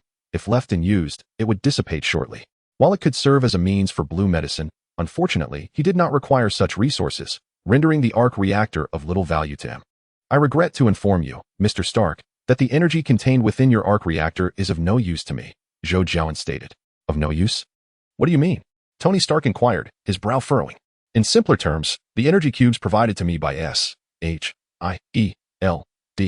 are extracted from the Tesseract. They embody spatial power and far exceed the potency of your energy, Zhou Jiawen elucidated. The Tesseract? What is that? Tony Stark asked. It appears your understanding of S.H.I.E.L.D. is somewhat lacking, Zhou Jiawen remarked. Their security systems are quite effective, particularly in their protection of you and certain artifacts, and it would take me considerable time to breach them. Very well, sometimes explanations can be overly complicated. Perhaps it is best for you to seek the answers yourself, Zhou Jiawen suggested. Then, does this mean our transaction has failed? Tony Stark inquired, a frown etching his features. After a moment of contemplation, Zhou Jiawen replied, well, while I cannot assist you in locating the leader of the 10 rings, I can divulge the method to find him. The method? What must I offer in return? Tony Stark asked, somewhat perplexed. Not much, merely an arc reactor, which is also used as an exhibit. My figurine shop has only just commenced, and I require some authorizations from the rights holders of films, anime, games, and so forth. That's all. How does that sound? Zhou Jiawen pondered for a moment and stated, deal. Tony Stark promptly nodded in agreement, as Zhou Jiawen's requests were inconsequential to him. Anything that could be resolved with money was hardly a concern. Chapter 69. A reminder. Seeing Tony Stark acquiesce to his demands, Zhou Jiawen said, in that case, let me be frank, after all that has transpired, you must have discerned that there are issues within Stark Industries. Indeed, Tony Stark nodded. I began to harbor suspicions since the attack on me in Afghanistan. Our weapons at Stark Industries are ostensibly sold solely for military use. Yet they are predominantly employed by terrorists in the Middle East. Furthermore, after I returned and announced the closure of Stark Industries' weapons manufacturing division, our weapons continued to circulate in the black market. In fact, once I discovered this, the board of directors promptly ousted me. So you already have a suspected culprit in mind, Zhou Jiawen remarked. But what does this have to do with the 10 rings? Tony Stark inquired, a hint of confusion in his voice. The members of the 10 rings who assaulted you were hired by Obadiah Stane. However, Stane merely instructed them to kill someone without specifying whom. Once those members discovered that the target was you, they opted for kidnapping instead, Zhou Jiawen elucidated. Impossible, Tony Stark retorted emphatically. While he could believe that Obadiah Stane might smuggle arms for profit, after all, how many capitalists in America do not? He could not fathom that Stane would desire his death. He had grown up with Obadiah. Their relationship was akin to family. How could Stane possibly wish to kill him? Whether you choose to believe it or not, the truth remains that Obadiah Stane has maintained connections with those in the 10 rings. If you seek him out, you will undoubtedly be able to locate the leader of the 10 rings through him, Zhou Jiawen stated nonchalantly. I will investigate what you have said, Tony Stark replied, his expression shifting between uncertainty and contemplation. Suit yourself. Inform me once you have results. By the way, whatever became of that suit you constructed in the cave? Zhou Jiawen inquired, seemingly recalling something. The suit? I had Rhodey assist in transporting it back to Stark Industries, and then I neglected it. It was merely a crude, defective prototype, lacking in value. Why do you ask? Tony Stark replied. I merely wish to caution you to exercise vigilance. Its lack of value might only pertain to you as its creator. But should the technology within that suit be disclosed and fall into the hands of those with ulterior motives, it could be quite perilous, Zhou Jiawen warned. There's no cause for concern. Those are merely rudimentary technologies. The crux of the matter still lies here. Tony Stark pointed to the arc reactor in his chest and remarked, without this, the suit is merely an empty shell. What if someone were to acquire the arc reactor from you? Zhou Jiawen inquired. Impossible. All technical data regarding the arc reactor is securely stored in my private files, and the completed unit exists solely within this laboratory, which boasts the most advanced security system in the world. Without my authorization, entry is utterly unattainable, Tony Stark asserted with conviction. Oh, is that so? Zhou Jiawen replied, a smirk playing on his lips as he observed Stark. Tony Stark paused, quickly regaining his composure, and corrected himself. You are an exception. I mean, how many individuals capable of traversing space like you exist in this world? Well, many. So many that I cannot even count them, Zhou Jiawen mused, recalling the sorcerers from Kamartaj who could open portals. He genuinely had no idea how numerous they were. Are you jesting? Has the ability for spatial movement become commonplace? Tony Stark frowned, concerned that if Zhou's claims were true, the safety of his laboratory might not be as assured as he believed. Certainly not. This world is far more fascinating than you can imagine. Well, it's getting late. Unless there is anything else, I shall take my leave. Just a final reminder. Be wary of Obadiah Stane. Zhou Jiawen cautioned. Understood. I shall expedite your requests, Tony Stark replied, frowning. Then I shall take my leave. Farewell. With that, Zhou Jiawen activated his teleportation technique and vanished from sight. He had delivered his warnings. What Tony Stark chose to do next was entirely his own affair. Tony Stark gazed thoughtfully at the spot where Zhou had disappeared, contemplating for a considerable time before seemingly reaching a decision. He pressed a button and called out, Pepper. Come down. I have something to discuss.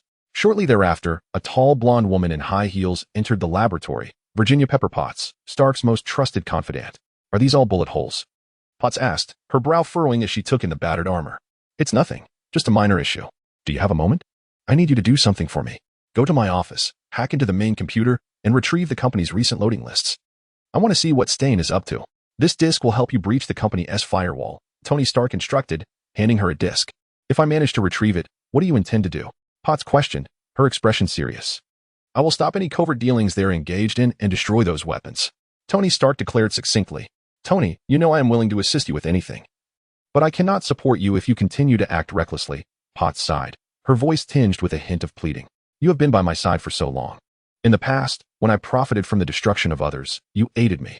Now that I wish to assist those threatened by the weapons I have created, you would abandon me? Tony Stark declared. Tony, what you are doing is perilous. I do not wish for my assistance to bring you harm, Pepper Potts replied. Her gaze drawn to the bullet marks on the Iron Man suit nearby, horrified by the thought of the attacks it had endured. Without such conviction, I would have perished in the Middle East long ago, Pepper. I am fully aware of my actions. This is my mission. A voice deep within me insists that I am doing what is right. Tony Stark asserted, his eyes resolutely fixed upon Pepper, his tone deepening with intensity. Pepper fell silent, her emotions swirling in complexity. Ultimately, she nodded and accepted the disc, saying, I understand, Tony. You know that you are all I have in this world. Indeed. Tony nodded gravely, moved by the depth of Pepper's gaze. Chapter 70. Iron Tyrant. With the disc provided by Tony Stark, Pepper effortlessly accessed the mainframe of Tony's office computer. Soon, she discovered the information Tony had requested, along with other alarming data. The clandestine construction of the iron armor in Sector 16. And the threatening video sent by the Ten Rings after the abduction of Tony Stark filled Pepper with an overwhelming sense of shock and fear. Yet, she quickly regained her composure and began downloading the files. Oh, Pepper, a deep voice suddenly interrupted. A burly man pushed open the office door and entered. Mr. Obadiah. Pepper exclaimed, startled by the unexpected intrusion, forcing a stiff smile. Obadiah Stane strode confidently to the bar, pouring himself a drink, and with a hint of meaning remarked. I understand your predicament, Pepper. Tony always manages to create remarkable things, does he not? Pepper nodded stiffly, seizing the opportunity while Obadiah poured his drink to discreetly use a newspaper to shield the disc plugged into the computer. With his drink in hand, Obadiah approached Pepper, glancing at the screen now adorned with shifting wallpapers. I am pleased that Tony has returned. It is as if he has journeyed through hell. Yet, I realize that the original Tony has not come back. He has left his soul behind, and that saddens me. I know he can be difficult to comprehend at times. But after enduring so much, everything will eventually improve, Pepper defended Tony in response to Obadiah's words. You are indeed a rare gem. A remarkable woman whom Tony fails to appreciate, Obadiah remarked, gazing at Pepper with a hint of wistfulness. Thank you, Pepper replied, casting a glance at the computer screen where a fleeting notification of a successful download briefly appeared before being obscured by the wallpaper. She then stood up, discreetly gathering the newspaper and the disc, stating, I must return now, sir. Is that today's newspaper? May I take a look? Obadiah called out to Potts, who was hastening towards the door. Yes, sir, Potts replied, pausing in his tracks. I enjoy solving crossword puzzles. Obadiah took a few steps forward, seizing the newspaper from Potts' hands. With a forced smile, Potts turned and pushed open the door, quickening his pace once outside. Obadiah observed Potts leaving without uttering a word, then returned to his computer, his expression darkening upon seeing the successful download notification. That night, Zhou Jiawen had just ended a call with Gwen and was preparing to play games for a little longer before retiring for the night when his phone rang again. Upon glancing at the screen, he noted it was the same unfamiliar number from earlier. Frowning, Zhou Jiawen answered, Hello, Stark. It's me, Gavin. I need your help. Tony Stark's voice came through, weak yet urgent. Help? What is going on? Zhou Jiawen asked, momentarily taken aback. You set the conditions. Help me protect someone, Pepper. She went to find Obadiah with a few others, but Obadiah has his own suit. Tony explained. ISNT she with S. H-I-E-L-D. Zhou Jiawen recalled that in the original plot, Potts had gone to find Obadiah with Coulson. S-H-I-D-L-D. You mean those people you sent to rescue me? They came looking for me, but I sent them away. This has nothing to do with them, Tony countered. All right, Zhou Jiawen said quietly, sensing that circumstances had shifted. What was the matter with Obadiah's armored suit? You were right. Stan has crafted a new suit modeled after my original, Tony revealed. And the power source? Where did he get the arc reactor? Didn't you say your lab was off limits to everyone? Zhou Jiawen inquired. He didn't enter. He incapacitated me at home and took the one embedded in my chest. Can we skip the chit-chat? I need time to fly over there. I'll design a suit for you and your girlfriend as compensation. What do you say? Tony hurriedly proposed. Make it two. I have a student as well. Plus I need after-sales support. Zhou Jiawen's eyes brightened. Can you depart now? Tony asked. Right away. Zhou Jiawen replied, ending the call. Since Obadiah's armor was modeled after Tony Stark's first-generation suit, the original should be in his lab. After donning his handmade suit, Zhou Jiawen activated his teleportation ability, appearing in a dim, cluttered room after several jumps. Upon landing, he spotted a larger Iron Man, significantly bigger than Tony Stark's suit, breaking through the ceiling above and climbing upward. This must be Obadiah's Ironmonger. Zhou Jiawen positioned himself directly beneath Ironmonger, acutely attuned to the situation above. On the ground stood a woman, seemingly at a loss as she observed Ironmonger ascend. She must be Potts. It appeared he had arrived just in time. Divine Force. Zhou Jiawen raised his hand, directing it at Ironmonger. A tremendous repulsive force struck Ironmonger with ferocity, sending his several-ton frame hurtling away and creating a gaping hole in the ceiling. As Zhou Jiawen floated upward through the newly formed aperture, he caught sight of Potts, whose mouth hung agape in astonishment. He smiled and addressed her. Greetings, Miss Potts. Mr. Stark sent me to ensure your safety. Tony? Is he all right? He answered my call, but said nothing. Potts replied, momentarily taken aback. Rest assured, Mr. Stark is unharmed and is on his way, Zhou Jiawen reassured her. Tony Stark always has some new trick up his sleeve. And who might you be? Another one of his peculiar acquaintances. A voice emerged from Ironmonger as his massive form began to rise from the ground. Zhou Jiawen's gaze sharpened. The divine force he had unleashed moments ago had been exerted with great effort, yet Obadiah, a mere mortal, had not succumbed to disorientation. Was the armor's shock absorption truly that effective? Boy, it matters not who you are. Should you dare obstruct my path, you shall meet your end, Obadiah declared, maneuvering Ironmonger to reveal a missile launcher from the shoulder of the suit. A missile, roughly the size of an arm, was launched towards Zhou Jiawen. Divine Force. Without uttering a word, Zhou Jiawen's eyes flickered, and he deployed the now-cool Divine Force once more. The missile, barely airborne, was thrust backward by the overwhelming force, crashing into Ironmonger and erupting in a tremendous explosion, engulfing the massive figure in flames. Chapter 71. Iron Man vs. Ironmonger. As the flames subsided, Zhou Jiawen contemplated his next move while observing Ironmonger, who slowly emerged from the haze of smoke. He ultimately decided against directly confronting Ironmonger. If he were to eliminate Ironmonger outright, Tony Stark would never have the opportunity to engage in an epic battle on the highway. Would the iconic declaration at the press conference the following day, "I am Iron Man," still come to pass? Zhou Jiawen was not particularly fearful of altering the narrative, but he was wary of the potential ripple effects that such changes could incite. For instance, there was the Time Variance Authority, which took it upon itself to safeguard the sacred timeline from erroneous deviations. Zhou Jiawen was uncertain of its existence in this world, yet he dared not take the risk. Thus, he had consistently endeavored to avoid altering the storyline. This sense of constraint was decidedly uncomfortable. Perhaps he should seek out Ancient One for a conversation. Surely, her wisdom might shed light on certain matters. Damn it, you monstrosity. Just as Zhou Jiawen pondered these thoughts, Ironmonger surged forth from the remnants of smoke. From his appearance, the missile's power was indeed quite formidable, perhaps having learned from the lesson of being struck by his own launched missile. The Iron Tyrant chose not to engage in long-range attacks this time. Instead, he charged forward, gathering momentum before leaping high into the air, swinging his massive fist towards Zhou Jiawen. Just then, a golden-red figure, trailing a long flame, shot in from the distance and collided with the Iron Tyrant, who was momentarily suspended in midair. The immense force generated by the high-speed flight of the golden-red figure propelled the Iron Tyrant through several walls, ultimately crashing onto the roadway outside Stark Industries. Is that Tony? Pepper Potts exclaimed, realizing the situation. Indeed, Zhou Jiawen nodded in affirmation. Due to the impending transaction with him, Tony Stark had evidently produced many new arc reactors, ensuring that the performance of the Iron Man suit would not be hampered by insufficient energy this time. Let us see how they fare, Zhou Jiawen suggested, leading the way outside. All right, I'm right behind you, Potts replied, hastily following Zhou Jiawen's lead. Upon their arrival outside Stark Industries, they found Tony engaged in a fierce battle with the Iron Tyrant. Stark relied on the agility of his suit to continuously engage the Iron Tyrant. Yet the shockwaves emanating from his palms seemed to have no effect, merely tickling the giant. While the material of the Iron Tyrant's armor may not have matched the quality of Stark's suit, its thickness far surpassed it. Although lacking in agility, its defensive capabilities were formidable, perhaps even superior to Stark's Iron Man suit. Seizing an opportunity, the Iron Tyrant picked up a passing motorcycle and hurled it at Stark, sending him flying. The colossal figure of the Iron Tyrant then leapt high, landing a crushing foot on Stark. Tony, it has been 30 years. I have always supported you. This company was built from the ground up by me, and no one shall stand in my way. Especially you, Tony. The Iron Tyrant seized Stark from the ground, his slender armor appearing like a large doll in the tyrant's grasp.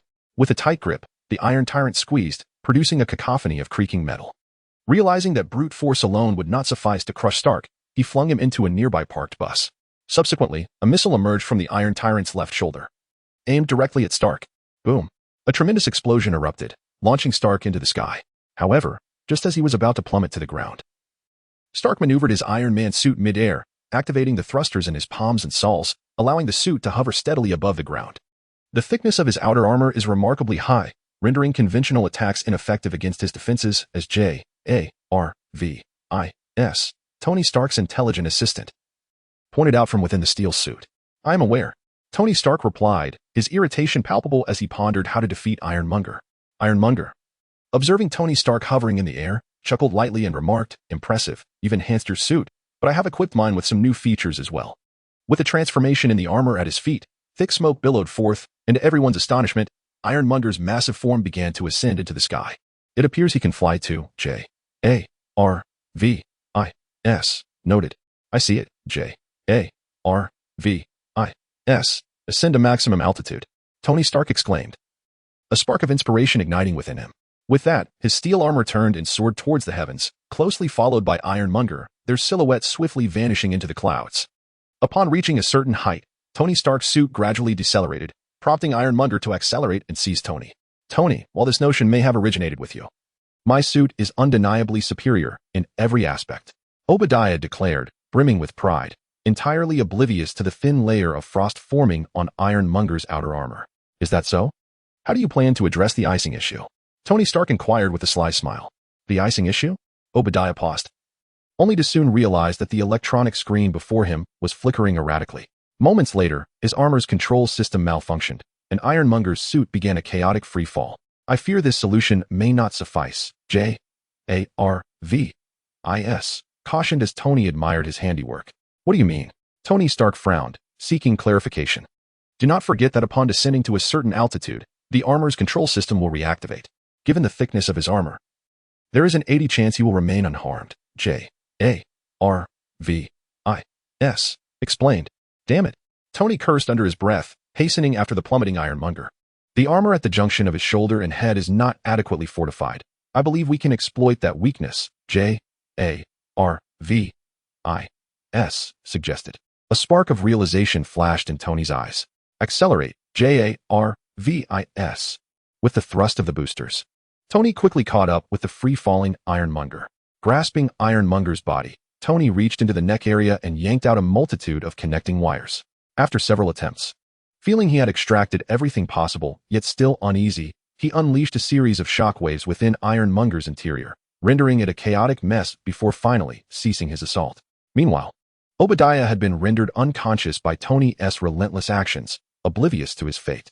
Chapter 72. I Am Iron Man. As Tony Stark soared into the sky with Ironmonger, several sleek sedans sped from the distance, coming to a halt at the entrance of Stark Industries. The doors swung open, and Agent Coulson, accompanied by a cadre of black-clad operatives, exited the vehicles. After pausing for a moment at the entrance, Coulson's gaze brightened as he spotted the familiar figures of Zhou Jiawen and Potts, who were gazing skyward. After relaying a brief instruction to his subordinates, he hurriedly made his way towards them, while the other agents deftly dispersed to secure the scene and gather information. Ah, Miss Potts, and you, Jiawen, Coulson said, momentarily hesitating before addressing Zhou Jiawen by his real name. You are Agent Coulson from that organization, aren't you? Potts remarked, her memory rekindling. Indeed, your S.H.I.E.L.D. team is remarkably swift to respond. You arrived quickly after receiving the news, Zhou Jiawen acknowledged with a nod. Much of that is thanks to your previous warning. Although our subsequent contact with Stark yielded little in the way of useful information, we did maintain a response team to oversee matters concerning Tony Stark. As you can see, I am the head of that team, Coulson replied with a smile. By the way, Agent Coulson, your timing is impeccable. Obadiah is the mastermind behind the previous abduction of Tony, and he has been smuggling arms. I possess evidence of his crimes. Can you apprehend him? Potts inquired, noticing a flicker of realization in Coulson's demeanor. Her immediate thought upon obtaining the evidence against Obadiah was to report it, but the police had transferred the case to S.H.I.E.L.D., only to be swiftly dispatched by Obadiah. Agent Coulson appeared far more capable than the local authorities and perhaps even more formidable.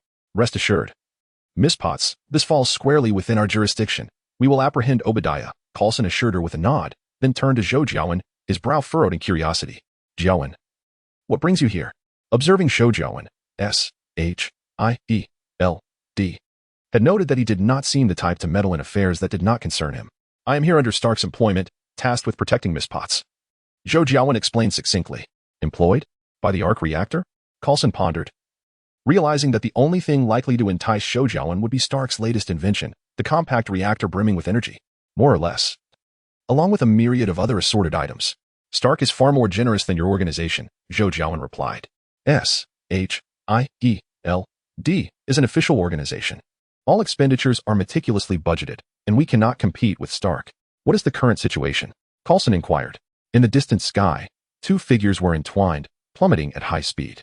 It appears Stark has emerged victorious, Zhou Jiawen remarked, his keen perception allowing him to discern that the larger figure had ceased all movement, leaving the smaller figure to wreak havoc upon it. Shall we go to pick him up?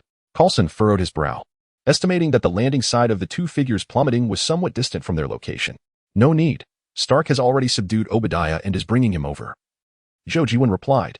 Upon closer inspection, Coulson noted that, as Zhou Jiawen had indicated, the descent of the two figures was indeed slowing, and they were moving in their direction. Before long, Tony Stark, cradling Ironmonger, soared into the air above them, beginning a gradual descent. As they approached the ground, Stark unceremoniously dropped Ironmonger, landing gracefully himself. Tony, are you all right? Pepper Potts exclaimed, hastening to embrace Stark. I'm fine, Pepper, Stark reassured her, lifting his helmet to meet her gaze. Zhou Jiawen and Coulson, recognizing the moment, wisely refrained from interrupting the couple, standing aside in quiet observation. After a while, once Stark had calmed Pepper, he turned his attention to Zhou Jiawen and Coulson. Casting a glance at Coulson, Stark refrained from speaking, instead addressing Zhou Jiawen. Thank you, Jiawen. It's no trouble. It seems you have much to attend to. If there is nothing else, I'll take my leave, Zhou Jiawen replied. Rest assured, I will fulfill my promise to you promptly. Stark nodded affirmatively. With Stark's assurance, Zhou Jiawen hesitated no longer, activating his teleportation technique and vanishing from sight. The matters between Stark and S.H.I.E.L.D.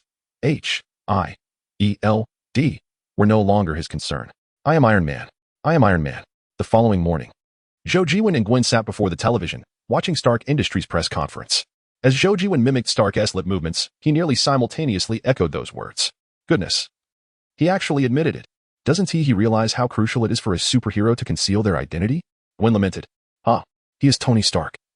How could he resist such an opportunity for the spotlight? Zhou Jiawen chuckled. Gwen, this time you lost. If I win, you owe me a new pose. As promised, no backing out. Who knows if you two conspired together? I feel like I've fallen into your trap. Gwen's cheeks flushed. Now, let us not be hasty. I mentioned from the start that Stark would publicly confess his identity. You simply didn't believe me, and you insisted on betting. What could I do? A deal is a deal, Zhou Jiawen remarked. Just one pose, and consider yourself lucky this time, Gwen retorted, her eyes glinting. Haha. My luck has always been good. I've had an idea brewing for quite some time. Just wait for tonight. Zhou Jiawen laughed heartily. Who's afraid of whom? Gwen, with a hint of stubbornness, remarked that she was well aware of Zhou Jiawen's combat prowess, particularly his remarkable recuperative abilities. After a brief rest, he appeared as though nothing had transpired. Were it not for her own extraordinary constitution, she would have struggled to cope. Well, we've concluded our wager. So I shall escort you to the Osborne Company now, and I will return to fetch you this afternoon, Zhou Jiawen stated as he rose and stretched. Jiawen, are you truly going to seek out the Ancient One? Perhaps I should accompany you, Gwen expressed her concern. Earlier, Zhou had mentioned his intention to visit the Ancient One. And despite her curiosity about these legendary sorcerers, she found herself apprehensive about the formidable power attributed to the Ancient One. Chapter 73. Meeting the Ancient One again. Do not worry, Gwen. I am not seeking trouble, Zhou reassured her. Moreover, this will be my first encounter with that group of sorcerers. It remains uncertain whether I will even meet the Ancient One. Let us postpone this for now, and I shall take you along next time if the opportunity arises. After a moment's contemplation, he gently declined her offer.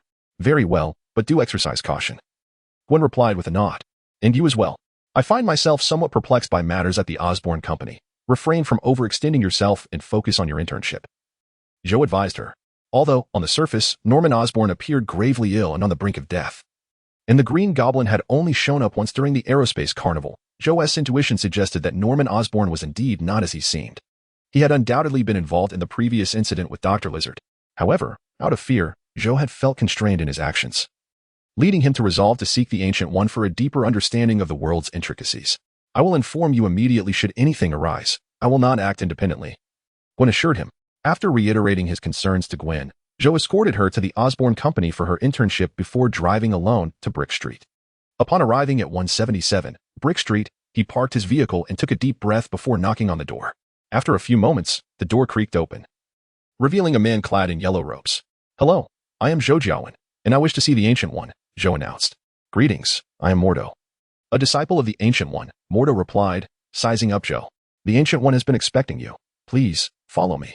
Upon hearing this, Zhou furrowed his brow momentarily, but soon felt at ease. In truth, his advantage as a time traveler with foreknowledge of events paled in comparison to the Ancient One, who possessed the Time Stone. As he followed Mordo into the ancient and ornate temple in New York, Zhou's curiosity led him to explore the hall's intricate details. In the New York sanctum, numerous artifacts exuding a profound sense of historical significance are displayed, resembling a private museum. However, Zhou Jiawen is acutely aware that each of these items could potentially be a remarkable magical relic, far surpassing anything found in a conventional museum. The New York Sanctum is one of the 3 sanctuaries established by Camartage on Earth, and together, these sanctuaries form a formidable barrier to ward off invasions from other dimensions. The 3 great sanctuaries protect the Earth, while we, as sorcerers, safeguard these sanctuaries. Mordo, noticing the curiosity in Zhou Jiawen's eyes, provided a brief introduction. In truth, Mordo harbored a similar curiosity about Zhou Jiawen. Ever since Zhou's arrival in New York, Master Gu Yi had kept a vigilant eye on him, even instructing Mordo to monitor Zhou during her absences and to offer assistance when necessary. Mordo had never witnessed such focused attention from Master Gu Yi towards an individual before. Although he remained uncertain of her intentions, his trust in her prevented him from probing further, and he faithfully executed her directives. Is Master Gu Yi currently at the New York Sanctum? Zhou Jiawen inquired, nodding slightly. No, she is waiting for you at Camartage, but it is not far from here. Mordo replied, leading Zhou to a wooden door. Mordo performed a series of hand seals, causing the door to open automatically, revealing a space that felt somewhat dissonant with the New York Sanctum. Master Gu Yi wishes to meet you privately. I shall escort you here, Mordo stated. Thank you. Zhou Jiawen expressed his gratitude and stepped through the door. As he crossed the threshold, a cold breeze enveloped him, causing an involuntary shiver. The elevation here was considerable, not far from Mount Everest, resulting in a notably lower temperature. A gentle voice resonated, and Zhou turned to see Master Gu Yi seated serenely behind a tea table in the expansive hall, smiling warmly at him. It is a pleasure to meet you. Master Gu Yi, Zhou Jiawen said, inclining his body in a respectful bow. There's no need for formality. Please, have a seat and enjoy some hot tea. Gu Yi responded with a soft smile, pouring a cup of tea. Thank you. Zhou Jiawen, feeling no need for further politeness, took a seat cross-legged opposite her and sipped the tea, feeling warmth spread through him before he began to observe his surroundings. The hall resembled a sanctuary perched atop a mountain, adorned in an exceedingly simple and ancient style. 3 sides were enclosed, while the massive doors stood open, revealing a breathtaking vista of snow-capped mountains. Some peaks even pierced the heavy cloud cover, connecting the sky and earth in a majestic display. A magical barrier surrounded the hall to maintain the internal environment, yet due to the elevation, cold winds continued to sweep in. However, being able to appreciate such grandeur made enduring the chill worthwhile, as Gu Yi remarked. Indeed, witnessing such magnificent scenery makes braving the cold winds quite bearable, Zhou Jiawen concurred. Upon hearing this, Gu Yi smiled and chose not to elaborate further. Zhou Jiawen fell silent for a moment before speaking. Since Master Gu Yi is aware of my intention to seek you, you must also know the reason behind my visit. You have approached me numerous times. While the motivations are largely similar, there are nuances. What brings you here this time? Gu Yi chuckled lightly, framing her inquiry in a tone reminiscent of a statement. Then I shall inquire directly. Are you familiar with the Temporal Variance Management Bureau? Zhou Jiawen furrowed his brow, grasping Gu Yi's implication, and boldly posed the question. Gui regarded him with a curious glance and softly responded, "Indeed, such entities exist in this world." Zhou Jiawen's mind sharpened. Although their operations were clandestine, Gui, possessing the Time Stone, would surely perceive hints of their presence. He pondered the distinctions between this world and the one he was aware of. "How well do you understand them, Master Gui?" Zhou Jiawen inquired. "My knowledge is not extensive. They exist primarily to safeguard the sacred timeline, possessing a mastery over time that far surpasses my own," Gui replied, shaking her head. "Do you not even know their origins?" Zhou Jiawen pressed, his brow knitting in concern. "One could say that, in truth, I have not had genuine contact with them. Yet I possess some understanding that may clarify your doubts," Gui explained. Zhou Jiawen's eyes brightened. "Then I would be grateful if you could elucidate this matter." Chapter 74. Gui. When I go mad, even I fear myself. What are your thoughts on the so-called resetting of timelines, Master Gui? Zhou Jiawen queried. He had developed some conjectures while watching the American series Loki. Their duty is to apprehend temporal offenders, eliminate potential timeline divergences, and ensure the existence of a singular sacred timeline. The methods employed against temporal offenders involve pruning, while timeline divergences are addressed through resets. He pondered whether the parallel timelines, eliminated through this resetting, are cast into the void as well. Zhou Jiawen believed there was a significant likelihood of this. For the void contains not only living beings but also a myriad of objects. Could an ordinary inanimate object truly instigate a shift in the timeline? It seemed highly improbable. The items within the void were likely remnants of the parallel worlds devoured by Helios. Thus, Zhou Jiawen held a profound apprehension towards the concept of resetting timelines, as he wished to avoid being unwittingly cast into the void. Resetting timelines? Gui paused thoughtfully, not immediately addressing Zhou Jiawen's question.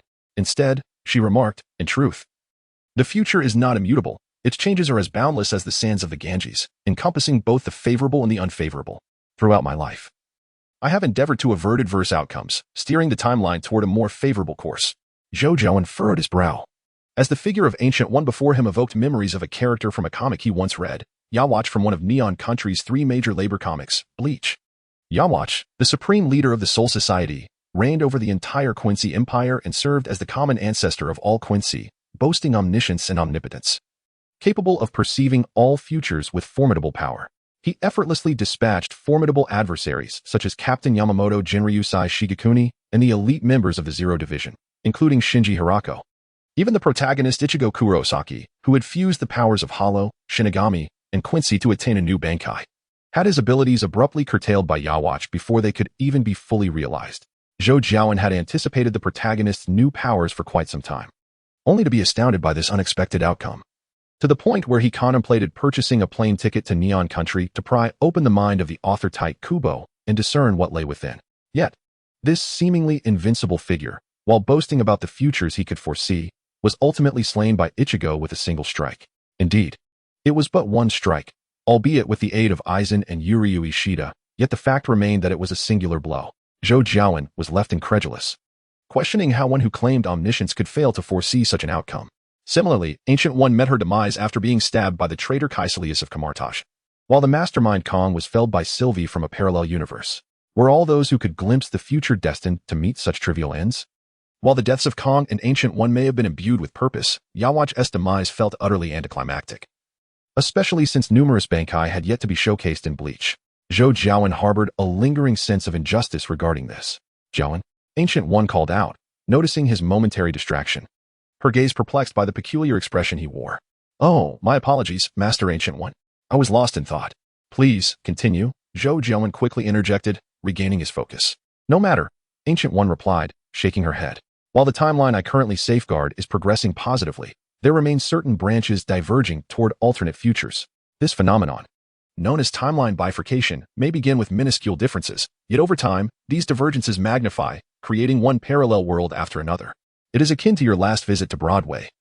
Had you acted on a fleeting impulse and released the Titan, the trajectory of this world would have deviated from the present, and as time unfolded, those differences would have expanded, leading to a complete transformation of the future. Hence, you sought me out in advance, did you not?" "Indeed," Zhou Jiawen affirmed. Ancient One nodded and continued, "All my endeavors are directed toward guiding our world's timeline toward a brighter future. They too possess a timeline that they must safeguard, however. Their methods are far more extreme, having directly reset timelines that diverge towards alternate futures. Nevertheless, the trajectory of the timeline they protect aligns closely with the one I aim to guide, thus we find ourselves in a state of no conflict." "No conflict?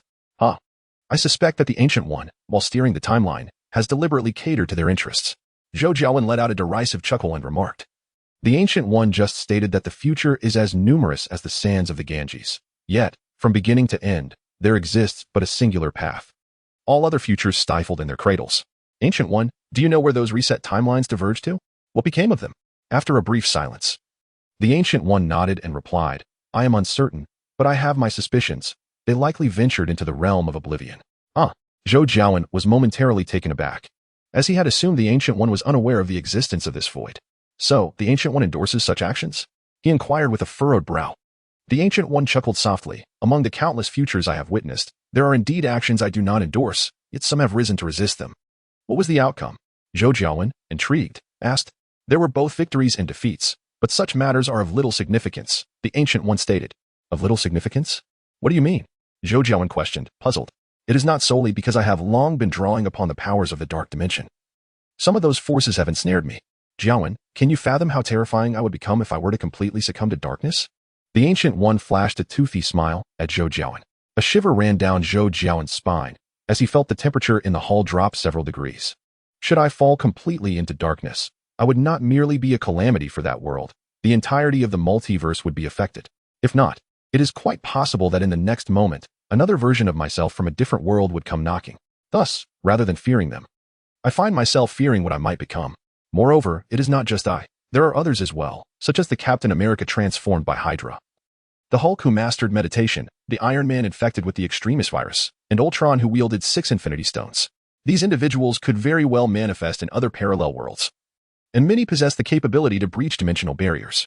Hence, I must concede that their actions hold a certain rationale, the Ancient One articulated. Chapter 75. Enlightenment. Upon hearing the Ancient One's words, Zhou Jiawen found himself deep in contemplation. The founder, Kong, was originally just an exceptional scientist until one fateful day he shattered the dimensional barrier, initiating academic exchanges with alternate versions of himself. Yet, in some realities, Kong was not a proponent of peace. He was not satisfied with mere scholarly discourse, which eventually ignited a dimensional war. It was not until a certain Kong unearthed a creature capable of consuming all time and space, known as Ilias, that he established his dominion. Kang's approach effectively averted the concerns that Gui harbored, as their thoughts were aligned, which is why Gui did not resist. In truth, I understand that you have long perceived your existence as a variable within this world, fearing that others may act against you, thus cultivating a sense of animosity. Gui remarked, gazing at Zhou Jiawen. "Isn't that so?" Zhou Jiawen retorted, furrowing his brow. "Am I merely overthinking? Certainly not. The primary concern lies in dealing with those who have deviated from the original timeline, thereby causing a bifurcation. You, by your very nature, do not belong to this timeline. From the moment you entered it, alterations ensued. Your presence is woven into the fabric of every potential future stemming from this timeline. Your actions are intrinsically part of what was destined to occur. Hence, you need not fret over unwarranted troubles arising." Gui elucidated. "Is that truly the case?" Zhou Jiawen paused, momentarily taken aback, yet immediately frowned and inquired, "How can I ascertain that what I am meant to do is indeed what I was always destined to accomplish?" "There is no need for such certainty. Simply act according to your conscience. Even if you err and are subsequently pruned, the version of you that is correct will continue to exist within the timeline." Gui responded, "But is that version of me still the same as the current one?" Zhou Jiawen replied coldly, "Not precisely, but what recourse do you have at present? Besides, would being overly cautious truly prevent errors? What if the original timeline necessitated your bold actions?" Gui observed Zhou Jiawen with calmness. Zhou Jiawen fell silent, contemplating the implications of her words. Indeed, what options did he possess? He inherently existed as a singular entity. So, does this mean I can act with impunity?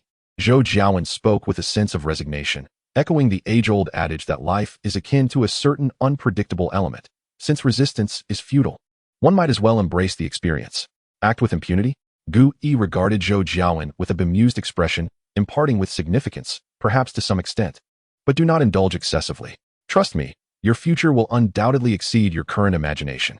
What you believe to be unattainable now does not preclude your ability to achieve it later. Is that so? Zhou Jiawen mused, his brow furrowing as he sank into contemplation, pondering the essence of Gui's words. After a lengthy reflection, he began to entertain new thoughts, releasing his fixation on previous matters, and instead posed another inquiry that weighed on his mind. What manner of existence is it? Is it transcendent over all timelines? From the perspective of the television series Loki, it indeed appears to be beyond all timelines. However, during the conclusion of the first season, when Loki returned from the void, he was evidently not the original. He resembled a version from an alternate reality. If every world harbored its own variant, the prestige would diminish significantly, and would these worlds not collide? This I cannot ascertain either, Gui admitted. As I mentioned, their mastery over time surpasses my own. Yet, from what I know, they are undeniably formidable entities. Zhou Jiawen nodded in agreement, just as he was about to voice his concurrence with Gu Yi's statement when a sudden flash of inspiration illuminated his mind. Loki had returned from the void after Kang's demise, and by then, the timeline had irreversibly splintered. Could this be the consequence Kang had alluded to? A multitude of dimensional wars. Was time destined to be distorted? A chill ran down Zhou Jiawen's spine. Jiawen, what troubles you? Gui inquired, noticing the sudden shiver that overtook him. Nothing. It's nothing, Zhou Jiawen replied, shaking his head. These were merely his speculations, unworthy of utterance lest they incite unnecessary worry. Even if they were true, what could Gui possibly do? After all, she had already passed. Wait, that's not right. If Kang in the void truly met his end, the bifurcation of the timeline would have originated from both the past and the future, which means there should be some alterations in the present as well. Zhou Jiawen posed a question. Gui, is the current timeline still stable? I mean, the one we are maintaining, there haven't been any issues with their work. Have there?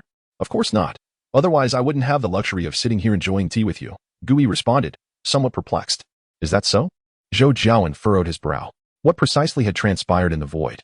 When he traversed dimensions, Loki had only just concluded the first season. He was unaware of subsequent developments. Had something significant occurred thereafter? Yet, it would be premature to conclude that the follow-up events of Loki had restored the stability of the timeline. This world diverged from all the Marvel universes he knew. Perhaps it had always been different. Even the Marvel Cinematic Universe he was familiar with contained many inexplicable elements, such as Captain America. After the climactic battle, Captain America had taken Thor's hammer to return the Infinity Stones, choosing to remain in the past to share his life with Peggy Carter. If he had ventured into another parallel universe, it would be one thing. But the fact that the aged Captain America appeared before everyone indicated that he had genuinely returned to the past and lived until the present. Thus, there existed two Captain Americas simultaneously in the world. Would this not disrupt the timeline?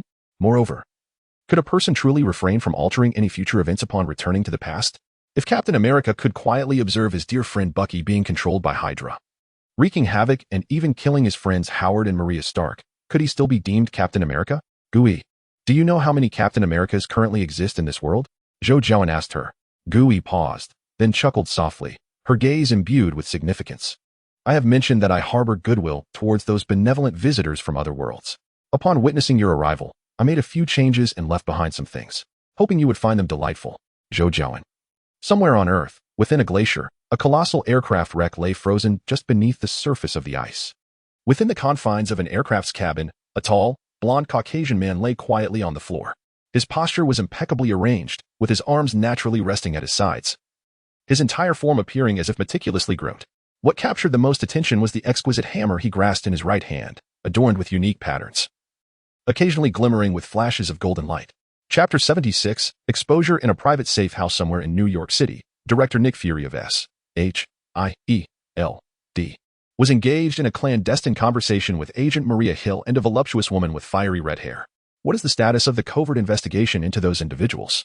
Nick Fury inquired of the two before him. Upon hearing Fury's question, a flicker of emotion crossed Hill's usually impassive face as she responded somberly. The situation may be worse than we anticipated. My investigation has revealed significant issues with those individuals, and the ones most entangled are the Rapid Response Special Forces of S.H.I.E.L.D. If I am not mistaken, everyone within that unit, including Captain Brock Rumlow, has defected. Although whether they are associated with Hydra remains to be confirmed. Brock Rumlow? Fury said with a darkened expression. The Rapid Response Special Forces are arguably the most formidable armed force within S.H.I.E.L.D., representing the agency's most powerful blade. Should this blade fall from S.H.I.E.L.D.'s grasp, the organization's strength would diminish considerably. Furthermore, if the entirety of the Rapid Response Unit has been supplanted by those under the adversary's control, how much influence could they wield within S.H.I.E.L.D.? Indeed, in the next moment, Hill's words validated Fury's concerns. Natasha is correct. Upon receiving Natasha's findings, I immediately conducted a discreet inquiry into Rumlow and the Rapid Response Unit. Many of their previously flawless mission reports now reveal significant discrepancies. Moreover, Rumlow is merely a pawn in their game. Their agents are entrenched throughout S.H.I.E.L.D., infiltrating the intelligence, technical, and administrative divisions. While we have yet to identify their leader, I must say, given the current circumstances. It seems more accurate to suggest that we are the ones infiltrated within Hydra rather than the other way around. Unless, of course, you are their leader. Hill cast a steady gaze at Fury, a hint of self-mockery in her tone. The more information Hill uncovered, the more she felt a sense of dread. Simultaneously, she grappled with a perplexing question. Whom had she truly been serving all these years? S-H-I-D-L-D.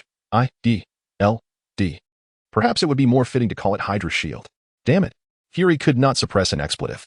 Given the current circumstances, the leader of Hydra, lurking within S-H-I-E-L-D, undoubtedly wields significant power within the organization, most likely being none other than the director of S-H-I-L-D.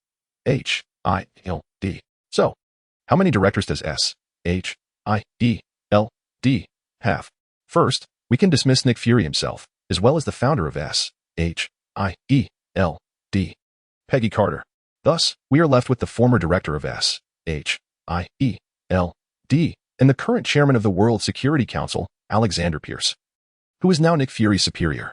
What should we do now? Inquired the red-haired woman, Natasha. Is there anything we can still do? Hill replied, somewhat dejected. Initially, this was a mission to uncover an undercover agent, only to discover that the infiltrator was, in fact, myself, while the opposing side was already aware of it. What does that make me? A fool? For the time being, it's best if we act as though we know nothing, Nick Fury remarked, glancing at Hill and Natasha. However, that does not mean we are to remain idle.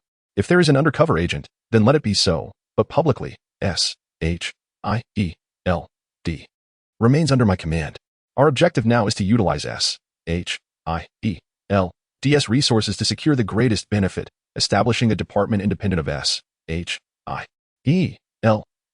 and when the time is ripe, we shall uproot these parasites. Upon hearing this, Hill's eyes brightened. Are you suggesting we take away their support? Natasha, however, appeared less optimistic, frowning as she replied, it's a good plan, but the implementation will encounter considerable resistance, and we will need a solid pretext. The pretext has long been established, and as for resistance, if I am resolute, what can they do?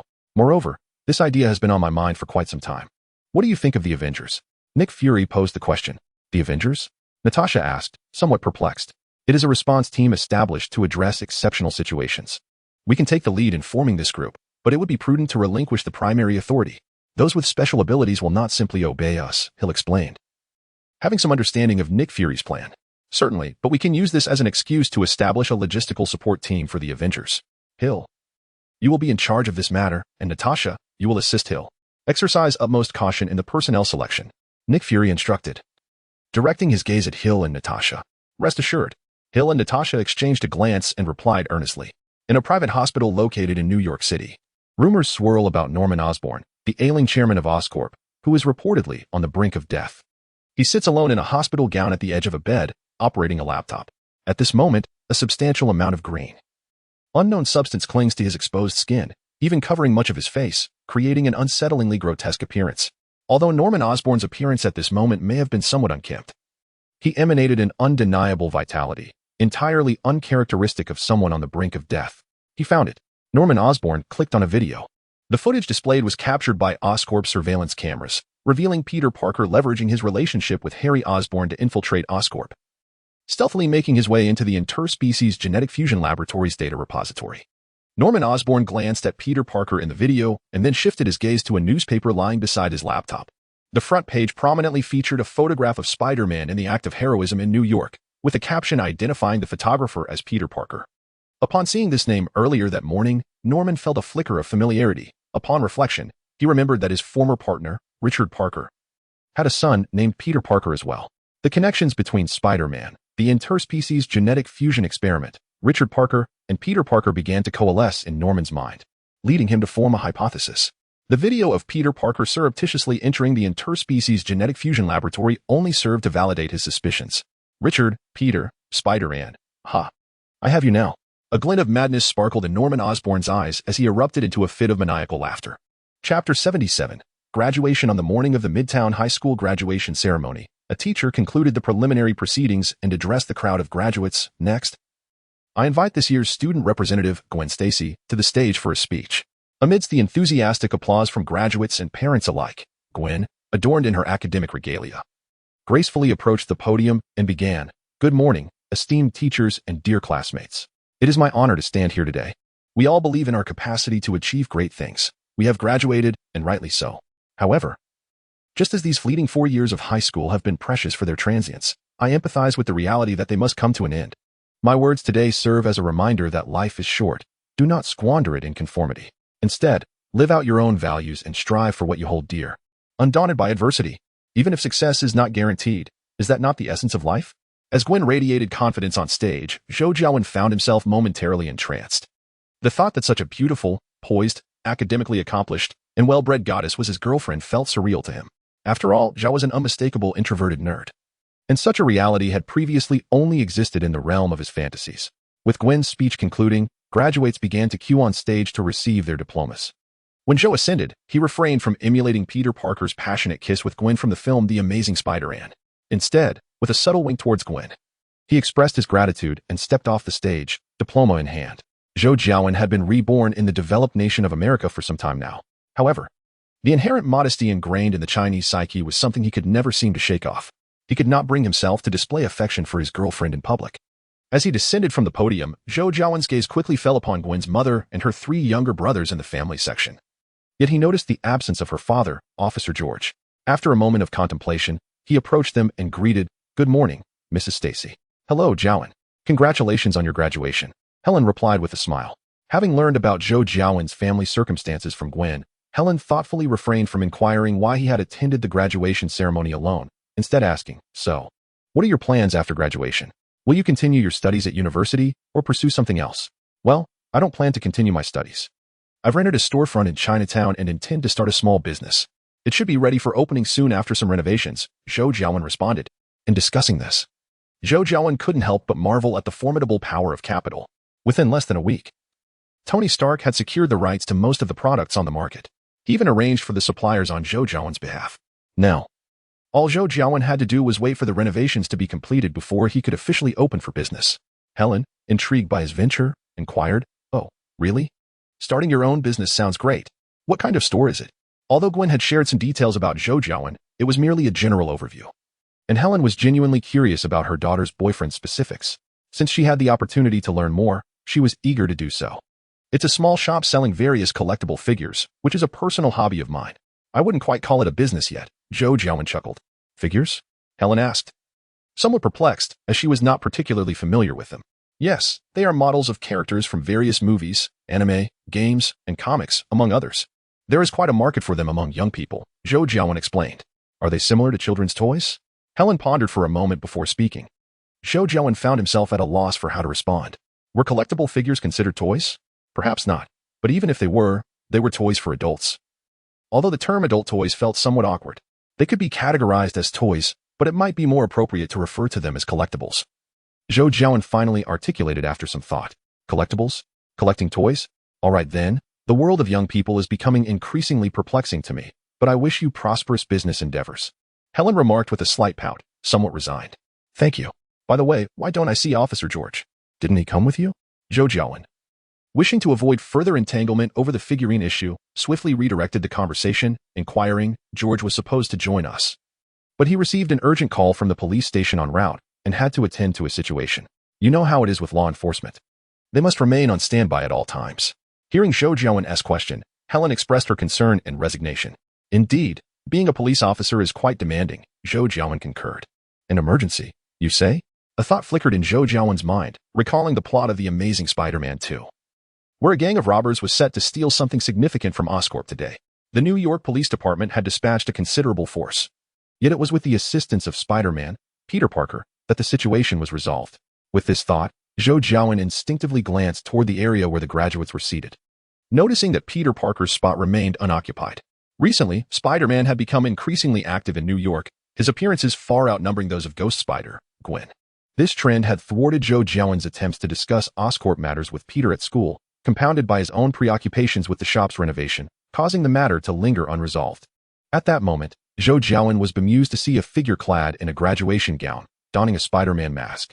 Rushing toward him, it was indeed the Peter Parker he had just been contemplating. "Peter, your mask," Zhou Jiawen called out, noticing that Peter was yet unaware of his disguise as he approached. "Whoa!" Peter Parker was startled by Zhou Jiawen's sudden exclamation. Realizing the abnormal sensation on his face, he instinctively raised his hand to touch it, cursing under his breath before hastily ducking into the shadows of a nearby flower bed. "What are you staring at, Jiawen?" Helen questioned. Noticing Zhou Jiawen's sudden distraction, following his gaze, she caught only a fleeting silhouette, leaving her perplexed. "Oh, it's nothing. Just a classmate who seems to have arrived late," Zhou Jiawen replied. Helen nodded, refraining from further inquiry. Chapter 78, Graduation Gift. Thanks to Zhou Jiawen's timely reminder, Peter Parker successfully removed the Spider-Man mask and ascended the stage to receive his diploma. Once the last student had collected their certificate, the graduation ceremony concluded smoothly. "How was my speech?" Gwen cheerfully stood before Zhou Jiawen, her expression filled with anticipation. "Absolutely splendid." Zhou Jiawen nodded, genuinely impressed. "Really? What exactly did I say?" Gwen blinked, curious. In truth, while delivering her speech, she had focused much of her attention on Zhou Jiawen and the audience. Although he had been watching the stage, he appeared to be lost in thought, which annoyed Gwen, prompting her question. Zhou Jiawen was momentarily taken aback, uncertain of how to respond. He had been utterly captivated by Gwen's radiant demeanor, paying no heed to her words as they merely drifted through one ear and out the other. "You were indeed lost in thought, completely ignoring me," Gwen exclaimed, casting a reproachful glance at Zhou Jiawen. "By heaven's grace, although I was distracted, my thoughts were entirely consumed by you." Zhou Jiawen hastily defended himself. Observing the earnest expression on Zhou Jiawen's face, Gwen's cheeks flushed slightly, her anger dissipating somewhat. Yet, she still inquired, "Me? What were you thinking about?" To be honest, it wasn't much. Your appearance was so dazzling that your image filled my mind." Leaving no room for your voice, Zhou Jiawen replied candidly. "Really?" Gwen's face reddened further, a hint of delight in her voice. "Indeed," Zhou Jiawen affirmed with a nod. "Humph. Man, I'll let you off this time. However, as punishment for not paying attention to my speech, you must memorize the content thoroughly," Gwen declared with a playful huff. Evidently satisfied with Zhou Jiawen's explanation. "Hey, then you must repeat it to me several times. My memory isn't particularly sharp. If you remain in that academic gown, it might just enhance the effect." Zhou Jiawen winked at Gwen, grinning. "Look at your performance." Gwen instantly grasped the implication of his words, her ears turning slightly pink. "Yes, I'll perform admirably. I've also prepared a graduation gift for you. You'll surely adore it." Zhou Jiawen nodded enthusiastically. "A graduation gift?" Gwen looked at him with a hint of confusion. Just as she was about to inquire further, her mother, Helen, called out from a distance. "Gwen, it's time for the family portrait," Helen shouted, holding up a camera. "Got it, Mom. I'll be right there," Gwen responded, then turned to Zhou Jiawen and said, "Tonight, we're heading to Chinatown for dim sum. Will you join us?" "Yes, I will be there." "You go ahead. I'll give you the gift tonight," Zhou Jiawen nodded. "Jiawen, would you like to come over for the photo?" Helen asked him again from afar. "No, thank you. I have other matters to attend to," Zhou Jiawen declined politely. Shaking his head, Zhou Jiawen had never been particularly fond of taking photos, and although he was now Gwen's boyfriend, he still felt like an outsider to her family, making it difficult for him to participate in such activities. "I'll head over now. See you tonight." Gwen pecked Zhou Jiawen lightly on the lips before turning to walk toward her family. As Zhou Jiawen watched Gwen's retreating figure, he felt a twinge of sentimentality before shifting his attention to search the crowd. His earlier claim of having matters to attend to was not entirely a pretense. He hoped to seize this opportunity to speak with Peter Parker and gain insight into Norman Osborn's situation. Soon, Zhou Jiawen spotted Peter Parker amidst the crowd, who was engaged in conversation with his aunt, May Parker. This Aunt May, with her silver hair and weathered visage, though somewhat aged, radiated warmth and kindness. She bore a striking resemblance to the Aunt May from the original Spider-Man series. Contemplating for a moment, Zhou Jiawen approached them and spoke. "Hello, Peter, ma'am. I hope I'm not interrupting." "Oh, Jiawen, thank you for earlier. This is my Aunt May." "Aunt May, this is my classmate, Zhou Jiawen." Peter Parker acknowledged Zhou Jiawen, expressing his gratitude before introducing the two. "Hello, dear." May nodded at Zhou Jiawen. "Oh, Aunt May, I apologize for intruding. I need to discuss something with Peter," Zhou Jiawen said, glancing apologetically at Aunt May. "Not at all. You young ones carry on. I'll take some photos over there." "It's been a long time since I've visited the school," May replied, giving Peter a gentle pat on the shoulder before departing with her camera. Once May had moved a short distance away, Peter turned to Zhou Jiawen and inquired, "Jiawen, what brings you to me?" "There's a matter I'd like to discuss." "Let us find a quieter spot," Zhou Jiawen suggested, scanning the bustling crowd before signaling Peter to follow him toward a secluded corner. Though somewhat puzzled, Peter complied. "Peter, I wanted to ask about Norman Osborn. Given your close friendship with Harry, you might know more than those reporters," Zhou Jiawen stated directly upon halting. "Uncle Norman?" Peter furrowed his brow. Zhou Jiawen had previously mentioned that the individual who wreaked havoc at the Aerospace World Carnival was Norman Osborn, leaving Peter with lingering doubts. The revelation of Norman's grave illness only intensified his concerns. "Jiawen, could you have been mistaken?" Uncle Norman's current condition is quite dire. He shouldn't be the one from the carnival, Peter responded gravely. I too hope I was in error. However, his sudden illness is indeed peculiar. Have you visited him since he fell ill? Zhou Jiawen queried. Not recently. Harry has been dealing with a lot lately, and my contact with him has diminished. Besides, Uncle Norman's illness isn't entirely surprising. He and Harry have a hereditary condition. Peter shook his head. I have a strong conviction regarding Norman Osborn being the Green Goblin. I merely feel instinctively that his illness is suspicious. Moreover, the casualties at the carnival primarily comprised members of the Osborn board. The Green Goblin seemed to target them specifically. Zhou Jiawen elaborated. The Osborn board. Their demise surely doesn't benefit Uncle Norman. It's crucial to note that following that incident, the stock prices of Osborn Industries plummeted significantly, Peter remarked, puzzled. The stock price has indeed declined somewhat. However, Norman Osborn's influence within the company has surged, rendering him the unequivocal authority. As Zhou Jiawen elucidated, it is remarkable that despite the board of Osborn Enterprises being largely decimated and Norman Osborn himself gravely ill, the company continues to operate seamlessly, even flourishing. Who, then, is steering the ship during this tumultuous period? Harry? Zhou Jiawen inquired, casting a glance at Peter Parker. Recently, Zhou Jiawen had been quite attentive to the affairs of Osborn Enterprises, which have been notably active. They first announced the successful completion of a power grid project, securing the electricity supply for all of New York. Subsequently, they showcased significant research achievements in fields such as biomedicine, bioenergy, and military applications.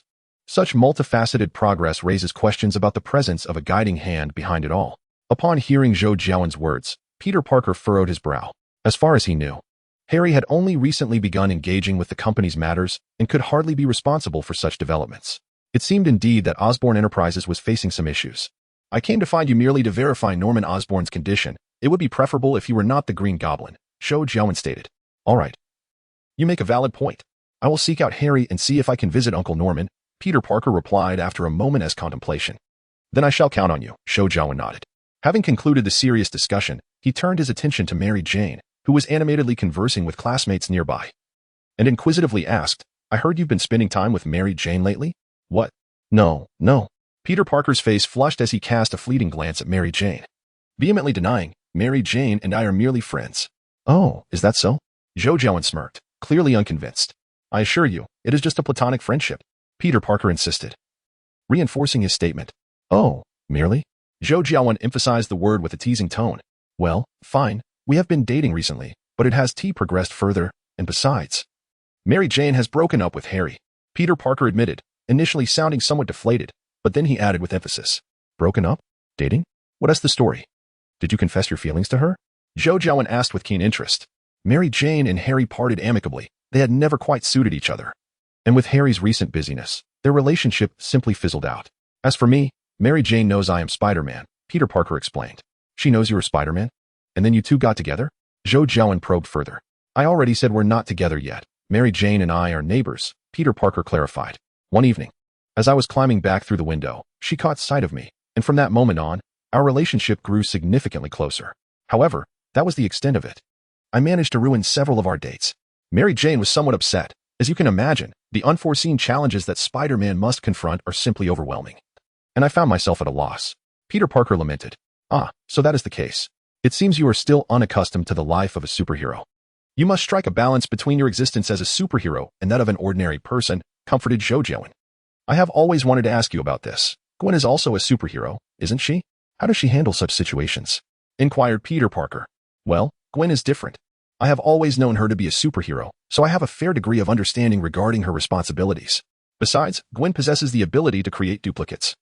While your situation requires you to gradually adapt on your own, Zhou Jiawen explained, momentarily taken aback.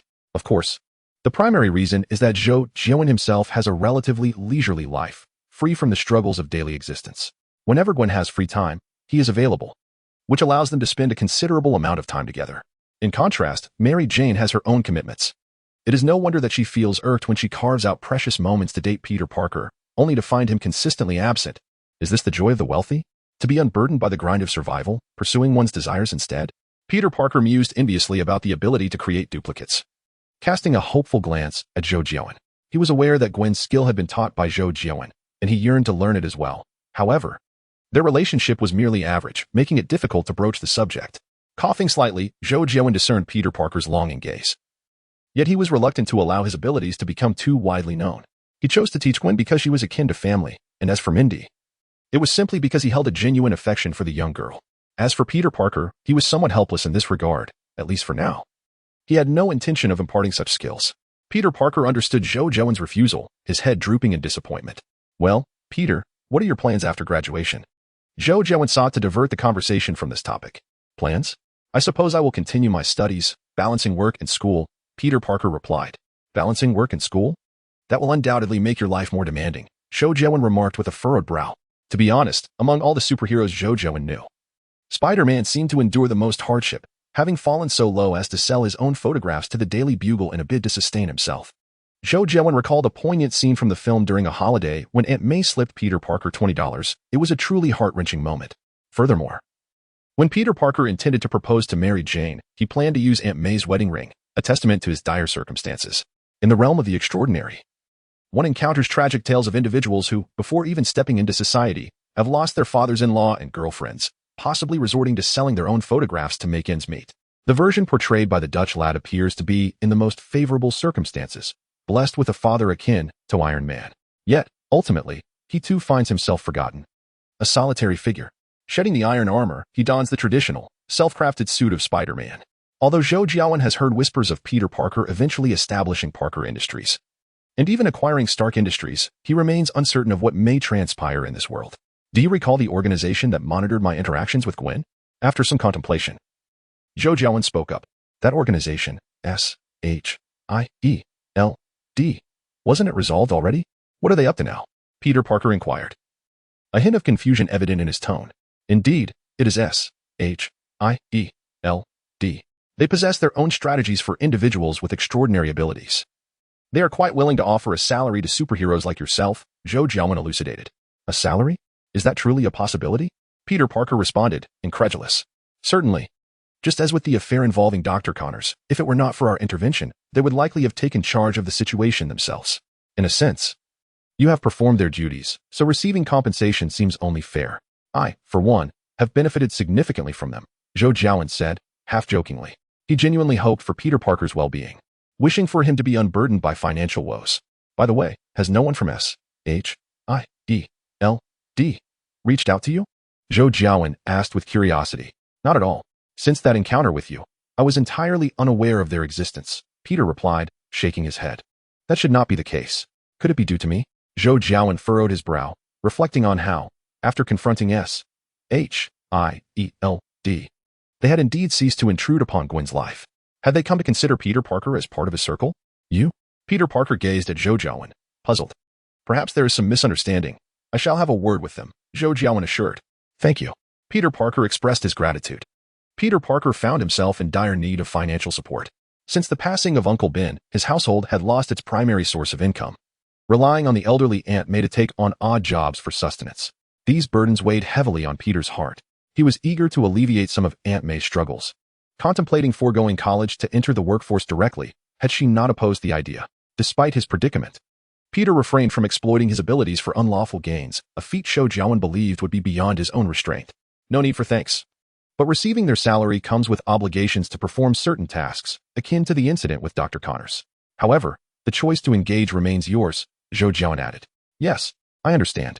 There is no such thing as a free lunch in this world. Peter Parker nodded in agreement. Ultimately, you can discuss the specifics with them later.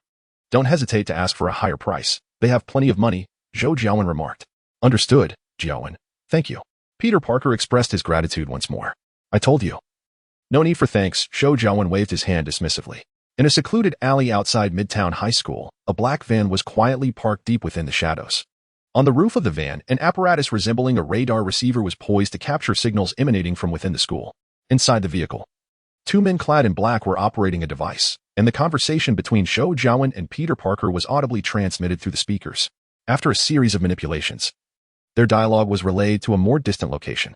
Meanwhile, in a private hospital, Norman Osborn was also listening to the same audio playing on his laptop.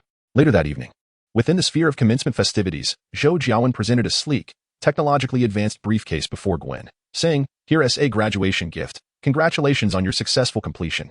Oh, what is this? Gwen inquired, her curiosity piqued. She had anticipated receiving some jewelry or trinkets, but this was evidently something different. This is your new battle suit. Custom made with the assistance of Stark. My own attempts were rather crude, so go ahead and see if you like it, Zhou Jiawen smiled. Following the incident with Ironmonger, Tony Stark had requested some information about their group and Zhou Jiawen's thoughts. Not long after, at Zhou Jiawen's behest, Tony Stark had arranged for Gwen's new suit to be prepared and delivered to him. Instead of presenting it immediately, Zhou Jiawen decided to save it for today as a graduation gift for Gwen.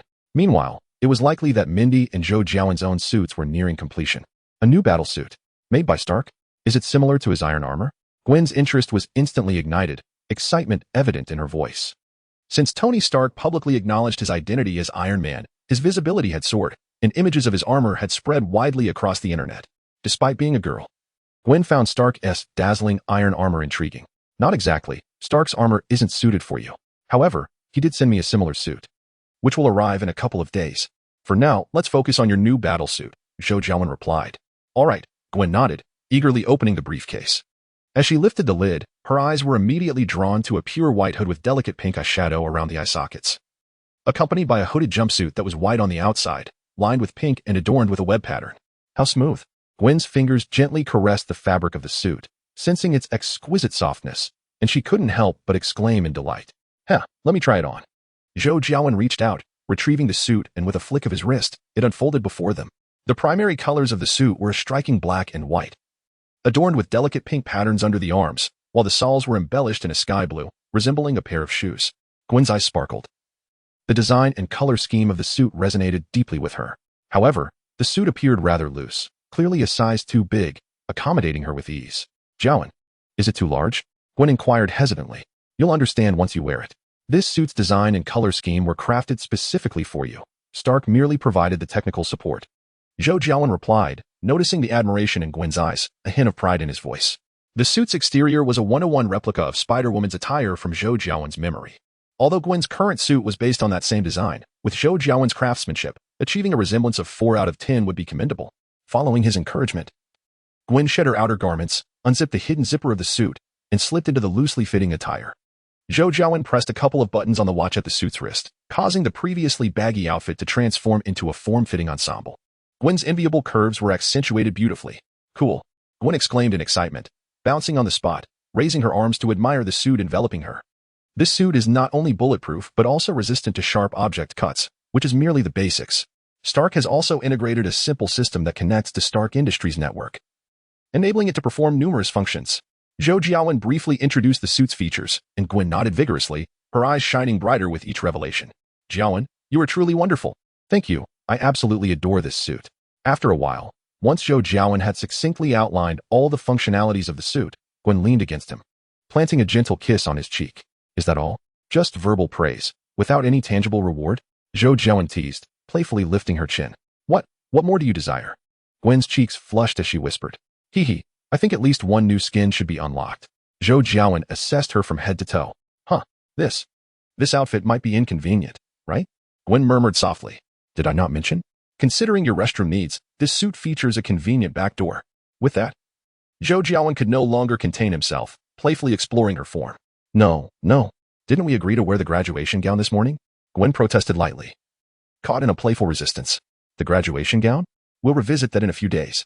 Chapter 81. The death of Norman Osborn in a dimly lit hospital room of a private facility in New York City.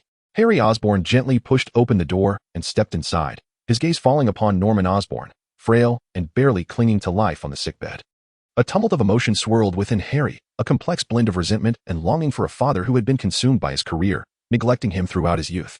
Although Harry enjoyed privileges beyond the ordinary, he had lived a life akin to that of an orphan. Consequently, he harbored a deep-seated bitterness, even hatred, towards his father. Yet, witnessing the once vibrant man now powerless and bedridden, Harry found it difficult to harbor any feelings of animosity. Father, Harry softly called as he settled beside the bed. Norman Osborn turned his head with great effort, his voice strained as he spoke. I never imagined I would meet my end in this manner.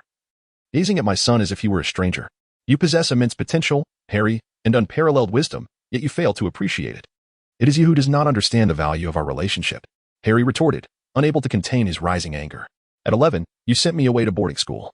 When I turned 16, you or your assistant sent me a bottle of whiskey for my birthday, most likely your assistant, as the card read yours sincerely, Norman Osborn. When I took it upon myself to leave that school and transfer to Midtown High, I thought you would reprimand me, drag me back. Yet, you did nothing. I've almost graduated from Midtown High as if it were always my rightful place. At times, I ponder what I truly am to you, an unfortunate accident? As Harry's voice grew more impassioned, he eventually fell into a calm, self-deprecating tone. Observing Harry's dejected demeanor, Norman, too, felt a surge of emotion and propped himself up slightly. I do not seek your forgiveness. You cannot comprehend. Sacrificing your childhood was for a greater purpose, not merely for myself. But for you, Harry, have your hands begun to tremble? When sleepless nights plague you, do you feel that restlessness within? It lies dormant in your body, awaiting the moment to reveal your true self. The condition known as reverse cell proliferation, something I have never disclosed to you, is a hereditary affliction of the Osborn lineage. A curse upon our family. It begins to manifest at your age. Show me your hands. Harry fell into a contemplative silence, realizing that he had only learned about his family's genetic illness during Norman's illness. This revelation offered him some understanding of Norman's unwavering dedication to the company over the years, yet he remained unable to find closure. At that moment, fear overwhelmed Harry. His body had indeed felt strange lately. Initially dismissing it as a consequence of indulgence, he now, in light of Norman's condition, was gripped by a profound despair. Harry lifted his trembling arm unconsciously as Norman Osborn grasped his hand and pressed a small cube emblazoned with the Osborn Company emblem into his palm. What I leave to you is not wealth, but this, my life's work, he declared. Within it lies everything I have researched to survive. Perhaps you can carry on the legacy I could not complete. After speaking these words with unwavering conviction and hope, Norman Osborn's arm fell limply to his side. An urgent news bulletin broke. The legendary founder of Osborn Industries, Norman Osborn, had passed away. The company confirmed the news, announcing that his only son, Harry Osborn, would become the sole heir to the Osborn fortune. Zhou Jiawen, in his shop, looked up at the newly installed television, momentarily lost in thought as he absorbed the news. Norman Osborn was truly gone? That old man had departed? At that moment, Tony Stark pushed open the glass door of the shop and entered. His gaze fixed on the news broadcast. Stark? What brings you here in person? Zhou Jiawen asked, puzzled. Today. Tony Stark had promised to deliver a batch of equipment to Zhou Jiawen, who had been waiting in the shop, but he had not anticipated Stark's personal arrival. Am I not allowed? Some things require my direct installation. Right here, please bring everything inside, Tony Stark instructed, waving to a large group of people who entered carrying boxes of various sizes. His primary purpose today was to set up a security system for the display case housing his Iron Man suits. Although the suit he had given Zhou Jiawen was a less advanced version, it was still an Iron Man suit. And he could not afford to leave it unguarded in Zhou Jiawen's shop. Who would have thought Norman Osborn would die so suddenly? He was quite a figure. Tony Stark remarked as he approached Zhou Jiawen, a note of reflection in his voice. Indeed, even the wealthy cannot escape the inevitabilities of life and death. However, his son, Harry Osborn, has inherited a company valued in the hundreds of billions at such a young age. Does this narrative not seem somewhat familiar to you? Zhou Jiawen mused. Harry Osborn? Humph, he has a long way to go. Tony Stark retorted, aware of the implications in Zhou Jiawen's words, his tone dripping with disdain. Tony Stark had received the news of his own parents' untimely demise at a similar age, thrust into the role of head of Stark Industries. Yet, he did not believe that Harry Osborn possessed the same brilliance he himself had. Indeed, in terms of charm, Harry pales in comparison to your youthful self. Among the wealthy offspring, Harry can be considered quite upstanding, Zhou Jiawen concurred, nodding in agreement. Zhou Jiawen and Harry Osborn shared a connection as classmates. Although not in the same class, he was aware of Harry's lifestyle. Harry exhibited none of the arrogance often associated with the wealthy elite, although he frequently changed girlfriends. He invested time in building those relationships rather than simply leveraging his wealth, unlike Tony Stark. Thus, while Harry is surrounded by a girlfriend, Tony Stark is merely accompanied by women. Gavin, what do you mean by that? I sense a hint of jealousy in your words, Tony Stark remarked, unabashed and somewhat smug. By the way, Gavin, you're somewhat of a wealthy individual, aren't you? How is it that you've only had one girlfriend? That seems rather unusual. Tony Stark inquired with curiosity. He had researched Gavin's background and was aware that Gavin held a portion of Stark Industries stock, which now equated to a valuation in the hundreds of millions, making him a billionaire by any standard. However, Tony Stark discovered that Gavin's private life was not only unremarkable, but also rather mundane, which piqued his interest. Could there truly be men in this world who do not stray? Chapter 82, Mark 5. One is enough. Someone like you would never comprehend my joy. Gavin stated candidly. Currently, Gwen appeared to him as an endless treasure trove, filled with countless gems awaiting discovery, leaving Gavin little inclination to seek out other treasures. Though Gavin was formidable, Gwen's physical prowess was by no means insignificant. Nevertheless, he felt his own body growing weary over this recent period. Given that Tony Stark had survived years of indulgence without faltering, he must have access to some remarkably effective supplements. Perhaps he should inquire about acquiring some to bolster his own health. One is enough? Surely, you must have some unspoken issues, Tony Stark remarked, surveying Gavin with a peculiar look. What is that gaze? I am perfectly normal. I could easily handle 10 of those ordinary cover girls in one go, Gavin retorted. Feeling uncomfortable under Stark's scrutiny, his annoyance rising. Tony Stark, however, appeared to doubt Gavin's words, perceiving them as mere bravado, and his expression grew increasingly odd. What on earth are you here for today? If you have something to discuss, then speak. If not, I suggest you leave promptly, Gavin gestured dismissively, indicating his desire to evict Stark. All right, let us get to the point. The armored suit for the exhibition that you requested is complete, Tony Stark acknowledged. Opting to shift the conversation, he understood that if Gavin truly became enraged and acted out, it would be him who would suffer. Considering he was not currently donning any armor, as per your specifications, it is functional, mobile, and capable of performing various standard activities. Tony Stark called to a burly man standing aside. Happy, bring it over. Upon hearing this, Happy approached with an oddly designed briefcase, placing it on the table beside them.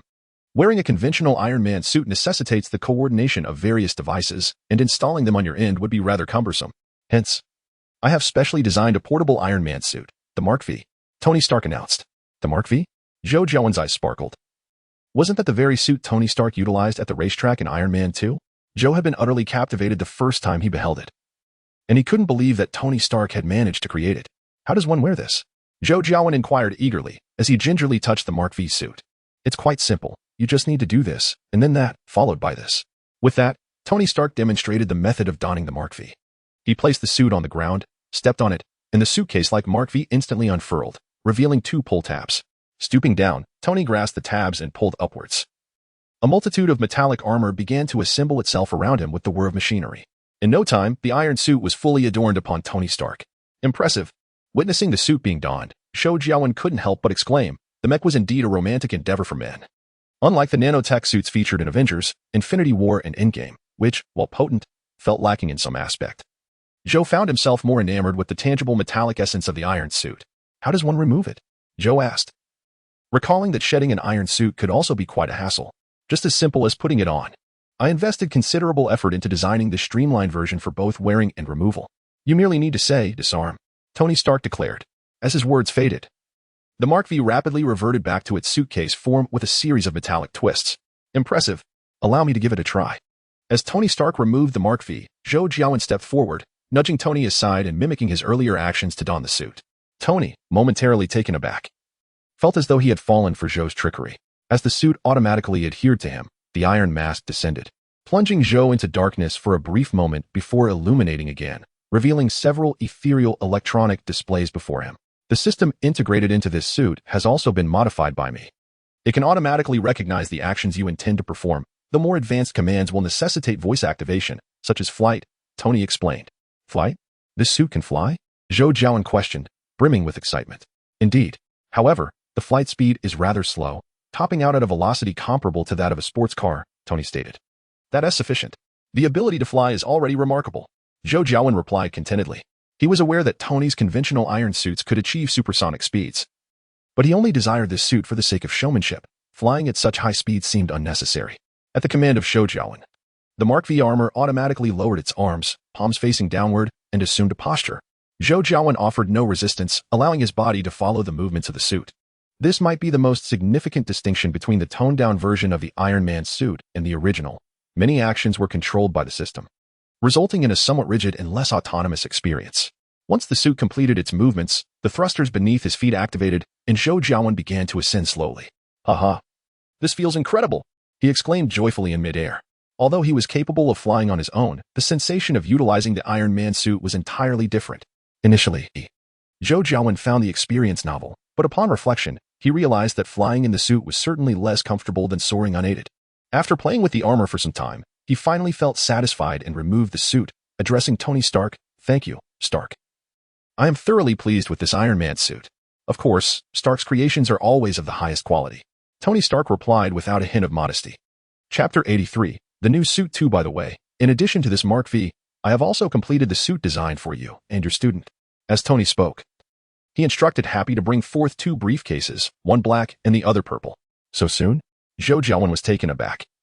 He had urged for Gwen's suit several times before receiving it, and he had assumed that Tony would only manage to finish one suit in such a short span.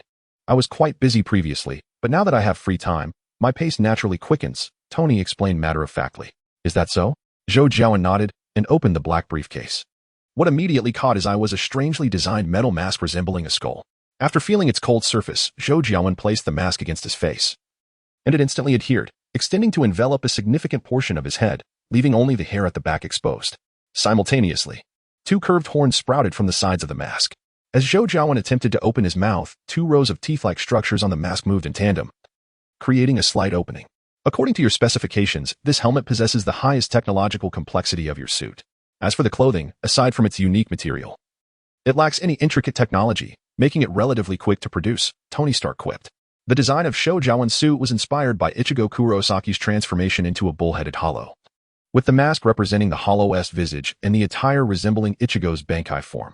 Ultimately, it was simply stylish. The mask featured two modes, a standard mode with no distinctive features and an electronic mode that connected to Stark Industries' network, providing technological assistance. Tony Stark continued his introduction. Upon hearing this, Zhou Jiawen pressed a spot just beneath the right ear of the mask, and immediately, a transparent film enveloped the eye area of the mask. Several semi-transparent virtual screens materialized before him. As Zhou Jiawen turned his gaze towards Tony Stark and Happy, a dialogue box promptly appeared beside them, containing a brief introduction of the characters. Similarly, when Zhou Jiawen focused on various objects, the system would automatically scan them, revealing their composition and ingredients on the screen. This system could assist in tracking, counter-tracking, system intrusion, counter-surveillance, and call interception, among other functionalities. All three suits had similar capabilities, as I have previously mentioned. So I shall refrain from elaborating further, Tony Stark stated. Yes, I understand. Zhou Jiawen replied, removing the mask and nodding in satisfaction. I truly do not comprehend your reasoning. This suit of yours is utterly inconsequential, and you have squandered an opportunity to create an armor, Tony Stark remarked, observing Zhou Jiawen's pleased demeanor. My abilities do not necessitate such enhancements. A simple bulletproof design to avoid ambushes suffices, and the primary consideration remains aesthetics, Zhou Jiawen retorted dismissively. Childish. Tony Stark scoffed, glancing at the noticeably larger purple briefcase. Next is the creation that consumed the most of my efforts. Considering that your student, Mindy, is still growing. This suit's primary material is the same stretchable fabric as your girlfriend's. Tony Stark opened the briefcase with enthusiasm. As for the style, that is entirely your design. So I shall not dwell on it. Let us discuss the functionalities.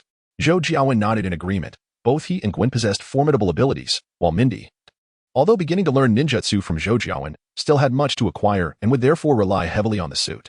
The armor designed for Mindy primarily drew inspiration from the simplified combat attire of the Scions in Dragon Ball, akin to the uniform worn by Vegeta. It consisted of a blue bodysuit, a vest that appeared rigid yet was remarkably supple, gloves, boots, a mask concealing most of her face, and a light purple cape. While the design may not rival that of Gwen S or Zhou Jiawen S in aesthetics, it was undoubtedly far more practical. Both the suit and vest were stretchable, accommodating individuals from the age of 8 to 80, and ranging in weight from 60 to 600 pounds.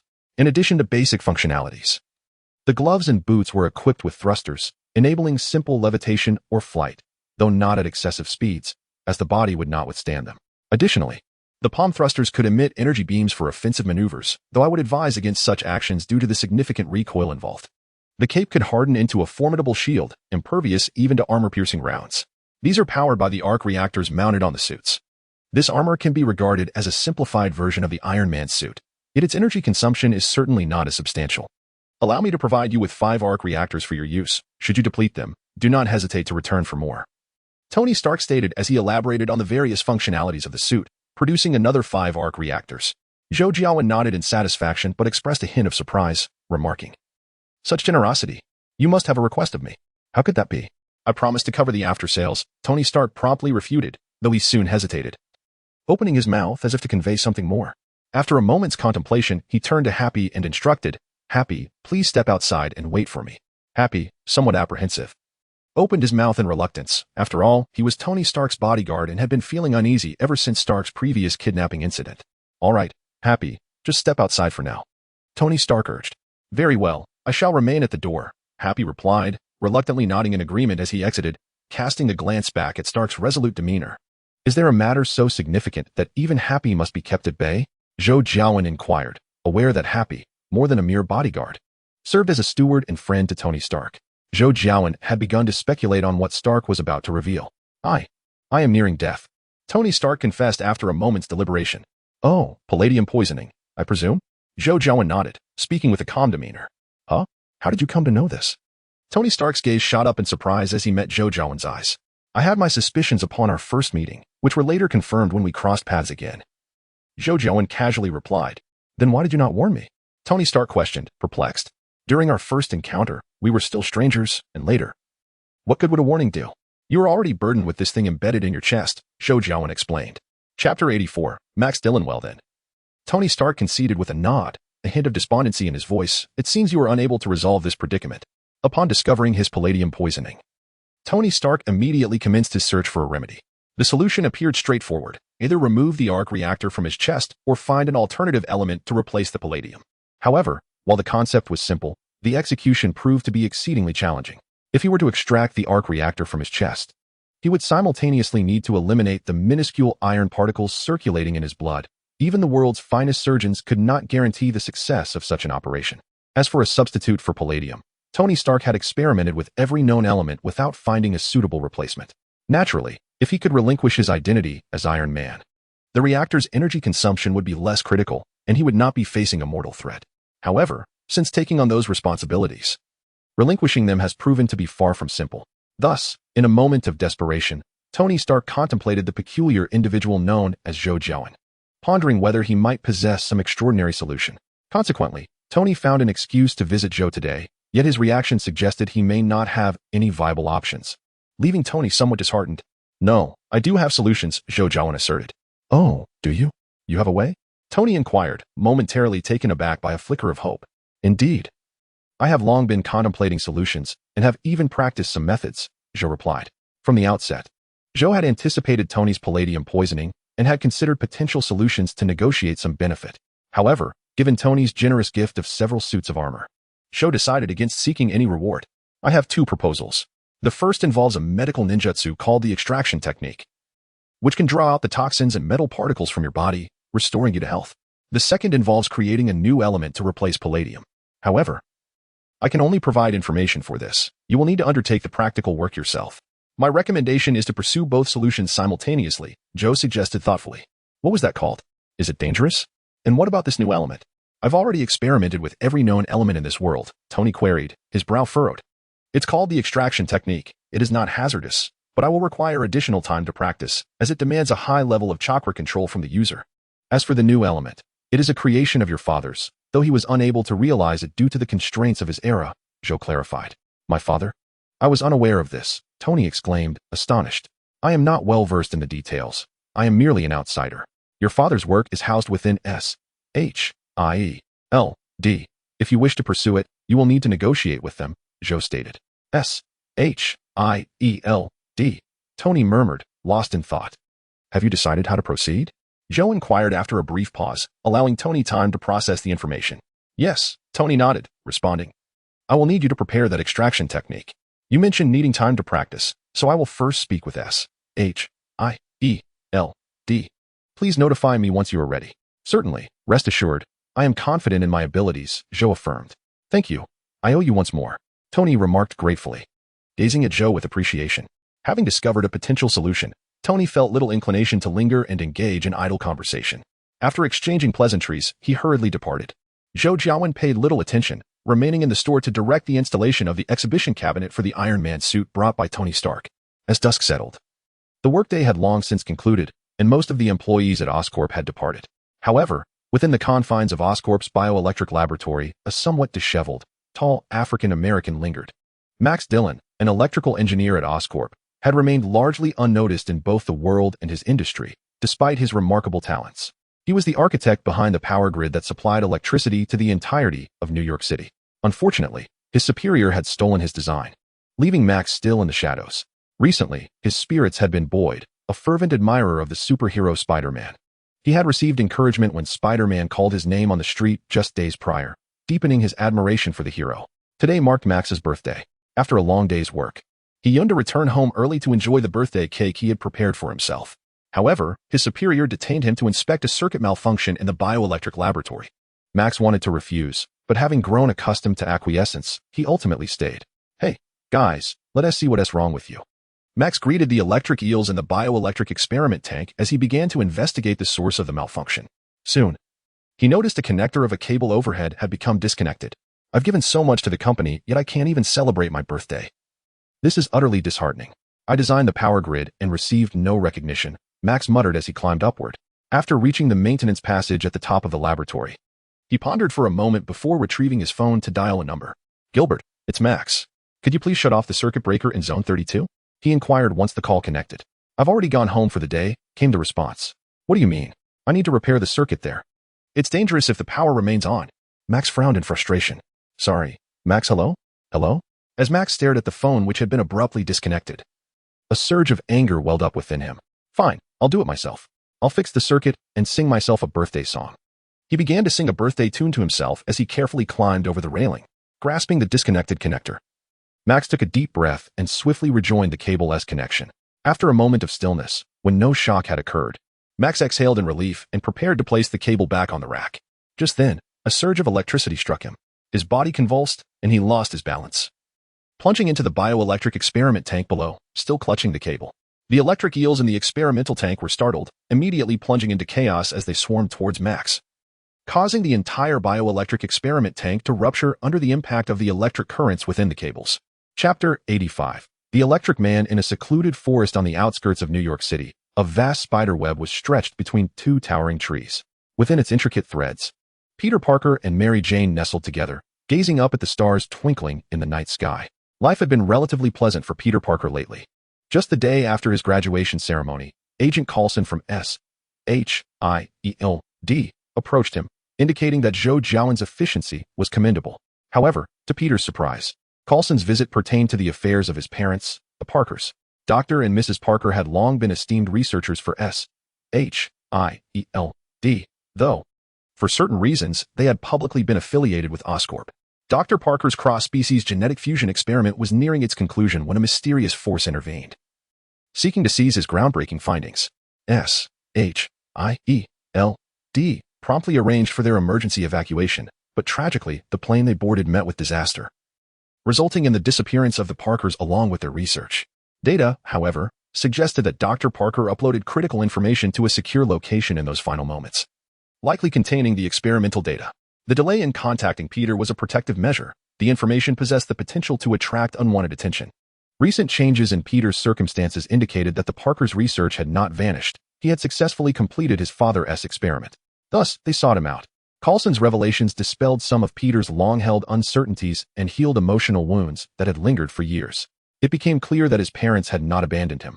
Rather, they had been ensnared in dire circumstances.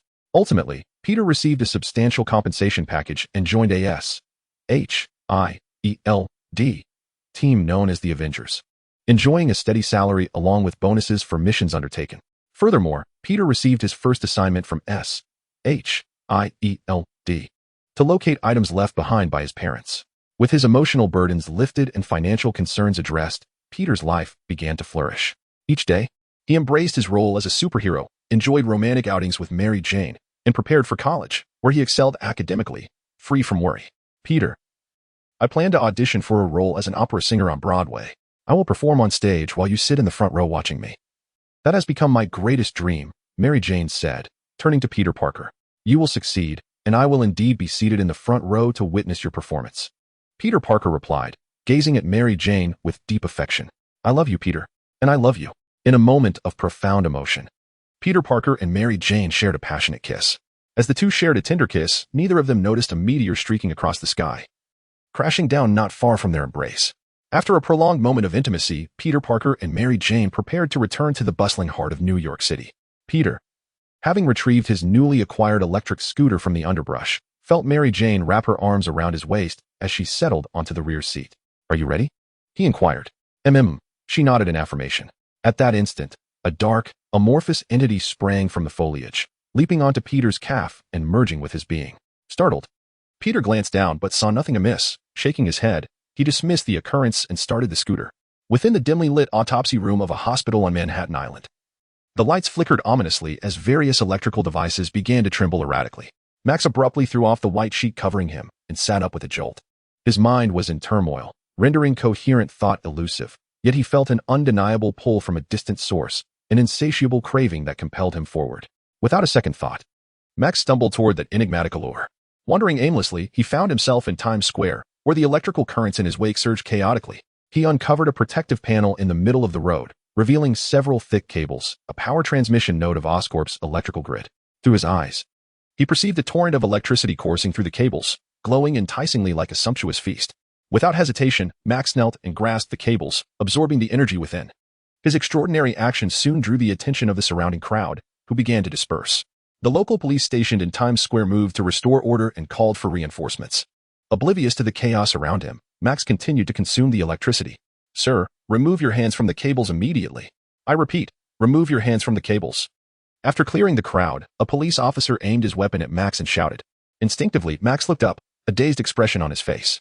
"Raise your hands. Stay where you are." The officer commanded again.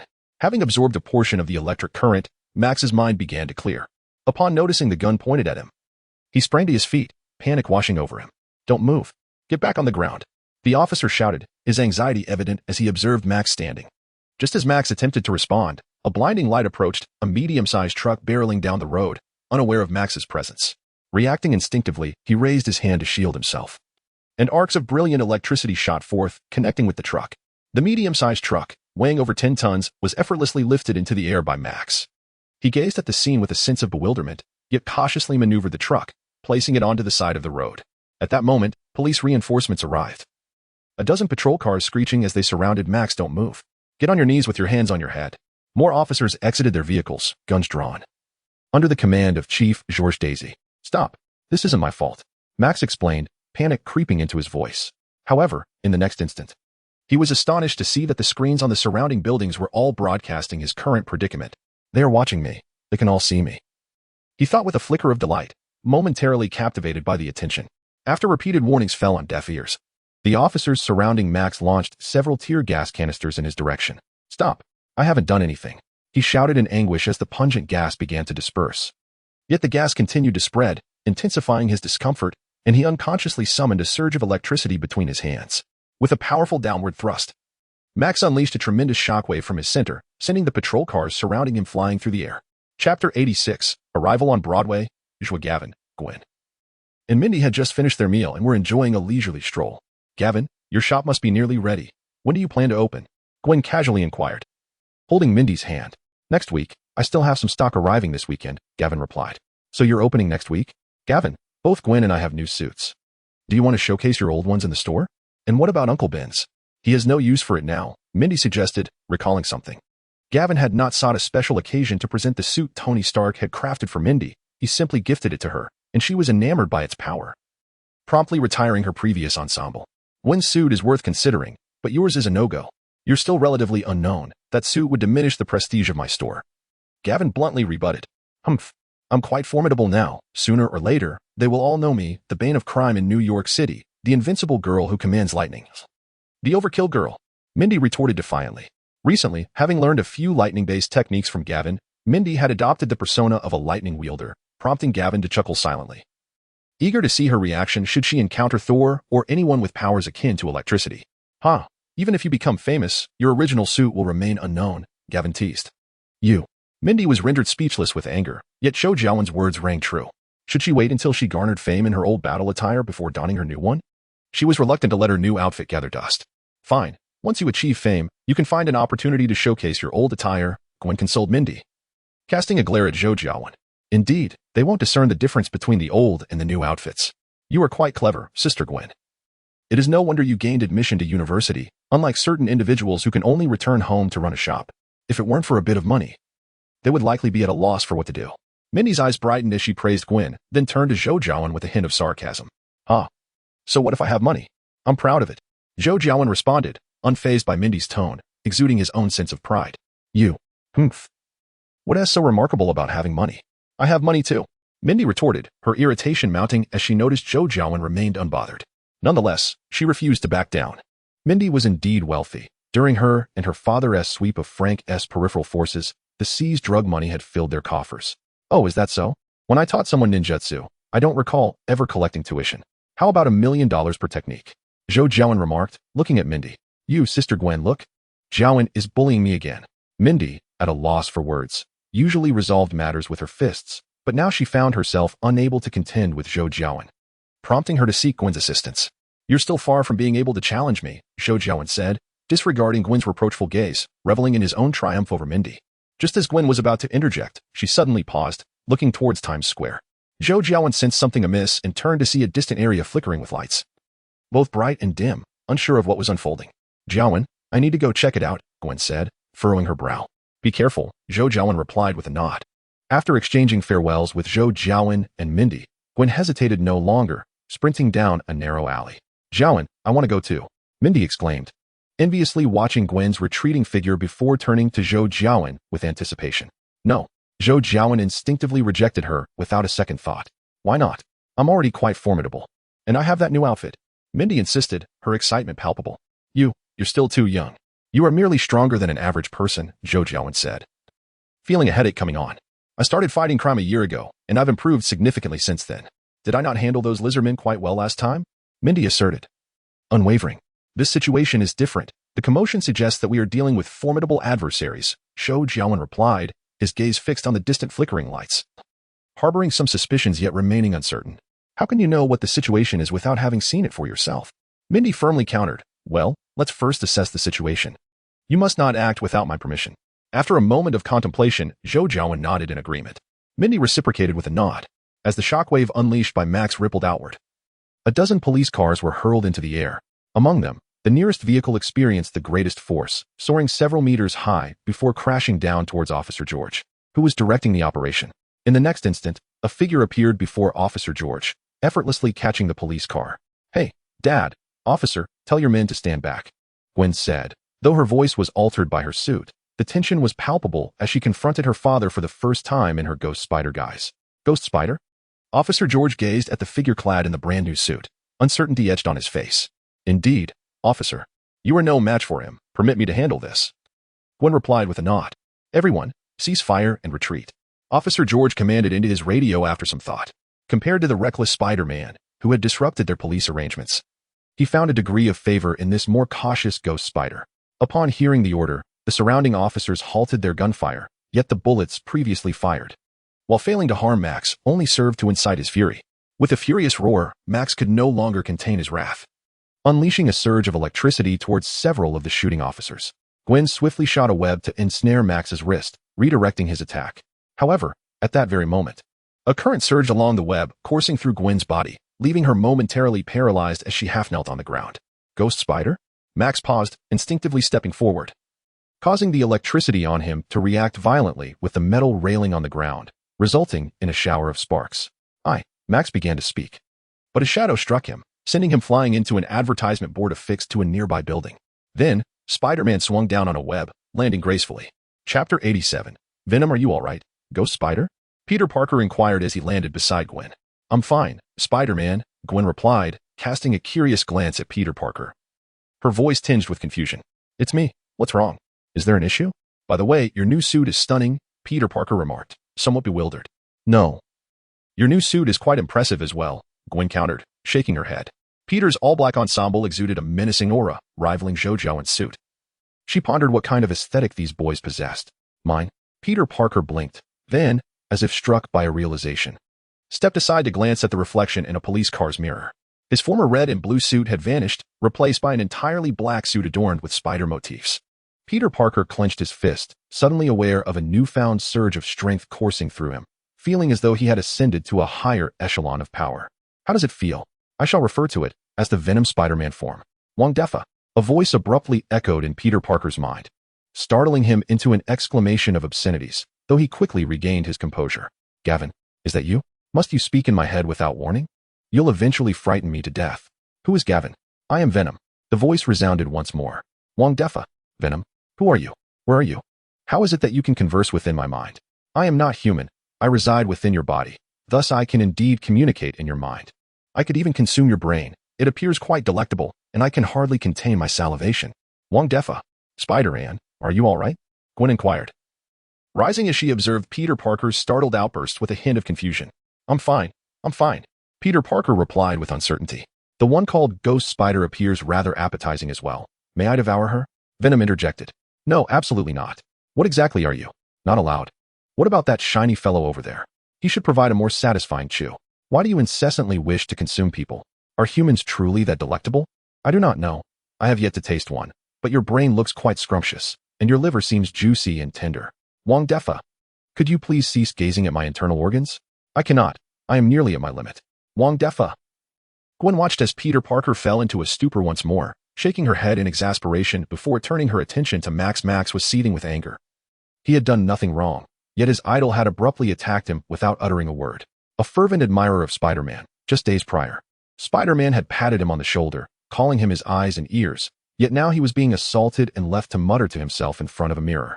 The more he thought about it, the angrier he became, and his thoughts spiraled into madness. He grasped 2 electrical wires, pressing them against himself as he endeavored to absorb the electricity within. As the current flowed through him, Max felt an increasing surge of power, enabling him to accomplish ever more extraordinary feats. After absorbing a sufficient amount of electricity, he gradually rose, his body seemingly losing weight as he floated into the air. Hey there, sir. I believe we can have a proper discussion, Gwen remarked, frowning at the levitating Max. Ha! Today is my birthday. It's time to blow out the candles, Max said, offering no further words as he unleashed a bolt of electricity toward Gwen. All right. Gwen dodged the current, simultaneously launching several hardened strands of webbing toward Max. Max let out a cold chuckle but did not evade. As the web strands approached him, his body flickered and vanished from sight, leaving only his clothes and trousers to be swept away by the webs. No, it was not a mere disappearance. An almost imperceptible current surged through the air, swiftly materializing before Gwen. In the next moment, the current manifested as Max, delivering a punch aimed at Gwen. She sidestepped and leapt away, narrowly avoiding the blow, while simultaneously raising her right hand to launch a small webbing towards Max's secret technique. Spider's nest, activate. Humph.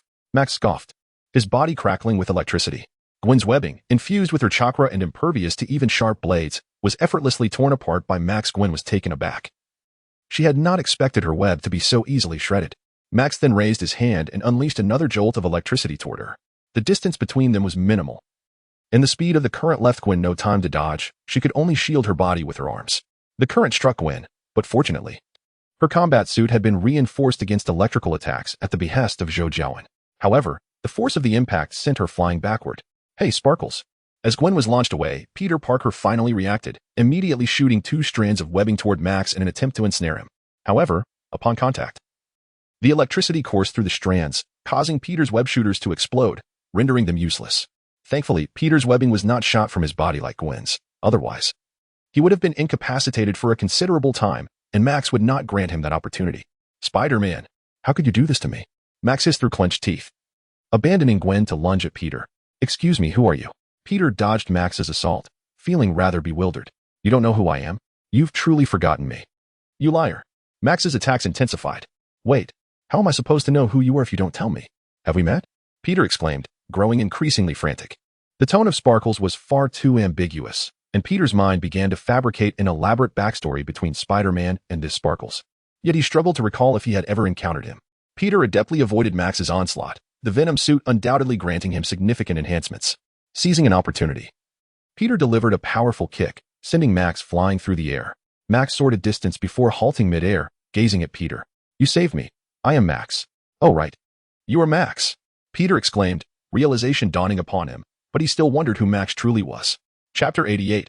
Higher, greater, stronger fool, you clearly called my name. Max discerned the insincerity in Peter Parker's words and, filled with anger, began to gather electrical currents around him. Wind release, great breakthrough. Gwen formed hand seals, releasing a fierce gale from her mouth that surged towards Max. The currents enveloping him dissipated, revealing his full form, and he was swept away by the wind. Initially, Gwen hesitated to intervene, captivated by the intense struggle between Peter Parker and Max. Yet, seizing the opportunity, she unleashed the ninjutsu she had prepared. Recalling that Zhou Jiawen had mentioned the wind claw technique. Impressive, Peter Parker exclaimed, instinctively raising his hand to shoot a web to ensnare Max and deliver an additional blow. However, he soon remembered that his web shooters had been damaged by Max's electrical surge. To Peter's astonishment, a black web still shot forth from his wrist, ensnaring Max Venom's silk. Surprising, isn't it? Cool. Ignoring Venom's voice, Peter pulled back, launching himself into the air and delivering a powerful kick that sent Max flying. Max crashed heavily to the ground, creating a large crater in the concrete. He roared in fury, slamming his hands onto the ground, unleashing a powerful shockwave that sent both Gwen and Peter reeling. You all shall perish, Max bellowed, transforming into a bolt of electricity and swiftly arriving at the transmission node of Osborn's electrical engineering, plunging his hand into the cables. Instantly, the world fell silent, engulfed in darkness. Boom.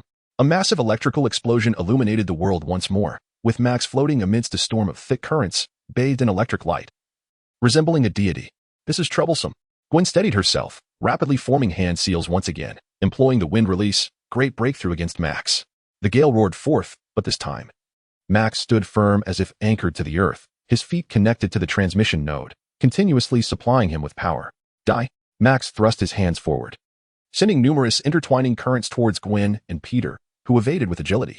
During the chaos, Gwen attempted to launch hardened webs at Max, but they were obliterated by bolts of lightning before nearing him. Do you have any other ideas? Can you blow a wind even stronger than before? Peter inquired with urgency. I can't. Gwen frowned. Spider-Man, do you think he could short-circuit? Short-circuit? Peter followed Gwen's gaze and spotted a fire truck nearby. Gwen nodded, her voice laced with urgency as she exclaimed, I shall create an opportunity. With a swift motion, she formed intricate hand seals, and an immense web materialized from her mouth. Secret art, spider nest blossom. The colossal web stretched across the heavens and the earth, effectively absorbing the electric currents unleashed by Max, grounding them into the earth. Seizing the moment, Peter Parker hastily maneuvered away from the area. Wait, where are you looking? Gwen's voice echoed, revealing a golden longbow that had somehow appeared in her grasp. She released a golden arrow towards Max. However, in her haste, the arrow, although managing to bypass the electric currents surrounding Max, lacked the necessary force and broke before reaching him.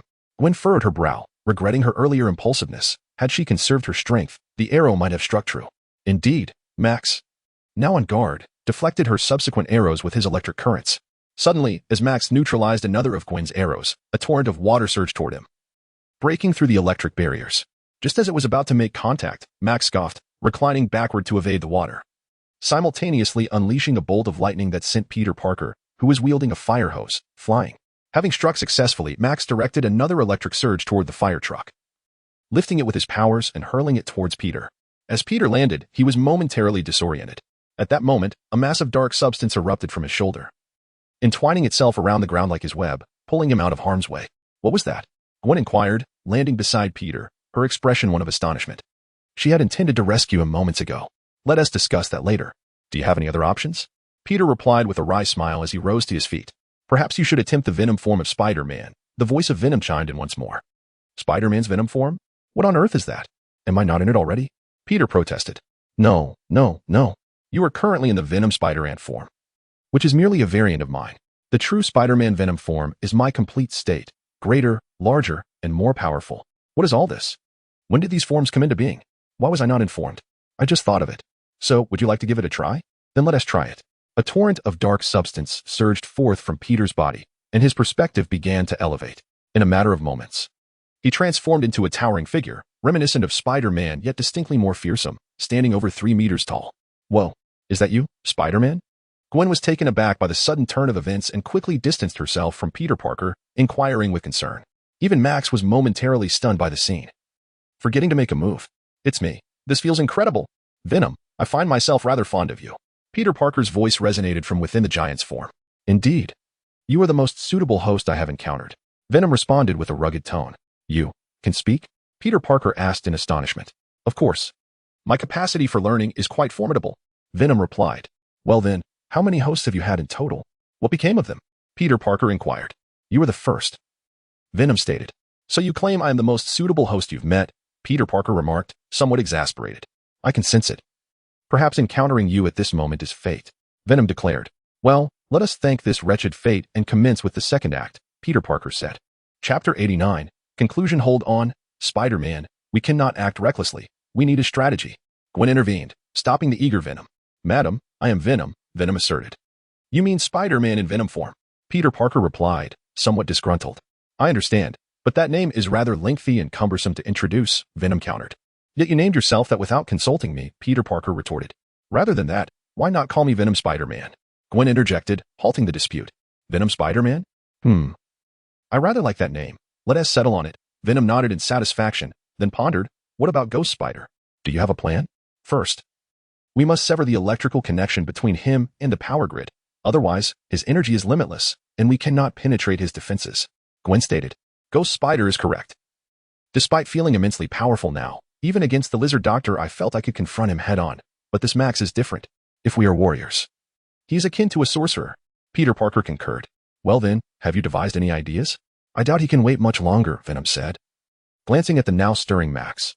I've got it, Gwen suddenly exclaimed, a smile spreading across her face as her hands began to form intricate seals. Max's eyes narrowed as he observed Gwen's peculiar gestures, realizing she intended to summon the wind once more, and he smirked internally, gathering a tremendous amount of electricity between his hands. A sharp, piercing shriek echoed as a figure appeared directly beneath Max, her palms shimmering with brilliant electrical light. And she swung fiercely at the current connecting the power grid and Max's lightning release, lightning slash. The electric grid's transmission node and Max's current abruptly severed, causing Max to lose his support and sway precariously. Taking advantage of the moment, Gwen unleashed her wind release, great breakthrough, unleashing a tempest that sent Max hurtling through the air once more. Ha ha ha. Venom Spider-Man let out a hearty laugh, leaping over a considerable distance to seize Max midair, aiming to devour his head with a wide, gaping maw. Stop, Venom. We cannot consume him, Peter Parker protested vehemently, as Venom Spider-Man's form wavered, struggling to maintain its shape. I shall not eat him, Venom responded, taken aback by Peter's unexpected resistance. Reluctantly, Venom ceased its predatory intent, hurling Max to the ground, rendering him unconscious. At that moment, Mindy and Gwen approached to assess Max's condition, ensuring he posed no further threat. Upon confirming his unconscious state, they both sighed in relief. Mindy, what brings you here? I thought he would handle it personally, Gwen queried, her brow furrowed. Earlier, she had heard Zhou Jiawen in her mind preparing to utilize wind release, great breakthrough, and she had anticipated his direct involvement. Just a minor detail, my presence suffices, Mindy replied casually, her curiosity shifting to Venom Spider-Man. Spider-Man, is this your new suit? It looks fantastic. Heh, you have a keen eye. I am Venom, Venom replied, looking at Mindy. It's Venom Spider-Man, Peter Parker interjected, unwilling to remain in the shadows. Regardless of the details, let us vacate this place first, Gwen suggested, glancing at the jubilant crowd and the approaching police. At Zhou Jiawen's home, the group gathered, curiosity evident in their scrutinizing gazes directed at Peter Parker. Could you all kindly refrain from staring at me? I am equally bewildered by the events that transpired, Peter finally exclaimed, unable to endure their scrutiny any longer. All right. Have some chocolate. Venom will likely need this, Zhou Jiawen said, tossing a handful of chocolate to Peter Parker. From the earlier battle, it was clear that this Venom was indeed the one from the Deadly Guardians. Further confirmation was perhaps necessary. Chocolate? What is that? A mini Venom face appeared on Peter's shoulder, sniffing curiously at the pile of chocolate. Wow, how adorable, Mindy exclaimed, her excitement palpable as she gazed at Venom. Zhou Jiawen and the others exchanged bemused glances at Mindy's enthusiasm. Even Venom seemed perplexed by her reaction. Mr. Venom, do you enjoy eating people? Would you like to accompany me? I could arrange for you to feast, Mindy unabashedly propositioned, unfazed by the attention, enticing Venom. Really? Venom felt a stir of emotions. The little girl appeared quite delightful, yet Peter Parker's compatibility with him was exceedingly high, leaving him in a state of hesitation. Mindy. Gwen shot a fierce glare at Mindy and lightly tapped her on the head. All right, enough of this trivial chatter. Venom, did you arrive on Earth alone? Zhou Jiawen waved his hand, directing his gaze at Venom. Come to Earth? What does that mean? Is Venom an extraterrestrial? Peter Parker was taken aback and inquired. Of course. Do you think such entities exist on Earth? Zhou Jiawen retorted. You know about me? I came to Earth alone. Our spacecraft encountered an accident in space. Fortuitously, I managed to secure a life pod, but I'm uncertain about the fate of my compatriots, Venom remarked, gazing at Zhou Jiawen with a hint of curiosity. I've heard of your kind, Zhou Jiawen acknowledged. This Venom was unlike any he had previously encountered. Its form bore a resemblance to the one from the Fatal Guardian. However, the Venom in that narrative arrived on Earth alongside several symbiotes, while the one in Spider-Man came alone, with no background provided. Their appearances differed as well. Was this yet another product of a fused world? Gavin, how does their kind fare? I mean, is there any danger?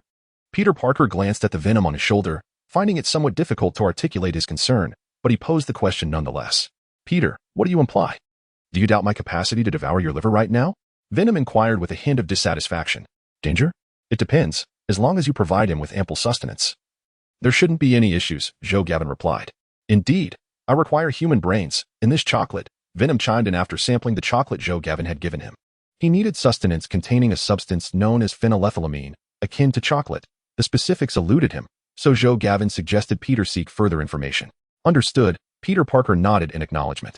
Well, let's conclude our discussion for today. It's getting late, and we should all return and rest. With a stretch, Zhou Jiawen declared, having gathered sufficient information. Chapter 90. Harry Osborn Max Dillon, an electrical engineer in the power grid department, was devoid of family and friends, leading an exceedingly simple social life, akin to that of an invisible man. Yesterday afternoon, a circuit malfunction occurred in the company's District 32, and he was the sole individual left to conduct repairs. Unfortunately, while he was attending to the circuit, an accident transpired, and by the time he was discovered, he had already lost all vital signs. Some clues indicated that many of the power grid design blueprints from Oscorp had been submitted by Max Dillon, yet the signatures on the designs had been altered. The incident that transpired yesterday may have induced some transformation within Max Dillon, ultimately leading to the events that unfolded last night in Times Square. Following his defeat at the hands of Spider-Man and Ghost Spider, Dillon was taken into custody by Osborn Corporation, which maneuvered to secure him from the New York police, temporarily housing him at the Ravencroft Institute for the Criminally Insane. Within the office of the chairman at Osborn Corporation, a woman resembling a secretary was diligently briefing Harry Osborn on the situation concerning Max Dillon, while Harry appeared somewhat distracted. The recent overhaul of the Osborn Corporation's board had allowed Norman Osborn to reclaim a significant amount of shares.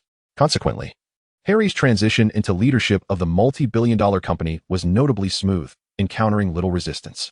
Yet, rather than feeling the exhilaration and joy that should accompany such a position, Harry was engulfed in confusion, helplessness, and fear. Upon assuming control, he sought to access all of his father Norman Osborn's research materials, only to discover that they had been destroyed. Not long ago, the lizard incident had cost Osborn Corporation dearly in its efforts to conceal the truth from the public. However, some individuals in high society were well aware of the realities behind that event.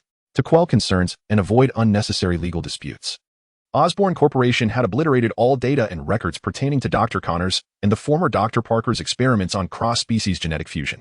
This action effectively extinguished Harry's hopes of curing his family's hereditary illness. For one condemned to a fate of despair, wealth and power hold little value.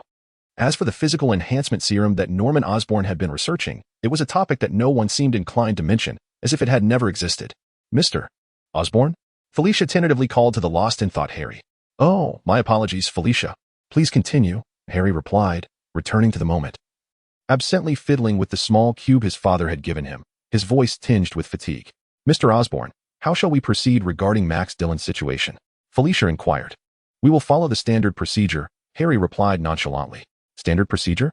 Are we adhering to legal regulations or our own Osborn corporate protocol? Felicia cautiously questioned, casting a glance at Harry. What do you mean by our own? Like the lizard incident? Harry chuckled self-deprecatingly. Let us proceed according to the normal judicial process. To vindicate Max Dillon and secure the finest attorney for him, Osborn Corporation shall bear all losses incurred and provide a suitable compensation for his plight. Upon reflection, Harry remained fundamentally a kind and upright individual. However, if the media were to learn of this, it would undoubtedly cause fluctuations in Osborn Corporation's stock price, Felicia remarked. Some matters may be concealed for a time, but they cannot remain hidden indefinitely. Moreover, this was fundamentally our error, and we must accept responsibility, Harry asserted resolutely. Furthermore, what significance do stock prices hold for him now? I understand, Mr. Osborn, Felicia nodded, her gaze towards Harry infused with an inexplicable depth. Very well then, Felicia. Allow me some solitude for a while, Harry gestured dismissively. Certainly, Mr. Osborn. Do take care of yourself, Felicia hesitated, glancing at Harry. Her lips parting as if to utter something, yet ultimately she said nothing and briskly exited the office. Harry paid no heed to Felicia's unusual demeanor. His mind was in disarray, leaving him disinclined to contemplate anything. He reclined in his chair, relaxing his body, casually tossing the small cube given to him by Norman Osborn onto the desk, intending to close his eyes for a brief respite. However, at that moment, the point of contact between the cube and the desk emitted a radiant blue light, capturing Harry's attention. Suddenly, as if struck by a realization, he became alert. Reaching out to press the cube, sliding it across the surface, the desktop transformed, akin to a computer screen, unveiling a lengthy list of documents.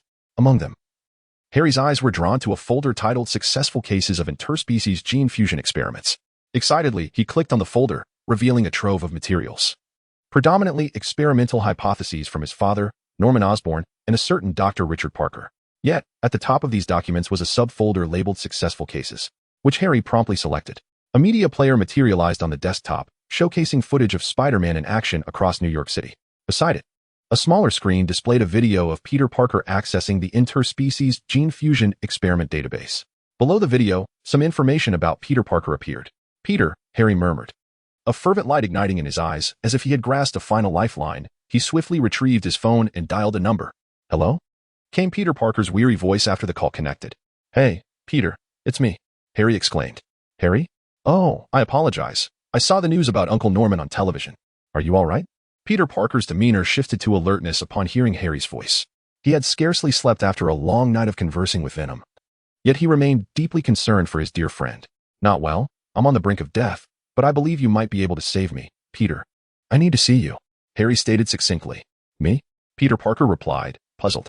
Yes, Peter, you are my only hope, Harry urged with urgency.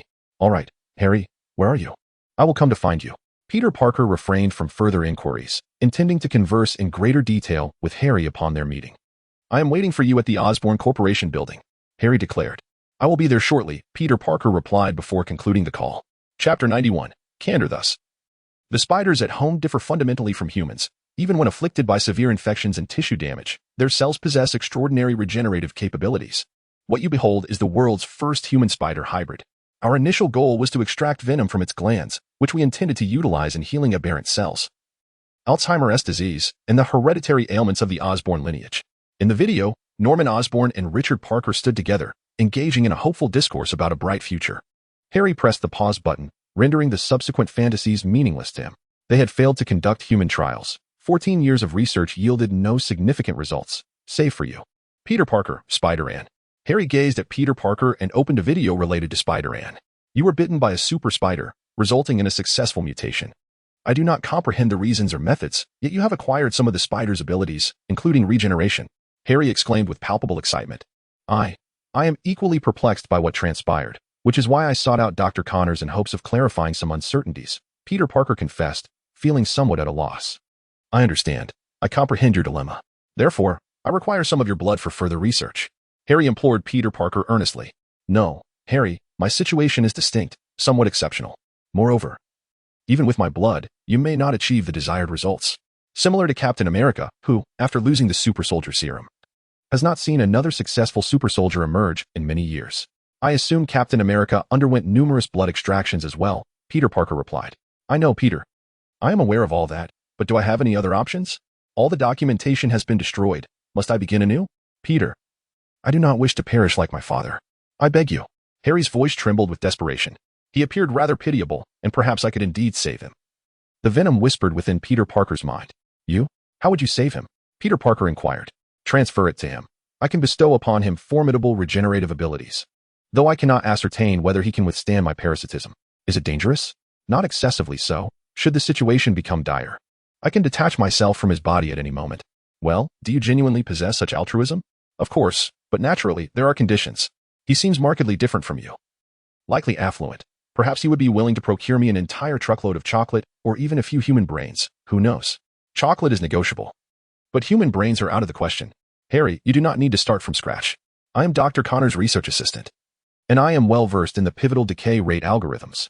Although the decay rate algorithm may present certain issues. My father's experimental records from years past might still exist in this world, and I have already unearthed some clues. I just need a little time, Harry. Perhaps we can fulfill their unfinished legacy, Peter Parker said earnestly as he gazed at Harry, genuinely hoping that no harm would come to him. Are your father's records truly still in existence? Harry inquired, his excitement palpable. Indeed, they were reportedly uploaded to a place referred to as Roosevelt. And I am currently investigating what that name signifies, Peter replied. Harry, you are not yet 20. We have time. Recklessly utilizing those imperfect experimental results could lead to dire consequences, not merely death, but perhaps something akin to what happened to Dr. Connors. Thus, I implore you to exercise patience. Peter Parker stated with utmost seriousness. Yes, I understand. Harry nodded, his urgency stemming from a lack of direction, with Peter Parker now providing him hope. He felt a sense of calm wash over him. Considering Norman Osborn's condition, Harry likely had at least 3 decades ahead of him. If he could directly obtain Richard Parker's research findings, the cross-species gene fusion experiments might yield mature results within a year or 2. He could afford to wait. Is there anything I can do? Harry asked, turning his gaze toward Peter. Rest well, rejuvenate your spirit, and prepare to re-establish the cross-species gene fusion laboratory. Await my further instructions, Peter advised. That sounds simple enough. I now hold authority over Osborn Industries. Harry replied with a nod, a glimmer of joy illuminating his expression. As if he had shed a heavy burden, his demeanor shifting. Peter Parker hesitated, grappling with whether to voice certain thoughts. What is it, Peter? Harry asked. Noticing Peter's apprehensive demeanor, growing anxious that there might be further complications. Uncle Norman. Did he truly pass away? Peter pondered before asking, feeling it necessary to clarify certain matters. What do you mean? Is there an issue regarding my father's death? Harry questioned, perplexed. The Green Goblin, do you recall him? The one who unleashed carnage at the expo? Peter inquired. Of course I remember. He nearly killed me, and it was you and that ghost spider who saved me. Harry responded, somewhat bewildered. According to our investigations, that Green Goblin could very well be Uncle Norman. Peter hesitated before speaking. What? How can that be? Harry exclaimed. Disbelief etched across his face. Harry furrowed his brow deeply. That individual was his father, Norman Osborn? He had nearly been killed by him. Why would Norman Osborn seek to harm him? Only suspicion remains. Dr. Connor's incident may have been orchestrated from behind the scenes by him. Just as we were about to uncover the truth, news of Uncle Norman's serious illness and death reached us, leaving us uncertain, Peter explained. I witnessed him take his last breath. My father is indeed deceased. Harry glanced at Peter Parker and said, All right, Harry, I merely wish to confirm. If you don't mind. Peter Parker replied somewhat awkwardly, It's nothing. You know, my relationship with him has never been particularly good. Harry nodded in acknowledgement. Then I shall return for now. Await my news, Peter Parker stated. Harry nodded emphatically. In a dimly lit room, the deceased Norman Osborn listened intently to the exchange between Peter Parker and Harry, his expression darkening as he found it deviated from his expectations. The closeness between Harry and Peter was beyond his anticipation. It appeared that the pressure on Harry was insufficient, necessitating a more vigorous approach. The fact that Richard Parker's research materials still existed in this world was another unforeseen complication for Norman Osborn, one that required a strategic response. Furthermore, how did Peter Parker and the others discern that I am indeed the so-called Green Goblin? Where did I reveal a flaw? Had it not been for the suspicion cast upon him, he would not have needed to orchestrate an elaborate feigned death. Nevertheless, the title of the Green Goblin does possess a certain allure. Chapter 92, Grand Opening. If most countries lag behind in industrial development by 5 to 10 years, then Hammer Industries is at least 20 years behind. I am the latest weapon of America. America is secure, the people are safe, and I alone can maintain world peace. At the Senate hearing, Tony Stark, brimming with confidence, gestured grandly, his chest displaying a newly transformed triangular arc reactor design. His demeanor was quite ostentatious. If he were standing before me, I would be hard-pressed to refrain from landing a punch on his face. Gwen, watching Tony Stark's arrogant display on television, couldn't help but comment to Zhou Jiawen, This is Tony Stark. However, I advise you to restrain your restless fists. He is our primary benefactor for the battle suits, and we will rely on him for future repairs and upgrades. Zhou Jiawen carefully arranged a figurine on the shelf as he spoke. I know, I was merely jesting. Gwen replied, rolling her eyes. Well, everything is nearly ready. We should be able to open tomorrow, Zhou Jiawen remarked, surveying his shop with satisfaction. His figurine store primarily offered merchandise related to Transformers. Upon entering the store, one would immediately notice a large transparent display case showcasing the shop's prized possession, the Mark V Iron Man suit. To the left of the store were various robot figurines and merchandise from the world of Transformers, while to the right featured figurines and merchandise of superheroes and villains from around the globe. At the back of the shop was an area dedicated to popular items from other renowned franchises. In addition to these, Zhou Jiawen had commissioned custom decorations from a studio. For instance, Captain America's shield, Thor's Stormraker, the Infinity Gauntlet adorned with 6 precious gems, the formidable blade known as the Zhanyu, Uchiha Obito's flame fan, the 7 Dragon Balls from the Dragon Ball series, the 12 Zodiac talismans from Jackie Chan Adventures, the Rui Jingu Bang, and the Sui Xian Taigon Bing from Chinese mythology, and so forth. Although the inhabitants of this world may not fully grasp the significance of these items, it matters little. They are all non-saleable treasures, cherished possessions of Zhou Jiawen. Each of these artifacts embodies a fragment of Zhou Jiawen's imagination. The wallpaper adorning the walls of the shop is also a labor of love, meticulously crafted to showcase iconic scenes from myriad universes. Among these are depictions of the Nine Tails with Susanoo and Hashirama Senju, the golden lion atop a mountain of corpses confronting Sengoku and Carp, and the transformation into the radiant Diga amidst a convergence of boundless light. Gazing upon these wonders, an indescribable sense of fulfillment swells within Zhou Jiawen. He has reached yet another pinnacle in his life. Jiawen, don't you think the location of this shop is somewhat inappropriate? It feels rather out of place in Chinatown, Gwen hesitantly remarked. What's wrong with being out of place? With this, who would fear a lack of customers? I'm even contemplating whether to display this, Zhou Jiawen replied, gesturing towards the Mark V Iron Man suit. True. The allure of this item is indeed extraordinary, but is it really wise to exhibit it like this? Gwen expressed her concerns, recalling the recent hearing. Don't fret. Who can discern the authenticity? Besides, should any trouble arise, we will have assistance, Zhou Jiawen nonchalantly reassured her. Yet, Gwen remained uneasy. But, no buts. Before I officially open, would you like to be my first customer? Zhou Jiawen said, wrapping his arm around Gwen's waist. Huh? Gwen looked at Zhou Jiawen, momentarily perplexed by his words. What about that Wonder Woman suit? The Wonder Woman outfit is splendid too, and Catwoman's ensemble has its own charm. I've tailored a set of each costume to your measurements. Take your time to choose, Zhou Jiawen said with a proud grin. You must have planned this all along, didn't you? Did you open this shop just for that reason? Gwen's cheeks flushed as she gazed at Zhou Jiawen in surprise. How could that be? It's merely a coincidence, but the opening of my shop does mark an achievement, and unlocking a new skin seems only fitting, Zhou Jiawen replied. All right, fine. Then I'll choose the Harley Quinn outfit. Gwen scanned the costumes, finding that the Harley Quinn suit seemed the most reasonable. Good choice. However, the Harley Quinn attire will require some embellishments. We'll need to dress it up a bit. Zhou Jiawen nodded eagerly. The following day, Zhou Jiawen's shop opened successfully. And after a period of fermentation, the Mark V Iron Man suit in his establishment created quite a stir in New York. Although the onlookers were oblivious to the authenticity of the suit, it bore the signature of Tony Stark. And the Iron Man armor had become the focal point of public interest, especially following the recent Senate hearings regarding the suit. Fortunately, no oblivious government entities troubled Zhou Jiawen. The patrons were merely ordinary citizens, suggesting that the SHIELD had exerted considerable influence behind the scenes. In recent days, Tony Stark had visited Monaco. Although he did not personally participate in the race, Ivan sought him out. Following a rather uneventful confrontation, Ivan was apprehended by the authorities, as his armor was still too rudimentary compared to Stark's upgraded suit. Upon returning to New York, Stark made an appearance at Zhou Jiawen's shop to extend an invitation for his birthday party. However, Zhou Jiawen declined outright, expressing his disinterest in such gatherings and his overwhelming busyness during that period. For reasons unknown, despite being free from mortal peril, Stark allowed his close friend, Colonel Rhodes, to take an Iron Man suit from the birthday celebration, perhaps to alleviate pressure from the American military. Yet, these matters had little bearing on Zhou Jiawen, who was preoccupied with the affairs of his shop.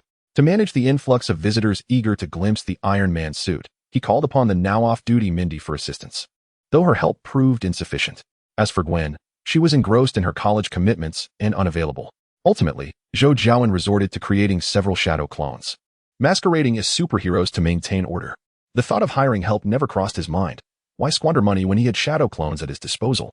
Chakra could be replenished, but lost funds were irrevocable. As the novelty of the shop waned, Zhou Jiawen found himself growing somewhat impatient, yet he was grateful for the presence of his shadow clones. He planned to return to a more languid existence once the current fervor subsided, leaving a few shadow clones to oversee the shop. Chapter 93, Mjölnir. That afternoon, Zhou Jiawen hung a closed sign at his shop, intending to conclude the day's operations early and head home for some rest after tidying up with Mindy. Just as they were finishing up, a familiar figure entered the shop, Agent Coulson of SHIELD, whom Zhou Jiawen had not seen in some time. What brings you here, Coulson? Mindy, please bring some tea, Zhou Jiawen greeted, gesturing for Coulson to take a seat while calling out to Mindy. Jiawen, we don't have tea. We only have cola, Mindy remarked, her curiosity piqued as she observed Coulson. I know, I was merely making conversation. Just bring 2 bottles of cola, Zhou Jiawen replied nonchalantly. Let us set aside the trivialities and address the matter at hand. Jiawen, I have come to consult you regarding certain issues, said Coulson, gesturing with his hand and casting an inquiring glance at Mindy. Please, do speak freely. Mindy is, after all, my protégée, and you are likely familiar with her. Jiawen replied. Upon hearing this, Mindy beamed with delight, promptly seating herself beside Jiawen, embodying the essence of an attentive student, her curiosity piqued by the world of agents. Greetings, Ms. Kilgrave. I am Agent Coulson of SHIELD, he stated, nodding in acknowledgement and introducing himself. Hello, Mindy exclaimed, thrilled to hear Coulson address her by her superhero moniker. Although she had made an appearance during the incident at Times Square, she had neglected to introduce her alias, leading most discussions online to refer to her as the mysterious figure or that person, which filled her with regret. Despite her efforts to promote the name Ms. Kilgrave, her solitary attempts in the vast realm of the internet felt futile, as the moniker bore little relation to her appearance, making it difficult for many to recognize her by that name. Ahem, we have encountered a peculiar hammer that has seemingly descended from the heavens in Mexico. It appears as though it is fused with the earth itself, and no matter our attempts, we are unable to move it. We seek your knowledge regarding this hammer. Coulson coughed lightly. Oh, the hammer? Jiawen responded, a look of understanding dawning upon his face, recognizing it as the time of Thor's arrival. Indeed, the hammer. Precisely like that one, Coulson indicated awkwardly towards a nearby figurine standing at the height of an adult thigh. It depicted a small yellow dog resembling an Akita, adorned in a red cape, standing upright and brandishing a peculiar hammer. Thor? Mindy remarked, her voice tinged with curiosity as she held a fondness for adorable dogs. Thor? Coulson paused, suddenly struck by a realization, and turned to Jiawen, inquiring, the god of thunder, Thor? Mindy, we have yet to discuss the fee. And you have already divulged information, Jiawen chided her with a hint of annoyance. He had nearly absorbed all the energy cubes previously sent by S-H-I-E-L-D, with a premonition that upon absorbing a few more, his abilities would undergo significant transformation. He harbored intentions of extracting a considerable sum from S-H-I-E-L-D this time around. We will settle the costs together shortly. Simply provide your asking price. Coulson chuckled awkwardly, acknowledging that Jiawen's approach was nearly a direct request. S-H-I-E-L-D remains as grand as ever. Let us consider 10 energy cubes as the fee, which would equate to Thor's hammer, Mjölnir. Jiawen declared with satisfaction. Is it truly Thor's hammer? How did it come to be on Earth? Coulson inquired, his brow furrowed in contemplation. I am somewhat unclear about the situation. However, Mjölnir and Thor have always been inseparable. Since Mjölnir has appeared on Earth, it stands to reason that Thor must also be here, Zhou Jiawen remarked. Thor? What could he possibly want on Earth? Coulson inquired. I am uncertain. But Thor Odinson is the Prince of Asgard and would not visit Earth without reason.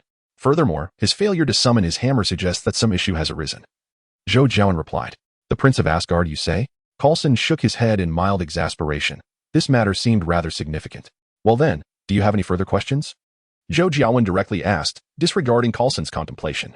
Not at the moment, but could I request your presence in Mexico? Consider it a special advisory role. With a fee of 50 energy blocks. Should you need to intervene, additional charges will apply, Coulson contemplated before speaking. Mexico? That seems rather distant. As you can see, my shop is thriving. Even a moment's closure results in losses. Moreover, those from Asgard are not easily dealt with. They are gods, Zhou Jiawen expressed his concerns.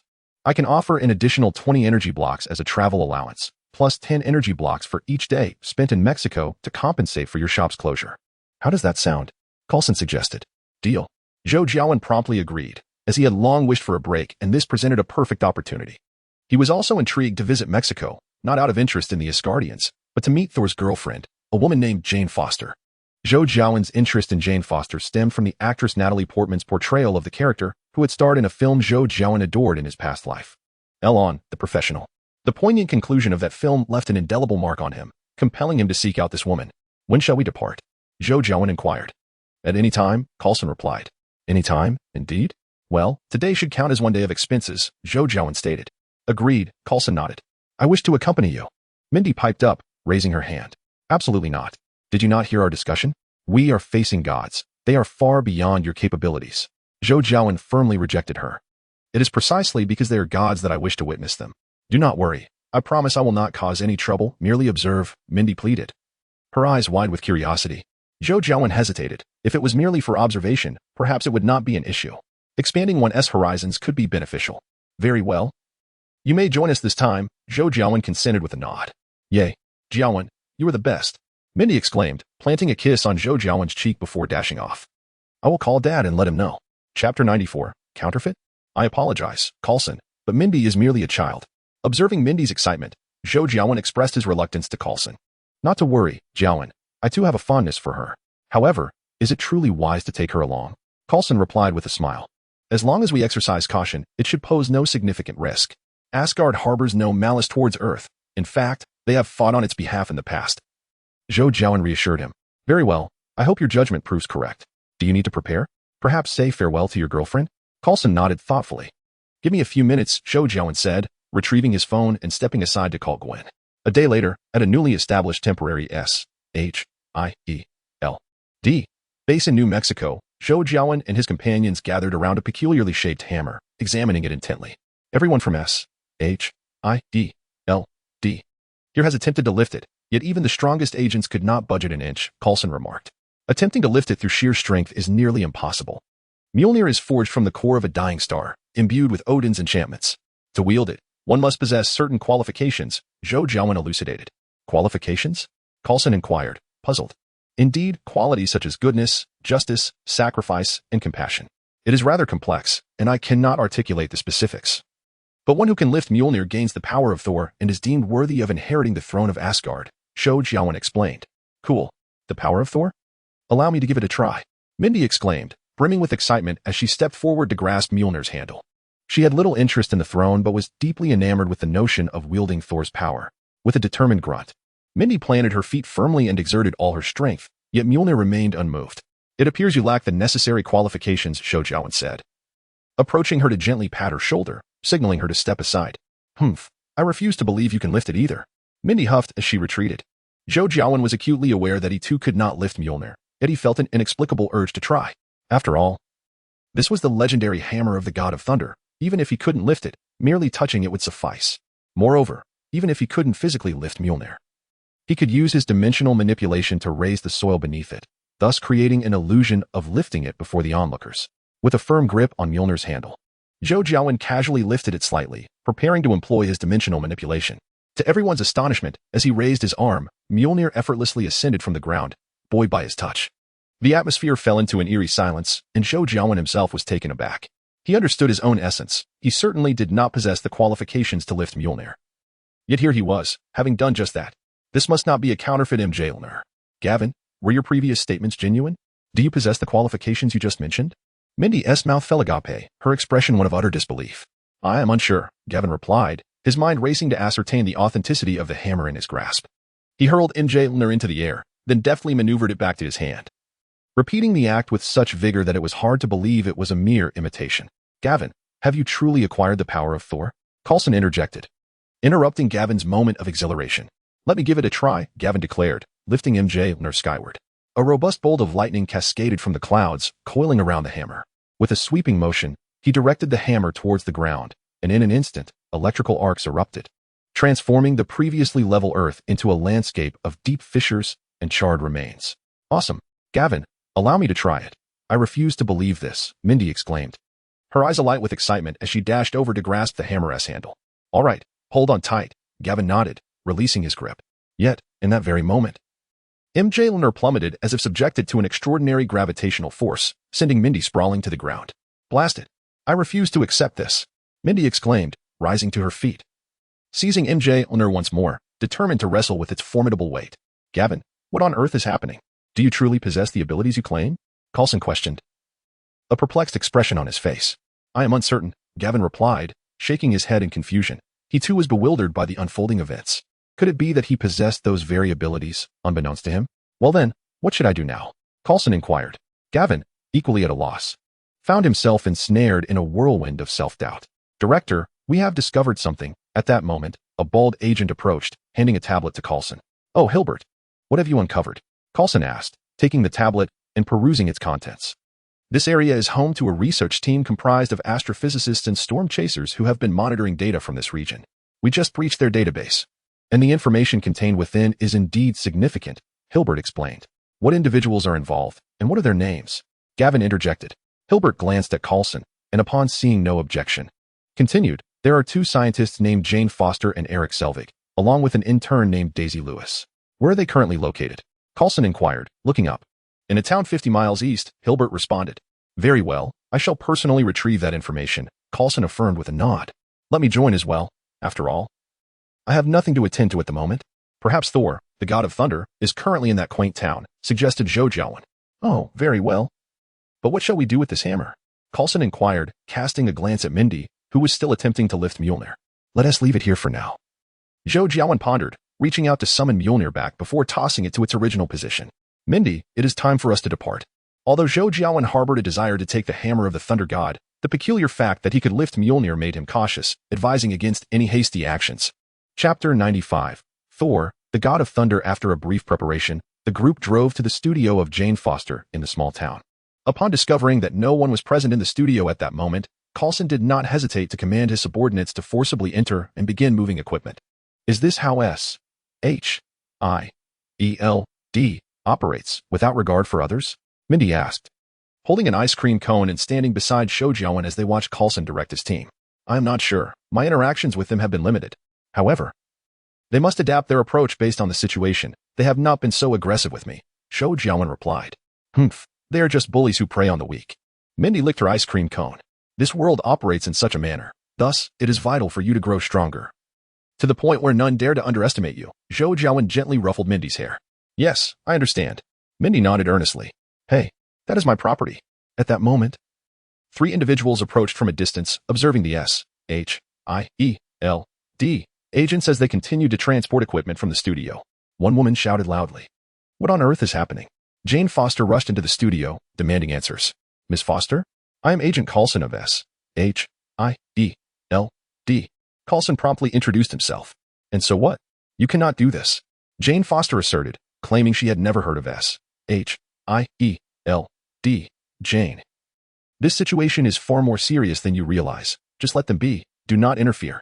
Professor Eric, startled by the mention of SHIELD, quickly intervened, urging Jane to remain silent. He understood the implications of the organization's name. Let them be? All of this belongs to me. Jane Foster pushed past Professor Eric. Gazing fervently at Coulson, we are investigating a security threat and require your equipment, work records, and atmospheric monitoring data, Coulson explained. Require? Is your requirement synonymous with theft? Jane Foster retorted with a hint of sarcasm. No, this will sufficiently compensate for your losses, Coulson responded, pulling a check from his pocket and presenting it to Jane Foster. Jane Foster snatched the check, glancing at the figure inscribed upon it. These devices cannot be purchased on the market. I assembled each one myself. Then surely you can reassemble another set. Coulson smiled reassuringly. The devices I have assembled are based on the data I have meticulously recorded over the years, stored within my laboratory in this notebook. You have taken them all away, and it would be a considerable feat for me to recreate even one. You cannot simply seize them at will, exclaimed Jane Foster, fervently gesturing with her notebook. Coulson, observing the notebook, nodded and signaled to an agent nearby.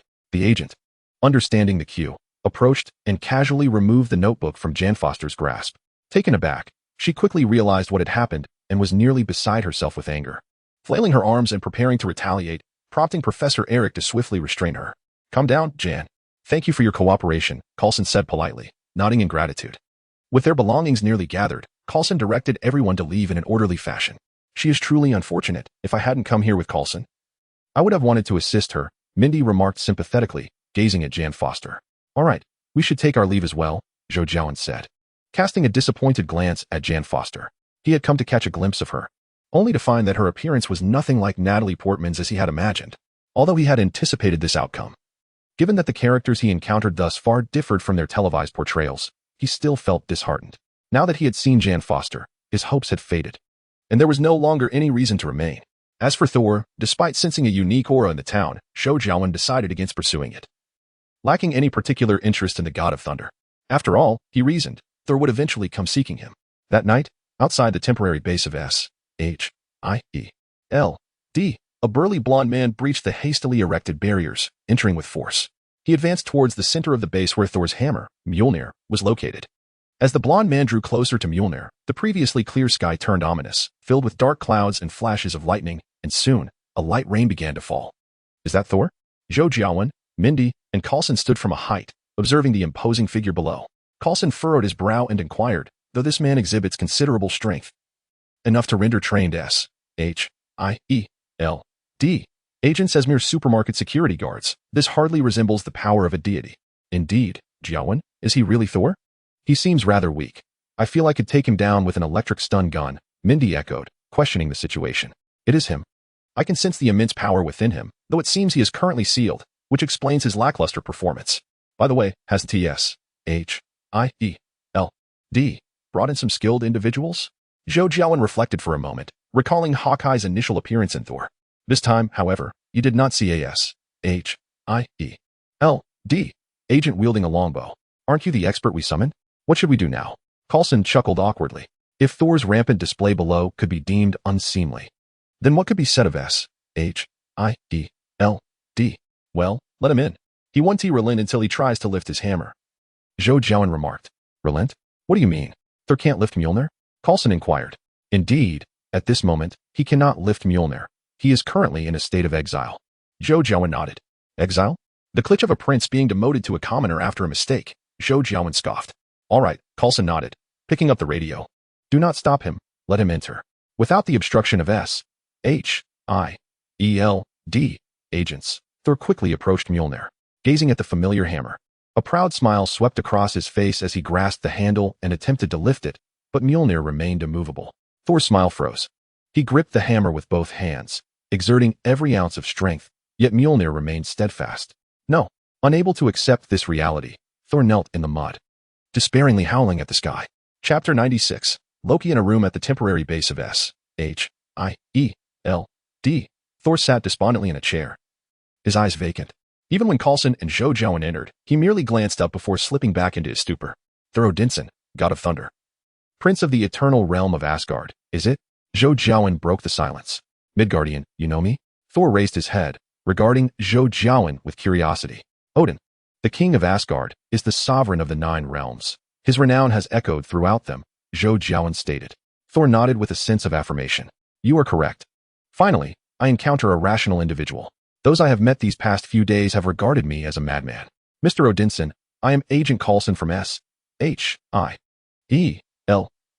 and this is our special consultant, Zhou Jiawen, Coulson introduced. Earth? Thor queried, somewhat perplexed.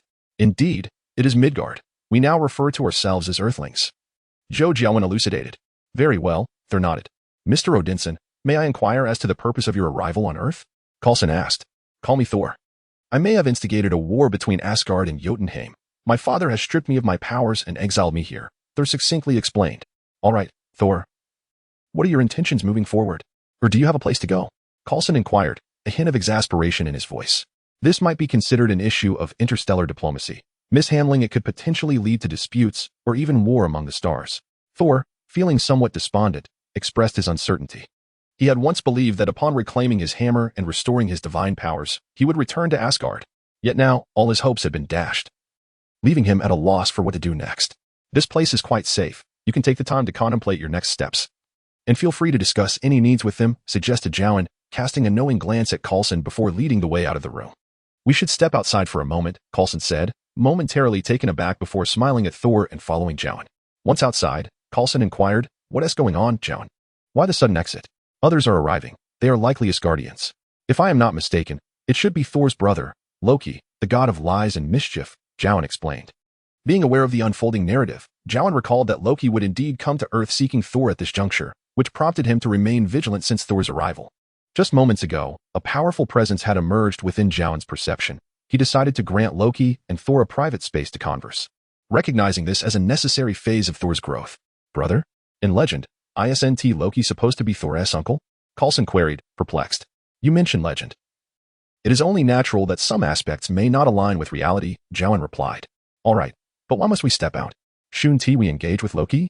Coulson continued. Ultimately, this is a matter of family. It is not our place to meddle. Moreover, Loki is not as agreeable as Thor, Jiawen remarked. Despite Loki's portrayal as an antagonist in the early stages of the Avengers saga, Jiawen found himself quite fond of the character. To him, Loki represented a neglected child, overshadowed by his father Odin and even his friends, all of whom favored his brother Thor. Growing up in such an environment instilled in Loki a desperate desire to prove himself as worthy as Thor. The most tangible path for Loki to assert his worth would be the throne of Asgard. However, should Thor ascend to the throne first, Loki would likely find his chances diminished. Thus, he had unleashed a few frost giants during Thor's coronation ceremony, intending to disrupt the proceedings. Later, in Jotunheim, Loki inadvertently discovered the truth of his lineage, which deepened his insecurities stemming from a childhood steeped in villainous teachings among frost giants. This revelation intensified his urgency to prove himself, motivating him to devise a plan to utterly annihilate Jotunheim, thus concealing his origins and demonstrating his prowess in a single masterstroke. Loki's scheme was impeccable, orchestrating the assassination of Laufey, the king of Jotunheim, within Odin's sanctuary, thereby providing Asgard with a banner of vengeance. Even if this incited war and obliterated the inhabitants of other realms in Jotunheim, few could protest, as it was the frost giants who had initiated hostilities. Regrettably, Loki's machinations did not garner Odin's approval, leading to the moment on the fractured Rainbow Bridge when Odin uttered a final word to Loki, prompting him to embrace self-imposed exile into the cosmic abyss. Of course, these reflections are merely Zhou Jiawen's musings. At his core, Loki embodies arrogance and disdain for mortals. And any distinctions in this world's Loki warrant separate consideration. A few minutes later, Loki emerged from the chamber, leaving behind a more despondent Thor. They have concluded their discussion. You should check on Thor, Zhou Jiawen suggested to Coulson. And what about you? Coulson inquired. Loki seems inclined to explore this place. I will follow him, Zhou Jiawen replied. Be careful, Coulson nodded in agreement. Dressed impeccably in a tailored suit, Loki strolled towards Mjölnir, yet the busy staff around him appeared oblivious to his presence. Reaching for the hammer's handle, Loki attempted to lift it, but Mjölnir remained utterly unresponsive. You cannot take that. A voice suddenly resonated from behind him. Startled, Loki whirled around to find Zhou Jiawen observing him with an impassive expression. Midgardian, can you see me? Loki, puzzled, inquired. For the bustling staff had not acknowledged him until Zhou Jiawen spoke, breaking his reverie. At that moment, the nearby workers noticed Loki's unexpected presence and retreated hastily. With a cold chuckle, Zhou Jiawen extended his hand, causing Mjölnir to soar through the air, shattering Loki's illusion and landing in Zhou Jiawen's grasp. Seizing the hammer's handle, he spun around and swung it, causing an apparition to materialize and be sent flying by the blow. Chapter 97. The clash. Your illusions are indeed formidable. They are nearly imperceptible to the eye, Zhou Jiawen remarked earnestly. Had it not been for his keen perception, he might have been deceived by Loki's ruse. Impossible, Loki exclaimed, rising unscathed from the ground, astonished at the sight of Mjölnir in Zhou Jiawen's possession. Oh, is this what you mean? I too harbor some doubts, Zhou Jiawen mused, weighing Mjölnir in his hand. How could a mere Midgardian lift Mjölnir? Loki uttered, still incredulous. Playing the same trick repeatedly loses its charm. Zhou Jiawen frowned, raising Mjölnir to unleash a bolt of lightning towards a nearby direction. In the place struck by lightning, a Loki materialized, while the other Loki, remaining in place, emanated a green light, slowly beginning to dissipate. I understand that a trick can have numerous applications, remarked the manifesting Loki with an enigmatic smile directed at Zhou Jiawen. Taken aback, Zhou Jiawen quickly turned to look, and the Loki, who was originally poised to fade, suddenly trembled, becoming solid once more. A dagger materialized in his hand. And with a swift step, he appeared before Zhou Jiawen, raising his wrist to thrust the dagger towards Zhou Jiawen's eye. Shinra Tensei. A powerful repulsive force erupted, momentarily halting Loki's advance and sending him hurtling backwards. A bead of cold sweat appeared on Zhou Jiawen's forehead. This had been the closest brush with death he had encountered. Fortunately, Shinra Tensei was an instantaneous technique, or he would have truly been in peril. Your abilities are rather peculiar, Midgardian, Loki remarked, as a dagger emerged from the side, pressing against Zhou Jiawen's throat. The Loki propelled by Shinra Tensei dissipated into a flurry of green light, while the Loki drawn out by Zhou Jiawen's lightning had now approached him closely. Zhou Jiawen flickered and vanished from his original position, reappearing beside a nearby rack where he had previously inscribed a flying thunder god seal. He had cultivated the habit of casually inscribing the seal. Teleportation? Loki furrowed his brow, addressing Zhou Jiawen. We have no reason to resort to violence, do we? Zhou Jiawen replied, also frowning at Loki. He was aware of Loki's title as the foremost sorcerer of the Nine Realms, a claim he had previously dismissed as a jest. After all, in the films, Loki had limited opportunities to showcase his abilities, mostly engaging in physical combat with Thor. A sorcerer brawling with a warrior, was he to be compared to Gandalf? However, it now appeared that aside from the supreme sorcerer of Kamartaj, Loki indeed possessed considerable prowess. Just moments ago, it was unclear which method Loki employed to evade Zhou Jiawen's perception. Furthermore, his ability to engage in hand-to-hand combat with Tony Stark and endure Hulk's relentless assaults indicated that Loki's physical attributes were not to be underestimated. According to Marvel's official data, Loki's strength rated a 5, easily capable of lifting 60 tons, his endurance rated a 6, his normal speed rated a 3, and during teleportation, it could reach a 7. Such physical statistics were markedly superior to those of Captain America and Spider-Man. I merely wish to see what one capable of wielding Mjölnir possesses in terms of uniqueness, Loki stated, raising his hand as the dagger transformed into a swirl of green light, dissipating into the air. Now you have seen. Zhou Jiawen expanded his perception through his divine senses, remaining vigilant and cautious, unwilling to overlook any detail. Quite commendable, Loki nodded in acknowledgement. Your mastery of magic is formidable. No wonder you are the god of mischief. Zhou Jiawen tossed Mjölnir back to its original spot, despite its immense power. He was not yet adept at wielding it, and forcing it into his grasp would only hinder his strength. The pressure Loki exerted on Zhou Jiawen was immense, far surpassing that of the Hulk. After all, the distinction between possessing intellect and lacking it is as vast as the chasm between heaven and earth. Midgardian, what is your name? Loki inquired, a thought flickering in his mind as he spoke to Zhou Jiawen. Jiawen Zhou, he replied. Excellent, Jiawen Zhou. The fact that you can wield Mjölnir indicates that you possess the qualifications to do so. Therefore, I, Loki Odinson, the god of mischief and deception, in the name of the current king of Asgard, bestow upon you Mjölnir. In exchange, you must ensure the well-being of Thor, the exiled son of Asgard, during his time in Midgard. What say you? Loki declared with an air of authority. Loki had ventured to Earth because, during a conversation, his mother Frigga inadvertently revealed that his father Odin had alternative plans for his brother Thor's exile, suggesting that Thor still had the opportunity to return to Asgard. Thus, Loki intended to confront Thor on Earth, employing deceit to undermine Thor's resolve and erode his confidence. ensuring that Thor would remain unable to return to Asgard in the near future. The inability to wield Mjölnir was already a significant blow to Thor. Yet the hammer remained within his vicinity, allowing for a glimmer of hope. However, should the rightful ownership of Mjölnir fall into another's hands, that last flicker of hope would surely extinguish. Furthermore, this arrangement hinged upon Thor's future existence. Even if circumstances were to change, Thor would find it impossible to confront Loki. After all, Loki himself could not wield Mjölnir. It would serve better as a means to diminish Thor. What? Zhou Jiawen was taken aback. You are giving Mjölnir to me? Can you truly make such a decision, Loki? Though uncertain of Loki's intentions, Zhou sensed that Loki harbored no benevolent motives. He shook his head, a hint of amusement in his tone. In that case, I would prefer that the king of Asgard personally hand Mjölnir to me, as it would lend an air of formality to the occasion.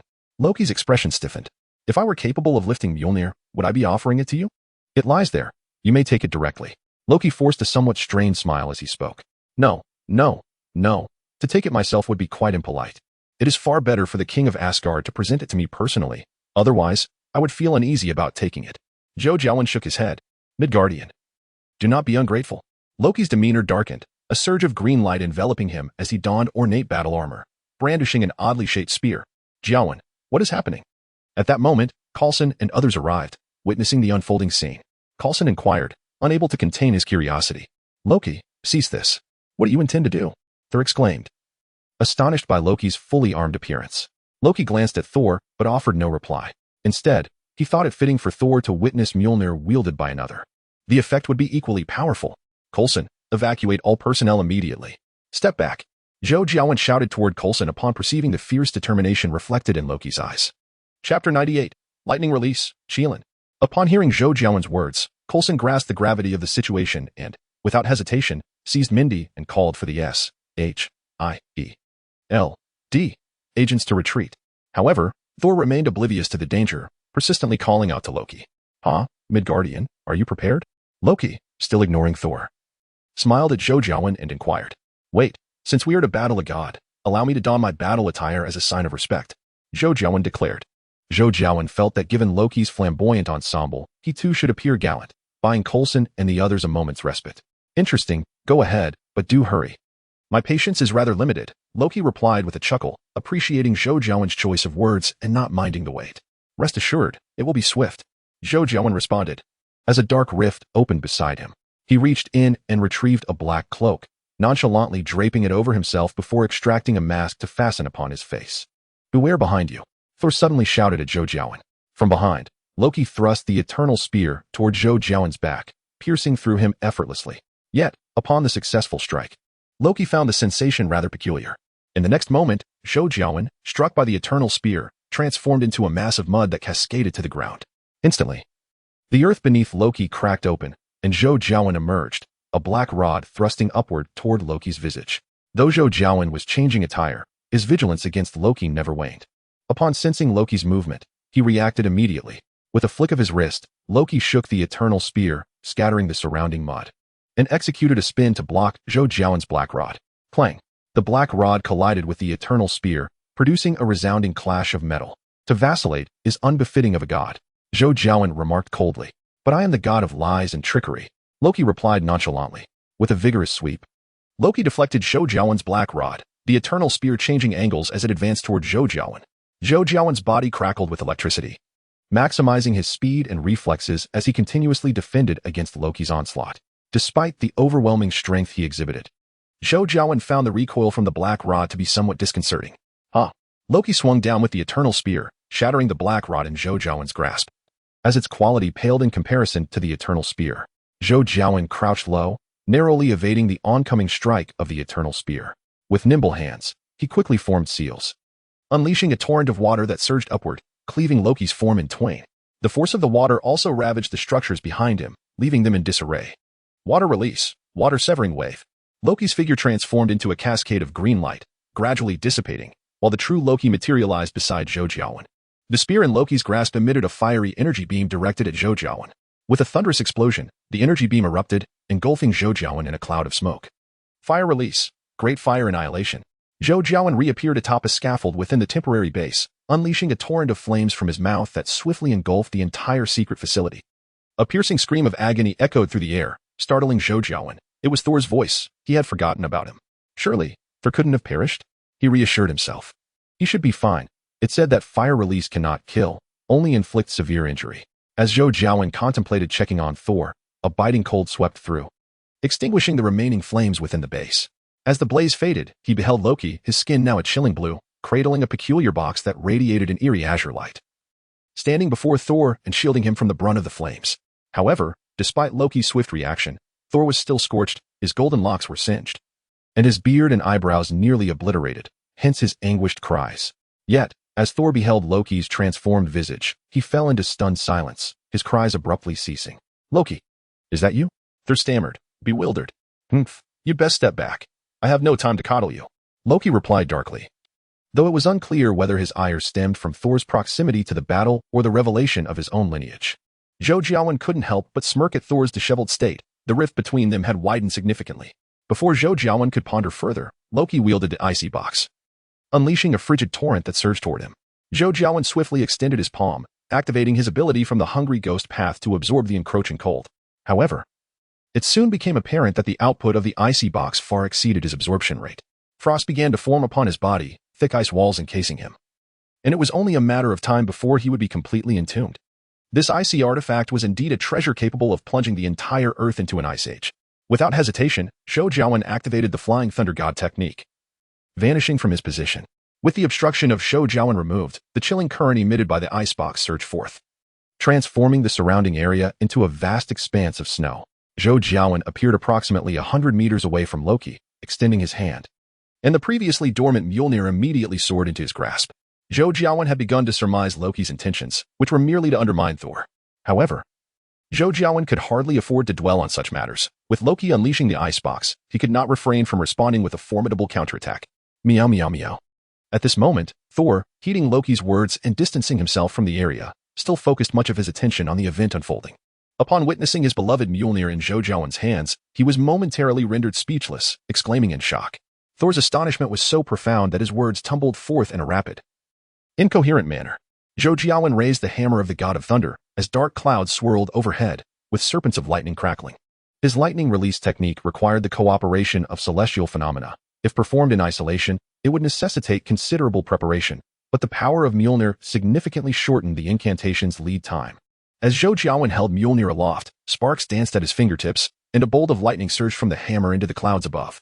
As if responding to a summons, the cloud cover parted, revealing a colossal dragon's head composed entirely of lightning emerging from the ominous mass. Lightning release. Chilin. Thor gazed at the gathering tempest in the sky, his mind in disarray, realizing that this was the true might of Mjölnir. The lightning he had wielded in the past was but child's play in comparison. Loki frowned as he observed the lightning dragon's head above. While he was pleased by Thor's dazed demeanor, he recognized that Zhou Jiawen's invocation appeared formidable.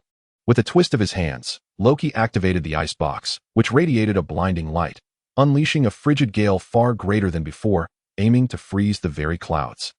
Humph! Zhou Jiawen scoffed, lowering Mjölnir with force. The lightning within the clouds seemed to heed an unseen call, striking downward. Boom! The clash of lightning and icy winds unleashed a tremendous tempest that radiated outward. Fall back! Retreat further! Coulson shouted to the nearby S.H.I.E.L.D. agents, his heart racing as he beheld the spectacle of power. He glanced apprehensively toward the site of the battle, pondering that without Zhou Jiawen's prior warning, none among them would likely have survived. Was this the true power of the gods? Lightning and cold currents clashed in the air, locked in a stalemate. However, the explosive force of the cold was ultimately inferior to that of the lightning, and soon, the equilibrium was shattered. Boom! A colossal dragon-shaped bolt of lightning struck the ground with tremendous force, followed by a deafening explosion that illuminated the entire realm. Zhou Jiawen panted lightly, frowning as he gazed at the eye of the storm. Within his senses, Loki's presence had vanished completely. Could it be that he had perished? Suddenly, a sharp sound sliced through the air, jolting Zhou Jiawen. He swiftly turned and raised his Mjölnir.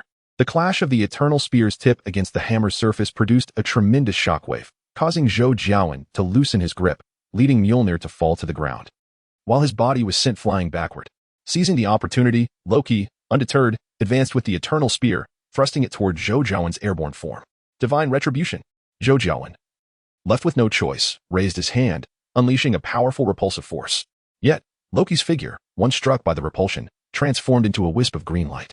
Simultaneously, above Zhou Jiawen, Loki materialized, brandishing the eternal spear, poised to strike.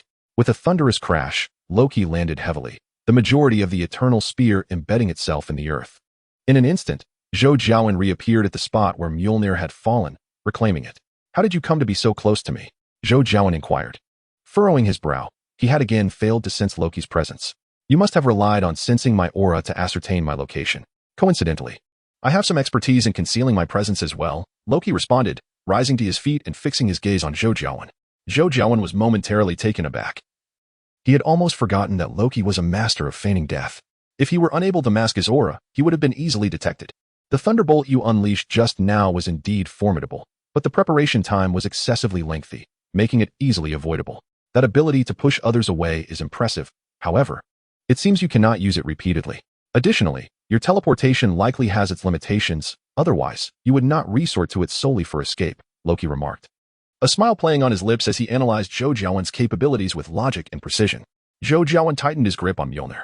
In comparison to Loki, who had lived for over 1,000 years, he felt rather inexperienced. He swung Mjölnir with great urgency, determined to bring the battle to a swift conclusion. The days ahead were long, and he needed to retain some trump cards. After all, once the enemy had acquired intelligence on a ninja, the task of countering them would become considerably simpler. "Oh, are you planning to wield Mjölnir? If I am not mistaken, your proficiency with it is rather lacking. Just now, you merely borrowed its power," Loki observed, a hint of surprise in his tone as he regarded Zhou Jiawen. "Huh." Zhou Jiawen hurled Mjölnir towards Loki with great force. Loki, witnessing the mighty weapon hurtling towards him, smirked derisively and raised the eternal spear, prepared to deflect Mjölnir. "This is far from over." Zhou Jiawen swiftly formed seals with his hands, executing the shadow clone technique. "By the heavens!" Loki exclaimed in astonishment as he beheld the overwhelming onslaught of Mjölnir. Left utterly bewildered. Boom, boom, boom. The relentless sounds of collision reverberated, and Loki was sent flying. Sealing technique, diamond lock, for golden chains extended from behind Zhou Jiawen, ensnaring Loki in midair with unyielding restraint. It was indeed the true body. Zhou Jiawen's eyes brightened as he raised his hand to summon Mjölnir back. "What is this? What do you intend to do?" Loki, entangled in the golden chains, felt an ominous premonition as an inexplicable force suppressed the magic within him. Hee. Zhou Jiawen did not respond to Loki's inquiries, chuckling softly as he formed more seals. Multiplication technique. Zhou Jiawen grasped Mjölnir, which began to expand rapidly, soon reaching the size of a small car. Loki's eyes widened in horror, his mouth agape in disbelief. "No, not far off," they roared in desperation. Witnessing Mjölnir morphing into a different form, Zhou Jiawen wielded the enlarged Mjölnir and hurled it at the immobilized Loki. "Wait, we can talk." Loki called out to Zhou Jiawen in a panic. Zhou Jiawen disregarded Loki's pleas, seizing the opportunity to catch him off guard amidst his shock. A second chance could yield unpredictable results, and he aimed to instill a profound psychological fear in Loki with a single strike. The colossal Mjölnir crashed down heavily, lifting and crashing again. Zhou Jiawen shouted through gritted teeth, 80, 80, 80. With each proclamation, the hammer fell with a resounding thud, causing the ground to tremble. Suddenly, Zhou Jiawen paused as if struck by inspiration, calling out into the distance. "Coulson, this time the fee for my intervention is 80 energy cubes." "Certainly, 80. Came Coulson's faint voice carried by the wind. Zhou Jiawen felt a surge of determination, swinging the hammer with greater vigor, shouting even more fervently, 80, 80, 80. Observing Zhou Jiawen's fervent exertion, Coulson felt his heart quaking with each resounding strike, unable to restrain himself from asking Mindy, "Mindy, did I hear correctly? He mentioned this time, not this strike, right? Is there a difference between once and a strike? Look closely. This is the 9th hammerfall." Mindy replied with a radiant smile. Beads of cold sweat formed on Coulson's forehead in an instant.